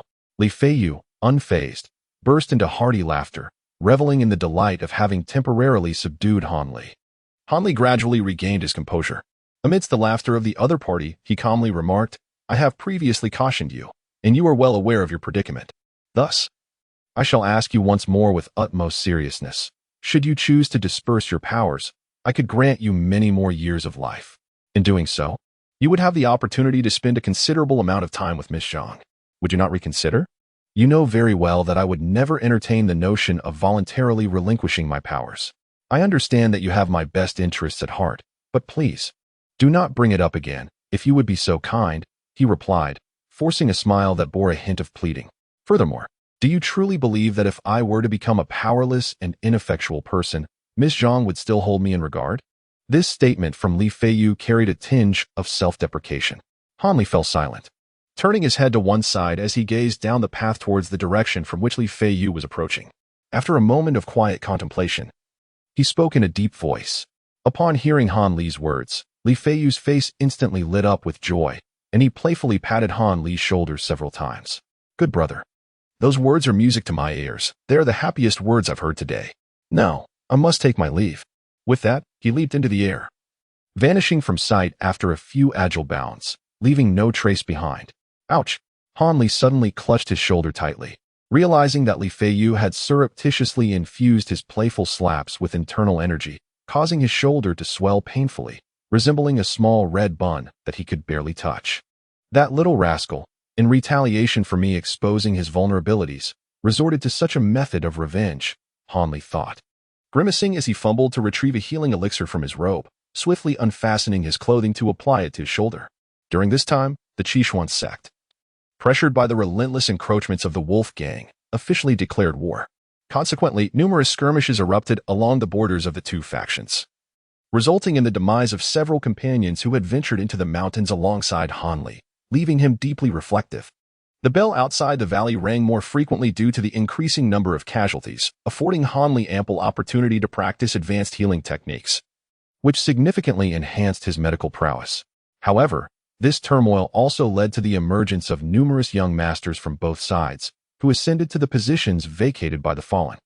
Among the most notable were the 5 evils and 3 eagles from the Wolf Gang, and the 7 heroes from the Qishuan sect, with Li Feiyu being one of the illustrious duo.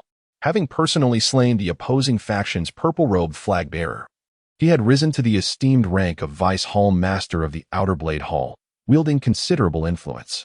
Moreover, his relationship with Zhang Xiu'er was rapidly advancing, reaching the stage of discussing marriage.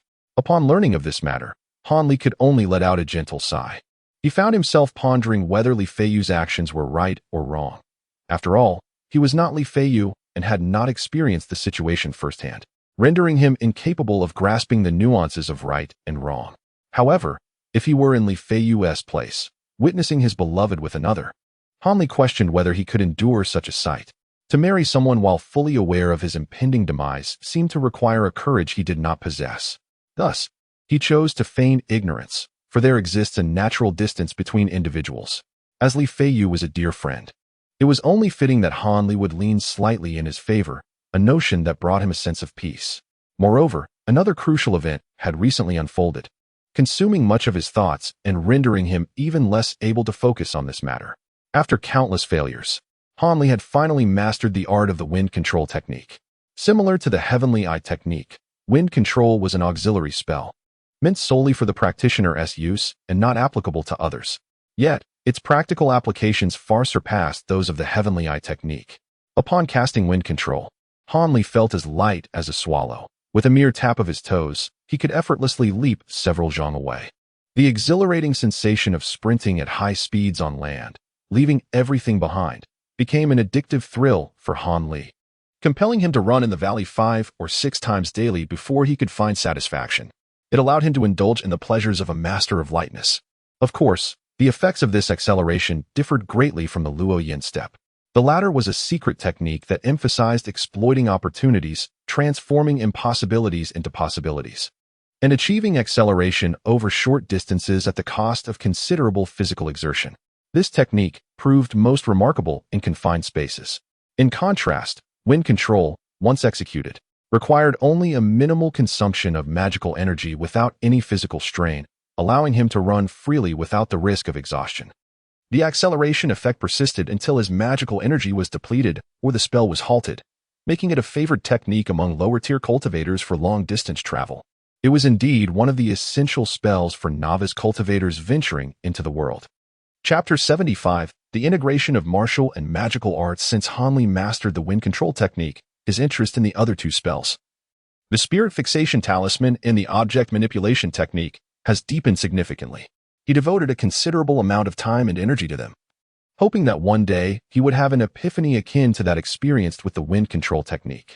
However, after numerous attempts at research, Hanli unexpectedly discovered that his inability to cast these 2 spells might not stem from his own limitations, but rather from the lack of suitable external conditions for performing the incantations.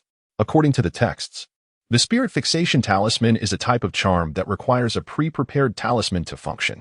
Consequently, Hanli had previously used yellow paper purchased from a nearby town, meticulously replicating the symbols and patterns from the book with a brush to create what he believed to be the talisman. Unfortunately, mere visual resemblance proved insufficient. When Han Li employed incantations to activate the talismans, the symbols upon them did not emit the dazzling silver light as they did when utilized by Dr. Mo. Nor did any other extraordinary phenomena manifest. It can be said that his attempt at spell casting was a complete failure, plunging him into a predicament from which he could neither advance nor retreat. Unbeknownst to him, the failure of his spell was attributable either to errors in the incantation or hand gestures, or perhaps to the inadequacies in the crafting of the talismans themselves.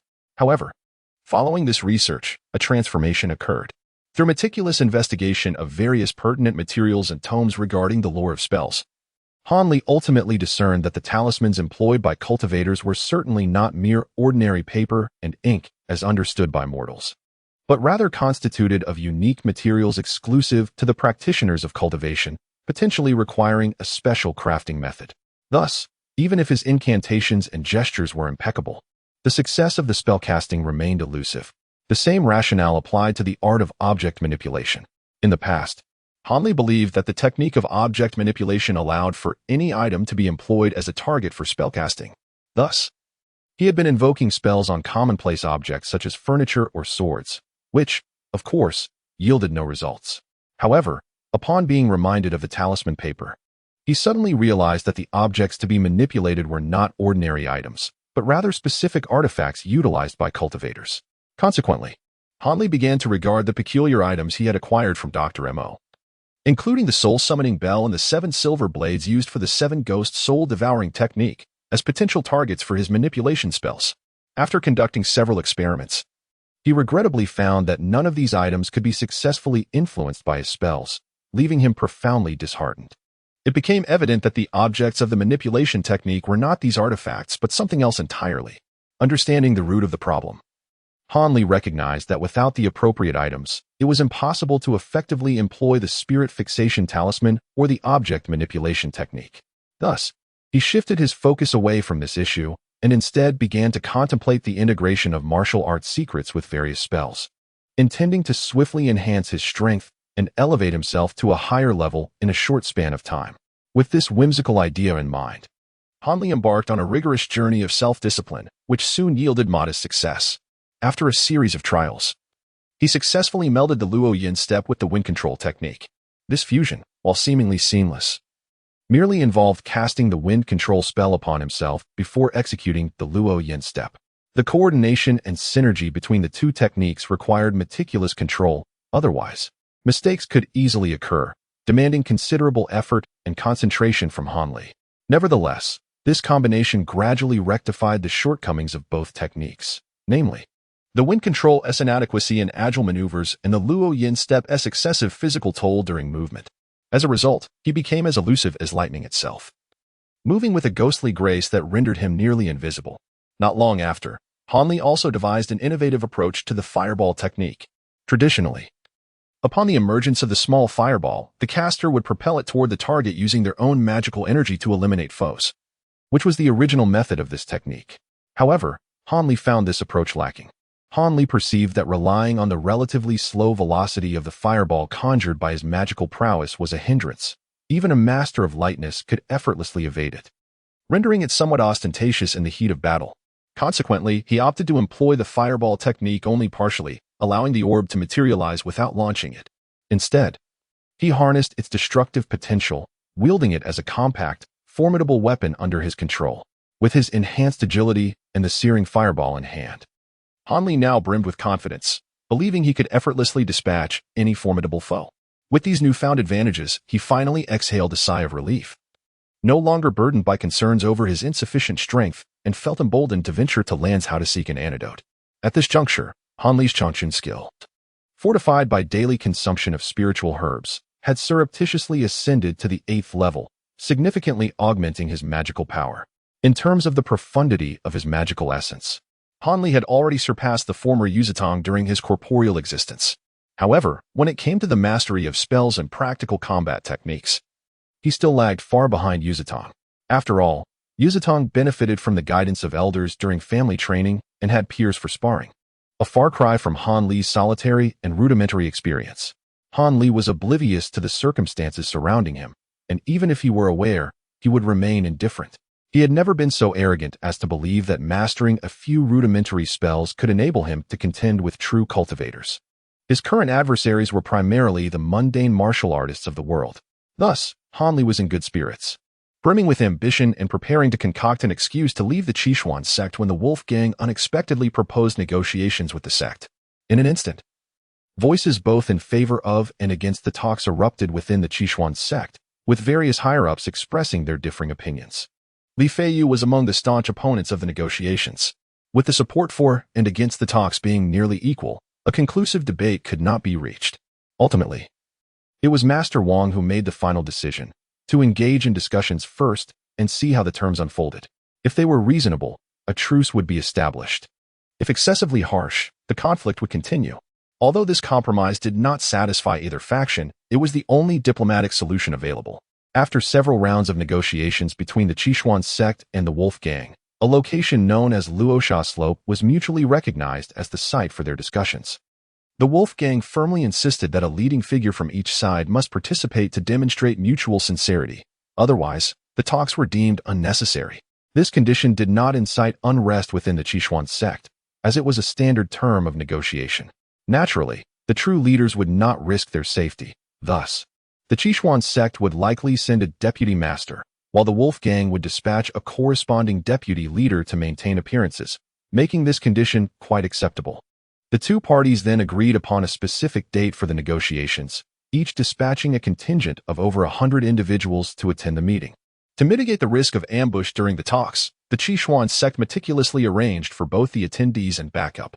The negotiation team would be led by Deputy Master Wu, the sect's second strongest, and comprised nearly 100 elite members, including protectors, core personnel, and several elders and hall masters, forming an impressive assembly.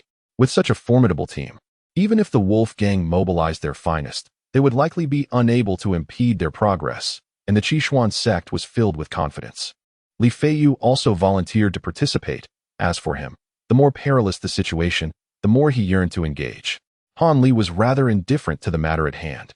Whether the negotiations succeeded or faltered held little significance for him. He was on the verge of departing from this place to explore the vast world beyond. And the rise and fall of the Seven Mysteries sect had little bearing on his life. As long as his own interests were not at stake, he was disinclined to concern himself with such affairs. Thus, during the days leading up to the departure of the negotiation team, he remained unhurried, diligently nurturing the medicinal herbs he required while also beginning to collect seeds of rare plants for future use. In truth, a stealthy departure would have been the most convenient option. However, Hanli harbored concerns that should he vanish without a trace, his adversaries might seek to trouble his family. Therefore, it was prudent to formally bid farewell to the higher-ups, demonstrating his prowess to instill a sense of trepidation within them. As for the pretext for his departure, Hanli had already devised a suitable excuse. He intended to seek out Dr. Mo, driven by a longing to reconnect with his mentor. Whether or not they believed him was of no consequence. With his formidable strength as a safeguard, he had no reason to fear any ulterior motives from them. Whenever Hanli contemplated this, a faint, cold smile would inevitably appear at the corners of his mouth. At that moment, if he desired to take the lives of several sect leaders, it would be as effortless as a mere flick of his wrist. Of course, he merely entertained the thought without any intention of acting upon it. However, Hanli could never have anticipated that on the evening of the fourth day after the negotiation team's departure, an untidy figure, covered in dust and with disheveled hair, would suddenly burst into his chamber. With bloodshot eyes and cracked lips, the individual rasped a chilling message. The negotiation team has been annihilated. Master Wu is dead. The protector and the offerings have perished, and nearly all the elders are dead. Upon hearing these words, Hanli was momentarily taken aback. Before he could utter a question, a sharp whistle suddenly pierced the air from somewhere on the mountain. Following that, a series of dull drum beats resonated. Clang, clang, ding, ding, boom, boom. Various warning sounds erupted in unison, immediately followed by a cacophony of battle cries echoing across the mountains. Amidst this chaos, the faint sounds of clashing weapons could be discerned, as if, in that fleeting moment, the entire Tsangxia mountain had transformed into a vast arena of carnage. Hanli's expression shifted dramatically. He could no longer bear to listen to the individual before him continue speaking. With a swift motion, he exited the room and surveyed his surroundings.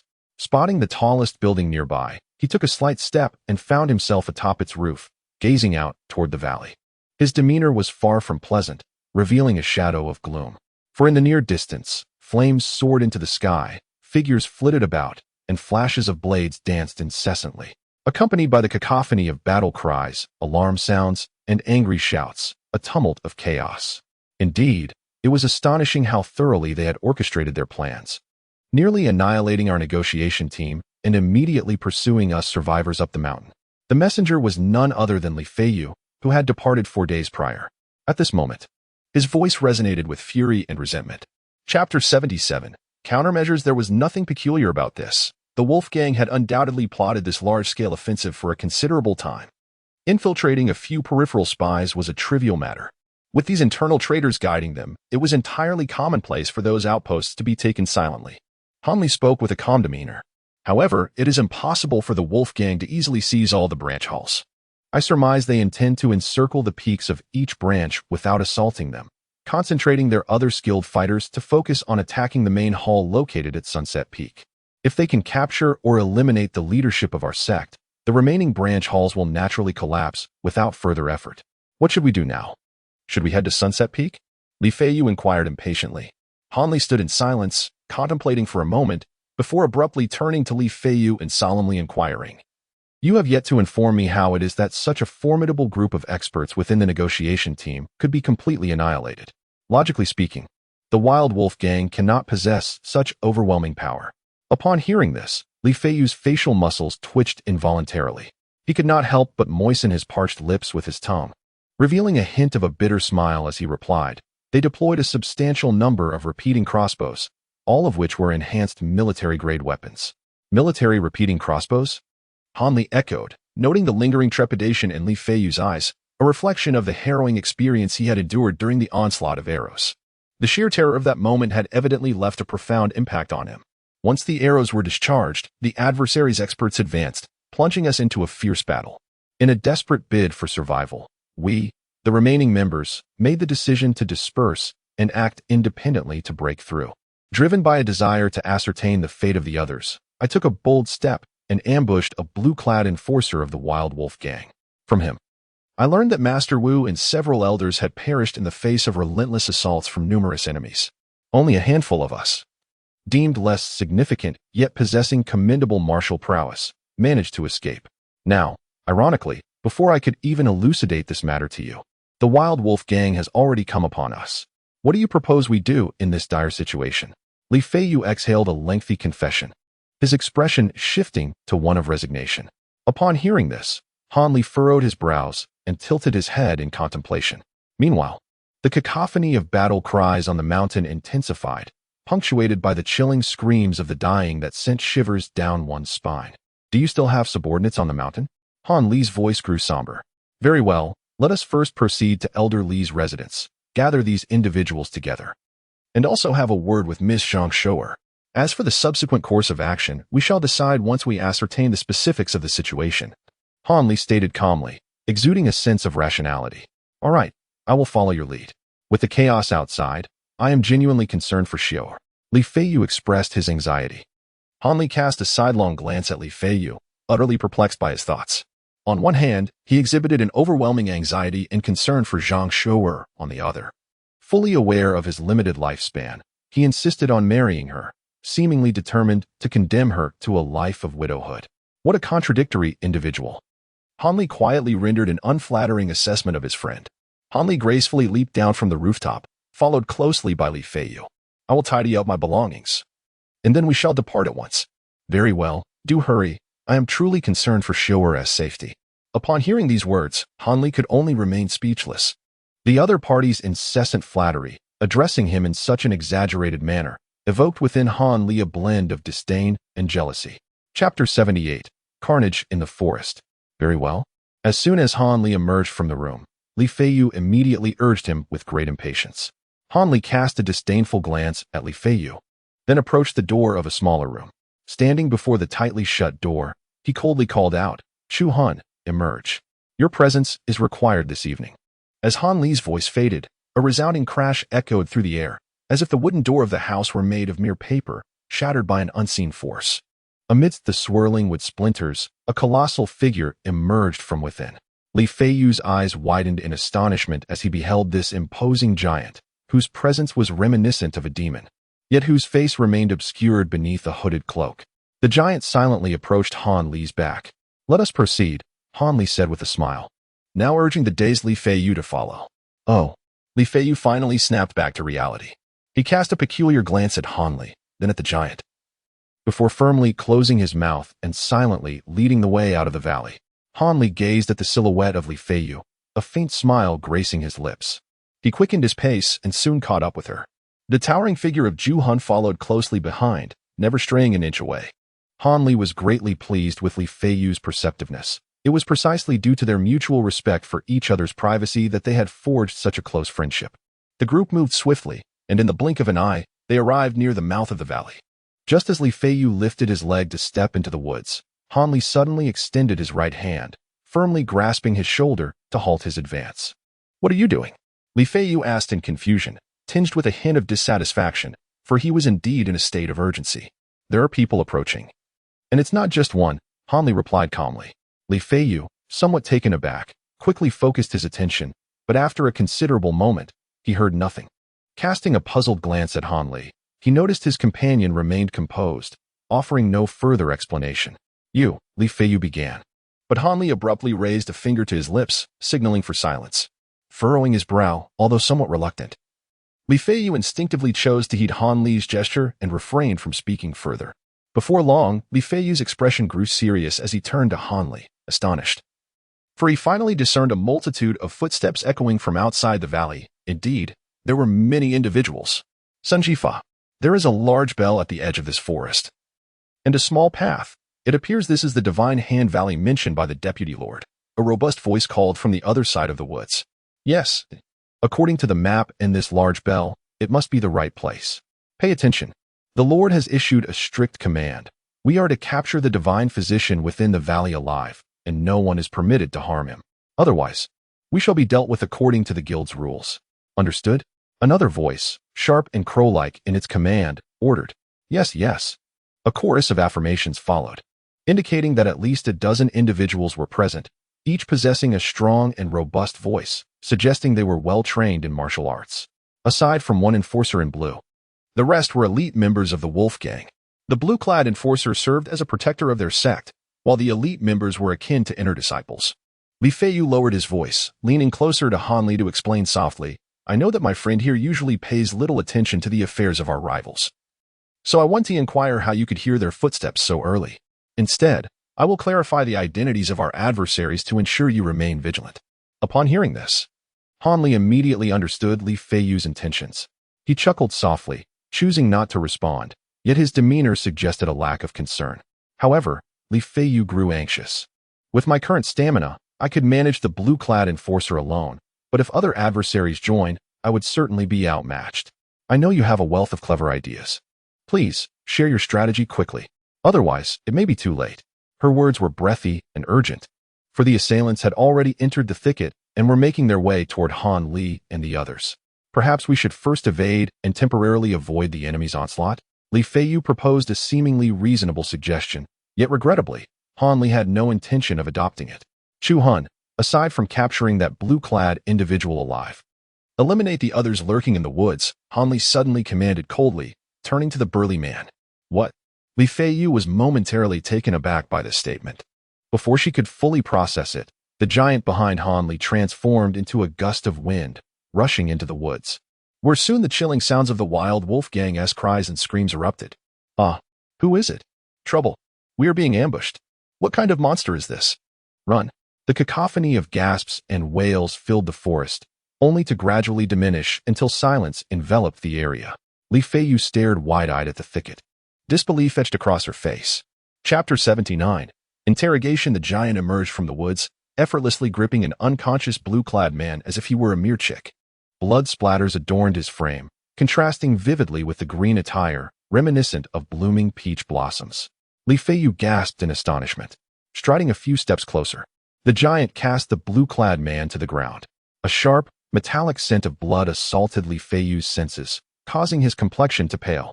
Instinctively retreating half a step and assuming a defensive posture, it was only then that Li Feiyu exhaled deeply, relaxing his stance.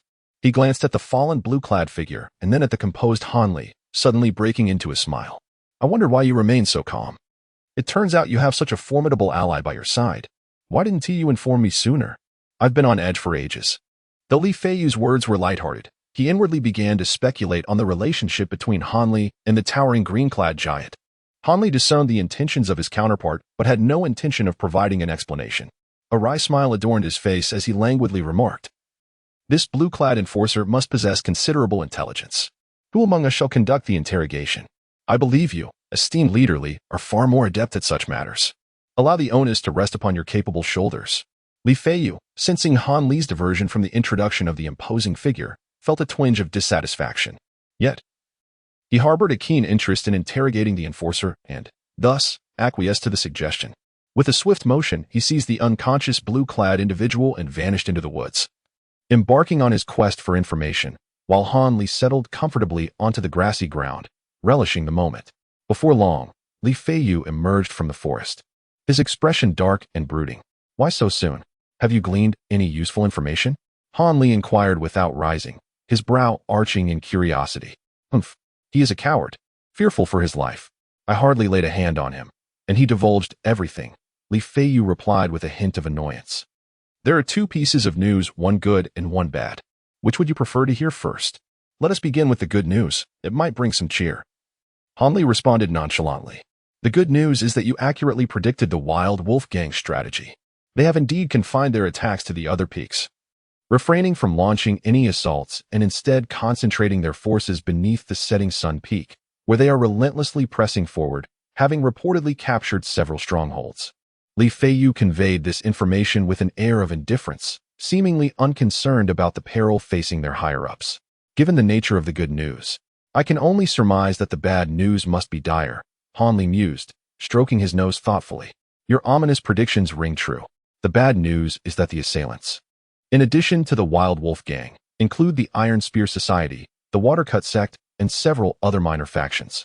It appears our sect is indeed facing a grave crisis, Li Feiyu lamented.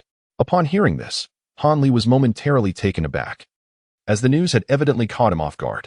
Regardless of the number of attackers, it was imperative to prioritize a rendezvous with his beloved and subordinates. Given the current chaos outside, it would be prudent to depart swiftly. Han Li did not remain astonished for long. He quickly made his assessment. Li Feiyu eagerly nodded in agreement, for the suggestion resonated perfectly with his intentions. What about that fellow? How did you handle him? Han Li inquired suddenly. Silenced him. What else could I do? Li Feiyu replied nonchalantly. Han Li smiled faintly, effortlessly rising from the grass with a single push of his hand. Let us proceed. We must do our utmost to avoid the enemy. If evasion proves impossible, we shall eliminate all who discover our presence without mercy. Otherwise, their numbers will only swell. Though his words were delivered with a casual tone, they brimmed with an ominous undercurrent, steeped in bloodlust. In the courtyard of Elder Li, situated several miles from the sacred Hand Valley, a throng of people was densely packed. Among them were men and women of various ages, all appearing to lack martial prowess, yet engaged in hushed discussions, their faces etched with concern. Nearby, a group of over 20 youths clad in black, brandishing swords and knives, stood vigilant, starkly contrasting with the unarmed individuals within the courtyard. Within the living room of the residence, two individuals were embroiled in a heated debate. I oppose sending anyone outside. Our defenses are already weak, and dispatching people further diminishes our strength. Absolutely not, protested a stout middle-aged man, spitting as he vehemently shook his head. But we are utterly ignorant of the happenings outside. If we do not send someone to investigate, we remain in the dark, utterly passive, countered Ma Rong, Elder Li's favored disciple. Being passive is preferable. What transpires beyond these walls bears no significance to me. Our safety here is paramount. Do you dare defy orders? The portly man blinked his small eyes, suddenly producing a golden token from his bosom, brandishing it before Ma Rong with an air of arrogance. Ma Rong glanced at the man, and then at the token, sighed, and clasped his hands in a respectful bow. I dare not. I shall adhere to your command. This token was a personal insignia of the sect leader, granting its bearer temporary authority over disciples ranked below elder. The rotund man was a close confidant of the sect leader, rumored to be a distant relative. Thus, any messages or orders from the sect leader would be conveyed through him. Reluctantly, Elder Li acquiesced, and without delay, he hurriedly accompanied Zhang Xiu'er and several other disciples to Sunset Peak. Meanwhile, the individuals in the courtyard were the families of the nearby 7 Xian sect members, most of whom possessed no martial skills. As chaos erupted, they panicked, unsure of how to respond. Fortunately, Ma Rong, displaying commendable decisiveness, promptly requested assistance from the 20 or so subordinates left by Li Feiyu to gather and consolidate the frightened individuals, preventing them from scattering into the darkness and encountering unforeseen dangers. Given the secluded nature of their dwelling, nestled within a valley, the inhabitants were oblivious to the specifics of the turmoil outside, despite hearing the distant sounds of alarm and battle. Once Ma Rong completed the task, he resolved to send some individuals outside to ascertain the situation. The rotund individual, utterly devoid of martial prowess, suddenly emerged at this critical moment. Not only did he thwart any attempts to gather intelligence on the enemy, but he also seized command of Ma Rong's authority over the outer disciples by wielding the token, intent on retreating into a shell of inaction. Deaf to the urgency of the situation, Ma Rong, acutely aware of the significance of intelligence, engaged in several disputes with this fearfully timid figure, yet each time, the heavyweight, clinging to the Master Wad's token, crushed his protests. Even Ma Rong's personal inquiries were met with refusal, as if he were merely a tool for this coward's self-preservation. Thus, Ma Rong found himself in the living room, agitated as an ant on a hot pan, utterly powerless against the ignorance of this corpulent man. He knew well that defying orders from the 7 Xian sect and acting independently bore severe consequences. The penalties ranged from the forfeiture of martial abilities and expulsion from the sect to the grim possibility of death by execution. Consequently, despite his awareness of the cataclysmic events unfolding outside, which could spell doom for their sect, he remained immobilized.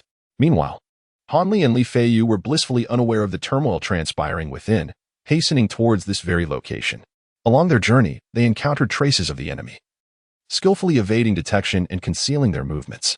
It wasn't until they were but a mile away from Elder Li's residence that they were confronted by a group of individuals clad in green, rendering further concealment impossible and leading to their first direct encounter with the adversary.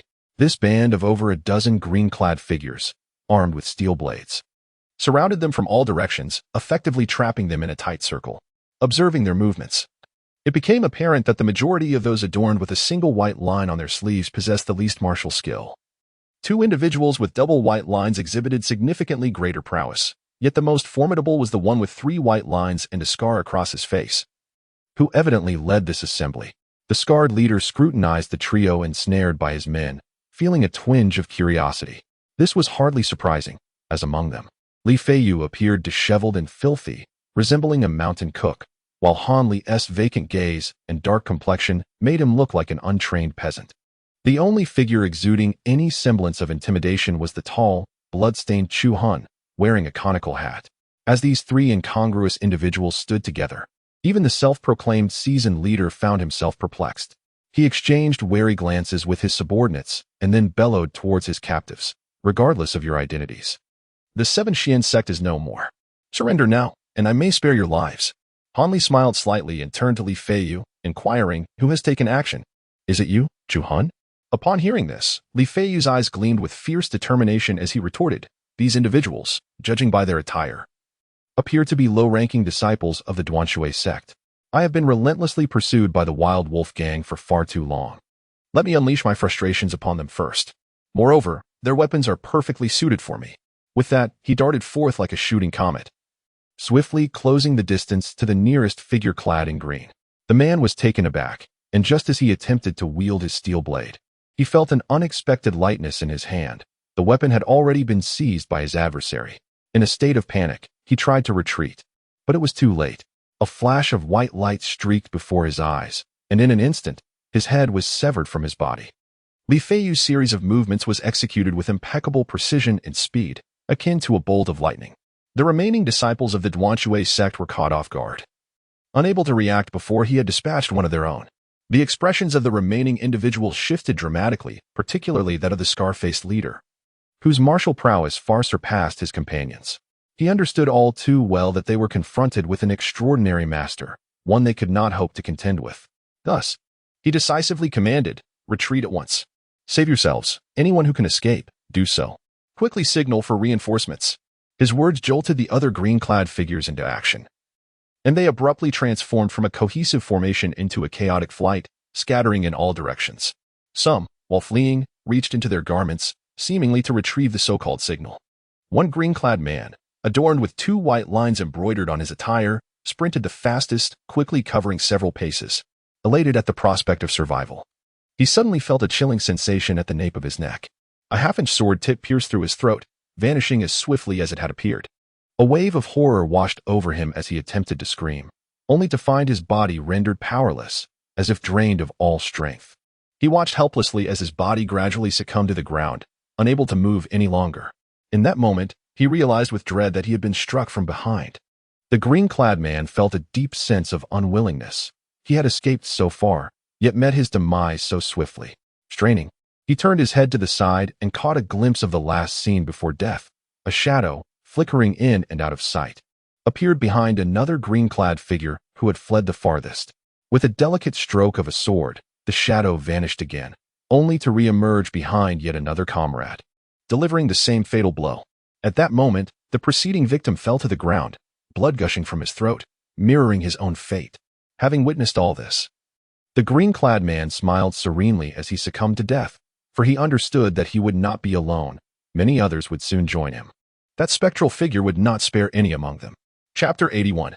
Jia Tianlong. At this moment, the ambitious Jia Tianlong, the leader of the Wild Wolf Gang, bore an expression of elation, his normally pallid visage now adorned with a hint of crimson due to his excitement. It is no wonder he appeared thus, after all. The formidable adversary of the Wild Wolf Gang, the Seven Mysteries sect, was on the verge of collapsing under his meticulous schemes. How could he not revel in this triumph? Standing on the mountainside of Sunset Peak, where a certain outpost of the Seven Mysteries sect was located, he was flanked by numerous red-clad iron guards of the Wild Wolf Gang. These 50 or 60 elite warriors were the fruits of his painstaking efforts, each possessing exceptional martial prowess and unwavering loyalty to him. Typically regarded as invaluable treasures, he seldom deployed them in everyday skirmishes. Yet now he had brought them all to intimidate the restless leaders of various minor factions. Without this display of strength, the heads of the Iron Spear Society, the Water Severance sect, and others would hardly submit to him so readily. These factions were loath to see the Wild Wolf Gang dominate unchallenged, preferring a state of perpetual conflict or balance among the major powers, allowing them a chance to survive in the interstices. Had Jia Tianlong not swiftly captured the family members of these faction leaders and promised them substantial rewards, these minor gangs would have likely turned against him long ago. Before Jia Tianlong, nearly 1,000 individuals donned in a myriad of colors and wielding various weapons were fervently assaulting a post of the Seven Mysteries sect. Their formation was chaotic, lacking any semblance of coordination, resulting in significant casualties. Yet Jia Tianlong remained indifferent, for the assailants were not his own Wild Wolf Gang members, but rather the minions of the Iron Spear Society and the Water Severance sect. He had not anticipated these individuals to capture Sunset Peak's final and most perilous stronghold. His intent was merely to exhaust the defenders' energy, paving the way for his elite troops to strike with their crossbows. The mere thought of those military crossbows brought a glimmer of delight to Jia Tianlong's refined features. It was these lethal instruments of war that had granted the Wild Wolf Gang such an effortless advantage. Without them, not only would the annihilation of the opposing negotiation team have been impossible, but the numerous outposts already seized at Sunset Peak would have cost the Wild Wolf Gang considerable vitality, severely hindering his plans to annex the smaller factions. These military crossbows had not required a modicum of effort on Jia Tianlong's part. They had simply descended into his hands from the heavens. Each time he contemplated this, his heart swelled with exhilaration. 3 months prior, he was at headquarters devising the operational plan for this mission when an officer, claiming to be a relative, requested an audience with him. Surprised, he agreed to meet, only to discover that the man was indeed his cousin. Years ago, when the Wild Wolf Gang was still a band of marauders, a group of them had been recruited by the government, and among them was this cousin, who had now ascended to the esteemed rank of Deputy General. Coincidentally, this Deputy General was escorting a shipment of supplies to a border outpost in Jingzhou, and, having heard of the reputation of his cousin, the leader of the Wild Wolf Gang, he felt compelled to pay a visit. Upon their meeting, they exchanged heartfelt greetings and reminisced about their experiences over the years. When the subject of recent conflicts with the Seven Xian sect arose, the cousin arrogantly dismissed it, claiming that with just 100 or so repeating crossbows, he could annihilate the entire sect. The words, spoken without intent, sparked a thought in Jia Tianlong, who cautiously inquired whether this cousin could procure some crossbows for him. The cousin, smiling slightly, candidly revealed that his shipment included many repeating crossbows, and while he could provide them, a sum of silver would be required to silence the authorities, and he could not part with too many. Jia Tianlong, elated by this revelation, promptly exchanged over 20,000 taels of silver for more than 300 crossbows, which he entrusted to his loyal subordinates for careful use. This transaction had led to a series of recent victories. Suddenly, a thunderous uproar jolted Jia, pulling him from his reverie. Startled, he raised his gaze towards the peak, where the sentry post adorned with the banner of the Seven Xian sect was now overwhelmed with members of smaller factions. It had indeed been breached.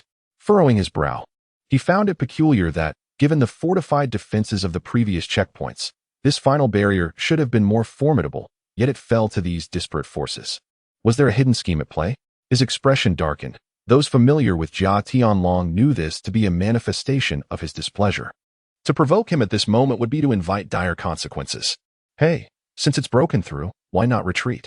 A voice, grating like a broken gong, echoed without an ounce of respect for Jia Tianlong. Zhang Xianshi, I find this breach rather suspicious. There may be a trap involved. It would be prudent to proceed with caution. What is there to fear? With me beside you, do you think these mere mortals can harm you? Hurry, let us move. I've been here nearly all night, and am about to drop dead from exhaustion. Let us deal with these Seven Xian sect scoundrels swiftly, so I can finally rest. The voice, though not elderly, carried an air of pompousness that was exceedingly irksome. Chapter 82. The Golden Light Master. The speaker stood beside Jia Tianlong, a diminutive figure of approximately 3 feet tall.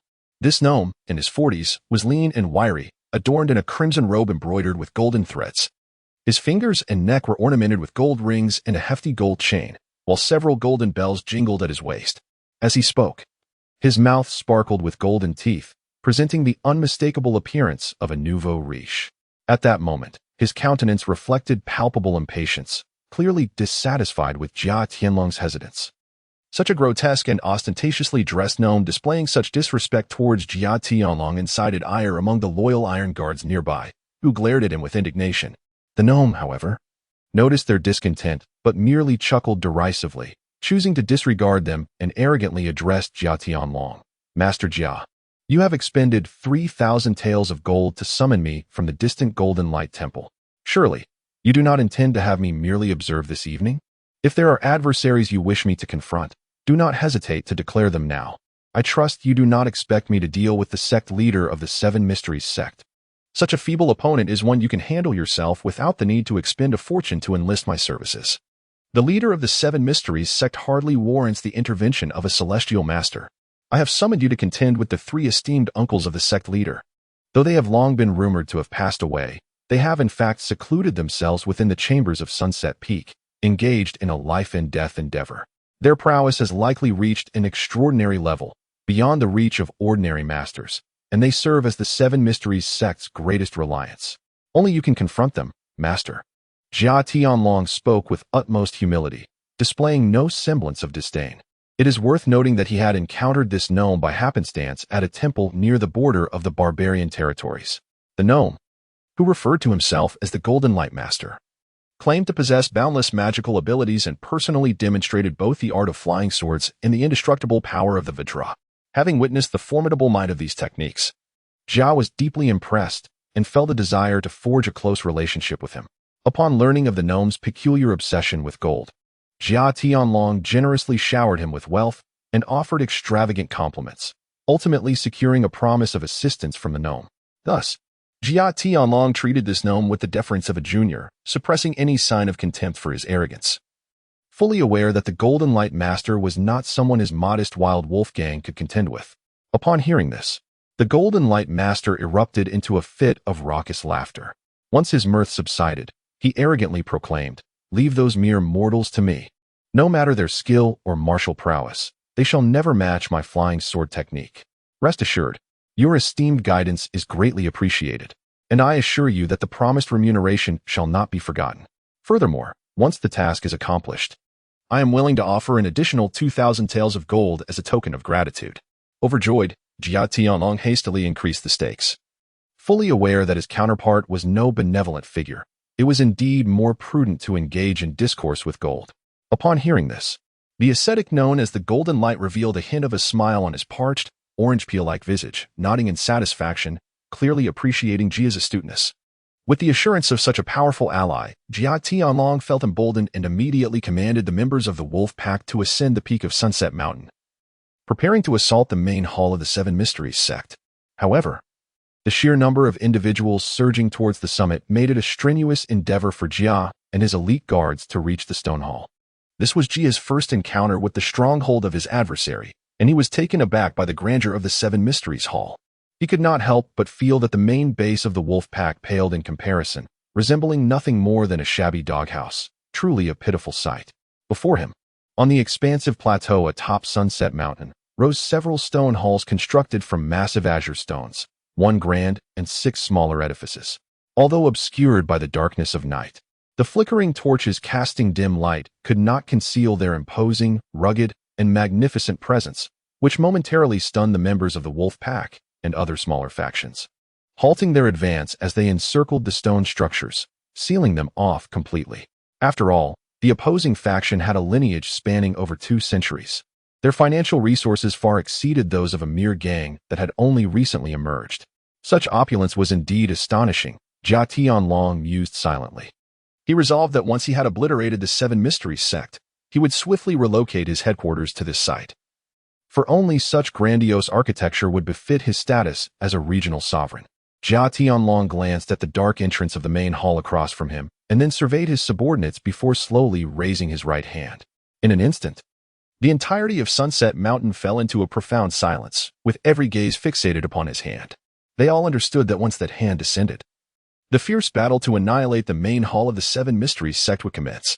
However, just then, a chilling voice emanated from the shadowy entrance of the main hall. A middle-aged man clad in white emerged, a wooden hairpin adorning his head, and bearing a long sword sheathed in a white scabbard. His complexion was ghostly pale, yet his eyes sparkled with an intense vitality, piercing through the crowd like a blade, instilling a sense of dread. He paused several paces from the entrance and surveyed the assembled throng without a trace of fear upon his countenance. Finally, his gaze settled on Jia Tianlong's elevated right hand, then shifted to his face, calling out the name of the esteemed leader of the wolf pack. Wang Juechu and Jia Tianlong were equally unyielding in revealing each other's identities. Is the leader of the Wang sect here alone with the intention of surrendering? Jia Tianlong remarked with a tone laced with mockery and a smile. Chapter 83. The Great Trap. Do you truly intend to surrender? Jia Tianlong was taken aback. Surrender is one thing, but which of our 2 factions surrenders is still uncertain. The leader of the Wang sect narrowed his eyes slightly, casually resting his hand on the hilt of his sword as he spoke slowly. What do you mean by that? Jia Tianlong's expression darkened, and he waved his hand, signaling for an encirclement. Instantly, his iron guards surged forward, forming a semicircular formation to surround Wang Juechu. They simultaneously drew hardened crossbows, aiming their glimmering bolts directly at him. It seemed that with a mere command from Jia Tianlong, they would unhesitatingly unleash a barrage of bolts, eliminating Wang Juechu on the spot. Do you think that moving our main hall to Sunset Peak meant we never considered the possibility of an external invasion that we could not withstand? Wang Juechu disregarded the crossbows, his tone laced with a chilling hint of menace. Upon hearing this, Jia Tianlong felt a slight heaviness in his heart, a sense of foreboding creeping in. He refrained from interrupting, maintaining a somber expression, eager to hear what the other would say next. It was the 7th-generation leader, Masterly, who relocated our sect here. He was not only extraordinarily talented but also skilled in the arts of architecture and machinery, a true prodigy of his time. Wang Juechu paused momentarily, a flicker of admiration crossing his face. He then continued, Masterly chose Sunset Peak as our sect's headquarters for 2 reasons. First, its treacherous terrain makes it easy to defend and difficult to attack, rendering it an excellent stronghold. Second, within the mountain lies an immense natural stalactite cave, which occupies nearly 2/3 of the mountain's interior. Upon witnessing this marvel, Masterly devised a plan, employing his knowledge of construction and machinery to transform the entire peak into a colossal natural trap. Now, should anyone activate the preset mechanisms, the entire mountain would collapse, burying everyone atop it. After delivering this ominous proclamation, Wang Juechu fell silent, casting a cold, lifeless gaze over the gathered crowd. Jia Tianlong, upon hearing this, found himself momentarily stunned. Though he naturally dismissed the other's claims, he was at a loss for how to counter such threatening words. The others on the peak who had heard the revelation began to stir restlessly, murmuring amongst themselves. Some of the more astute individuals even began to converge towards the sole path down the mountain, poised to flee at the first sign of trouble. Silence. Those who move or make a sound shall face death without exception. Jia Tianlong swiftly regained his composure, witnessing the chaos among his men, who had been swayed solely by the opponent's words. Anger welled up within him. He understood that if he did not act swiftly to quell the situation, it would spiral out of control. Without hesitation, he issued a lethal command. His loyal subordinates executed his orders with precision, swiftly eliminating several cowardly individuals attempting to flee. The remaining crowd was left in a state of shock, and the unrest subsided. Yet, Jia Tianlong was acutely aware that this calm was merely superficial and fleeting. If he could not quickly validate that the adversary's assertions were lies, neither his own men nor those from rival factions would remain at ease in this place. At the slightest hint of trouble, they would surely scatter. Surely, you do not expect us to take your words at face value. Jia Tianlong suppressed his fury, preparing to personally expose the fabrications of his opponent. Not at all, Wang Juechu replied, his voice laced with menace. I possess ample evidence for you to witness. However, heed my warning. Should anyone attempt to flee or launch an attack after seeing my proof, I will activate the traps, ensuring our mutual destruction. Jia Tianlong scrutinized Wang Juechu's expression, seeking any sign of deceit. Regrettably, his opponent maintained a frigid demeanor, revealing no hint of guilt or trepidation. This left Jia Tianlong pondering whether Wang's declarations held any truth, or if indeed there was a desperate scheme at play. Turning his gaze to a smaller stone hall, Wang Juechu disregarded Jia Tianlong entirely. The latter's fury intensified at such blatant disrespect. He resolved that if Wang's evidence did not satisfy him, he would promptly order this leader to be transformed into a human porcupine by arrows. However, Wang Juechu's peculiar fixation on the stone hall caught the attention of the members of the Wild Wolf Gang, who instinctively directed their gaze toward the source of potential disturbance. Eager to discern any anomalies, amidst the tension, no one noticed two figures dressed in flowing garments, murmuring quietly at the periphery of the crowd. Hanli, do you think our leader's claims are genuine or merely fabrications? Could it be that the Grand Sunset Peak is hollow? I have visited several times and never sensed anything amiss. Could it be that Leader Wang is deceiving them to buy time? One of the young men, persistently questioning the silent companion beside him, seemed eager for an explanation to his uncertainties. These two were none other than Han Li and Li Feiyu, originally en route to Elder Li's residence. Chapter 84. The earth trembles in the beginning, to prevent the disciples of the Broken Water sect from fleeing and alerting other enemies. Han Li had no choice but to intervene personally. Employing both the Luo Yin step and the wind control technique, he effortlessly dispatched all adversaries in a mere instant, leaving Li Feiyu, who had initially intended to make a move, utterly astounded. It was at this moment that he truly comprehended Han Li's formidable prowess. Once he regained his composure, Li Feiyu surmised that Han Li's astonishing skill stemmed solely from his mastery of the blinking sword technique.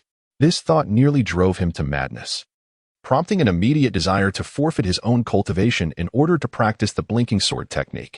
However, a flicker of remaining rationality reminded him that, in terms of both time and aptitude, such an endeavor was beyond his reach. Thus, during the subsequent journey, Li Feiyu incessantly voiced his envy towards Han Li, lamenting how fortune had favored him in acquiring such an extraordinary skill. Han Li, indifferent to his now irritable friend, turned his focus to the adversaries encountered along the way, striking them down with ruthless efficiency, no longer concealing his formidable prowess. All foes fell before Han Li's extraordinary agility, unable to withstand even a single blow before meeting their demise, including several skilled individuals of notable standing. Thus, under Han Li's grand display of might, the two effortlessly arrived at Elder Li's residence and encountered Ma Rong, from whom they learned of Elder Li and Zhang Shouer's ascent to Sunset Peak. Upon receiving this grim news, Li Feiyu's countenance paled. He understood well that the current Sunset Peak was aptly described as a den of dragons and tigers. Zhang Shouer's venture there was akin to stepping into the gates of death. In despair, the two conferred and departed from Elder Li's abode, making their way towards Sunset Peak, only to be met with a minor disturbance. The loathsome portly confidant of the Wang sect leader, upon their attempt to leave, brandished a token and, in a commanding tone, threatened them to remain, lest they face the sect's regulations.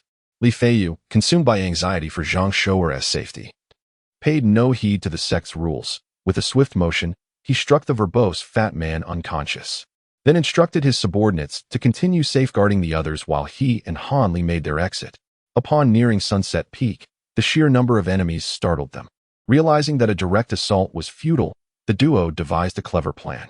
They incapacitated 2 disciples of the Waterbreak sect, donned their garments, and, amidst the chaos of the encroaching crowd, stealthily blended in, allowing them to ascend Sunset Peak with ease and overhear the words of the Wang sect leader.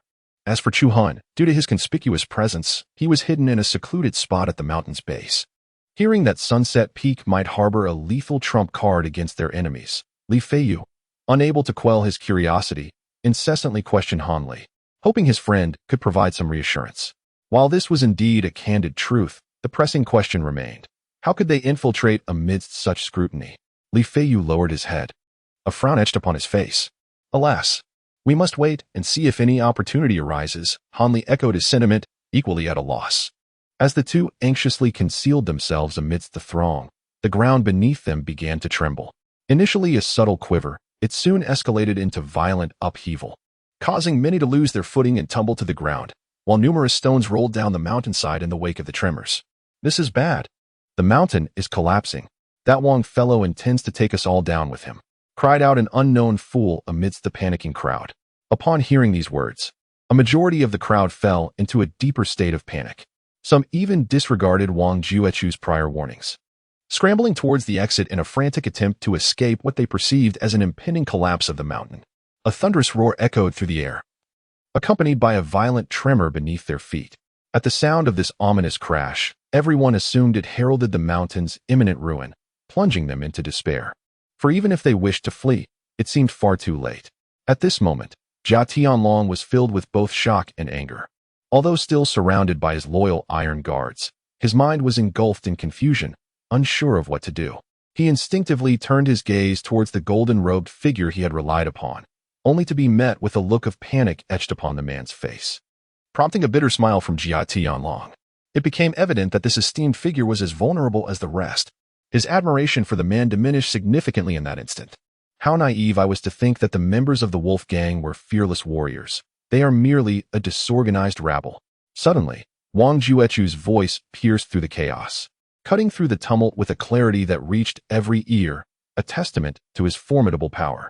Remarkably, upon his utterance, the tremors ceased instantly, as if the mountain itself had quelled its fury, restoring an eerie calm.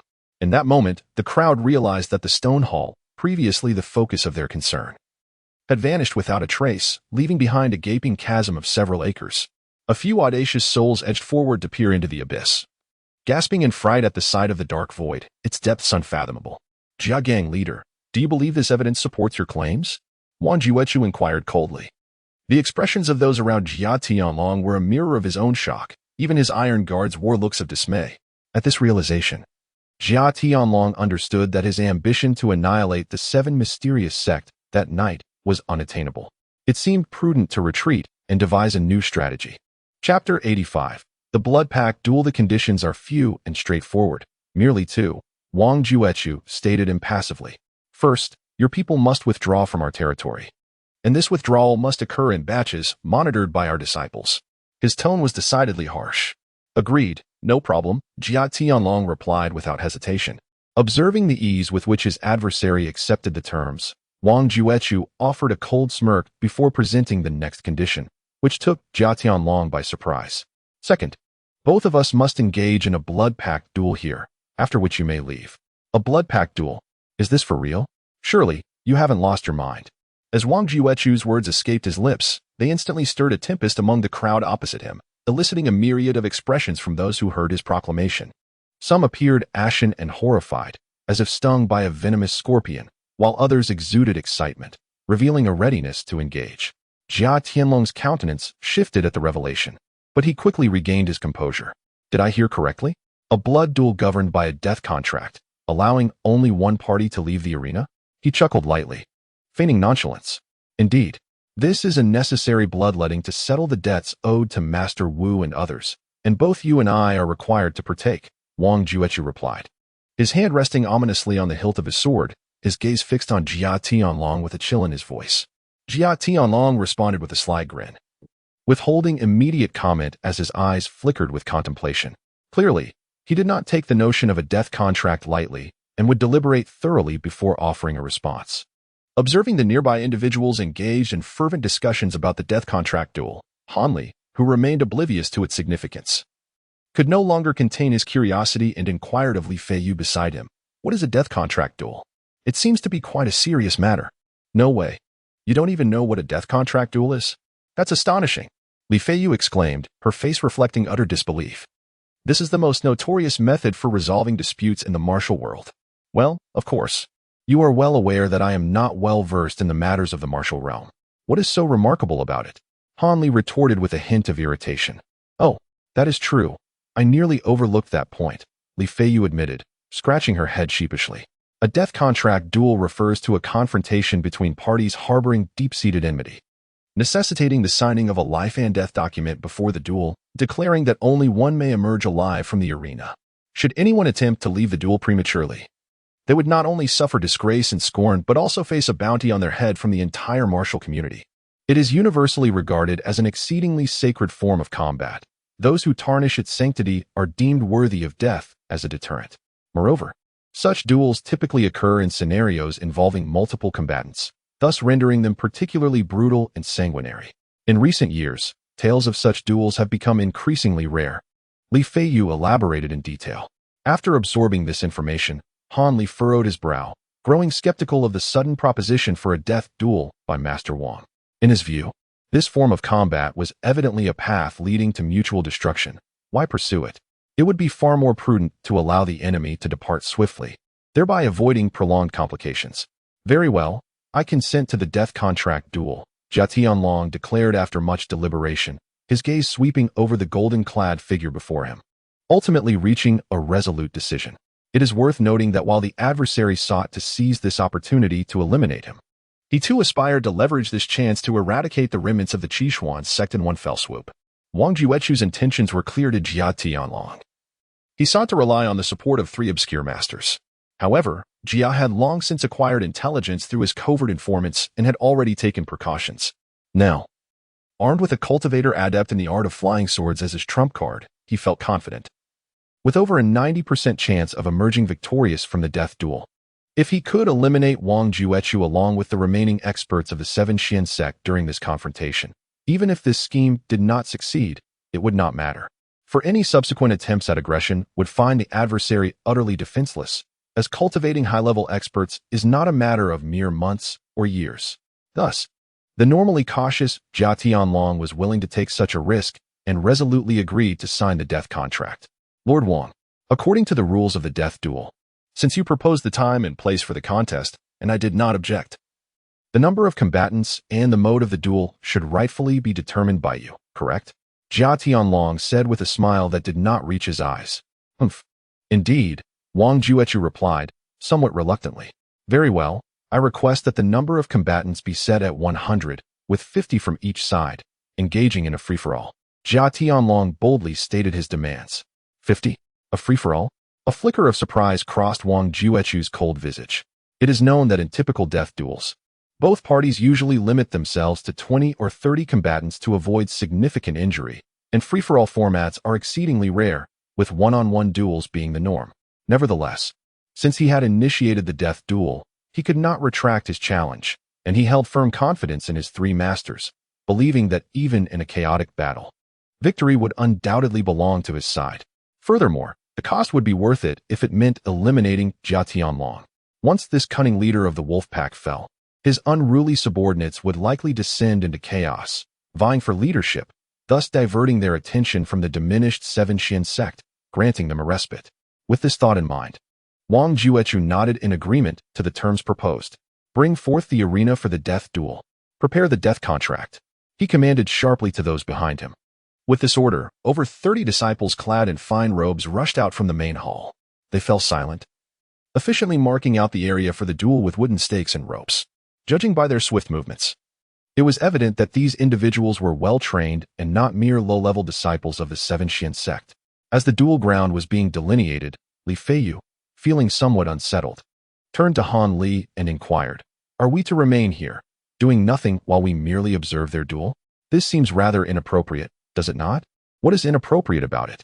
Your little sweetheart is not in any danger. She is quite safe," Han Li replied. "Once both parties have concluded their duel, we shall seize the opportunity amidst the chaos of the Wild Wolf Gang's retreat to discreetly escort Miss Zhang away. Thereafter, the two of you can vanish into the distance, seeking refuge in a location where they cannot find you, thereby sparing yourselves from the higher-ups who might wish to scapegoat you with burdens too great to bear." Han Li spoke with an air of indifference, clearly displaying a diminished sense of allegiance to the Seven Mysteries sect. "Isn't this akin to eloping? No, that won't do. Xiao'er would never consent." Li Feiyu shook his head vigorously, as if trying to dispel the thought. Li Feiyu was rendered speechless, staring blankly at Han Li in frustration. As the two continued their tangled conversation, the sect leader received 2 blood-red documents from a disciple. These were the death contracts. He retained one for himself and instructed someone to deliver the other to the opposing Jia Tianlong. Upon receiving the document, Jia Tianlong's expression turned solemn. He carefully unfolded the contract, scrutinizing its contents with caution. Once satisfied that all was in order, he nodded, closed the document, and began selecting the death warriors for battle. After a thorough selection process, he chose 13 elite fighters from the Wild Wolf Gang. To minimize losses, he also recruited a dozen capable members from smaller factions. Regardless of their willingness, once they signed the death contract, they would be compelled to fight for their lives. The remaining combatants were composed entirely of his trusted Iron Guards, with the esteemed Jingguang Shangren also expected to participate, as Jia Tianlong relied heavily on the prowess of his flying sword technique. When the arena for the deadly contest was finally completed, the sect leader emerged from the hall, flanked by 300 to 400 individuals. These people, young and old, male and female, exuded a palpable intensity in their eyes and moved with purpose, clearly the elite of the Seven Mysteries sect. Among them, Jia Tianlong's attention was particularly drawn to 3 individuals following closely behind Wang Juechu. One of them, donned in a flowing scholar's robe, radiated an air of literary grace. Another, a tall and robust figure with a fierce beard, exuded an intimidating presence. And the last was a stern-faced individual clad in gray, bearing a long sword on his back. At first glance, they resembled middle-aged men in their 30s or 40s, but upon closer inspection, their features conveyed a wisdom and weariness typically found in those of 70 or 80 years, suggesting their true age far exceeded their youthful appearance.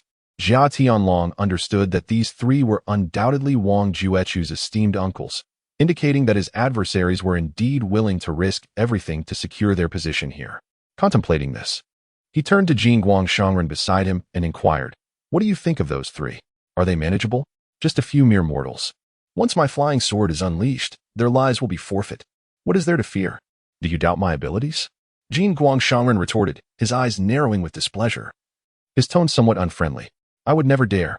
I merely inquired casually. Please do not take offense, esteemed master." Jia Tianlong quickly donned a smile, fearful of offending his most formidable ally at that moment. Humph. Upon hearing these words, the dwarf's anger began to dissipate. Observing this, Jia Tianlong finally felt a sense of relief. Indeed, this grand figure was not easy to appease. He secretly chuckled and swiftly turned around, calling out loudly, "Are we ready? Let us commence the signing of the death agreement." With this command, the members of the Wolf Gang preparing for the deadly duel began to solemnly inscribe their names upon the death agreement, pledging their fighting spirit. Simultaneously, Wang Juechu, unwilling to be outdone, coldly declared, "Sign the death agreement." Instantly, dozens of carefully selected warriors from the Seven Mysteries sect emerged from the throng, ready to inscribe their names on the document. As these individuals stepped forward, Han Li naturally directed his gaze toward them, hoping to spot any familiar faces among the crowd.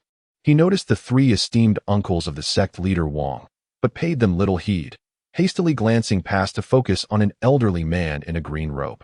Upon recognizing the elder's visage, Han Li could not restrain a soft exclamation, "Elderly." To his astonishment, this was none other than Elder Li, the master of Ma Rong, whom Han Li had once saved. It was utterly unexpected that he was also among those participating in the deadly duel. Li Feiyu stood motionless, gazing into the distance, seemingly oblivious to his surroundings, his expression utterly blank. Even if Elder Li were to sign the death agreement, there was no need for such demeanor. He questioned in bewilderment, Xiao'er is also here." She too is to partake in the deadly duel. Upon uttering these words, Li Feiyu's countenance darkened dramatically. Chapter 87. A display of skills where? Hanli snapped back to reality and hurriedly inquired. Over there. Following Li Feiyu's gaze, Hanli finally spotted the pale-faced Zhang Shou'er, who was currently standing alongside two other female companions preparing for the duel. She wore a delicate white dress, her lips slightly bitten, resembling a fragile white flower, exuding an air of vulnerability. How could a gentle maiden like Zhang Shou'er participate in such a gruesome battle? Has the Wang family lost their senses? Hanli struggled to believe his eyes, incredulously exclaiming. Shou'er is also a core disciple of the Seven Absolute Hall. Did I not inform you? Li Feiyu replied with a bitter smile, revealing startling news that left Hanli astounded. Hanli fell into a contemplative silence. It was evident that the remaining experts of the Seven Mysteries sect were few in number, and their leaders showed no inclination for mercy in their desperate bid for victory. They even sent out someone like Zhang Shou'er, a lady of delicate stature. It seemed they were indeed gambling everything on this confrontation. Brother, I shall not waste words. I wish to be with Shou'er. You must take care of yourself, Li Feiyu said, giving Hanli's shoulder a gentle squeeze before turning to merge into the crowd. Yet, scarcely had he taken 2 steps when he heard a soft sigh behind him. A gentle breeze stirred, and beside him stood Hanli. What is the big deal? It's merely a life and death contest. After all, such trivial matters shall not daunt me. We are friends, and I am more than willing to lend you this small favor, Hanli said with a smile. Upon hearing this, Li Feiyu immediately punched Hanli's chest with enthusiasm, murmuring, "Good brother." "Thank you." Hanli smiled silently. Just as he had expressed, his presence here was twofold. On one hand, he had formed a profound bond with Li Feiyu through their lengthy acquaintance, and he could not bear to witness her venture into peril alone. On the other hand, his remarkable skills instilled in him a confidence that the so-called experts of the Wild Wolf Gang posed little threat to him, as he had already mastered the fireball technique and the wind control method. Furthermore, he felt an eager anticipation to personally gauge the extent of his current abilities. The two of them strode purposefully through the crowd, making their way directly towards Wang Juechu. Along the way, they tore away the garments of the Duanshui sect, revealing the attire of the Qishuan sect beneath. The sudden appearance of Han Li and Li Feiyu in front of the crowd, along with their abrupt change in identity, left everyone stunned, momentarily rendering them unable to hinder the duo as they effortlessly approached Wang Juechu. Masterly, Dr. Han. Many disciples of the Seven Mysterious sect immediately recognized these prominent figures within the sect, exclaiming in astonishment. Zhang Shou'er, upon spotting Li Feiyu, was filled with unexpected joy, her charming face glowing with delight. Had there not been so many people present, she might have already thrown herself into the embrace of her beloved, pouring out her heart. Wang, the sect leader, also recognized the two, and a flicker of surprise crossed his features as he was taken aback by their sudden appearance. Deputy Master Li Feiyu, I pay my respects to the sect leader, Li Feiyu called out loudly. We both wish to sign a death contract and participate in the blood duel. I hope the sect leader will grant our request. Without waiting for a response, he directly articulated his plea. Meanwhile, Hanli remained silent, appearing as if he were following Li Feiyu's lead. Upon hearing Li Feiyu's words, the reprimands that had surged to Wang's throat were swallowed back down, and a hint of a smile emerged on his icy visage. He spoke gently. Excellent. Truly, we have loyal disciples in the Seven Mysterious sect. With Master Li joining the duel, our chances of victory have undoubtedly increased. However, Dr. Han, it would be best if you refrained from participating. Your medical expertise is invaluable to our sect, and any unforeseen mishaps in a death duel would be a great loss. Hearing this, Hanli smiled faintly. Before Li Feiyu could explain, he subtly shifted his body and, astonishingly, vanished right before the sect leader's eyes. Wang was taken aback and was about to search around when he heard Han Li's languid voice from behind. I wonder if my skills are worthy of the sect leader's approval. I believe that even if I were to partake in the death duel, I could still protect myself, so I implore you to accept my heartfelt loyalty. Wang Juechu was struck with astonishment.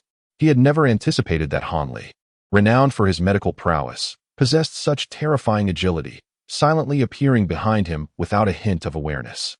What a formidable skill! Who exactly is this person? What intentions does he harbor within our sect? A cascade of alarming thoughts surged through Wang's mind. He turned to regard Han Li, who still bore an innocuous demeanor, and couldn't he help but glance at his 3 uncles. Their expressions had shifted subtly, their eyes revealing a trace of alarm, clearly indicating that they too regarded Han Li's abilities with great caution. A myriad of conflicting thoughts spiraled through Wang's mind before he ultimately resolved to act.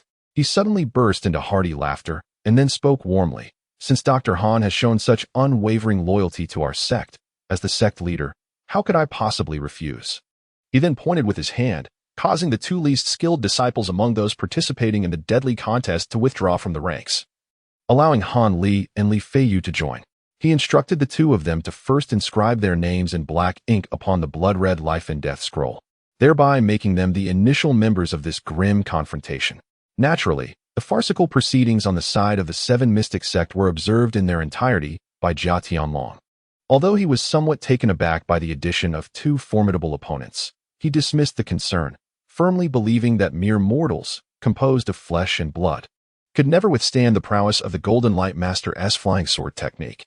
Thus, once both parties had completed the signing of the death contract and exchanged the pertinent documents, the bloody duel, wherein only one side would emerge alive, finally commenced. Chapter 88. The Golden Light Barrier. The Golden Light Master stood in the center of the arena, exuding an air of arrogance. With the members of the Wolf Gang positioned behind him, prior to his entrance, he had assured Jia Tianlong that he alone could vanquish all the participants from the Seven Mystic Sect. Naturally, in exchange for his comprehensive undertaking, the originally promised sum of 5,000 taels of gold had now escalated to 8,000. The thought of acquiring such a substantial fortune ignited a fervent excitement within the Golden Light Master, who cast a disdainful glance at the opposing crowd, eagerly anticipating the opportunity to annihilate them all. Han Li did not stand with Li Feiyu, but rather on the opposite side of the crowd. Li Feiyu was engrossed in intimate whispers with Zhang Shou'er, clearly in their own little world. Han Li, possessing a sense of decorum, refrained from intruding upon their tender moment. It was perplexing how this pair of young lovers could engage in such romantic exchanges in a situation fraught with peril. Han Li felt a twinge of envy rising within him. Upon regaining his composure, Han Li, like the others, gazed curiously at the dwarf across the way. The members of the Wild Wolf Gang were retreating to the back, leaving a rather unassuming little figure to lead the charge. This was simply astonishing. Could it be that this dwarf possessed some extraordinary skills? Han Li blinked, pondering this thought. The leader of the Wang sect shared Han Li's sentiments. He refrained from allowing a rush of individuals to confront the dwarf, instead sending forth a single, blade-wielding guardian to engage this peculiar opponent. It seemed he wished to ascertain the dwarf's capabilities before devising a strategy to avoid unnecessary casualties. Although the duel was to be chaotic, having one-on-one combat was certainly acceptable in this context, as the leader intended. As the golden-clad individual observed the lone figure approaching from the opposing side, he understood the implications of the situation. A sinister chuckle escaped his lips, his voice grating like a rusty bell, unsettling all who heard it. The guardian dispatched was a robust man in his 30s, exuding an air of intimidation. His grip on the knife revealed bulging veins, a clear indication of his prowess in close combat. Despite the eerie laughter, his demeanor remained composed, suggesting a wealth of experience in battle. As the formidable guardian drew nearer, the golden-clad man ceased his unsettling laughter. Unhurriedly, he retrieved a yellow talisman from his robe, its shimmering surface adorned with golden characters and intricate patterns, unmistakably valuable. Ignoring the approaching guardian, the dwarf held the talisman aloft and began to chant an incantation.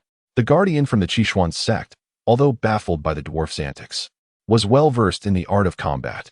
He understood that he must not allow the dwarf to complete whatever he was attempting, as it would likely bode ill for him. Without hesitation, he lunged forward, closing the distance in a few swift strides. He swung his steel blade with ferocity, the cold gleam promising a decisive strike. As he poured all his strength into the blow, just as the blade descended upon the golden-clad man, the incantation reached its conclusion. In a sudden motion, the dwarf slapped the talisman against himself, and a blinding, resplendent golden light erupted from the point of contact. The brilliance of the light momentarily blinded the guardian. Yet he remained unfazed, his blade still hurtling downward. A resounding clash of metal echoed throughout the arena. The robust man felt a sudden warmth in his tiger's mouth, as if the weapon in his grip were on the verge of slipping away. Startled, he realized that, although his vision remained obscured, the situation was dire. With a swift motion, he propelled himself backward, covering several yards before halting, positioning his sword defensively. At that moment, he was struck by the sound of gasps resonating from the crowd both inside and outside the arena. The unsettling noise intensified his anxiety, spurring a desire to comprehend the peculiar events unfolding before him. Fortunately, his vision finally returned to normal, and he focused intently ahead. Before him, several yards away, stood the dwarf, utterly motionless, yet enveloped in a radiant golden aura, the glimmer resembling a thick armor that shielded him from any external harm. It appeared that the blow he had just delivered had merely struck the golden barrier, failing to make contact with the dwarf himself. The source of this golden light was a mystery, its solidity akin to that of steel, rendering the man's efforts utterly futile. Although the guardian was well versed in a myriad of experiences, he found himself utterly astonished by this unprecedented spectacle. Gripping his steel blade, he was engulfed in confusion, uncertain whether to advance or retreat. He was not alone in his astonishment. All present on Sunset Peak were equally bewildered. It is worth noting that tales of cultivators were known to a select few within the martial world, particularly in such a remote locale where knowledge was even scarcer. Thus, most onlookers regarded the mysterious phenomenon with profound intrigue, sensing an inscrutable depth to it, as Jia Tianlong secretly reveled in his triumph.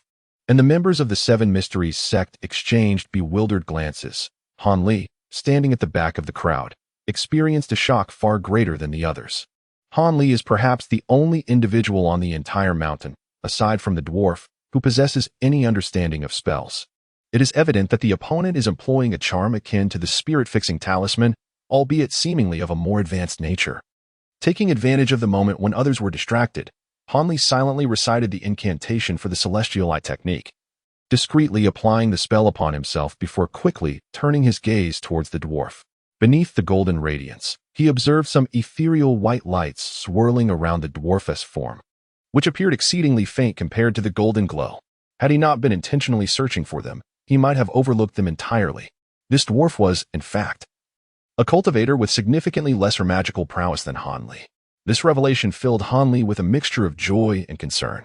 The joy stemmed from the realization that, as a novice, his magical capabilities surpassed those of his opponent, indicating that the dwarf was also a somewhat inexperienced cultivator. The concern arose from uncertainty regarding the variety and potency of the spells the dwarf might wield, leaving Han Li to ponder whether he would be able to contend with them. Han Li turned to glance at the leader of the Wang sect. Noticing that Wang Juechu wore a somber expression, engaged in hushed discussions with three seasoned individuals beside him, who bore the marks of experience.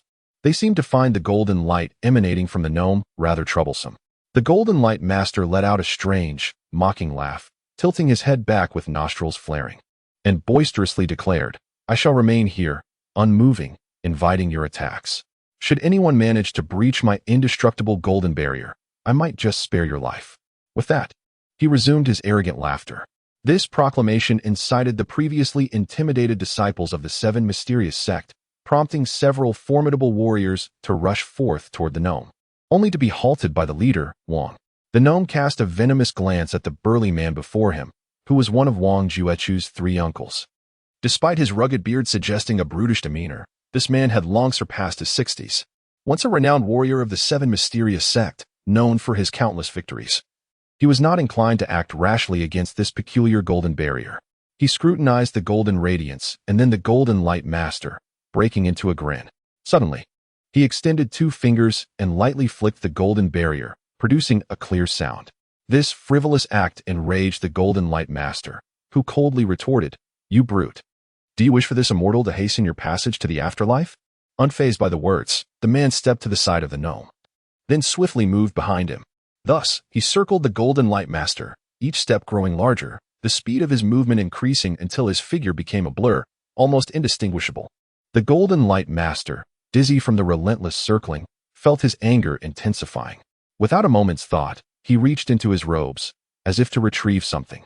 The bearded man, observing this, suddenly unleashed a mighty roar, a sound reminiscent of a dragon's roar or a tiger's howl, powerful and enduring, resonating through the ears of all present on Sunset Peak, causing the nearby branches to tremble. As the dazed individuals regained their senses, they noticed that the man's physique had inexplicably expanded, his chest and arms bulging with muscles, appearing as if forged from iron.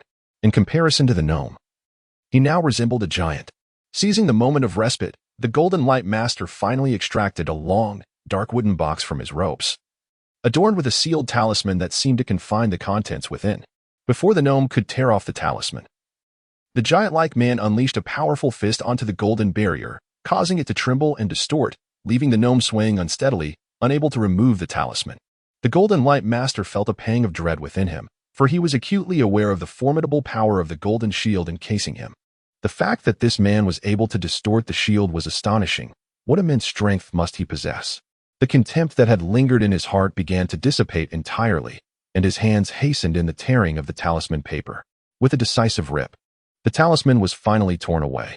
A flicker of joy briefly illuminated the Golden Light Master's face, but it was swiftly overshadowed by the resounding thuds that erupted from the shield, causing his body to sway uncontrollably until he ultimately found himself seated on the ground. At that moment, he realized that the man opposite him was employing both hands and feet in a frenzied assault upon the golden shield. The protective barrier around him was compressing and distorting as if it were mere dough, yielding to the relentless onslaught of punches and kicks. The golden light seemed perilously close to shattering under the force of the opponent's strikes. Witnessing this, the Golden Light Master's expression shifted dramatically. He could no longer maintain the composure befitting a celestial master and began to fumble awkwardly through his incantations. Regrettably, in his panic, he made numerous errors. Achieving no discernible effect, the black box remained utterly unperturbed. From his vantage point, Jia Tianlong watched in astonishment. He was rendered speechless both by the Golden Light Master's foolish actions and by the astounding prowess of Wang Juechu, his esteemed senior. Having previously tested the strength of the Golden Light Master's shield himself, he knew it to be impervious to blades and fire, as unyielding as adamant. Yet now, this luminous barrier trembled under the man's blows, as if it were being effortlessly manipulated. It was utterly inconceivable. This man's skill was unfathomable. Contemplating the presence of two other similarly formidable fighters alongside him, Jia Tianlong felt a twinge of regret for having rashly agreed to the duel. It became clear to him why the opponents had expressed such unwavering confidence in their challenge to combat. With three monstrous experts backing them, if he were in their position, he too would have eagerly sought a bloodbath. Reflecting on this, Jia Tianlong glanced at the beleaguered dwarf, contemplating whether he should send assistance to this esteemed celestial master, lest he perish without even employing his signature flying sword technique. Chapter 90, The Flying Sword? From an external perspective, the man engaged in the furious assault held an undeniable advantage. Yet, unbeknownst to all, this seemingly invincible figure was silently lamenting. Despite the fact that each strike he delivered caused the golden shield to cave in, shaking the entire barrier. The shattering of his opponent's defense appeared to be merely a matter of time. However, few realized that with each contact his hands and feet made with the golden light, they were met with a formidable rebound force. As he intensified his strikes, this rebounding resistance grew increasingly severe, leaving his hands and feet in excruciating pain. And it was likely that if he were to cease his exertion, they would swell immediately. Moreover, this layer of golden light possessed remarkable resilience. The areas that were struck would immediately revert to their original form once he withdrew his hand, as though they had never been impacted. Even when he relentlessly attacked the same spot, it merely maintained its dented shape without penetrating any further. Thus, the robust man's assault persisted for quite some time. Yet the golden shield continued to tremble ominously, appearing as if it could shatter at any moment. However, at that juncture, the thoughts of all onlookers took a complete turn. They realized that the man was incapable of breaching the protective barrier, and his immense strength could only induce a slight oscillation, failing to obliterate it entirely. Consequently, not only did Jia Tianlong abandon the notion of sending someone forward, but even the dwarf himself became composed. Meanwhile, the man seemed oblivious to this shift, continuing his frenzied assault on the golden shield, just as others believed he would not relent until his entire body was fatigued. Bang! Bang! With all his might, he unleashed 2 punches and a kick, only to abruptly turn and flee, his massive frame moving with surprising speed. This sudden action astounded the spectators, followed by a cacophony of exclamations. The figure enveloped in golden light was momentarily taken aback, but soon erupted in rage. He hastily sat cross-legged, placing a black box across his legs, and began to chant fervently. His fingers were raised in an unusual posture before his chest, trembling with great effort as if each digit bore the weight of 1,000 pounds. Startled, the man swiftly darted to the left, glancing sideways. He then witnessed a grayish light, akin to a flash of lightning, whizzing past the spot where he had just stood. A chill ran down his spine, but he quickly reassured himself. Having evaded this concealed weapon, he could now reunite with his 2 fellow disciples and rest easy. However, before he could fully contemplate this thought, a sudden, sharp pain surged through his right arm.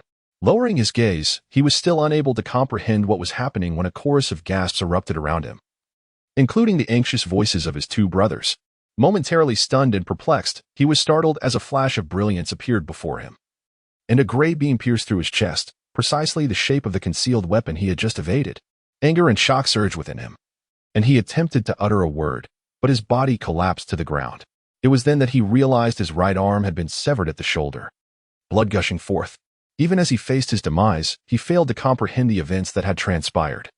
Yet the onlookers from the Wolf Gang and the Seven Mystic Sect understood everything clearly. They observed that, upon the dwarf completing his incantation, a slender gray beam shot forth from the black box, circling above the dwarf's head before darting towards the man, directed by the pointing of his finger. Although the man cleverly tilted his body to avoid the initial piercing strike, the gray light grazed his shoulder, causing his arm to quietly descend.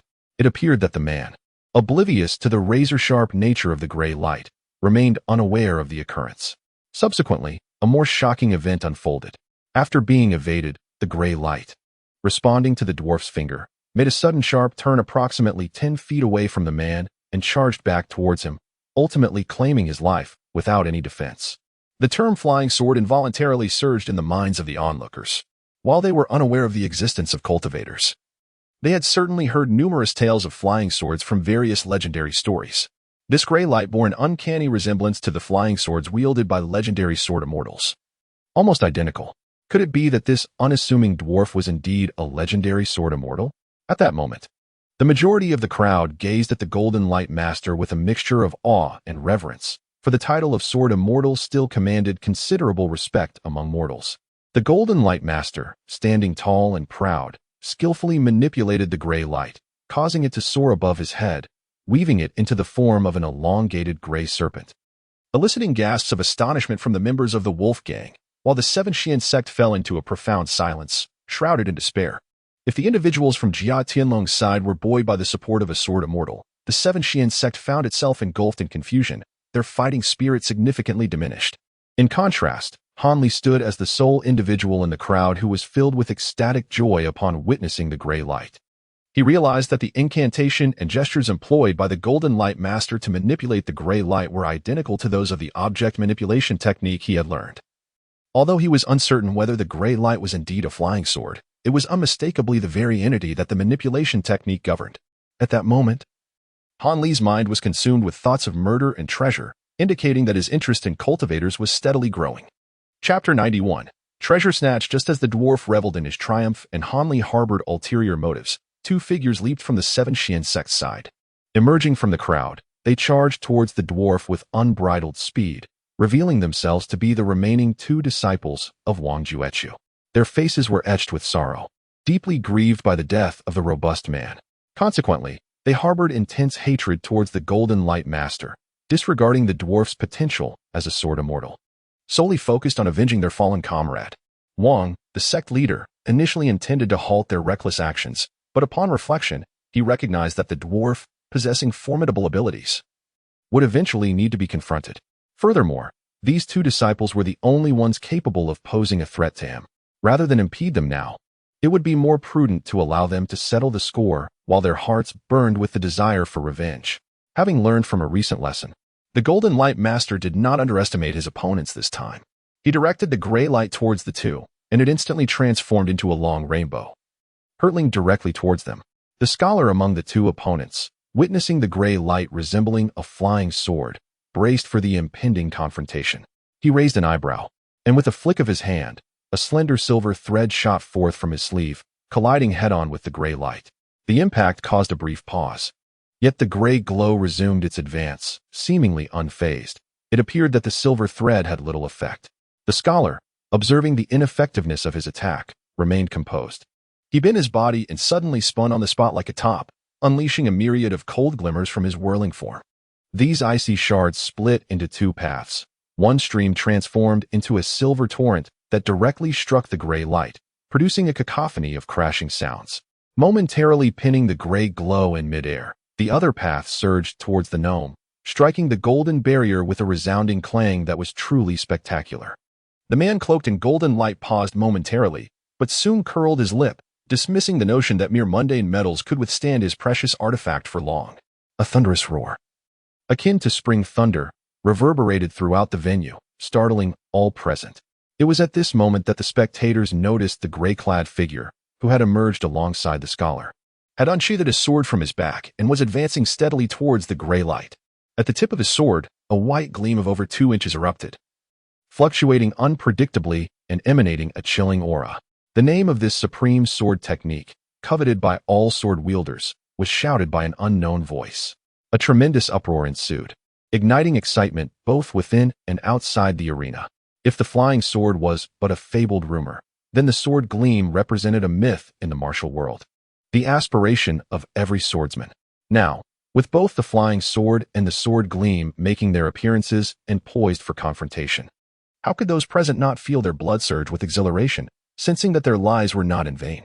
At that moment, Jia Tianlong felt not exhilaration, but a chilling dread wash over him, as cold sweat streamed down his face. He finally comprehended the meaning of hindsight and the fear that accompanies it. Although he had previously known that the Seven Xian sect concealed 3 formidable masters, he had never anticipated that one of them could wield a sword gleam. Had he not summoned the golden-clad immortal, it was likely that this solitary gray-clad figure could have annihilated everyone on his side. While Jia Tianlong's face turned ashen from fright, the gray-clad figure approached the gray light. At this juncture, whether it was the scholar's intent or if he had genuinely exhausted his concealed weapons, his spinning form suddenly halted, and the silver torrent supporting the gray light ceased as well. With the gray light now unimpeded, it descended upon the gray-clad man without reservation. The gray-clad figure, sword in hand and unperturbed, leaped into the air. He swung his sword gleam fiercely downwards at the gray light. With a resonant clang, he fell from the air to the ground, staggering backwards several steps, before spitting out a mouthful of blood, his expression turning wan and listless. The 3-inch tip of his long sword had mysteriously vanished, leaving only a blunt edge. The gray light, having received this blow, plummeted to the ground like a bird struck by a bullet, settling into the dust.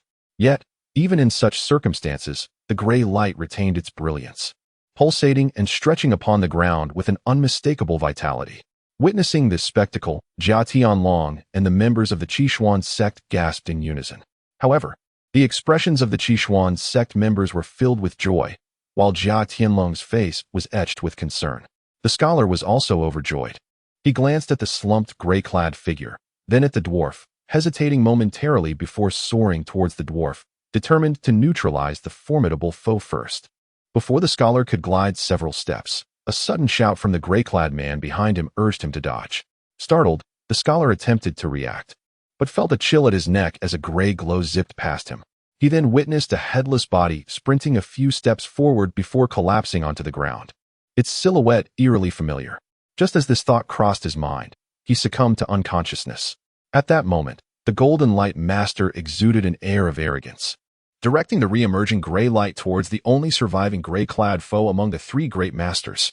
Pleased with his cunning ploy that had vanquished the scholar, he contemplated annihilating the remaining members of the Qishuan sect once he dealt with the gray-clad man. Suddenly, he heard a voice from the crowd opposite. "You whimsical being. I find you rather delightful. How about you entertain me for a while?" Before he could fully process the words, he felt an overwhelming surge of spiritual power envelop the gray light, abruptly severing his connection and usurping control over it. The gray light, initially aimed at the gray-clad man, veered off course and careened chaotically into the fray. Panic ensued among the crowd as they scrambled to evade its path, except for one seemingly ordinary youth, appearing merely 17 or 18, who stood his ground. With a smile revealing pearly white teeth contrasting sharply with his dark complexion, the youth pointed at the gray light, which obediently descended into his grasp. A cultivator. The dwarf felt a chill run down his spine, his complexion turning pale as a ghost. Chapter 92. Sword symbol. All who witnessed this scene questioned their own vision. To their astonishment, the gray light, upon reaching the throng, was effortlessly seized by an unremarkable disciple with a mere flick of his hand, rendering the event utterly unbelievable. On the side of the Qishuan sect, including the sect leader Wang and the gray-clad figure, there was a mix of disbelief and elation at their unexpected reprieve. In the midst of his ecstatic joy, Wang Juechu felt immense gratitude for his foresight in allowing Han Li to participate in the deadly contest. He understood that the survival of everyone in this life-or-death struggle as well as the future of the Qishuan sect, hinged entirely on the now enigmatic Han Li. Meanwhile, Li Feiyu, who had some inkling of Han Li's distinctiveness, stood with his mouth agape, utterly bewildered, although he was aware that his friend was somewhat extraordinary. Witnessing him effortlessly claim a celestial sword from the likes of a sword immortal felt surreal, leaving him in a daze. As for Zhang Shou'er, elderly, and the others, including Jia Tianlong opposite them, their expressions were a tapestry of astonishment, each one more remarkable than the last. Countless gazes, imbued with fear, curiosity, and surprise, converged upon Han Li, who remained composed and smiling, seemingly unfazed by the scrutiny of the multitude. Yet, unbeknownst to all, beneath Han Li's calm exterior, a tumult of frustration churned within. Heaven knows, he had never intended to act at this moment. His original plan was to wait until the gnome, in a moment of carelessness, removed the golden barrier before launching a surprise attack. At that juncture, he intended to stealthily approach from behind and, with a mere flick of a small fireball, effortlessly eliminate the adversary. However, fate had other designs. Han Li, enticed by the erratic movements of the gray light, found himself unwittingly employing the object manipulation technique he had practiced countless times, resulting in the effortless acquisition of the object. The simplicity of the capture exceeded all expectations. By extending his magical essence over the gray glow, he easily erased the gnome's spiritual presence, forging a connection between himself and the gray light. Under his command, the gray light, akin to a toddler learning to walk, wobbled over to him, and he successfully collected it. Now, Han Li reveled in the joy of having effortlessly seized the treasure, yet he harbored a flicker of concern about having to confront the gnome directly. He was acutely aware that his ability to forcibly breach the gnome's defenses was uncertain. The only source of confidence he possessed was the remarkable depth of his own magical prowess, which far surpassed that of his opponent. Of course, no trace of anxiety was evident on Han Li's face, for he understood that maintaining a psychological advantage would translate into tangible benefits during the confrontation, thus augmenting his chances of success, a lesson gleaned from the techniques within the blinking sword manual. Consequently, upon observing the gnome's demeanor, which was fraught with trepidation, Han Li displayed an air of assuredness in stark contrast. He leisurely toyed with the newly acquired treasure, the gray light in his hand still pulsating with vibrant energy, its cold radiance obscuring its true form. Han Li lifted his gaze to glance at the pallid-faced dwarf, a subtle smile gracing his lips. Channeling his magical energy, he enveloped his hands and gently rubbed the gray light nestled between them. Instantly, the brilliance of the gray light dissipated, revealing its true form. It was, astonishingly, a talisman, and more peculiarly, a unique talisman depicting a small gray sword. The small sword illustrated on the talisman was rendered with such vividness that it appeared lifelike, and without any magical incantation, it emanated a faint, ethereal glow, resembling a peerless sword, exuding an aura of chilling menace. Han Li gazed upon it, a sense of disappointment washing over him. It was evident that this was not a magical treasure akin to a flying sword, though peculiar. It was merely a piece of talismanic paper. However, as he recalled the magnificent display of power that this talisman had exhibited, a flicker of solace emerged within him. After all, he had witnessed its formidable prowess firsthand, and it would undoubtedly prove invaluable in his future endeavors. Han Li deftly tucked the talisman into his bosom, wary of using such an item in the presence of its original owner. He could not fathom what tricks the other party might have employed on the talisman, and his own skill in material manipulation was still rather unrefined, having undergone only a few practical exercises. Thus, even if he were to employ the talisman at that moment, it would likely prove ineffective against his adversary. The golden light figure opposite him watched incredulously as Han Li secured his treasured possession, a surge of anger boiling within him. Yet, he lacked the courage to confront Han Li, for the very fact that the latter could effortlessly dispel the spiritual energy from the talisman indicated that his own magical prowess was at least several times more formidable. He simply did not possess the audacity to engage in combat with such a formidable opponent. Upon observing the gnome's retraction and its demeanor of suppressed fury, Han Li discerned that his adversary had been entirely subdued and remained oblivious to his true capabilities. This knowledge emboldened him further. Han Li, having resolved to wield the power of intimidation, applied the wind control technique upon himself. In a mere flicker, he appeared before the gnome, the Golden Light Master. Witnessing Han Li's elusive presence, felt an intensifying fear welling within him. He involuntarily took several steps back and, in a trembling whisper, said, "What is your intention?" I have not encroached upon the minerals of this land, nor have I plucked any spiritual herbs or elixirs. I have merely collected some mundane gold, and I have not infringed upon the interests of your local families. You have no justification for taking my life." Upon hearing these words, Han Li felt a surge of secret delight, realizing that the other party had mistakenly assumed him to be a member of a certain cultivation family. His confidence swelled further as he deliberately offered a faint smile, then feigned an air of mystery to quietly inquire, "May I ask who you are? What compels you to involve yourself in the affairs of mortals, thereby disturbing the local secular order? This poses quite a challenge for our family." Upon hearing this, the dwarf noticed the gentle tone in Han Li's words, sensing no immediate threat, and thus his spirits lifted. His small eyes darted about, and he hastily retorted, "I am but a disciple of the Yi family from Qin Yi Ling, merely passing through this place. I was unable to refuse the earnest request of the Wild Wolf Gang's leader due to some past connections, and thus I lent a hand. I had no intention of offending your esteemed family, and I hope you can forgive me. May I inquire the name of your family? I shall certainly come to express my apologies in the future." As the dwarf identified himself as a member of the Yi family, he involuntarily puffed out his chest. As if suddenly bolstered by support, his tone grew more assertive, revealing his confidence in the reputation of the Qin Yi Ling Yi family. Observing the dwarf's newfound bravado, Han Li deduced that this Yi family must indeed be a renowned cultivation clan. However, given that this individual appeared so flustered initially despite having such a prestigious family as a backing, it indicated that either he was not being entirely truthful or he was merely a negligible pawn within his family, of little consequence to their affairs. In a remarkably brief span, Han Li reached a decisive judgment, concluding that eliminating his opponent would pose little future threat. This deduction extinguished the last flicker of doubt lingering in his mind, and his murderous intent surged even stronger. After all, it is rare to encounter a cultivator whose magical prowess pales in comparison to his own, and whose conduct is rather foolish. Even without this deadly confrontation, Han Li would never allow such a bountiful quarry to slip through his fingers. Furthermore, judging by his opponent's demeanor, it was evident that he was no virtuous individual. Leaving Han Li with no hesitation in taking action, the Qinling Yi family, the renowned Yi family? Han Li's face bore an expression of astonishment, as if struggling to grasp the reality.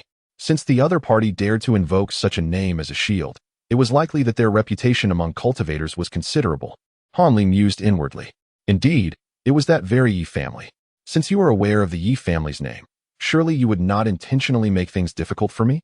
The dwarf, seeing the effectiveness of his fabricated banner, immediately raised his voice considerably. The Yi family? Han Li feigned hesitation, scratching his head, his expression betraying a sense of indecision. The dwarf, noticing this development, felt a surge of joy, quickly resorting to both entreaties and threats, drumming with a clamor, fearful that the situation might take a turn unfavorably for him. "How about this? I will take you to meet the elders of my clan, and they shall decide how to address your matter. How does that sound?" Han Li seemed somewhat troubled as he spoke. "There is no need for such trouble. This is merely a trivial matter. If you require the elders to intervene for such minor affairs, it may leave an unfavorable impression on them, greatly hindering your future prospects." The dwarf gasped at this remark, hastily adopting a facade of concern and urgent caution. At this moment, Master Jingguang had entirely relegated Han Li to the status of a Navi young lad. He assumed that Han Li was the sort who had devoted himself to arduous cultivation within his family, only recently venturing into the secular world, which accounted for his formidable magical prowess at such a tender age. "Thank you for your advice." Han Li appeared genuinely touched. After a moment of contemplation, he extended his hand and retrieved the talisman adorned with a small sword from his robe. "As we meet for the first time, you have shown such consideration for me, so I shall return this treasure to you." Han Li spoke earnestly, a hint of reluctance evident in his demeanor. The dwarf was elated, not expecting the youth before him to be so naive as to return the prized possession he had just acquired. Without a moment's delay, fearing the other might reconsider, he quickly performed a hand gesture, causing the golden aura surrounding him to dissipate entirely. He then reached out eagerly to grasp the talisman, brazenly declaring, "Since you are so sincere, I shall not stand on ceremony." Just as the dwarf's hand was about to seize the talisman, Han Li's expression suddenly shifted dramatically. His countenance astonished as he exclaimed towards the dwarf's rear, "Patriarch, why have you come in person?" Upon hearing these words, the dwarf immediately shuddered, frightened enough to abandon thoughts of his treasures, and hastily turned to look behind him.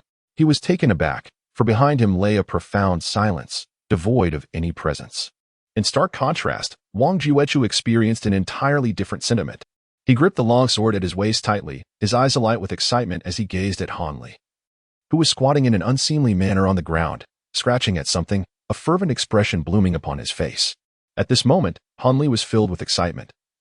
Not out of elation, but rather due to the discovery of several undamaged items amidst the ashes transformed from the dwarf. There were not many items, merely a talisman, a token, and a book. The token was a triangular piece of deep black material, one side embossed with the ancient gold characters for ascend to immortality, while the other bore a silver character for command. The entire token appeared non-metallic, yet possessed a heavy weight, its purpose remaining a mystery. As for the book, Han Li initially believed that if it had survived the fireball technique, it must be something extraordinary. However, upon flipping through a few pages, he discovered it was merely a genealogy, specifically one belonging to the Qin surname, leaving him to wonder what connection it had to the master of Golden Light, who had carried it closely. This dwarf claimed to be from the Yi family, yet carried a Qin family genealogy. Was he perhaps an illegitimate child of someone from the Yi clan? Disappointment washed over Han Li as he indulged in some malicious speculation. Chapter 94. Complete victory. Although none of the 3 items he obtained could be immediately utilized, Han Li unceremoniously collected them all. Rising to his feet, he brushed off the dust from his clothes and cast a bemused glance toward Jia Tianlong and the members of the Wolf Gang. Do you intend to sever your own meridians, or shall I assist you in departing this realm? Han Li's tone was polite, yet his words offered no leeway for the Wolf Gang members. Upon hearing this, Jia Tianlong felt an icy chill wash over him, rendering his face rigid with fear. He repeatedly urged himself to remain calm, convinced there must be a way to deal with this person, yet he could not help but wipe his forehead, revealing a sheen of cold sweat. With a bitter smile, he realized there was no need to look in a mirror. His complexion must be ghastly, perhaps even atrocious. He strained to turn his neck, surveying the faces of those around him, only to find that they too were pale, their expressions reflecting sheer terror and confusion, devoid of any fighting spirit. In his despair, Jia Tianlong glanced toward the Qishuan sect, where his sworn enemy, Wang Jiuechu, regarded him with an expression akin to that reserved for the deceased, while others wore faces that displayed a sense of vindication. Jia Tianlong felt lost, his gaze inadvertently drifting to the spectators outside the arena, those who should have been his loyal subordinates. Their expressions varied, some were anxious, others indifferent. Yet a significant number wore looks of delight, huddled together and whispering, clearly reveling in his misfortune. No, he could not allow himself to perish here. He must survive and continue to pursue his ambitions. A certain person's expression ignited a spark of madness within Jia Tianlong's eyes. Men, Iron Guard, prepare the crossbow, he bellowed, channeling all his inner strength into a furious roar. Others, follow my lead. Jia Tianlong, the esteemed leader of his faction, unleashed a resonant roar imbued with inner strength, invigorating those bewildered souls within the arena of combat, awakening them from their stupor. Be it the members of the Wolf Gang or the skilled warriors from various smaller factions, they all found a newfound sense of purpose, eagerly rolling up their sleeves and adopting a stance that signaled their readiness for a fierce showdown. Han Li furrowed his brow slightly, emitted a soft hum, and then, with his hands clasped behind his back, slowly approached Jia Tianlong. It seemed that some extra effort was indeed necessary. He mused self-deprecatingly. Fire the arrows. As soon as the opponent stepped within the range of the crossbow, Jia Tianlong, licking his parched lips, issued the command without hesitation. Instantly, hundreds of azure steel crossbow bolts surged toward Han Li, filling the air with a relentless barrage that rendered the space before him impenetrable. An astonishing scene unfolded before Jia Tianlong's eyes. The young man faced with the incoming bolts exhibited no fear whatsoever. Instead, he flashed an enigmatic smile and, in the next moment, his form began to blur, allowing the bolts to pass through him unimpeded, shooting off into the distance as if he had become insubstantial. Then, before the bright sun, he swayed slightly and vanished without a trace. Jia Tianlong's face turned ashen, just as he intended to caution his subordinates to be vigilant. Han Li reappeared mere steps away from them. This time, without waiting for Jia Tianlong's command, the Iron Guards unleashed another volley of arrows, mingled with darts and other concealed weapons, all aimed at Han Li. The result left the onlookers in stunned silence, as once again, he vanished before their very eyes. Not far off, 2 closely positioned Iron Guards suddenly transformed into fiery figures, and the vanished young man withdrew his hands from them. In the instant his palms departed, the 2 guards were reduced to nothing but ash. From the palms that had just separated, Jia Tianlong faintly discerned a flickering red light, the nature of which was a mystery to him. What Jia Tianlong witnessed was a flawless demonstration of Han Li's mastery in combining both magical and martial prowess. The red glow in his palm was a small fireball conjured through the fireball technique. Thus, Han Li flickered in and out among the throng, each appearance heralding new casualties. Regardless of where he touched, the individual would immediately ignite, vanishing completely from this world. Jia Tianlong gazed blankly ahead, his eyes devoid of vitality, his complexion turning the pallid hue of a corpse. In that fleeting moment, more than half of his subordinates had perished, and those who remained were gripped by terror, scattering in every direction. Yet, before the spectre-like agility of Han Li, they were all reduced to ashes one by one. As the last of his men succumbed to the flames, Jia Tianlong was left in a state of numbness. He understood that his continued survival was a deliberate act of mercy on Han Li's part, but now he stood alone, knowing that the fiery doom would soon descend upon him as well. Han Li did not allow Jia Tianlong, the leader of the band, to wait any longer. After eliminating his last subordinate, Han Li wasted no time and swiftly appeared behind him, employing a complete fireball technique as a final courtesy to send the great leader on his way. After Jia Tianlong departed from this world, Han Li clapped his hands together and murmured to himself, "It seems that taking the lives of a few more individuals is not as daunting a task as it appears. If only you had chosen to end your own suffering sooner, it would have been far less painful. Now, as I take matters into my own hands, I must admit that the experience of burning is quite unpleasant." As Han Li lifted his gaze towards the outside, he noticed that the members of the Seven Mysterious Sect, the Wolf Gang, and other factions all bore pale expressions, their eyes filled with dread as they regarded him. Wherever his gaze fell, people averted their eyes, none daring to meet his stare. At that moment, Han Li truly embodied the essence of fear itself. "Why are you still lingering? Do you wish to remain on this mountain, or shall I send you on your way?" Han Li suddenly called out coldly towards the direction of the Wolf Gang. His voice, though not raised, resonated through the ears of the thousands gathered on the peak like a clap of thunder, inciting immediate panic among them. "Run!" someone shouted. "If we don't leave, he may set us ablaze again." This outcry sparked chaos among the members of the Wolf Gang and other smaller factions, who scrambled in disarray down the mountain. The throng of bodies created a dense blockade on the narrow path, trampling and injuring many in their haste. Moments later, the sunset peak lay desolate, with only the disciples of the Seven Mysterious Sect remaining. Wang Juechu felt a mixture of shock and elation. He had not anticipated that the crisis facing his sect would be resolved so effortlessly, and the demise of Jia Tianlong further fueled his exhilaration, albeit with a tinge of unease. He understood that if this formidable individual could so easily assist the Seven Mysterious Sect, he possessed the power to suppress them just as easily, potentially rendering their situation worse than that of the Wolf Gang. As these thoughts crossed his mind, the relief he had felt earlier was replaced by concern, prompting his gaze to wander towards the center of the scene. "Where is Han the physician?" Wang Juechu exclaimed in astonishment, realizing that the esteemed figure he had come to regard as a variable was no longer in his original position. "Has anyone seen Dr. Han?" Wang Juechu inquired urgently to those around him. "I don't know. I wasn't paying attention," came the responses. "Stop searching. I just saw him blending into the crowd descending the mountain." "He has left Sunset Peak," said a gray-clad man, whose complexion had improved significantly. "Left the mountain? Where could he possibly be going?" Wang Juechu muttered to himself with a complex expression. As he scanned the surroundings, his gaze unexpectedly fell upon someone. His eyes brightened suddenly, and a cunning smile crept onto his lips, revealing a shrewd demeanor. At that moment, Li Feiyu, who was unusually exhilarated by his friend's transformation into a reclusive master, was engaged in conversation with Zhang Shouer and remained blissfully unaware that someone had set their sights on him. Thus, the members of the Wolf Gang and other factions hastily retreated from Caisha Mountain, making their way through the territory of the Seven Mysterious Sect without pause. Meanwhile, the leadership of the Seven Mysterious Sect, led by Wang Juechu, refrained from pursuing them due to their own diminished strength.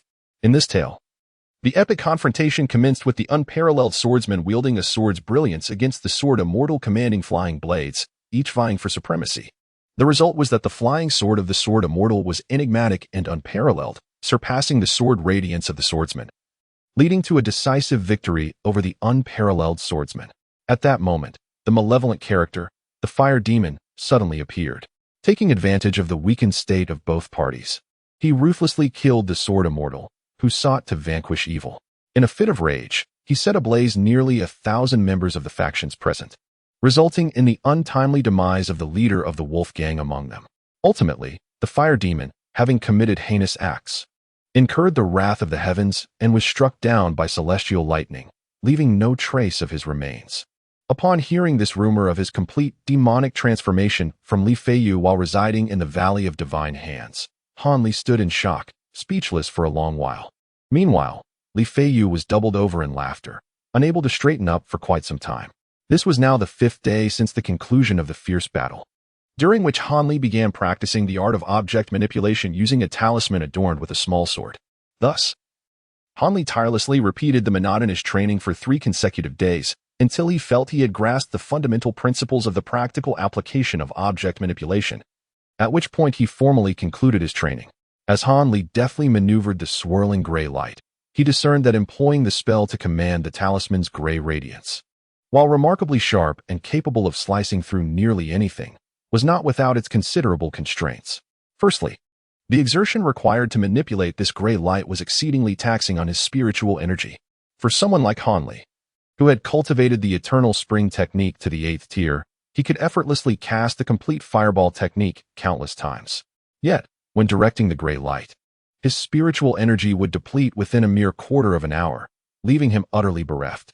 Reflecting on the past, it became clear that the Golden Light Master had not been unwilling to utilize the gray radiance from the outset. Rather, his limited spiritual energy had constrained him significantly, rendering the duration he could wield the talisman woefully scant.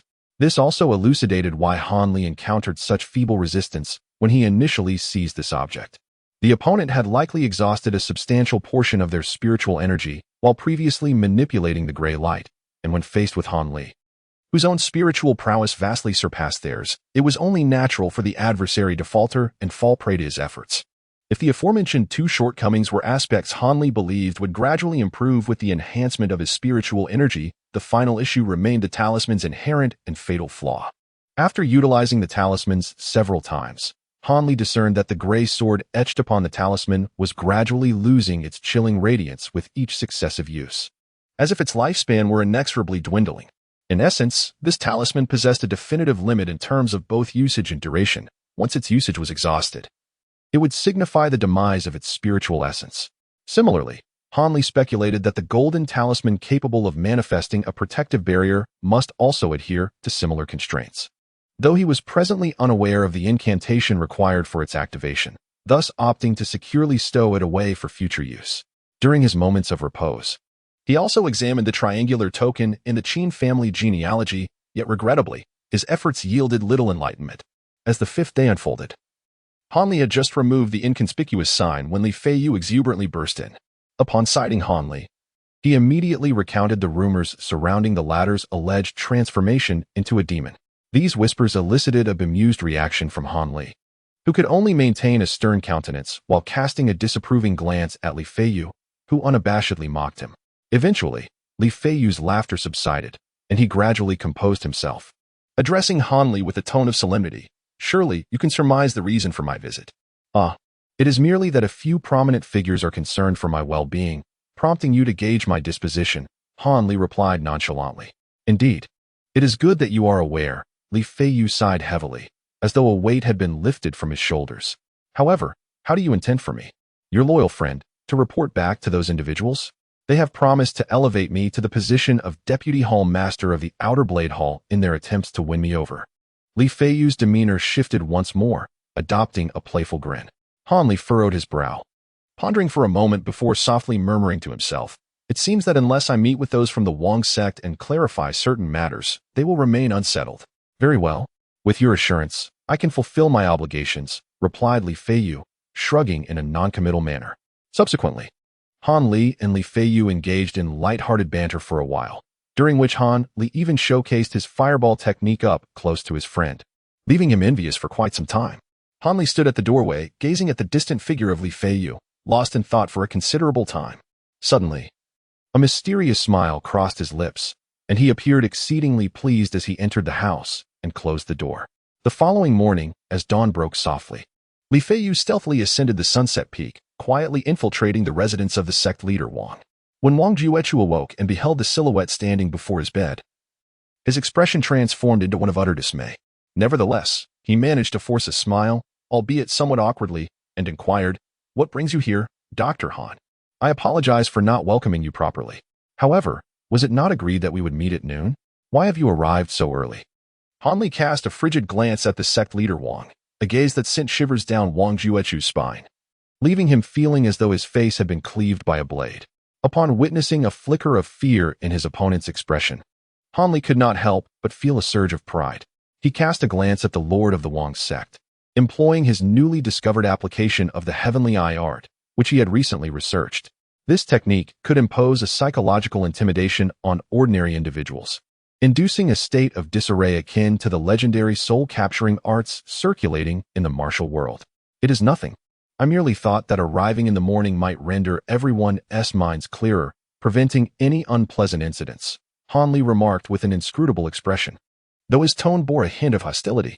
Chapter 97. Behind-the-scenes transactions. Upon hearing these words, the lord of the Wang sect felt a sudden jolt of apprehension. The day prior, he and other high-ranking officials had received notice from Li Feiyu stating that Han Li would arrive at Sunset Peak at noon the following day. Some among them immediately proposed to take advantage of the meeting to eliminate Han Li, citing his dangerous nature as a reason for their suggestion. However, this proposal met with fierce opposition from others, who deemed such an action excessively perilous, fearing a strong retaliation should they fail. They argued for the necessity of conversing with Han Li before making any decisions. The proponents of immediate action vehemently countered, claiming that prolonging the situation could lead to leaks and other unforeseen complications. Yet, it was evident to all that the assertion of Han Li being overly dangerous was merely a pretext. Certain individuals were coveting his cultivation techniques, hoping to extract benefits from this esteemed doctor. Even those who opposed violence likely harbored similar intentions, albeit employing more subtle and discreet methods. As the two factions vehemently debated before the lord of the Wang sect, their faces flushed with emotion. Neither side managed to persuade the other until the meeting was nearly adjourned. At last, the surviving elder in gray could no longer tolerate the uproar.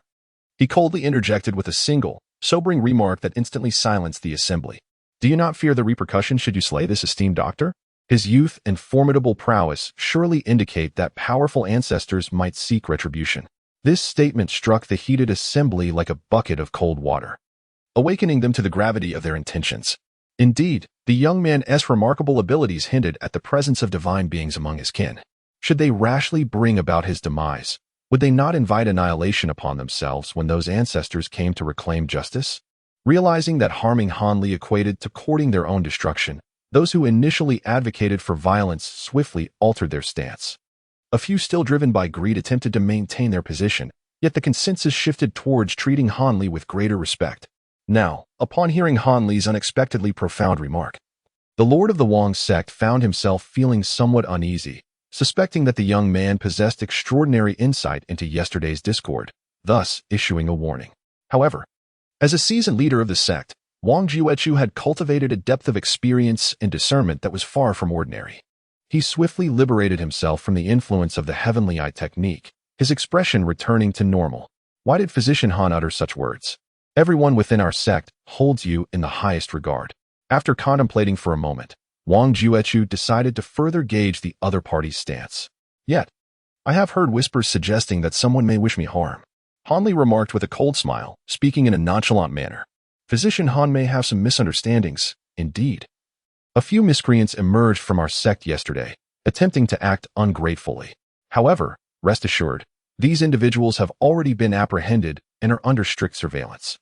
It is essential to acknowledge that the majority of our members remain profoundly grateful to Dr. Han and would never engage in actions that would bring joy to our adversaries at the expense of our own."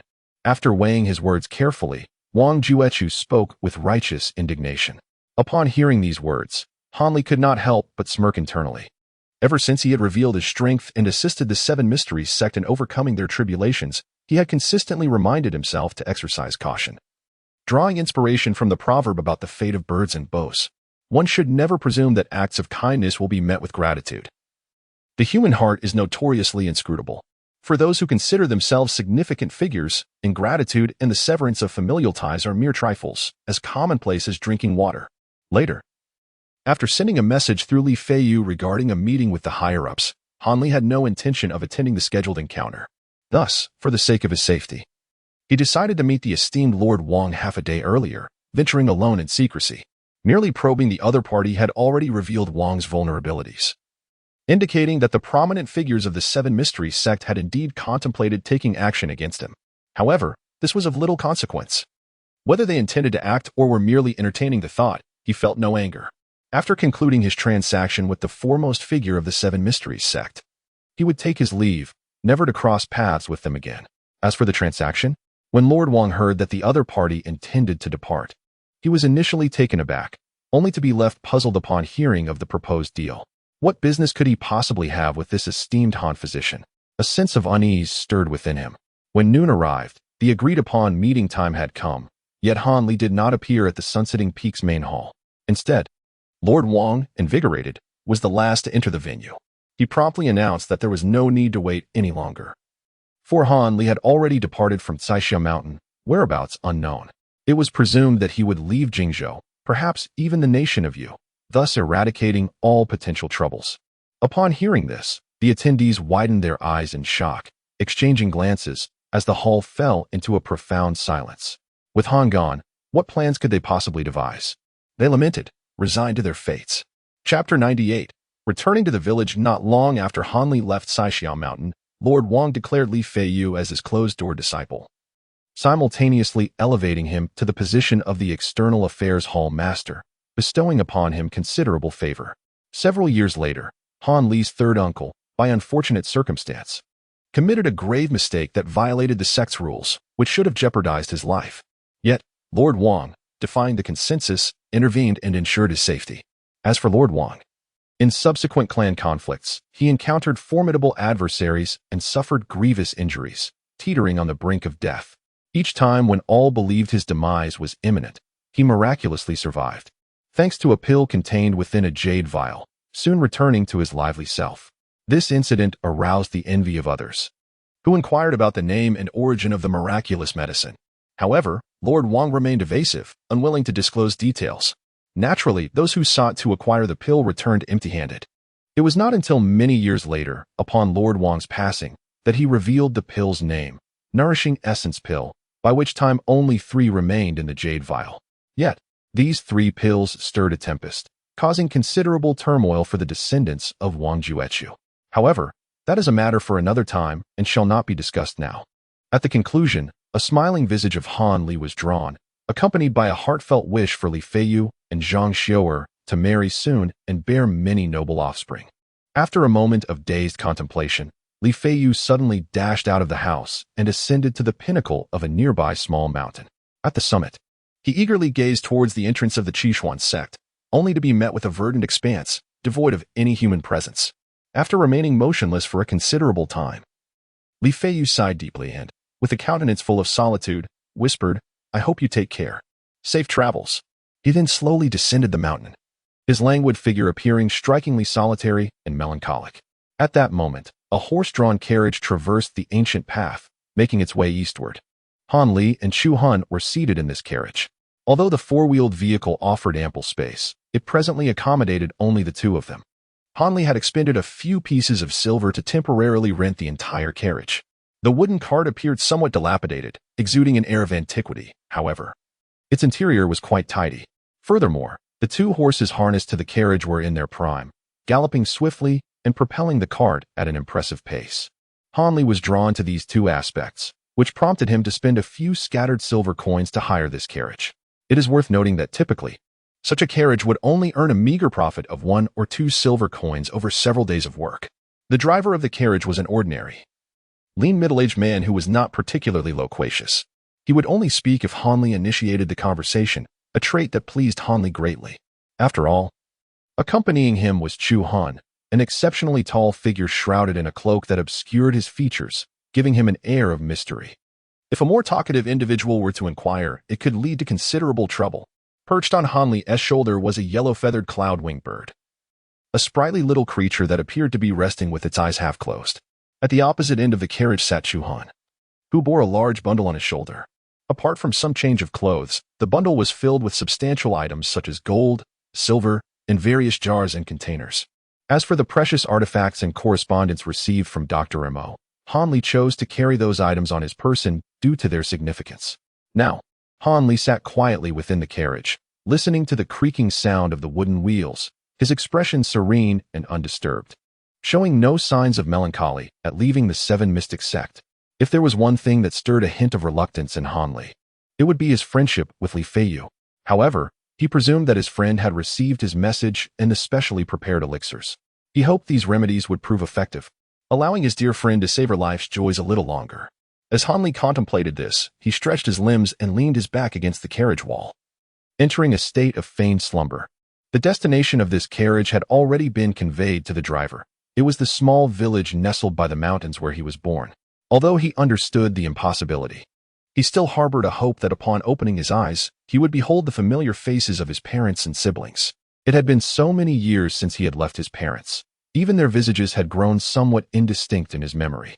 Thus, before venturing far from home, he felt an urgent need to gaze upon his parents once more. Otherwise, he would never be able to depart in peace. He wondered how his younger sister was faring. She should now be around 16 or 17, blossoming into a young lady. The last letter he received from home seemed to mention that she had been betrothed, with gifts already exchanged.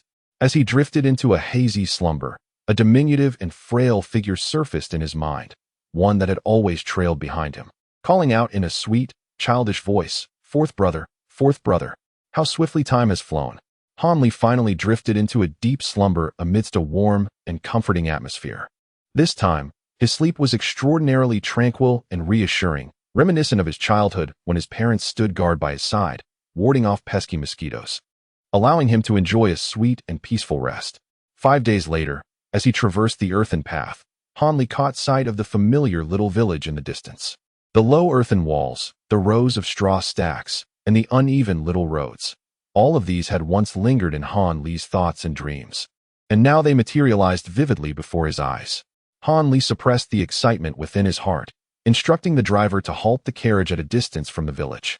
He left Chu Hun seated in the carriage, opting to stride swiftly toward the village entrance.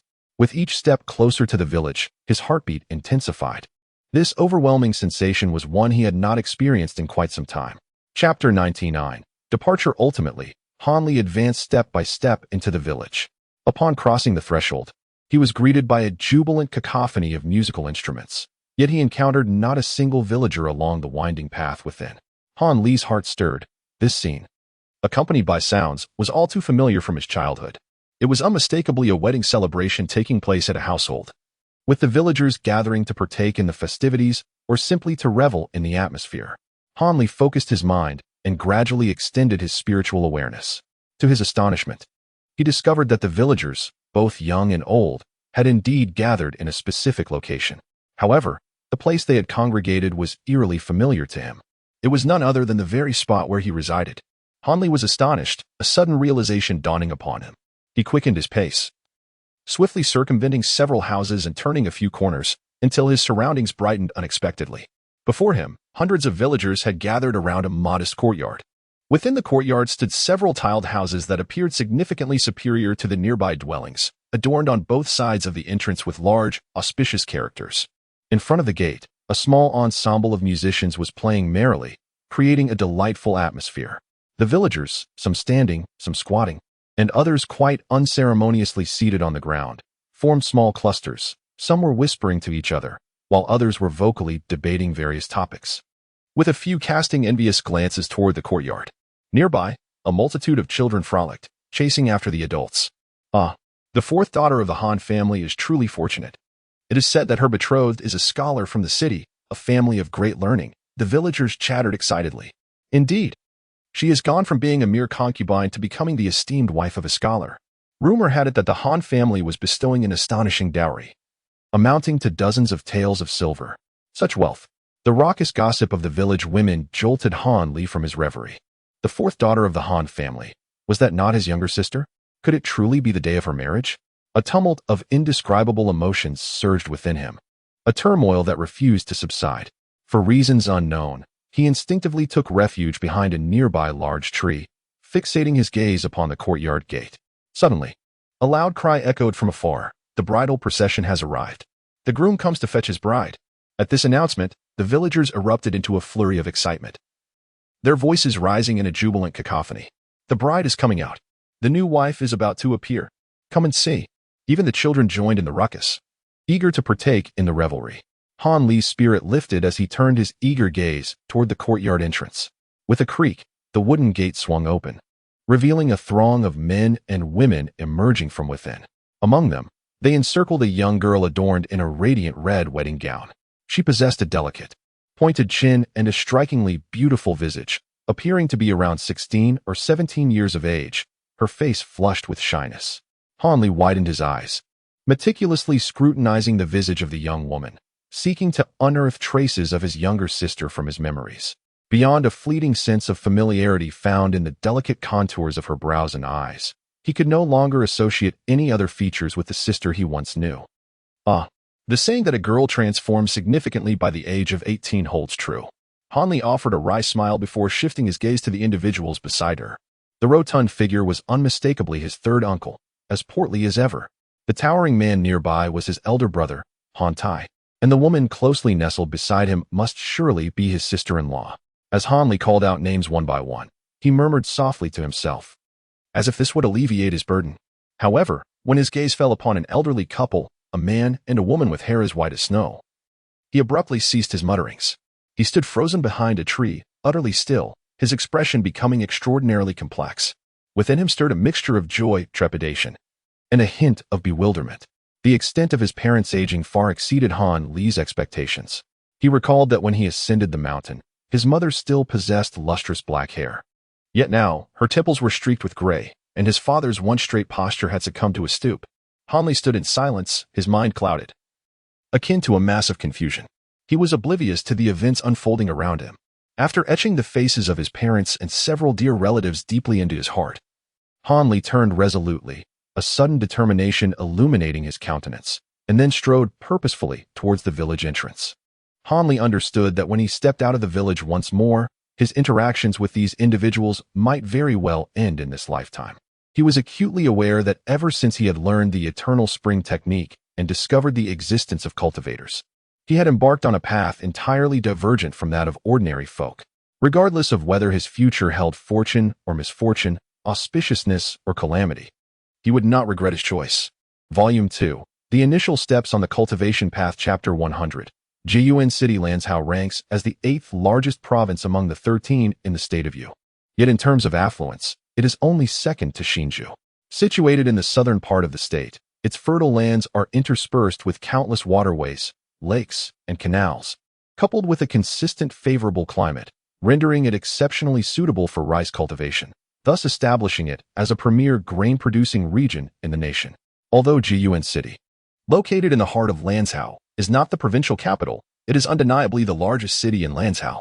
The Grand Canal, which traverses the north and south of the state, flows through the city's center, and several other thoroughfares also converge here, making it a hub of transportation and commerce. Each year, a plethora of merchants and travelers pass through, significantly stimulating local economic activities, which is why Jiyuan City's status as the largest city in the province is hardly surprising. Within Jiyuan City, there is an abundance of carriages, docks, and boathouses scattered throughout. The number of porters, laborers, and boatmen engaged in these trades is staggering, amounting to tens of thousands. Sun Ergo is one such individual who earns his livelihood at the docks. True to his name, Sun Ergo possesses a somewhat disheveled appearance, with slanted brows and a crooked gaze, embodying the essence of a rogue. However, due to his adeptness at reading people and flattering them, he has managed to carve out a niche for himself at the docks, becoming a minor gang leader, overseeing dozens of laborers who assist passing merchants with transporting goods and luggage. Thus, when he arrived at the small dock early this morning, several of his subordinates hurriedly approached him, respectfully greeting him with, "Master Air." And the master has arrived. Master? Isn't he just Ergo? Just a two-legged dog. Looking like a dog. They jested, their mocking laughter ringing in Sun Ergo's ears. Upon hearing this, his expression darkened abruptly and his mood soured in an instant. He slowly turned to gaze at the group of individuals on the opposite side of the dock, his eyes settling on a burly black man, a flicker of resentment evident within them. If one were to inquire who Sun Ergo loathed most in Jiyuan City, this black man would undoubtedly rank among the top 3. Were someone to offer him the chance to exchange all his possessions for the complete disappearance of this man from the world, he might hesitate. However, if the price were halved, he would agree without a moment's thought, even though, due to his indulgences in drinking, gambling, and other vices, his so-called entire fortune was hardly substantial. The true name of the man, known as Black Bear, has long been forgotten. The dock workers either refer to him as Master Black or simply by his nickname. He is the leader of a small gang known as the Iron Fist Society, holding a position comparable to that of Sun Air Go in his own gang, the Sea Ping Society. Thus, he has been dispatched to this dock to oversee another group of laborers, in a realm where one mountain cannot tolerate two tigers. The tension between the two gangs was palpable from the outset. Following several confrontations over merchants, their relationship deteriorated further. Now, when members of the two gangs encounter each other, it is either mockery and insults or shoving and exclusion, with only the absence of physical violence marking the limit of their hostilities. With such animosity brewing among their subordinates, it is no surprise that the two principal figures, Sun Air Go and Black Bear, share an equally disdainful view of one another. However, both men, as leaders of their respective factions, are acutely aware that the Iron Fist Society and the Sea Ping Society are allied against a larger gang, the Poison Dragon Society. Although both aspire to expel the other and claim the dock for themselves, they are compelled to endure their mutual resentment for the time being. Yet, their pent-up frustrations and anger find expression through their subordinates' verbal skirmishes, becoming a daily ritual each morning. Just then, before Sun Air Go could signal, several sharp-tongued members of his crew began to retaliate without hesitation. Do you know which beast is the most foolish? One of them taunted. A bear. And among bears, the most foolish is the Black Bear. Ha! As Black Bear listened to his men mock the opposition, his face initially beamed with pride. But it quickly darkened upon hearing those words. Sun Air Go, in contrast, chuckled heartily, patting the shoulders of his men in encouragement. Black Bear's subordinates, unwilling to back down, unleashed a torrent of vile insults. Sun Air Go's crew did not hold back either. After all, they were all grown men, and none feared the other. Naturally, they retaliated with the most offensive remarks they could muster. Meanwhile, the two leaders, Sun Air Go and Black Bear, observed the fray from a distance, mindful of their status and thus refraining from participating in this vulgar exchange. Just as the two factions were growing hoarse from their verbal altercations, one of Sun Air Go's men suddenly exclaimed, "A ship is approaching."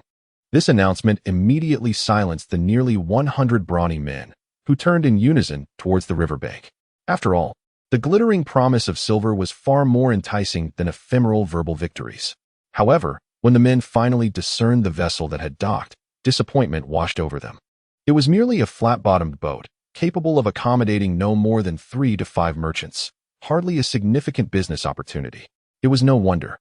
This dock was both shabby and small, situated in a remote location where large ships seldom ventured. Only during peak trading seasons would larger vessels, unable to dock at other ports, be compelled to land here. Upon the little boat's arrival at the dock, 2 individuals disembarked. One was a seemingly ordinary young man, appearing to be around 17 or 18 years of age, while the other was a towering giant, significantly taller than the average person. The young man donned a simple blue shirt, with a small yellow bird perched upon his shoulder. As he stepped off the vessel, he gazed around with wide eyes, embodying the demeanor of a country bumpkin visiting the city for the first time. In stark contrast, the giant wore a cloak and a green robe, obscuring his features and presenting an oddly mysterious appearance. He followed closely behind the young man, never straying far, resembling a devoted servant. These two, the young man and the giant, were none other than Han Li and Chu Han, who had journeyed for 3 long months to finally arrive at the hometown of the esteemed Dr. Mo. Han Li set forth from his homeland, journeying southeast with unwavering resolve, making his way directly to Lanzhou. Along the path, he encountered moments of camaraderie, traversing bustling urban landscapes in the company of others, yet he also found himself alone, seeking shortcuts through desolate mountains and wild terrains. Fortunately, he faced little peril during his travels. The sole misfortune occurred one night while camping in the wilderness when he encountered a pack of ravenous wolves, which ultimately became his evening repast. Throughout his arduous journey, he traversed 2 additional states, finally arriving at Lanzhou, weary yet resolute. Upon entering the realm of Lanzhou, Han Li was taken aback by the intricate network of waterways that crisscrossed the area, in stark contrast to his native Yuezhou, which was predominantly characterized by rugged mountains and hills, lacking significant rivers or lakes. Landau presented a vibrant tapestry of navigable channels. Intrigued by the myriad of vessels gliding along the waterways, he succumbed to curiosity and chartered a small boat, savoring the exhilarating experience of drifting downstream. After a fortnight of favorable winds, Hanley arrived at the unassuming dock of Jiayuan City, as mentioned in Dr. Mo's correspondence. His initial impression of the dock was one of dismay. Constructed entirely of rudimentary wooden planks, it was cramped and dilapidated, cluttered with discarded baskets and tattered bags, exuding an aura of chaos and neglect. Within the sole 2 bamboo shelters erected on the dock stood dozens of robust men, their upper bodies either bare or clad only in short garments, emanating a formidable presence. These men fixed their unblinking gazes upon Han Li and Chu Han, some eyes gleaming with fervent interest. After a moment of surprise, Han Li smiled faintly. Prior to departing from the dock on the small boat, the eager boatman had kindly reminded him of an unwritten rule at the dock in Jiayuan City. Regardless of the quantity of goods carried by the disembarking merchants, it was imperative to hire a dock worker to assist with the transportation of their belongings. Failure to do so might lead to unkind treatment from these laborers, and there was even a possibility of being subjected to a severe beating. Upon Han Li's arrival in this place, he harbored no intentions of disrupting the established customs of others. Thus, he earnestly called out, "I seek to hire a porter. Is there anyone available?" However, individuals of this ilk often delight in posturing beyond their means, making them prime targets for exploitation. With a few flattering words, these rustic folk would not only pay the agreed-upon wages for transportation but would also generously bestow additional tips. Hence, for those engaged in such employment, it remained a lucrative endeavor. Yet, this particular opportunity was not destined for them.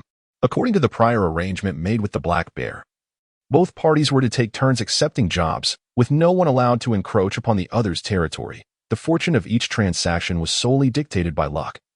And having just completed a job yesterday, it was now the turn of the Black Bear's associates.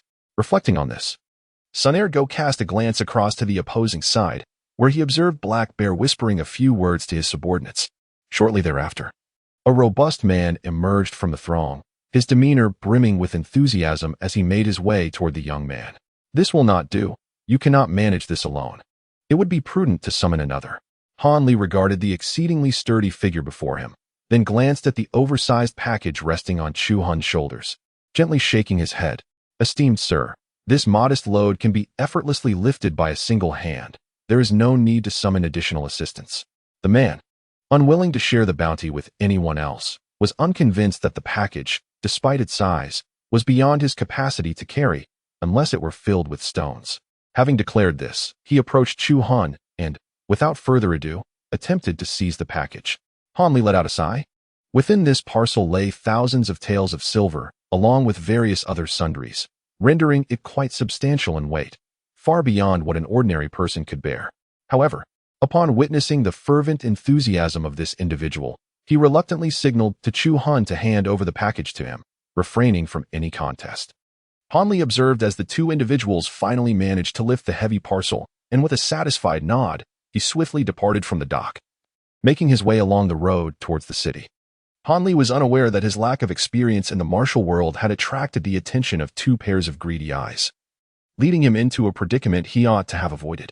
Indeed, the Black Bear bore an expression of surprise. After a moment of hesitation, he signaled to Sun Ergu.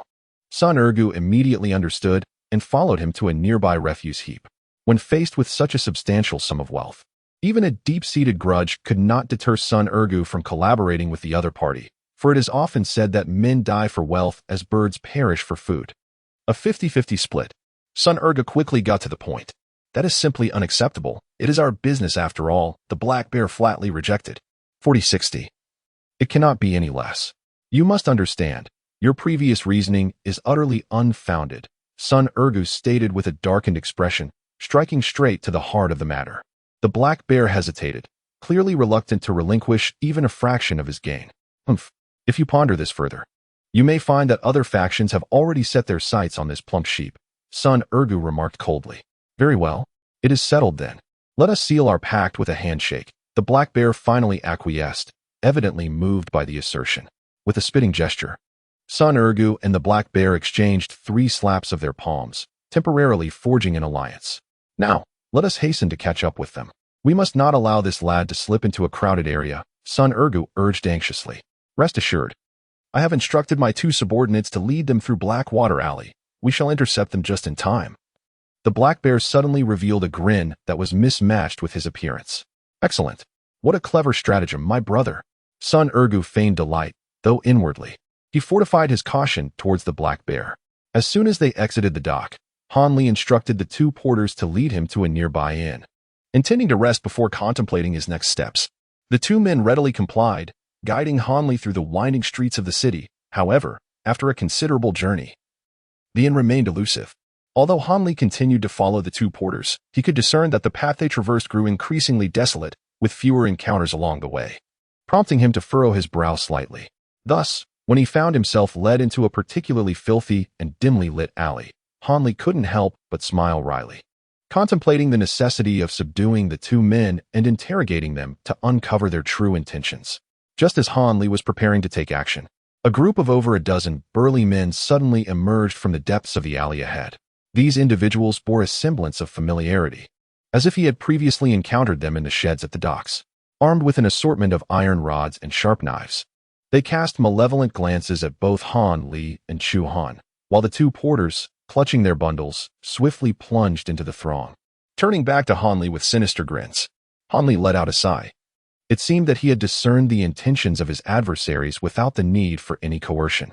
To his astonishment, upon merely stepping into the homeland of Dr. Mo, he found himself entangled in a sinister plot aimed at both wealth and life. Kid, do not blame us for our ruthlessness. It is your own misfortune that you carry such a substantial amount of silver. A coarse voice echoed from behind him. Han Li turned around and beheld 7 or 8 burly men behind him. At the forefront stood two figures. One, a stout and imposing man with a dark complexion, and the other, a thin, shifty-eyed fellow, known as Black Bear and Sun Ergu, engaging in such nefarious enterprises, where greed leads to murder and plunder, was not a novel endeavor for these two. They understood that as long as the task was executed with precision and left no survivors, the disappearance of these outsiders would likely go unnoticed. Even if someone dared to report the incident, the authorities would hardly take heed. Given the overwhelming number of missing persons in the area each year, it was simply impractical to investigate every case. Thus, after Black Bear had spoken, he hesitated no longer. He exchanged a glance with the dozen or so men, who brandished their weapons menacingly and charged towards the trapped Han Li and Chu Han. Han Li observed the ferocious demeanor of the brutish men before him, a flicker of murderous intent flashing in his eyes. It was evident that these individuals had engaged in such nefarious deeds on numerous occasions, for they all emanated a distinct scent of blood. Eliminate them without restraint, Han Li commanded coldly to Chu Han. Upon hearing Han Li's words, Chu Han let out a low growl, infused with a hint of exhilaration, and suddenly surged forward into the oncoming throng. With a swift motion, he unleashed a punch as quick as lightning, striking one of the hulking men squarely on the head. The man toppled like a sack of sand, crashing against the stone wall, blood and brain matter spilling forth, leaving only half of his skull intact. At that moment, a sharp dagger and a hefty iron rod descended simultaneously towards Chu Han's back. Reacting swiftly, Chu Han planted one leg on the ground while the other leg swept back like a scythe, catching the two assailants in the midsection and sending them flying over a yard away, motionless upon impact. Witnessing this spectacle, the onlookers collectively inhaled sharply. Fear etched upon the faces of those surrounding him, some hesitating in their advance.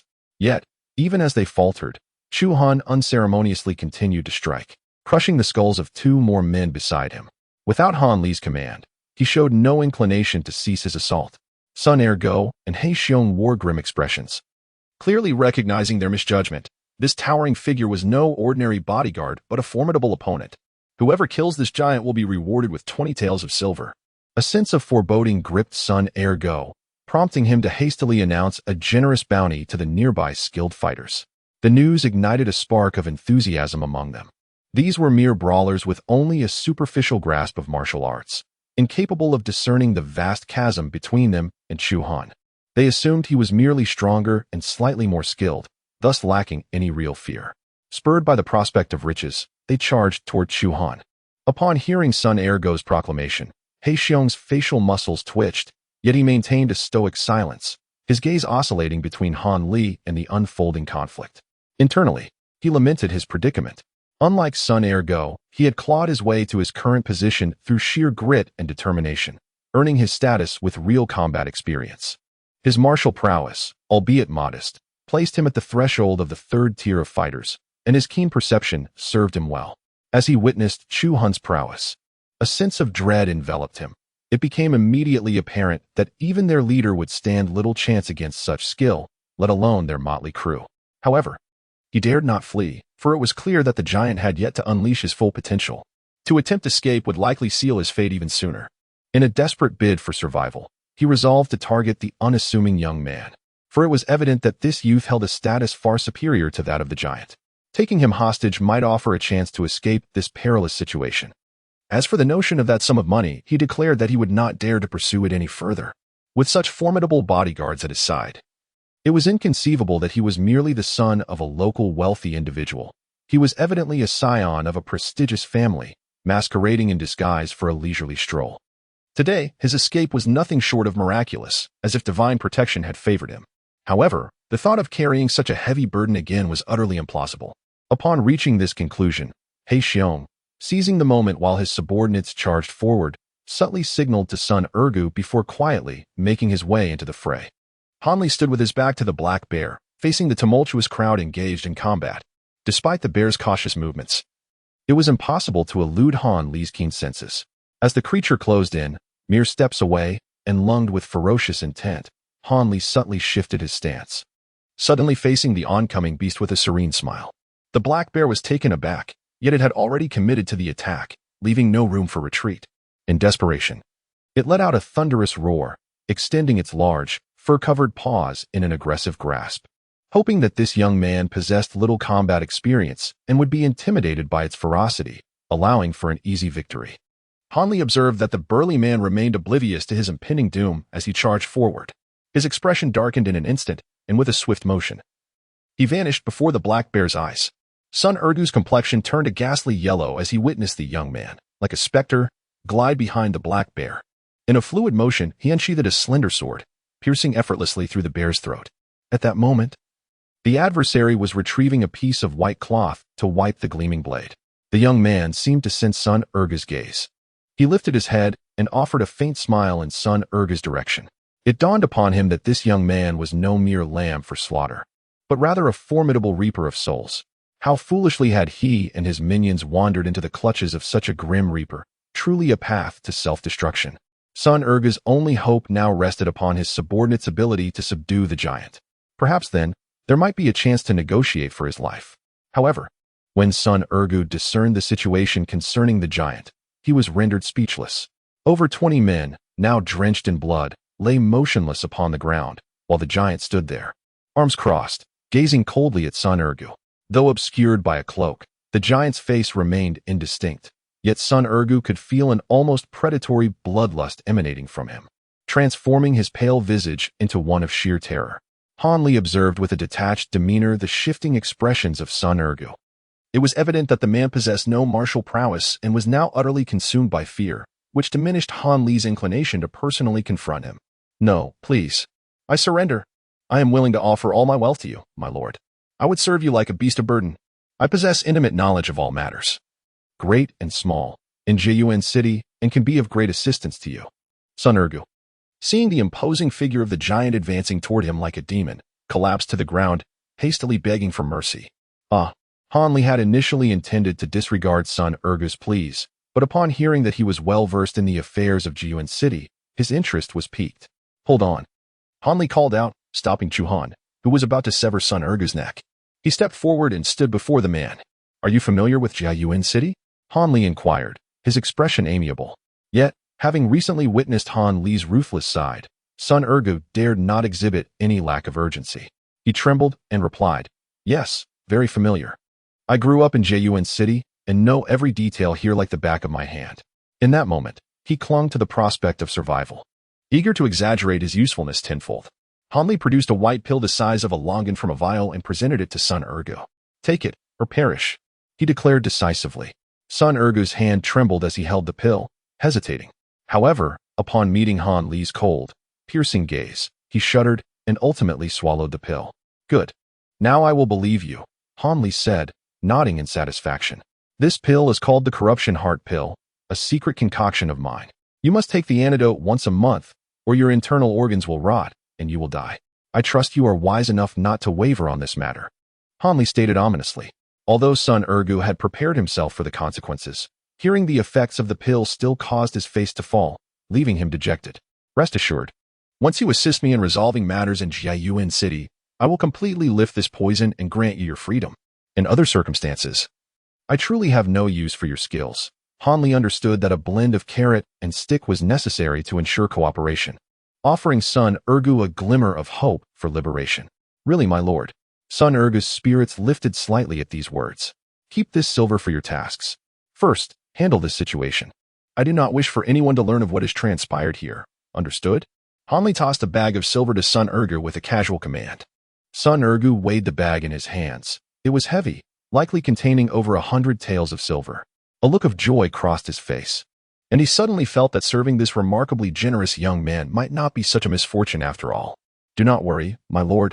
I will ensure everything is handled meticulously and will not bring you any trouble, he said, beaming as he patted his chest. Very well.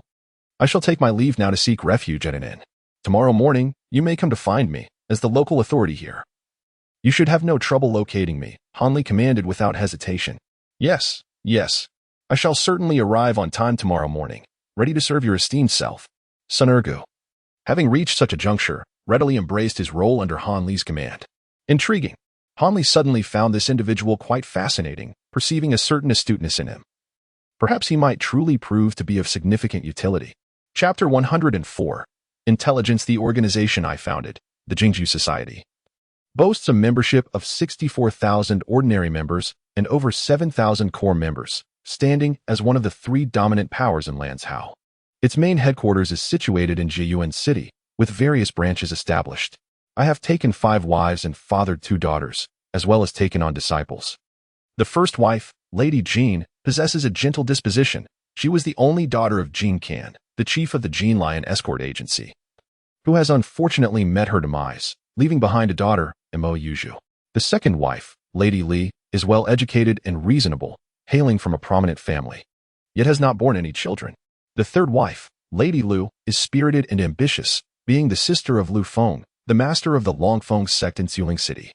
She has not borne any children and requires careful attention.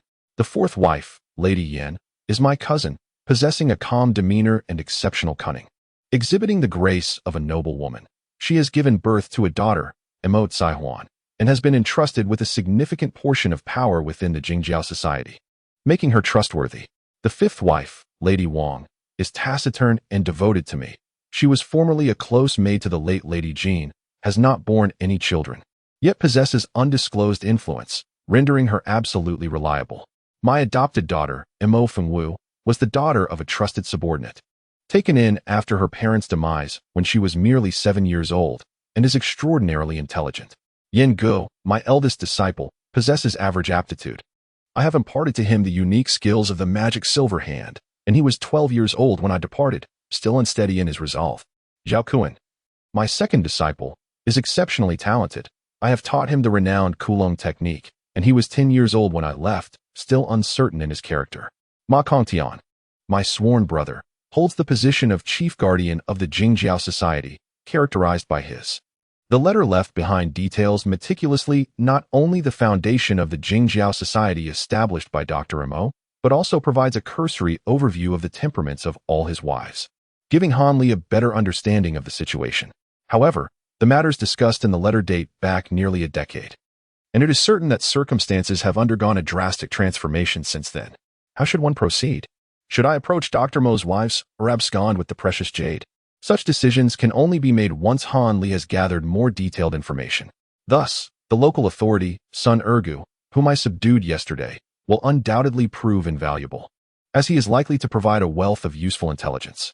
After carefully reviewing the will once more, Hanli tucked it away within his bosom. He tilted his head in contemplation before approaching the bedside and settling down. With his legs spread apart, he positioned his palms facing upward upon his knees, then closed his eyes, commencing an introspective examination of his internal condition. The threat of icy poison within his dantian had shown a tendency to spread outward for the past month. What had initially appeared as a faint shadow had now solidified into a black mass the size of a pea, continually expanding. Hanli estimated that, at most, in another 2 months, this malevolent toxin would erupt in full force. At that point, he feared he would be unable to escape the clutches of death. Han Li was deeply troubled, having resolved to acquire the warm sun jade. Just then, there was a gentle knock at the door. "Come in," Han Li said coldly. Opening his eyes, the door creaked open, and Sun Ergu entered with his head bowed. Upon seeing Han Li, he performed a deep bow and respectfully said, "Greetings, young master. Sun Ergu has come to heed your summons. Indeed, you have arrived quite promptly. You possess some skill after all," Han Li remarked with satisfaction. Rising from his bed and strolling over to Sun Ergu with his hands clasped behind his back. "Your praise is greatly appreciated, young master. If I cannot manage such a minor task, what value would my life hold for you?" Sun Ergu replied, his face beaming as he expressed his loyalty. After a night of deep contemplation, he still found himself at a loss, and thus he had no choice but to obediently seek out Han Li. Hoping that after offering assistance, Han Li would truly provide him with the antidote to relieve the deadly corroding heart pill. "First, tell me about your identity. You seemed to be a minor leader the other day," Han Li said nonchalantly. "I am the steward of the Sea Ping gang at the dock in the western city, overseeing around 40 to 50 subordinates, so I can be considered a leader," Sun Ergu replied respectfully. "Sea Ping gang?" Han Li inquired indifferently. "Yes. The Sea Ping gang is one of the 33 smaller gangs in the western city of Jiyuan City, with nearly 1,000 members, mostly dockworkers and laborers. The gang is led by the strong-armed Shen Zhongshan, who has 3 chief protectors," Sun Ergu divulged, displaying no shame in revealing information about his gang to an outsider. "Was that large black fellow who attacked me yesterday also from the Sea Ping gang?" "Indeed, among the smaller gangs in Jiyuan City. There are over 40 with fewer than 1,000 members, while there are 7 or 8 medium-sized gangs with 2 to 3,000 members, and more than 3 large gangs with over 10,000 members," Sun Ergu admitted candidly. "Then tell me about the large and medium-sized gangs." "There is no need to discuss the smaller ones," Han Li said as he adjusted his clothing and settled on the edge of the bed, patiently awaiting Sun Ergu's explanation. Chapter 105. Startling news: the 3 major gangs in Jiyuan City are the Brotherhood Alliance, the Jingju Society, and the Tianba Gate. The somewhat smaller factions include the Iron Spear Society, the Brotherhood Society, the Green Robe Gang, the Spring Rain Tower, the Golden Sword Gate, the Kang Ship Gang, the Diamond Gate, and the Setting Sun Sect, among others. Sun Ergu listed these gang names in one breath, then paused briefly to catch his breath before continuing. Among the 3 major gangs, the Tianba Gate boasts the strongest power, having allied with the Golden Sword Gate and the Green Robe Gang to dominate the wealthiest eastern district. The slightly weaker Brotherhood Alliance has formed a coalition with the Iron Spear Society, the Kang Ship Gang, and the Brotherhood Society to control the northern district. Conversely, the weakest Jingju Society, along with the Spring Rain Tower, the Diamond Gate, and the Setting Sun Sect, has claimed the southern district. The remaining western district is quite chaotic, divided among numerous smaller gangs. Although these smaller factions are embroiled in constant infighting, they swiftly unite against any incursion from larger forces into the western district, momentarily halting their internal conflicts to defend their territory. Thus, the entirety of Jiyuan City can be described as a quadripartite equilibrium. Sun Ergu, with an eloquence that flowed effortlessly, outlined the general circumstances of each faction without a moment's hesitation. After listening to these words, Han Li pondered for a moment before inquiring thoughtfully. "I have heard that the Jingjiao Association is one of the 3 major powers in Lanzhou, and that Jiyuan City seems to be its headquarters. How did it come to be the weakest among the 3 factions?"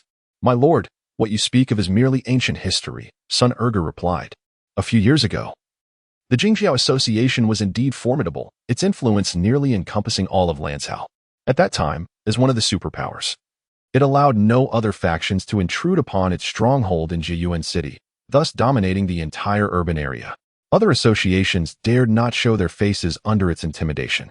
However, for reasons unknown, the Jingjiao Association suddenly fell into decline overnight, losing not only its territories elsewhere, but also significantly contracting its power in Jiyuan City. Seizing this opportunity, various smaller factions emerged, and after several bloody battles, the current situation was temporarily established. Do you know the reason behind the Jingjiao Association's sudden weakness?" Han Li furrowed his brow and slowly asked Sun Ergu. "Well, to be honest, my standing within the association is rather low, and I do not know much about it. I have only heard that it seems to stem from internal strife and conflict, and there appear to be other major forces suppressing it, Sun Ergu responded, revealing a hint of difficulty in his expression as he provided a vague answer. Oh, is that so? Hanli smiled faintly, as if he were already aware of the situation. Now, do you know who currently presides over the Jingjiao Association? Hanli inquired. I do know. It's presided over by the widow of the former leader, Imo Jiren, Madame Yan, Sun Ergu hastily replied. His widow? Hanli expressed surprise. Indeed, the founder of the Jingjiao Association, leader Imo, has passed away. Is she not his widow? Sun Ergu blinked in hesitation, unsure of what he might have said incorrectly. Who said leader Imo was dead? Han Li's demeanor shifted, and his expression grew cold. Everyone in Jiyuan City knows this. A year ago, the disciple of the dreaded Imo Jiren brought his will and tokens to report his death at the Imo residence. Sun Ergu felt a chill as he noticed Han Li's darkening expression. The disciple? What is his name? Han Li asked calmly, raising an eyebrow. His name is Wu Jiaming, a young man in his 20s, said to have received the true teachings of Imo Jiren, with extraordinary martial prowess. Sun Ergu carefully responded, realizing that Han Li was likely connected to the Jingjiao Association and seemed particularly concerned about this Wu gentleman. And Sun Ergu displayed a hesitant demeanor as if he had more to say but dared not voice it. Speak plainly. Do not hedge your words. If the information is accurate, I shall reward you handsomely. Han Li coldly regarded him, stating in a measured tone. I have heard whispers that the esteemed young master Wu seems to have been betrothed to the precious daughter of the Imo family, Imo Yuzhu, and it is said that their wedding is imminent. Upon hearing that there was wealth to be gained, Sun Ergu's face broke into a wide grin as he divulged the truth. A wedding? Han Li chuckled, abruptly rising to his feet. Listen well. Your task is quite simple. From this day forth, you are to quietly gather intelligence on the Imo family, particularly concerning young Master Wu. The more detailed, the better. At last, Han Li began to issue his command. Here, take this pouch of silver. Should you succeed in your endeavor, a generous reward awaits. Han Li generously tossed another small bag of silver to him. As you wish, my lord. Rest assured, I shall see this matter through. Sun Ergu replied, cradling the silver with a beaming smile as he made his exit, even going so far as to politely close the door behind him. Han Li watched as the other party left with a beaming expression, letting out a soft sigh. Suddenly, he felt a pang of regret. Having only arrived here for 2 days, he had already squandered a considerable amount of silver, leaving him with the impression of being a spendthrift. Nevertheless, he consoled himself with the thought that all this silver would eventually be charged to Dr. Imo, along with some interest. However, this young master Wu Jiaming truly was an intriguing character. He had brazenly assumed the identity Han Li intended to use to infiltrate the Imo residence, seemingly aiming to acquire both wealth and beauty. What audacity! Han Li touched his nose and let out a cold chuckle. It appeared that a visit to the Imo residence was absolutely essential. Otherwise, the warm sun jade would, regrettably, become a part of this man's dowry. He thought bitterly. Chapter 106. The man in blue in the bustling nailing street of Jiayuan City, there stood a grand estate occupying several acres. A black lacquered gate bore a plaque inscribed with the words, Mo Residence. Flanking the entrance were 8 robust men in fitted attire, standing resolutely at attention, their demeanor exuding discipline and strength, instilling a sense of respect in all who beheld them. Not far from the Mo residence, across the street, stood the 3-story Xiong family tavern. This establishment was renowned throughout Jiayuan City, particularly for its signature drink, the acclaimed Baijixiang, which had attracted numerous distinguished patrons. At this moment, during the bustling lunch hour, the tavern was teeming with guests, with every table from the 1st to the 3rd floor occupied by diners. Passers-by on the street could catch a whiff of the tantalizing aromas wafting from the tavern, making their mouths water with anticipation. Seated at a table by the window on the 2nd floor was a young man, surrounded by an array of delectable dishes and a bottle of the famous Baijixiang wine. Behind him stood a towering figure, exuding an intimidating presence. This was Han Li, who had come to gather intelligence. At this moment, Han Li gazed down from the window, idly toying with a small goblet filled with wine, while the dishes on the table remained largely untouched, reflecting his distracted demeanor. After some inquiries, Han Li had learned that the 2 biological daughters of Dr. Mo, along with his adopted daughter, were renowned for their beauty, captivating all who beheld them. They were affectionately dubbed the 3 beauties of Imo Manor in the city of Jiayuan, drawing countless suitors and gallant young heroes eager to win their hearts. Among them, Imo Yuzhu stood out as the most stunning, attracting the greatest number of admirers. Her recent engagement sparked a considerable uproar, leaving many of her suitors heartbroken. Some, skilled in martial arts, boldly challenged the esteemed young Master Wu, only to be decisively defeated by Wu Jianming, who triumphed over 16 rivals in succession. This series of victories only served to enhance his reputation as a martial arts prodigy, further solidifying the bond between him and Imo Yuzhu as their affections blossomed. Han Li found the situation rather amusing as he pondered over it. While others remained oblivious to the true nature of this young Master Wu, Han Li was well aware. It was highly probable that Wu Jianming was dispatched by the adversaries of Dr. Mo. It seemed that Dr. Mo's prolonged absence had aroused suspicion among his rivals, and the arrival of this young Master Wu was likely a probing maneuver. However, it was unclear what means he employed to gain the trust of the Mo household, for it was reasonable to assume that ordinary tokens or correspondence would not easily convince the esteemed ladies of Dr. Mo. Han Li lightly tapped his fingers on the table, pondering the questions swirling in his mind. "Esteemed guest, please have a seat. Your ordered dishes will be served shortly." A young waiter clad in a white short coat guided a blue-clad young man, appearing to be in his late 20s, to an empty table adjacent to Han Li's. After the young man took his seat, the waiter hurried away to attend to other patrons. The blue-clad youth possessed striking features, with pronounced eyebrows and bright eyes, exuding an air of youthful vigor. Upon settling in, he surveyed his surroundings, and their gazes met momentarily. Han Li felt an inexplicable depth in the gaze of the other party, as if an unusual gravitational pull was about to draw him in. Startled, he quickly averted his gaze, a subtle change in his complexion. The other individual also appeared momentarily astonished, but after casting a cold glance at Han Li, he turned away and ceased to acknowledge him. Han Li's complexion turned somewhat pale. The glance from the other party made him feel as though he had been thoroughly seen through, leaving him profoundly alarmed. This sensation of being completely understood at a single glance was an experience he had never encountered before. Once the table was laden with dishes and drinks, the man in blue began to eat and drink heartily, relishing the flavors with an air of complete disregard for his surroundings. At this moment, Han Li found himself in a state of restless agitation, although he had not employed his celestial eye technique to scrutinize the figure before him. The formidable spiritual power emanating from the man in blue was undeniably overwhelming. He was acutely aware that this individual was undoubtedly a cultivator whose magical prowess surpassed his own by a considerable margin. Previously, Han Li had encountered only two cultivators, Yu Zidong and Jing Guangshangren. One was a primordial spirit stripped of all physical power, while the other possessed a meager magical prowess, leading to a swift demise upon their first meeting. Consequently, Han Li's understanding of cultivators remained scant, shrouded in an air of enigma, leaving him uncertain on how to navigate encounters with those far superior to himself. Would this figure in blue treat him as he had treated Jing Guangshangren, extinguishing him without a second thought? Han Li could not help but entertain the most dire of possibilities. Ultimately, amidst his anxious and restless contemplation, the blue-clad individual finished his meal. He produced a handkerchief to dab at the corners of his mouth before tossing a silver ingot aside and departing gracefully. Throughout the entire encounter, he had not cast a single glance in Han Li's direction, as if he had completely forgotten his presence. After Han Li waited for the man to completely depart from the tavern, he let out a long sigh and reclined into his chair. Although the blue-clad individual's dining experience was brief, it felt to him as if an entire day had passed, the mental pressure weighing heavily upon him as though he had just endured a life-and-death struggle. At that moment, the blue-clad man reappeared at the alleyway on the opposite end of the street, where a man in a yellow shirt, around 30 years of age, was waiting. "Old Fourth, why are you late?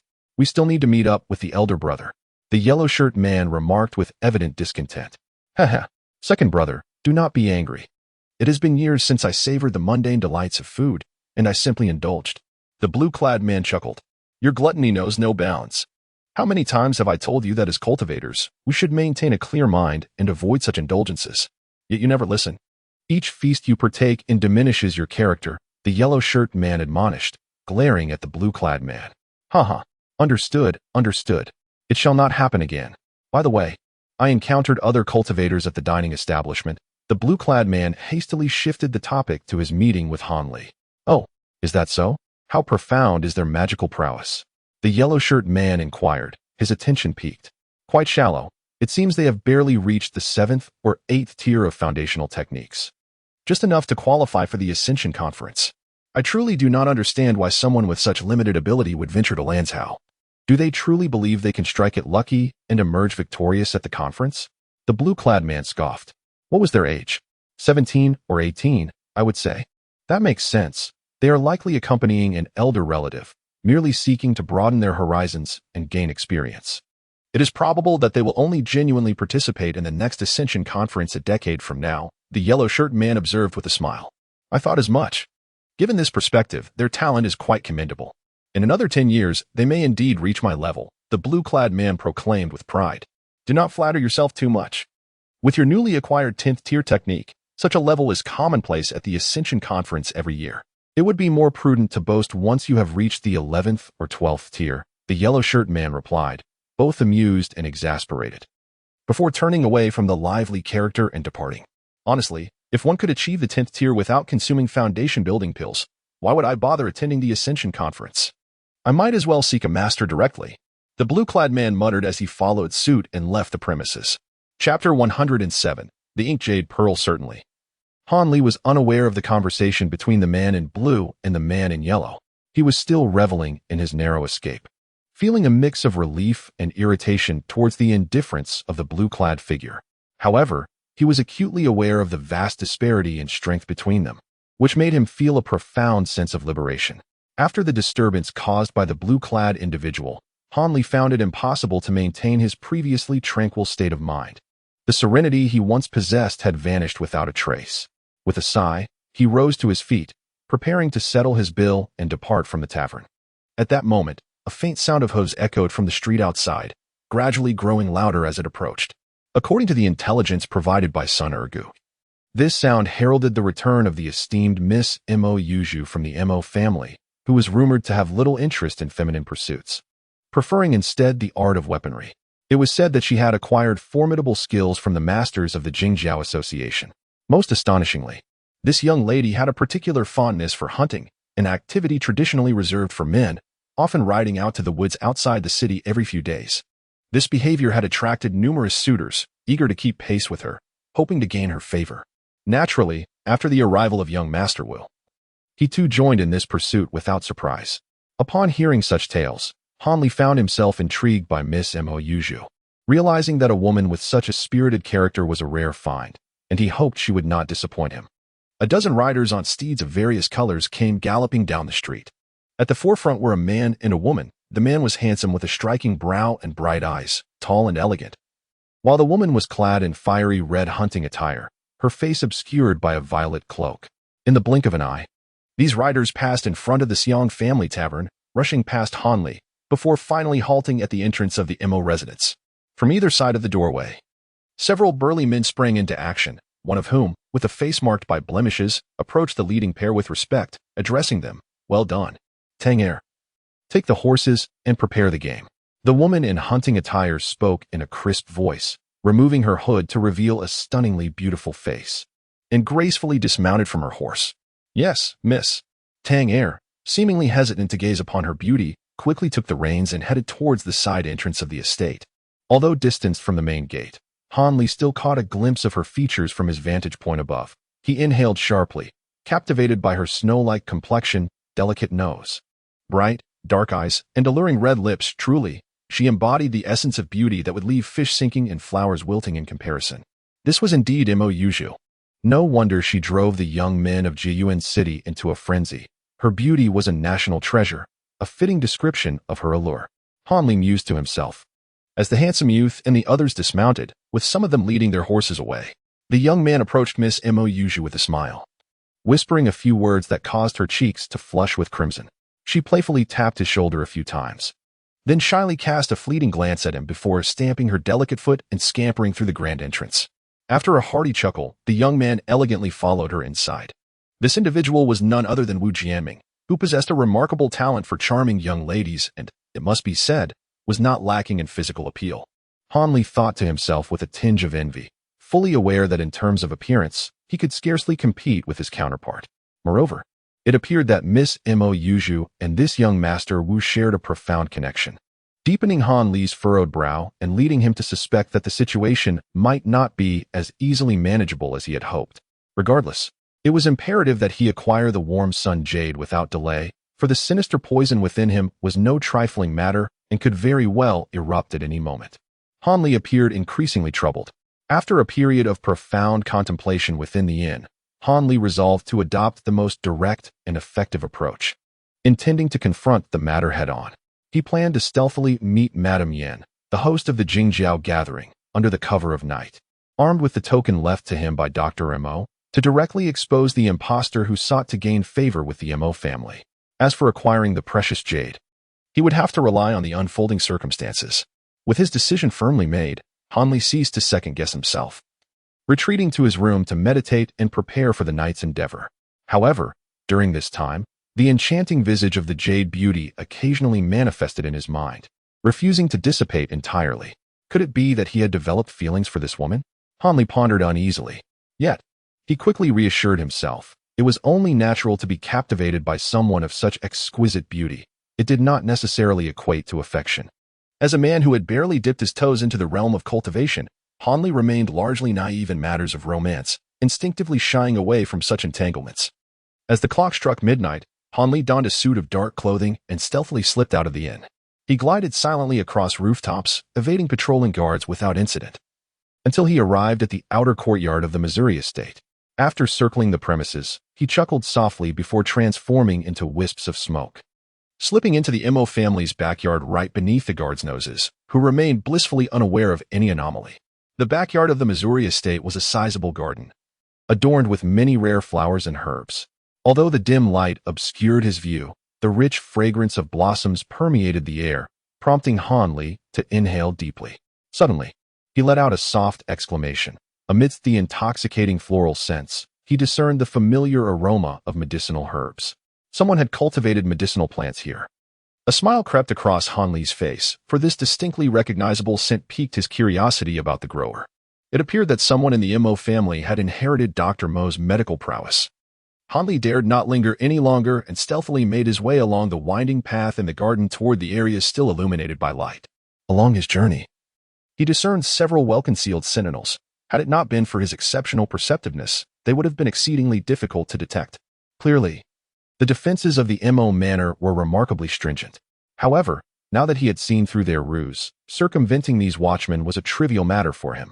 Hanli came to a halt before a modest two-story building. The reason for his choice of this location was simply that he noticed the guards here were far more formidable than those elsewhere, with as many as 20 or 30 sentinels stationed in the vicinity. Hanli gazed at the brightly lit second floor of the small building, aware that significant figures from the Mo residence were likely still awake, providing him an opportune moment for reconnaissance. Thus, he seized the cover of night. His form swift as lightning, and in the blink of an eye, he descended to the lower level. With a powerful push of his legs, he gracefully ascended to the second floor, completing the entire maneuver in an instant, unnoticed by the vigilant guards stationed nearby. Hanli pressed himself against the wall of the second floor, allowing his figure to meld into the shadows. And then he perked up his ears to attentively listen to the happenings within the room. With his extraordinary hearing, he discerned the presence of a woman speaking inside, indicating that he was not alone in this dwelling. The secret chamber of Chongping Town has dispatched 7,300 taels of silver. The secret chamber of Lugu Town has sent 5,800 taels. The secret chamber of Lanyue Town has delivered 15,000 taels. The 5-liter town, these figures represented the silver delivered by the shadowy chambers last month, which was significantly more than a quarter less than in previous years at this time. A melodious female voice reached Hanli's ears, vibrant and clear, unmistakably that of a young lady, yet her final remark brimmed with discontent. "Mother, the heads of these shadowy chambers are growing bolder. The silver sent each month diminishes further." The girl expressed her frustration. "I understand. I am well aware," responded another voice, deep and rich with magnetism. Could it be one of the 3 beauties of the Mo family? Hanli's spirit lifted, realizing his fortune, as it seemed the other occupant was one of Dr. Mo's wives. "You always say you are aware. Can't you devise some means to rectify this? If this continues, those shadowy chambers will eventually disregard our main chamber," the young girl complained. Upon her utterance, a brief silence enveloped the room. After a considerable pause, the young girl's reluctant voice broke the stillness. "Mother, are we truly to allow Fifth Sister to monopolize the power of those shadowy chambers?" ever since Uncle Ma and the others caused a split a few years ago, compounded by the suppression from other forces. The strength of the shadowy chambers has become the greatest pillar of our Jingjiao Association. As you are the acting head, this power should undoubtedly be under your control. While your words hold merit, when your father departed, he entrusted the shadowy chambers to your fifth sister. I genuinely have no grounds to intervene. Moreover, she currently submits the majority of the shadowy chamber's profit to the main chamber each month, making it even more difficult for me to inquire further. The woman replied with a hint of resignation. But our Jingjiao Association is already quite weak. If we do not consolidate our power, how shall we ever hope to rise again? The young girl's voice brimmed with resentment towards her father. Since he entrusted the affairs of the Jingjiao Association to you, why did he also delegate the shadowy chambers specifically to fifth sister? Do not speak so recklessly. Your father's actions are imbued with profound intent, far beyond your juvenile comprehension. The woman chastised the girl sternly. Understood. Must I then admit my fault? It seems mother remains unwaveringly devoted to father. The girl appeared accustomed to this dynamic, adopting a nonchalant demeanor and even jesting at her mother. You child, the woman, excessively indulgent, could only offer a bittersweet smile in silence. At this moment, Hanli was certain that the woman within the room was indeed the yin he had been searching for. And the girl must be the offspring of her union with Dr. Mo, known as immortal. It seemed he was truly fortunate to have found the right place so effortlessly. Hanli reached out to touch the letter pinned by Dr. Mo and the token hidden close to him, preparing to reveal himself to the two individuals. Be courteous to the gentleman surnamed Wu. After all, he is ostensibly your future brother-in-law. Do not allow him to perceive any flaws. Yan's voice grew serious, tinged with a certain sternness. Cough. My elder sister is constantly entangled with this man, feigning affection and youthful infatuation. It truly burdens her. The girl lamented.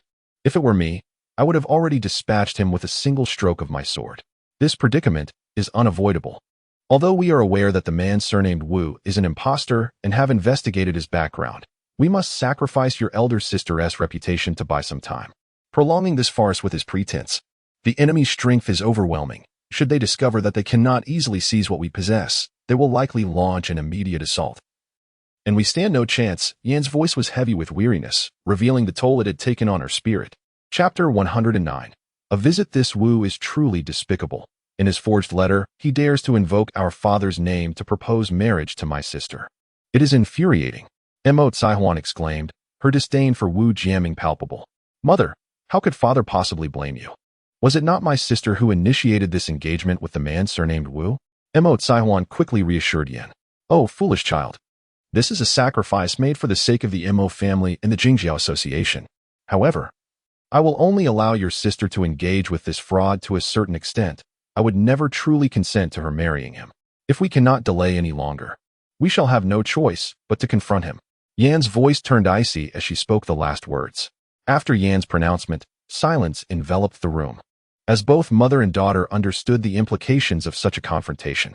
But it has been nearly 10 years. I can scarcely recall my father's visage. Mo Tsaihuan murmured. By the way, my second sister, Feng Wu, has created a revitalizing elixir for beauty, which I have brought for you to try. I have heard excellent reports about its effects.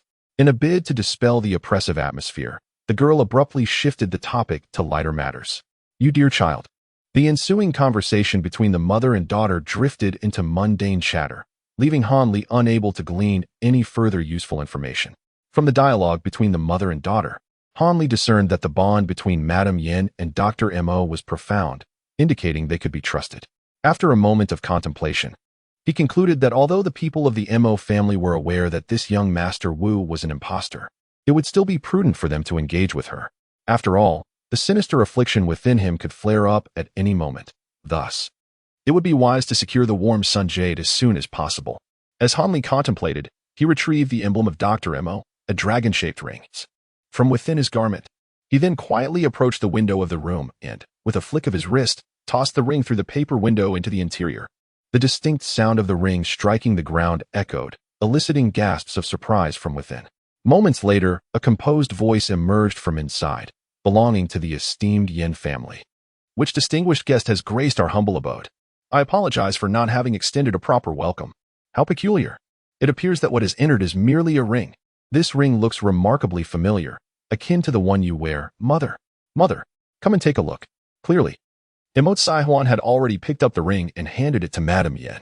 The dragon-engraved ring, Madame Yin exclaimed in astonishment. Upon hearing that the other party had recognized the token, Hanli gently tapped on the door twice and proclaimed in a clear voice, "Disciple Hanli. Under the orders of Master Emo, humbly comes to pay respects to the esteemed matriarch." After Hanli's words echoed, an eerie silence enveloped the room, as the occupants were evidently taken aback by his declaration. "You may enter," came the stern voice of Madame Yin from within, after a considerable pause. Hanli gently pushed open the door and stepped inside. Upon entering, he immediately spotted a strikingly beautiful woman in her 30s seated on a wooden chair, with a delicate young girl of about 15 or 16 standing behind her. The girl's features bore a striking resemblance to those of the enchanting woman, clearly indicating a close blood relation. At that moment, the woman, Madame Yin, was idly toying with the dragon-shaped ring that Hanli had just cast into her possession, her expression remaining remarkably composed, devoid of any unusual signs before Hanli. Meanwhile, the girl, Emot blinked her dark, sparkling eyes, curiously observing Hanli with a subtle smirk, her demeanor exuding an air of whimsical charm. After observing for a moment, Hanli stepped forward and bowed respectfully to Madame Yin. "Greetings, fourth mistress." Madame Yin's eyes sparkled with surprise as she was taken aback by Hanli's unremarkable appearance. She gently brought a ring, which resembled Hanli's, close to one another, and the intricate dragon patterns of both rings aligned flawlessly, with not a hint of a gap between them. "Indeed, the token is genuine. However, do you possess a letter penned by your husband?" At this moment, a hint of a smile appeared on Madame Yan's face as she inquired gently. Upon hearing this, Hanli, without uttering another word, took out the letter he had meticulously prepared in advance and presented it to the other party with both hands. Yin Shi, seeing Hanli's respectful demeanor towards her, nodded in satisfaction before accepting the letter and unfolding it for a thorough examination. Hanli stepped aside, quietly observing the expression of his master's wife, hoping to discern her changing sentiments towards him, her visiting disciple and future son-in-law. Chapter 110, The Fox.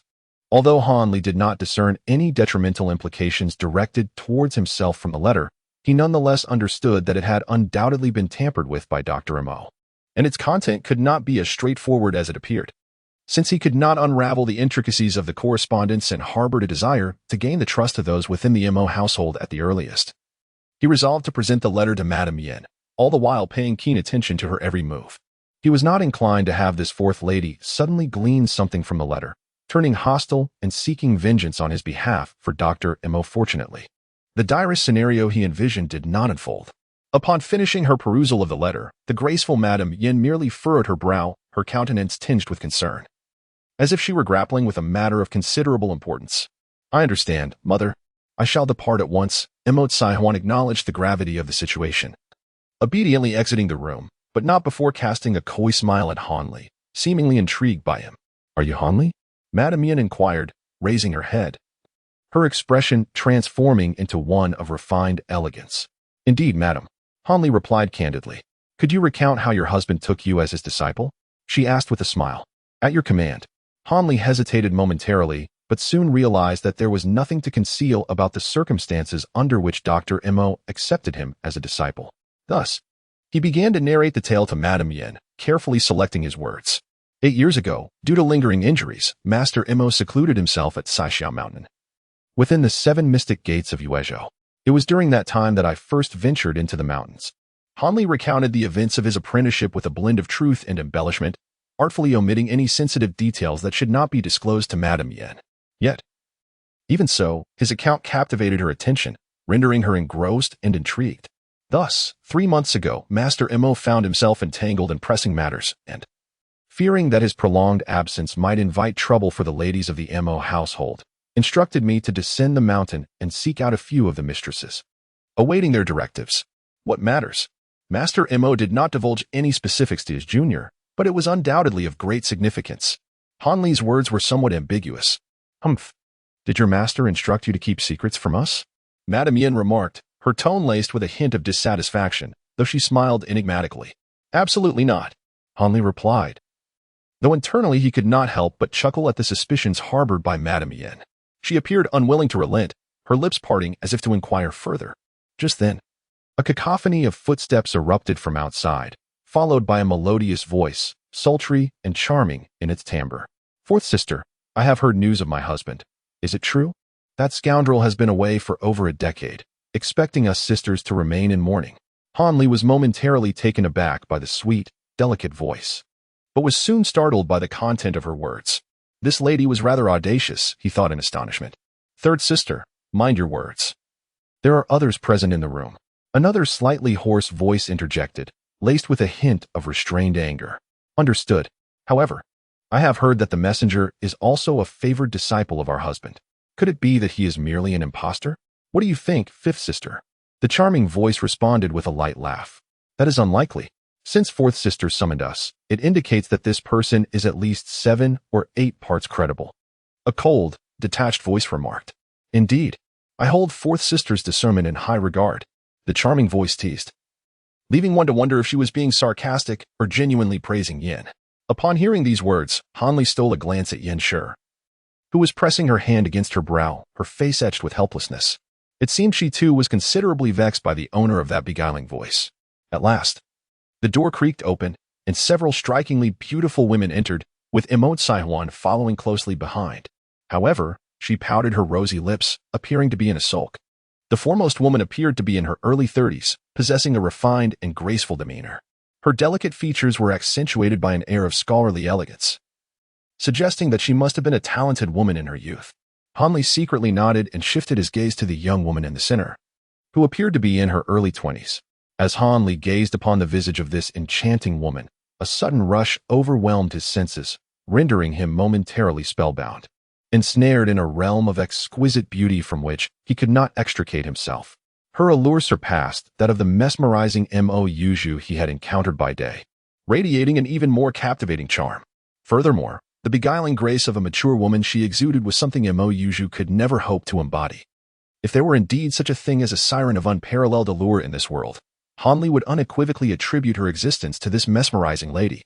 As Han Li found himself in a state of bewilderment, a sudden chill surged from his dantian, coursing through his meridians and circling his mind, instantly bringing him back to lucidity.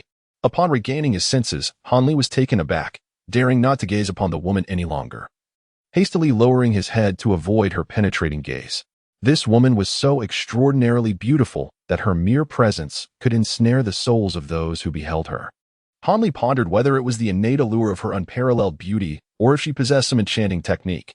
Observing Han Li's initial fascination followed by a swift clarity and conscious evasion, the woman could not help but reveal a flicker of intrigue in her eyes.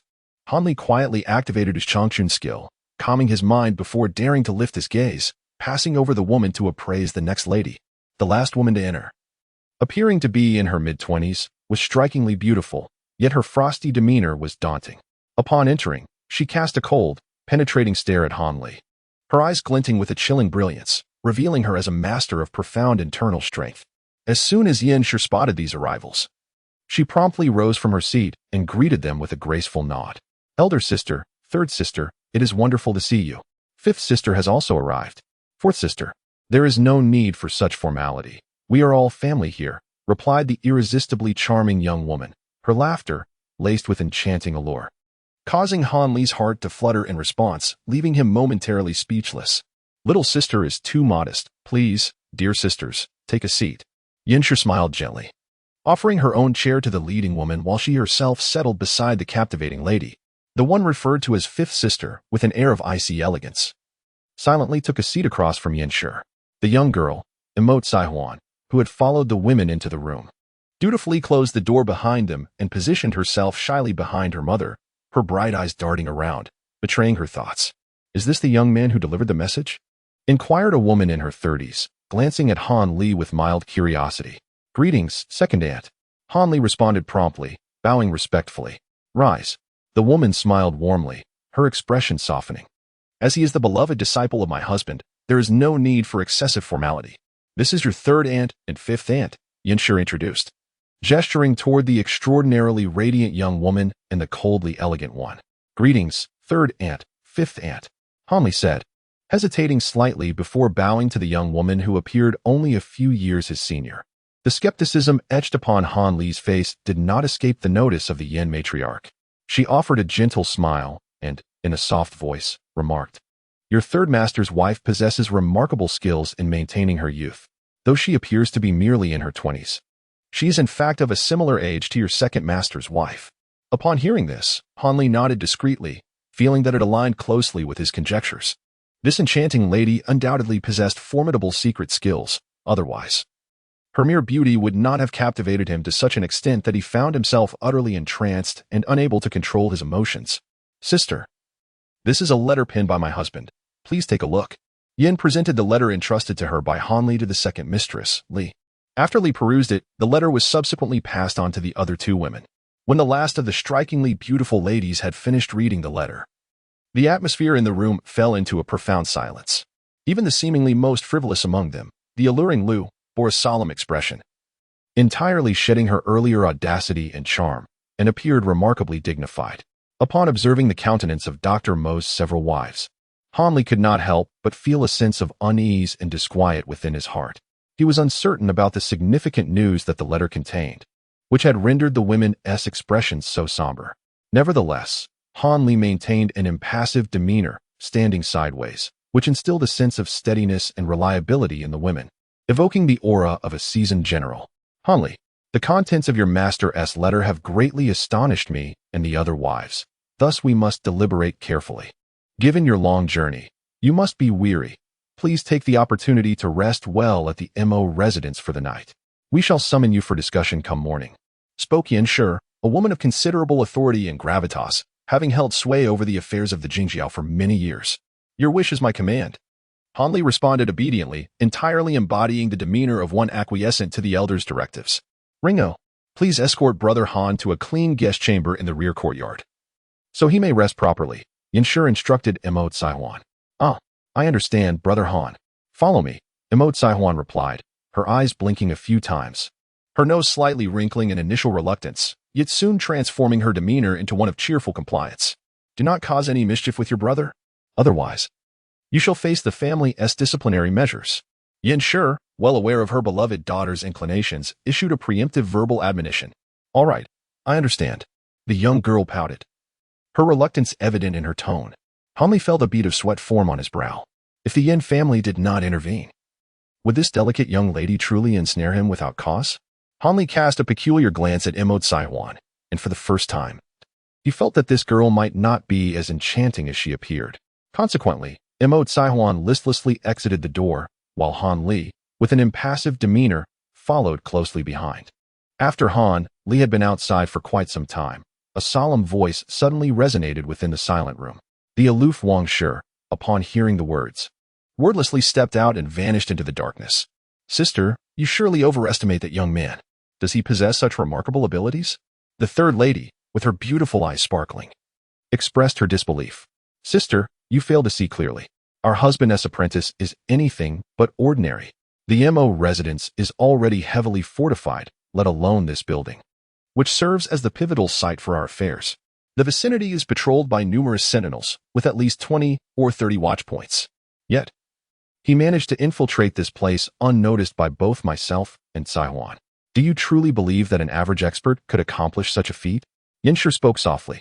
Indeed, this young man, named Han, possesses considerable skill. The second lady, Li Shi, remarked with a slight furrow of her brow.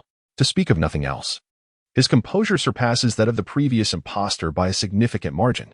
I recall that young Master Wu, after our encounter, was utterly captivated by my celestial fox technique, remaining in trance for an entire day before returning to his senses. In contrast, this Han only exhibited a momentary daze before swiftly regaining clarity, indicating his exceptional mental fortitude. Far from being an ordinary individual, the third lady hesitated for a moment, sighed, and finally expressed her innermost thoughts. Upon her utterance, a contemplative silence enveloped the three women, each seemingly grappling with unspoken words. After a while, Yin Shi managed a wry smile and broke the silence, saying, given this person's formidable prowess, one wonders whether he represents a blessing or a curse for our Mo family. Let us unveil the hidden message, and we shall discern the truth. As Yin Shi's words trailed off, the cold voice of the fifth lady, a striking beauty, interjected from outside as she slowly entered the room. I have surveyed the area. There are no outsiders within a 200-meter radius, and the security has been doubled, the fifth lady stated with an expressionless countenance. Yinshe pondered for a moment before finally speaking. You all must remember what our husband said before he departed. If, upon his leaving, any letters sent are merely correspondence without hidden messages, it signifies that he is safe, and we need not worry. However, if the letters indicate the presence of hidden messages, it is highly likely that ominous news awaits us, and we must brace ourselves mentally. As for this letter, we have seen that it indeed indicates the existence of hidden messages. Regardless of whether the news is favorable or dire, it is something we must confront sooner or later. Let us reveal the true contents of the letter. The tone of the third lady lost its charm, replaced instead with a profound sorrow. Very well. Since we are all prepared, let us unveil the hidden message, Yinshe declared resolutely.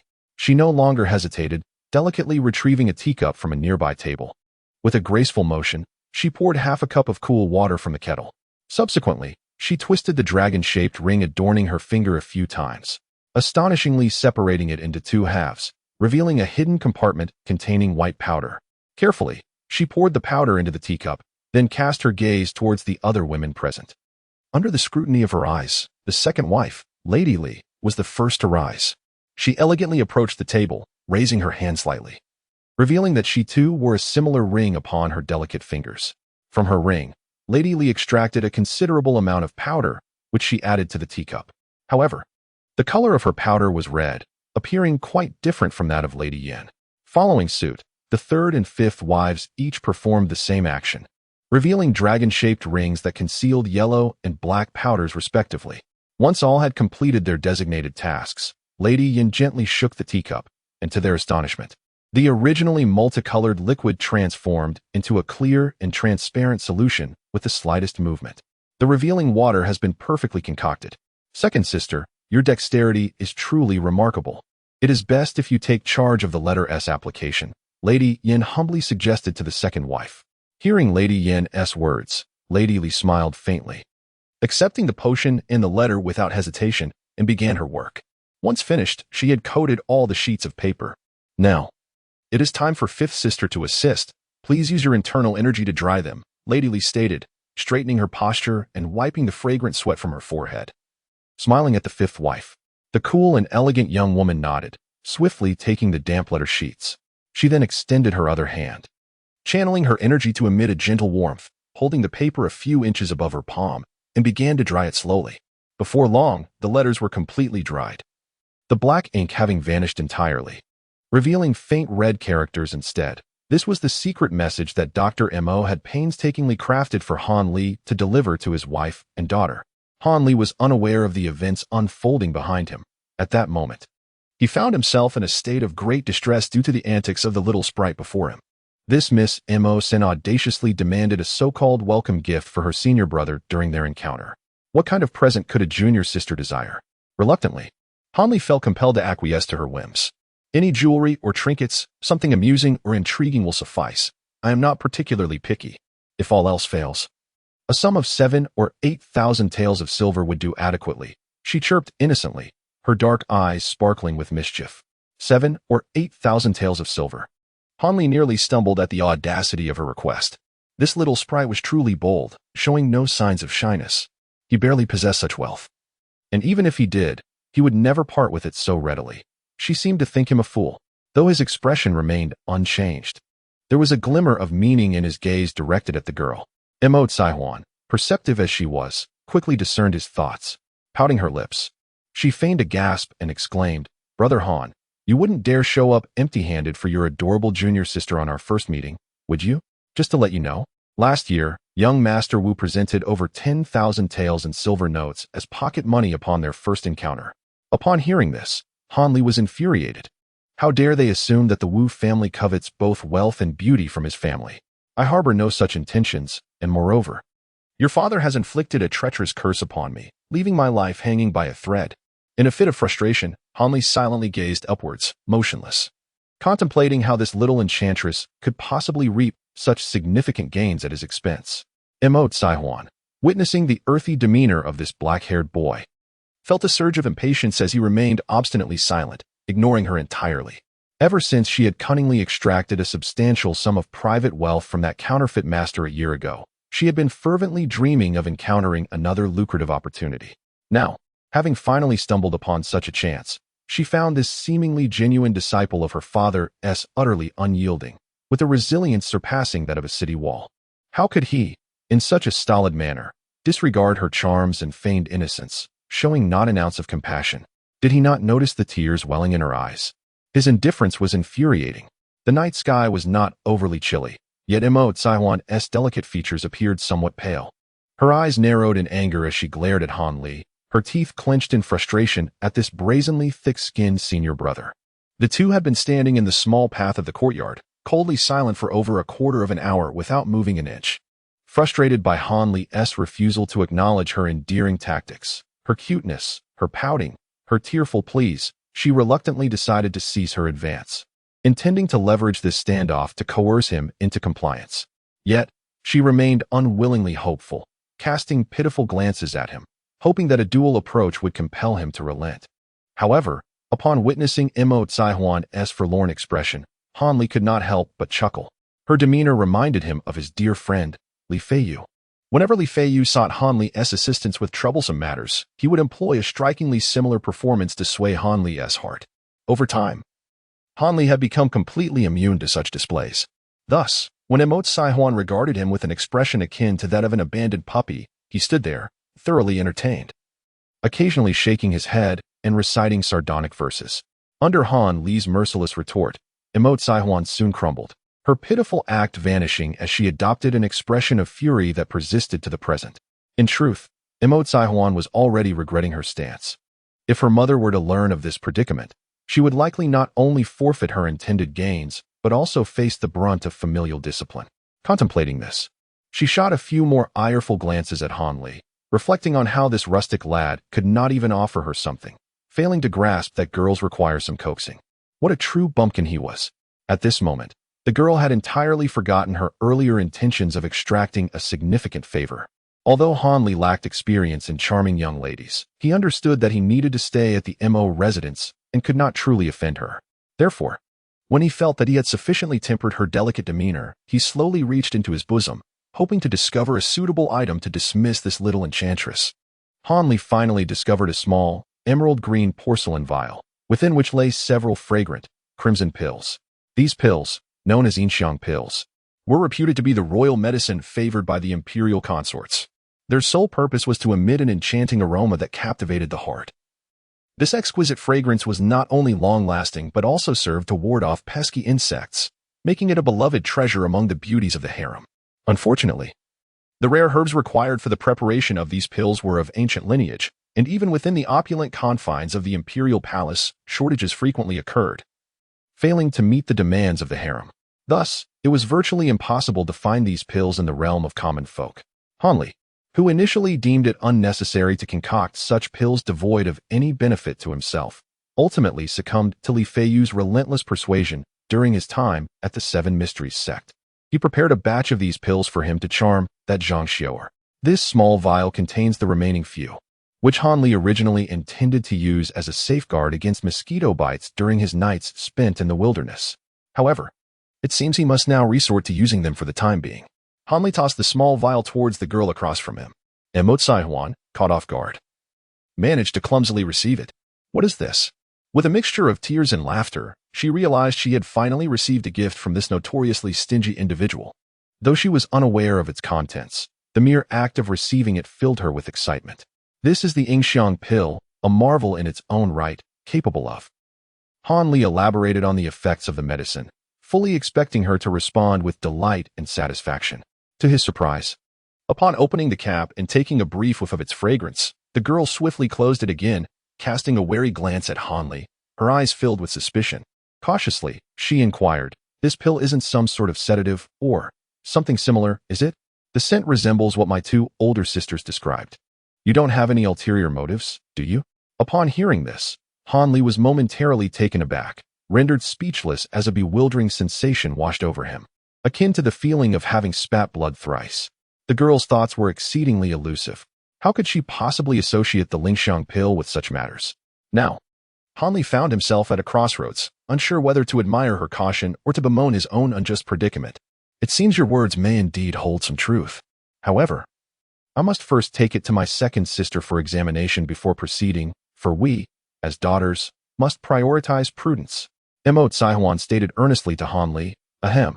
Well, it is entirely up to you. Han Li remained speechless, merely suppressing his embarrassment with a few dry coughs. He felt it prudent to maintain a distance from this little sprite. Otherwise, he might be suffocated by her incessant antics at any moment. However, if the medicine truly proved as effective as she claimed, then she had indeed passed the test.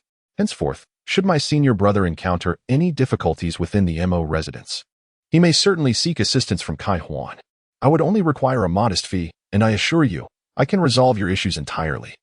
Mo Kai Huan tossed the small vial in her hand, giggling as she spoke. Unbeknownst to her, Han Li's inner thoughts eluded her perception.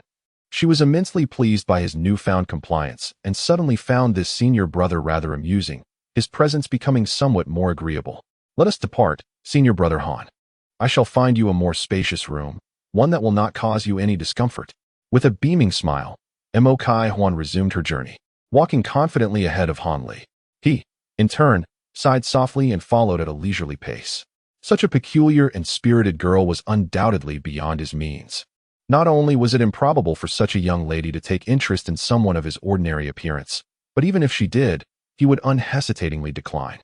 The mere thought of her troublesome nature was enough to leave him feeling overwhelmed. Thus, Han Li resolutely eliminated Mo Kai Huan from his list of potential admirers. Chapter 114, The Passionate Song of Yin Ge. This is the second update for today. Please continue to cast your votes. It is rather alarming to see this book lingering at the bottom of the rankings. It would be best to elevate it higher. I kindly ask for your support. As he remained uncertain of the Mo residence's sentiments towards him and the potential dangers that lingered, Han Li spent the night in a restless slumber, merely dozing lightly on his bed. The following morning, as he languidly awakened, a series of sharp knocks echoed from outside his door. Could it be the little sprite? Han Li furrowed his brow, only to shake his head lightly. The steady rhythm of the knocking bore no resemblance to Mo Kai Huan's style. Yet, there were likely very few who knew of his presence here. With a hint of perplexity, Han Li wiped his face with a towel and opened the door. Outside stood a young man in his 20s, possessing thick eyebrows and bright eyes. Upon seeing Han Li emerge, the youth scrutinized him from head to toe before clasping his fists together in a warm greeting. You must be junior brother Han. I am Yin Ge, and in a sense, I am your senior brother. Yin Ge. Han Li recalled the information about this individual. He was the eldest disciple of Dr. Mo Ha. Although I am the first disciple of my master, my aptitude is rather lacking, and I have not inherited much of his true teachings, which brings him a measure of embarrassment. Yin Ge candidly confessed to Han Li. No need for that. The several senior sisters sent me here. They have matters to discuss with you, junior brother Han, and request your presence. Yin Ge waved his hand, smiling as he spoke. Upon hearing this, Han Li was momentarily taken aback, but he quickly nodded in agreement, and, closing the door behind him, walked alongside Yin Ge. Yin Ge, intrigued by Han Li's affairs, unabashedly peppered him with questions throughout their journey, displaying a keen curiosity about the customs and culture of Yuzhou, prompting numerous inquiries. As the two passed through the garden in the backyard, they unexpectedly encountered a pair of young lovers, Mo Yuzhu and Wu Jiaming, whom Han Li had observed from a distance the previous day. The couple walked together, exuding an air of romantic affection, which left Han Li feeling quite displeased, as if something that belonged to him had been snatched away. The two on the opposite side, evidently aware of Han Li and his companion, took the initiative to approach them. As they drew near, Mo Yuzhu merely glanced over the unremarkable Han Li without uttering a word. However, the young master Wu scrutinized Han Li with a puzzled expression. Good morning, Senior Yin. This young brother seems rather unfamiliar. May I inquire as to which esteemed master's disciple he is? Wu Jiaming asked with a smile. Han Li initially believed that his senior brother Yin would actively provide him with cover and take over the conversation. However, after waiting for what felt like an eternity, he heard nothing from the person beside him, which left Han Li utterly astonished. He couldn't help but turn his gaze towards Yin Ge, only to find himself rendered speechless with frustration. At that moment, Yin, his senior brother, was lost in a trance, gazing dreamily at Miss Mo Yuzhu, completely absorbed and oblivious to the words of Wu Jiaming. My younger brother is a distant nephew of the third madam, visiting under his parents' orders. Hoping to seek a position through her, Han Li, feeling helpless, decided to take matters into his own hands. He feigned a shy demeanor, speaking in a humble tone. Oh, I see. Wu Jiaming lost all interest in Han Li after hearing just the first sentence. This was hardly surprising, given Han Li's inconspicuous appearance and lack of martial traits. which certainly led the young master would overlook him. At this moment, however, Wu Jiaming turned away, visibly displeased with Yin Ji's infatuated expression directed toward Imo Yuzhu. His face darkening as the beauty beside him was, after all, his betrothed in name. Hanli, now closer to Imo Yuzhu, observed her expressions closely. She furrowed her brow, a hint of displeasure crossing her face, clearly intolerant of Yin Ji's blatant admiration. Senior brother Yin, if there is nothing further, my sister and young master Wu shall take their leave, Imo Yuzhu said coldly, her lips slightly parted as she offered a brief nod to Yin Gu before gracefully departing. Meanwhile, Wu Jiaming let out a scoff at Yin Gu, uttering not a word as he hastily followed after her. Hanli sighed.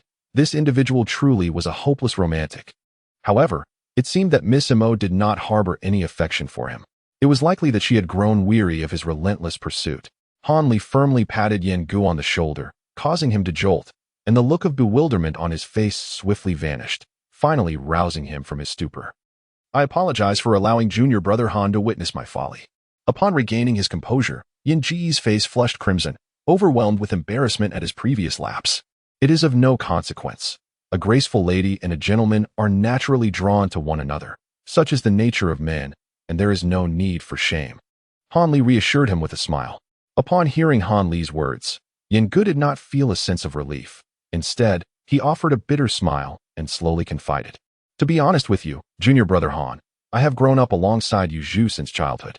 While we cannot truly claim to have been childhood sweethearts, we have cultivated a deep bond over the years. However, regrettably, it seems that as we matured, Yu Zhu harbors only sibling affection towards me, lacking any deeper sentiment. After facing her repeated rejections, I ceased to entertain any further aspirations. I merely wish for her to find a worthy husband who can bring her lifelong happiness. Yet, the moment I see Yu Zhu, I find myself ensnared once more, unwittingly embarrassing myself in such a manner. As he concluded, a hint of self-mockery tinged Yin Ji's voice. After listening to the words of his counterpart, Hanli fell silent, instead surveying Yin Gu with the gaze one might reserve for a rare antique. He had previously only encountered such romantic figures through books and various tales, never imagining he would witness one in person. If the other party spoke with sincerity, he found himself at a crossroads. Should he admire the depth of their passion or silently chastise their foolishness? As they continued on their journey, Hanli deliberately steered the conversation towards other topics, successfully restoring Yin Ji's spirits. The two shared laughter and light-hearted banter as they arrived at the small building where Hanli had stayed the previous night, where several of Dr. Mo's wives awaited him with great anticipation, preparing to bestow upon him a delightful surprise.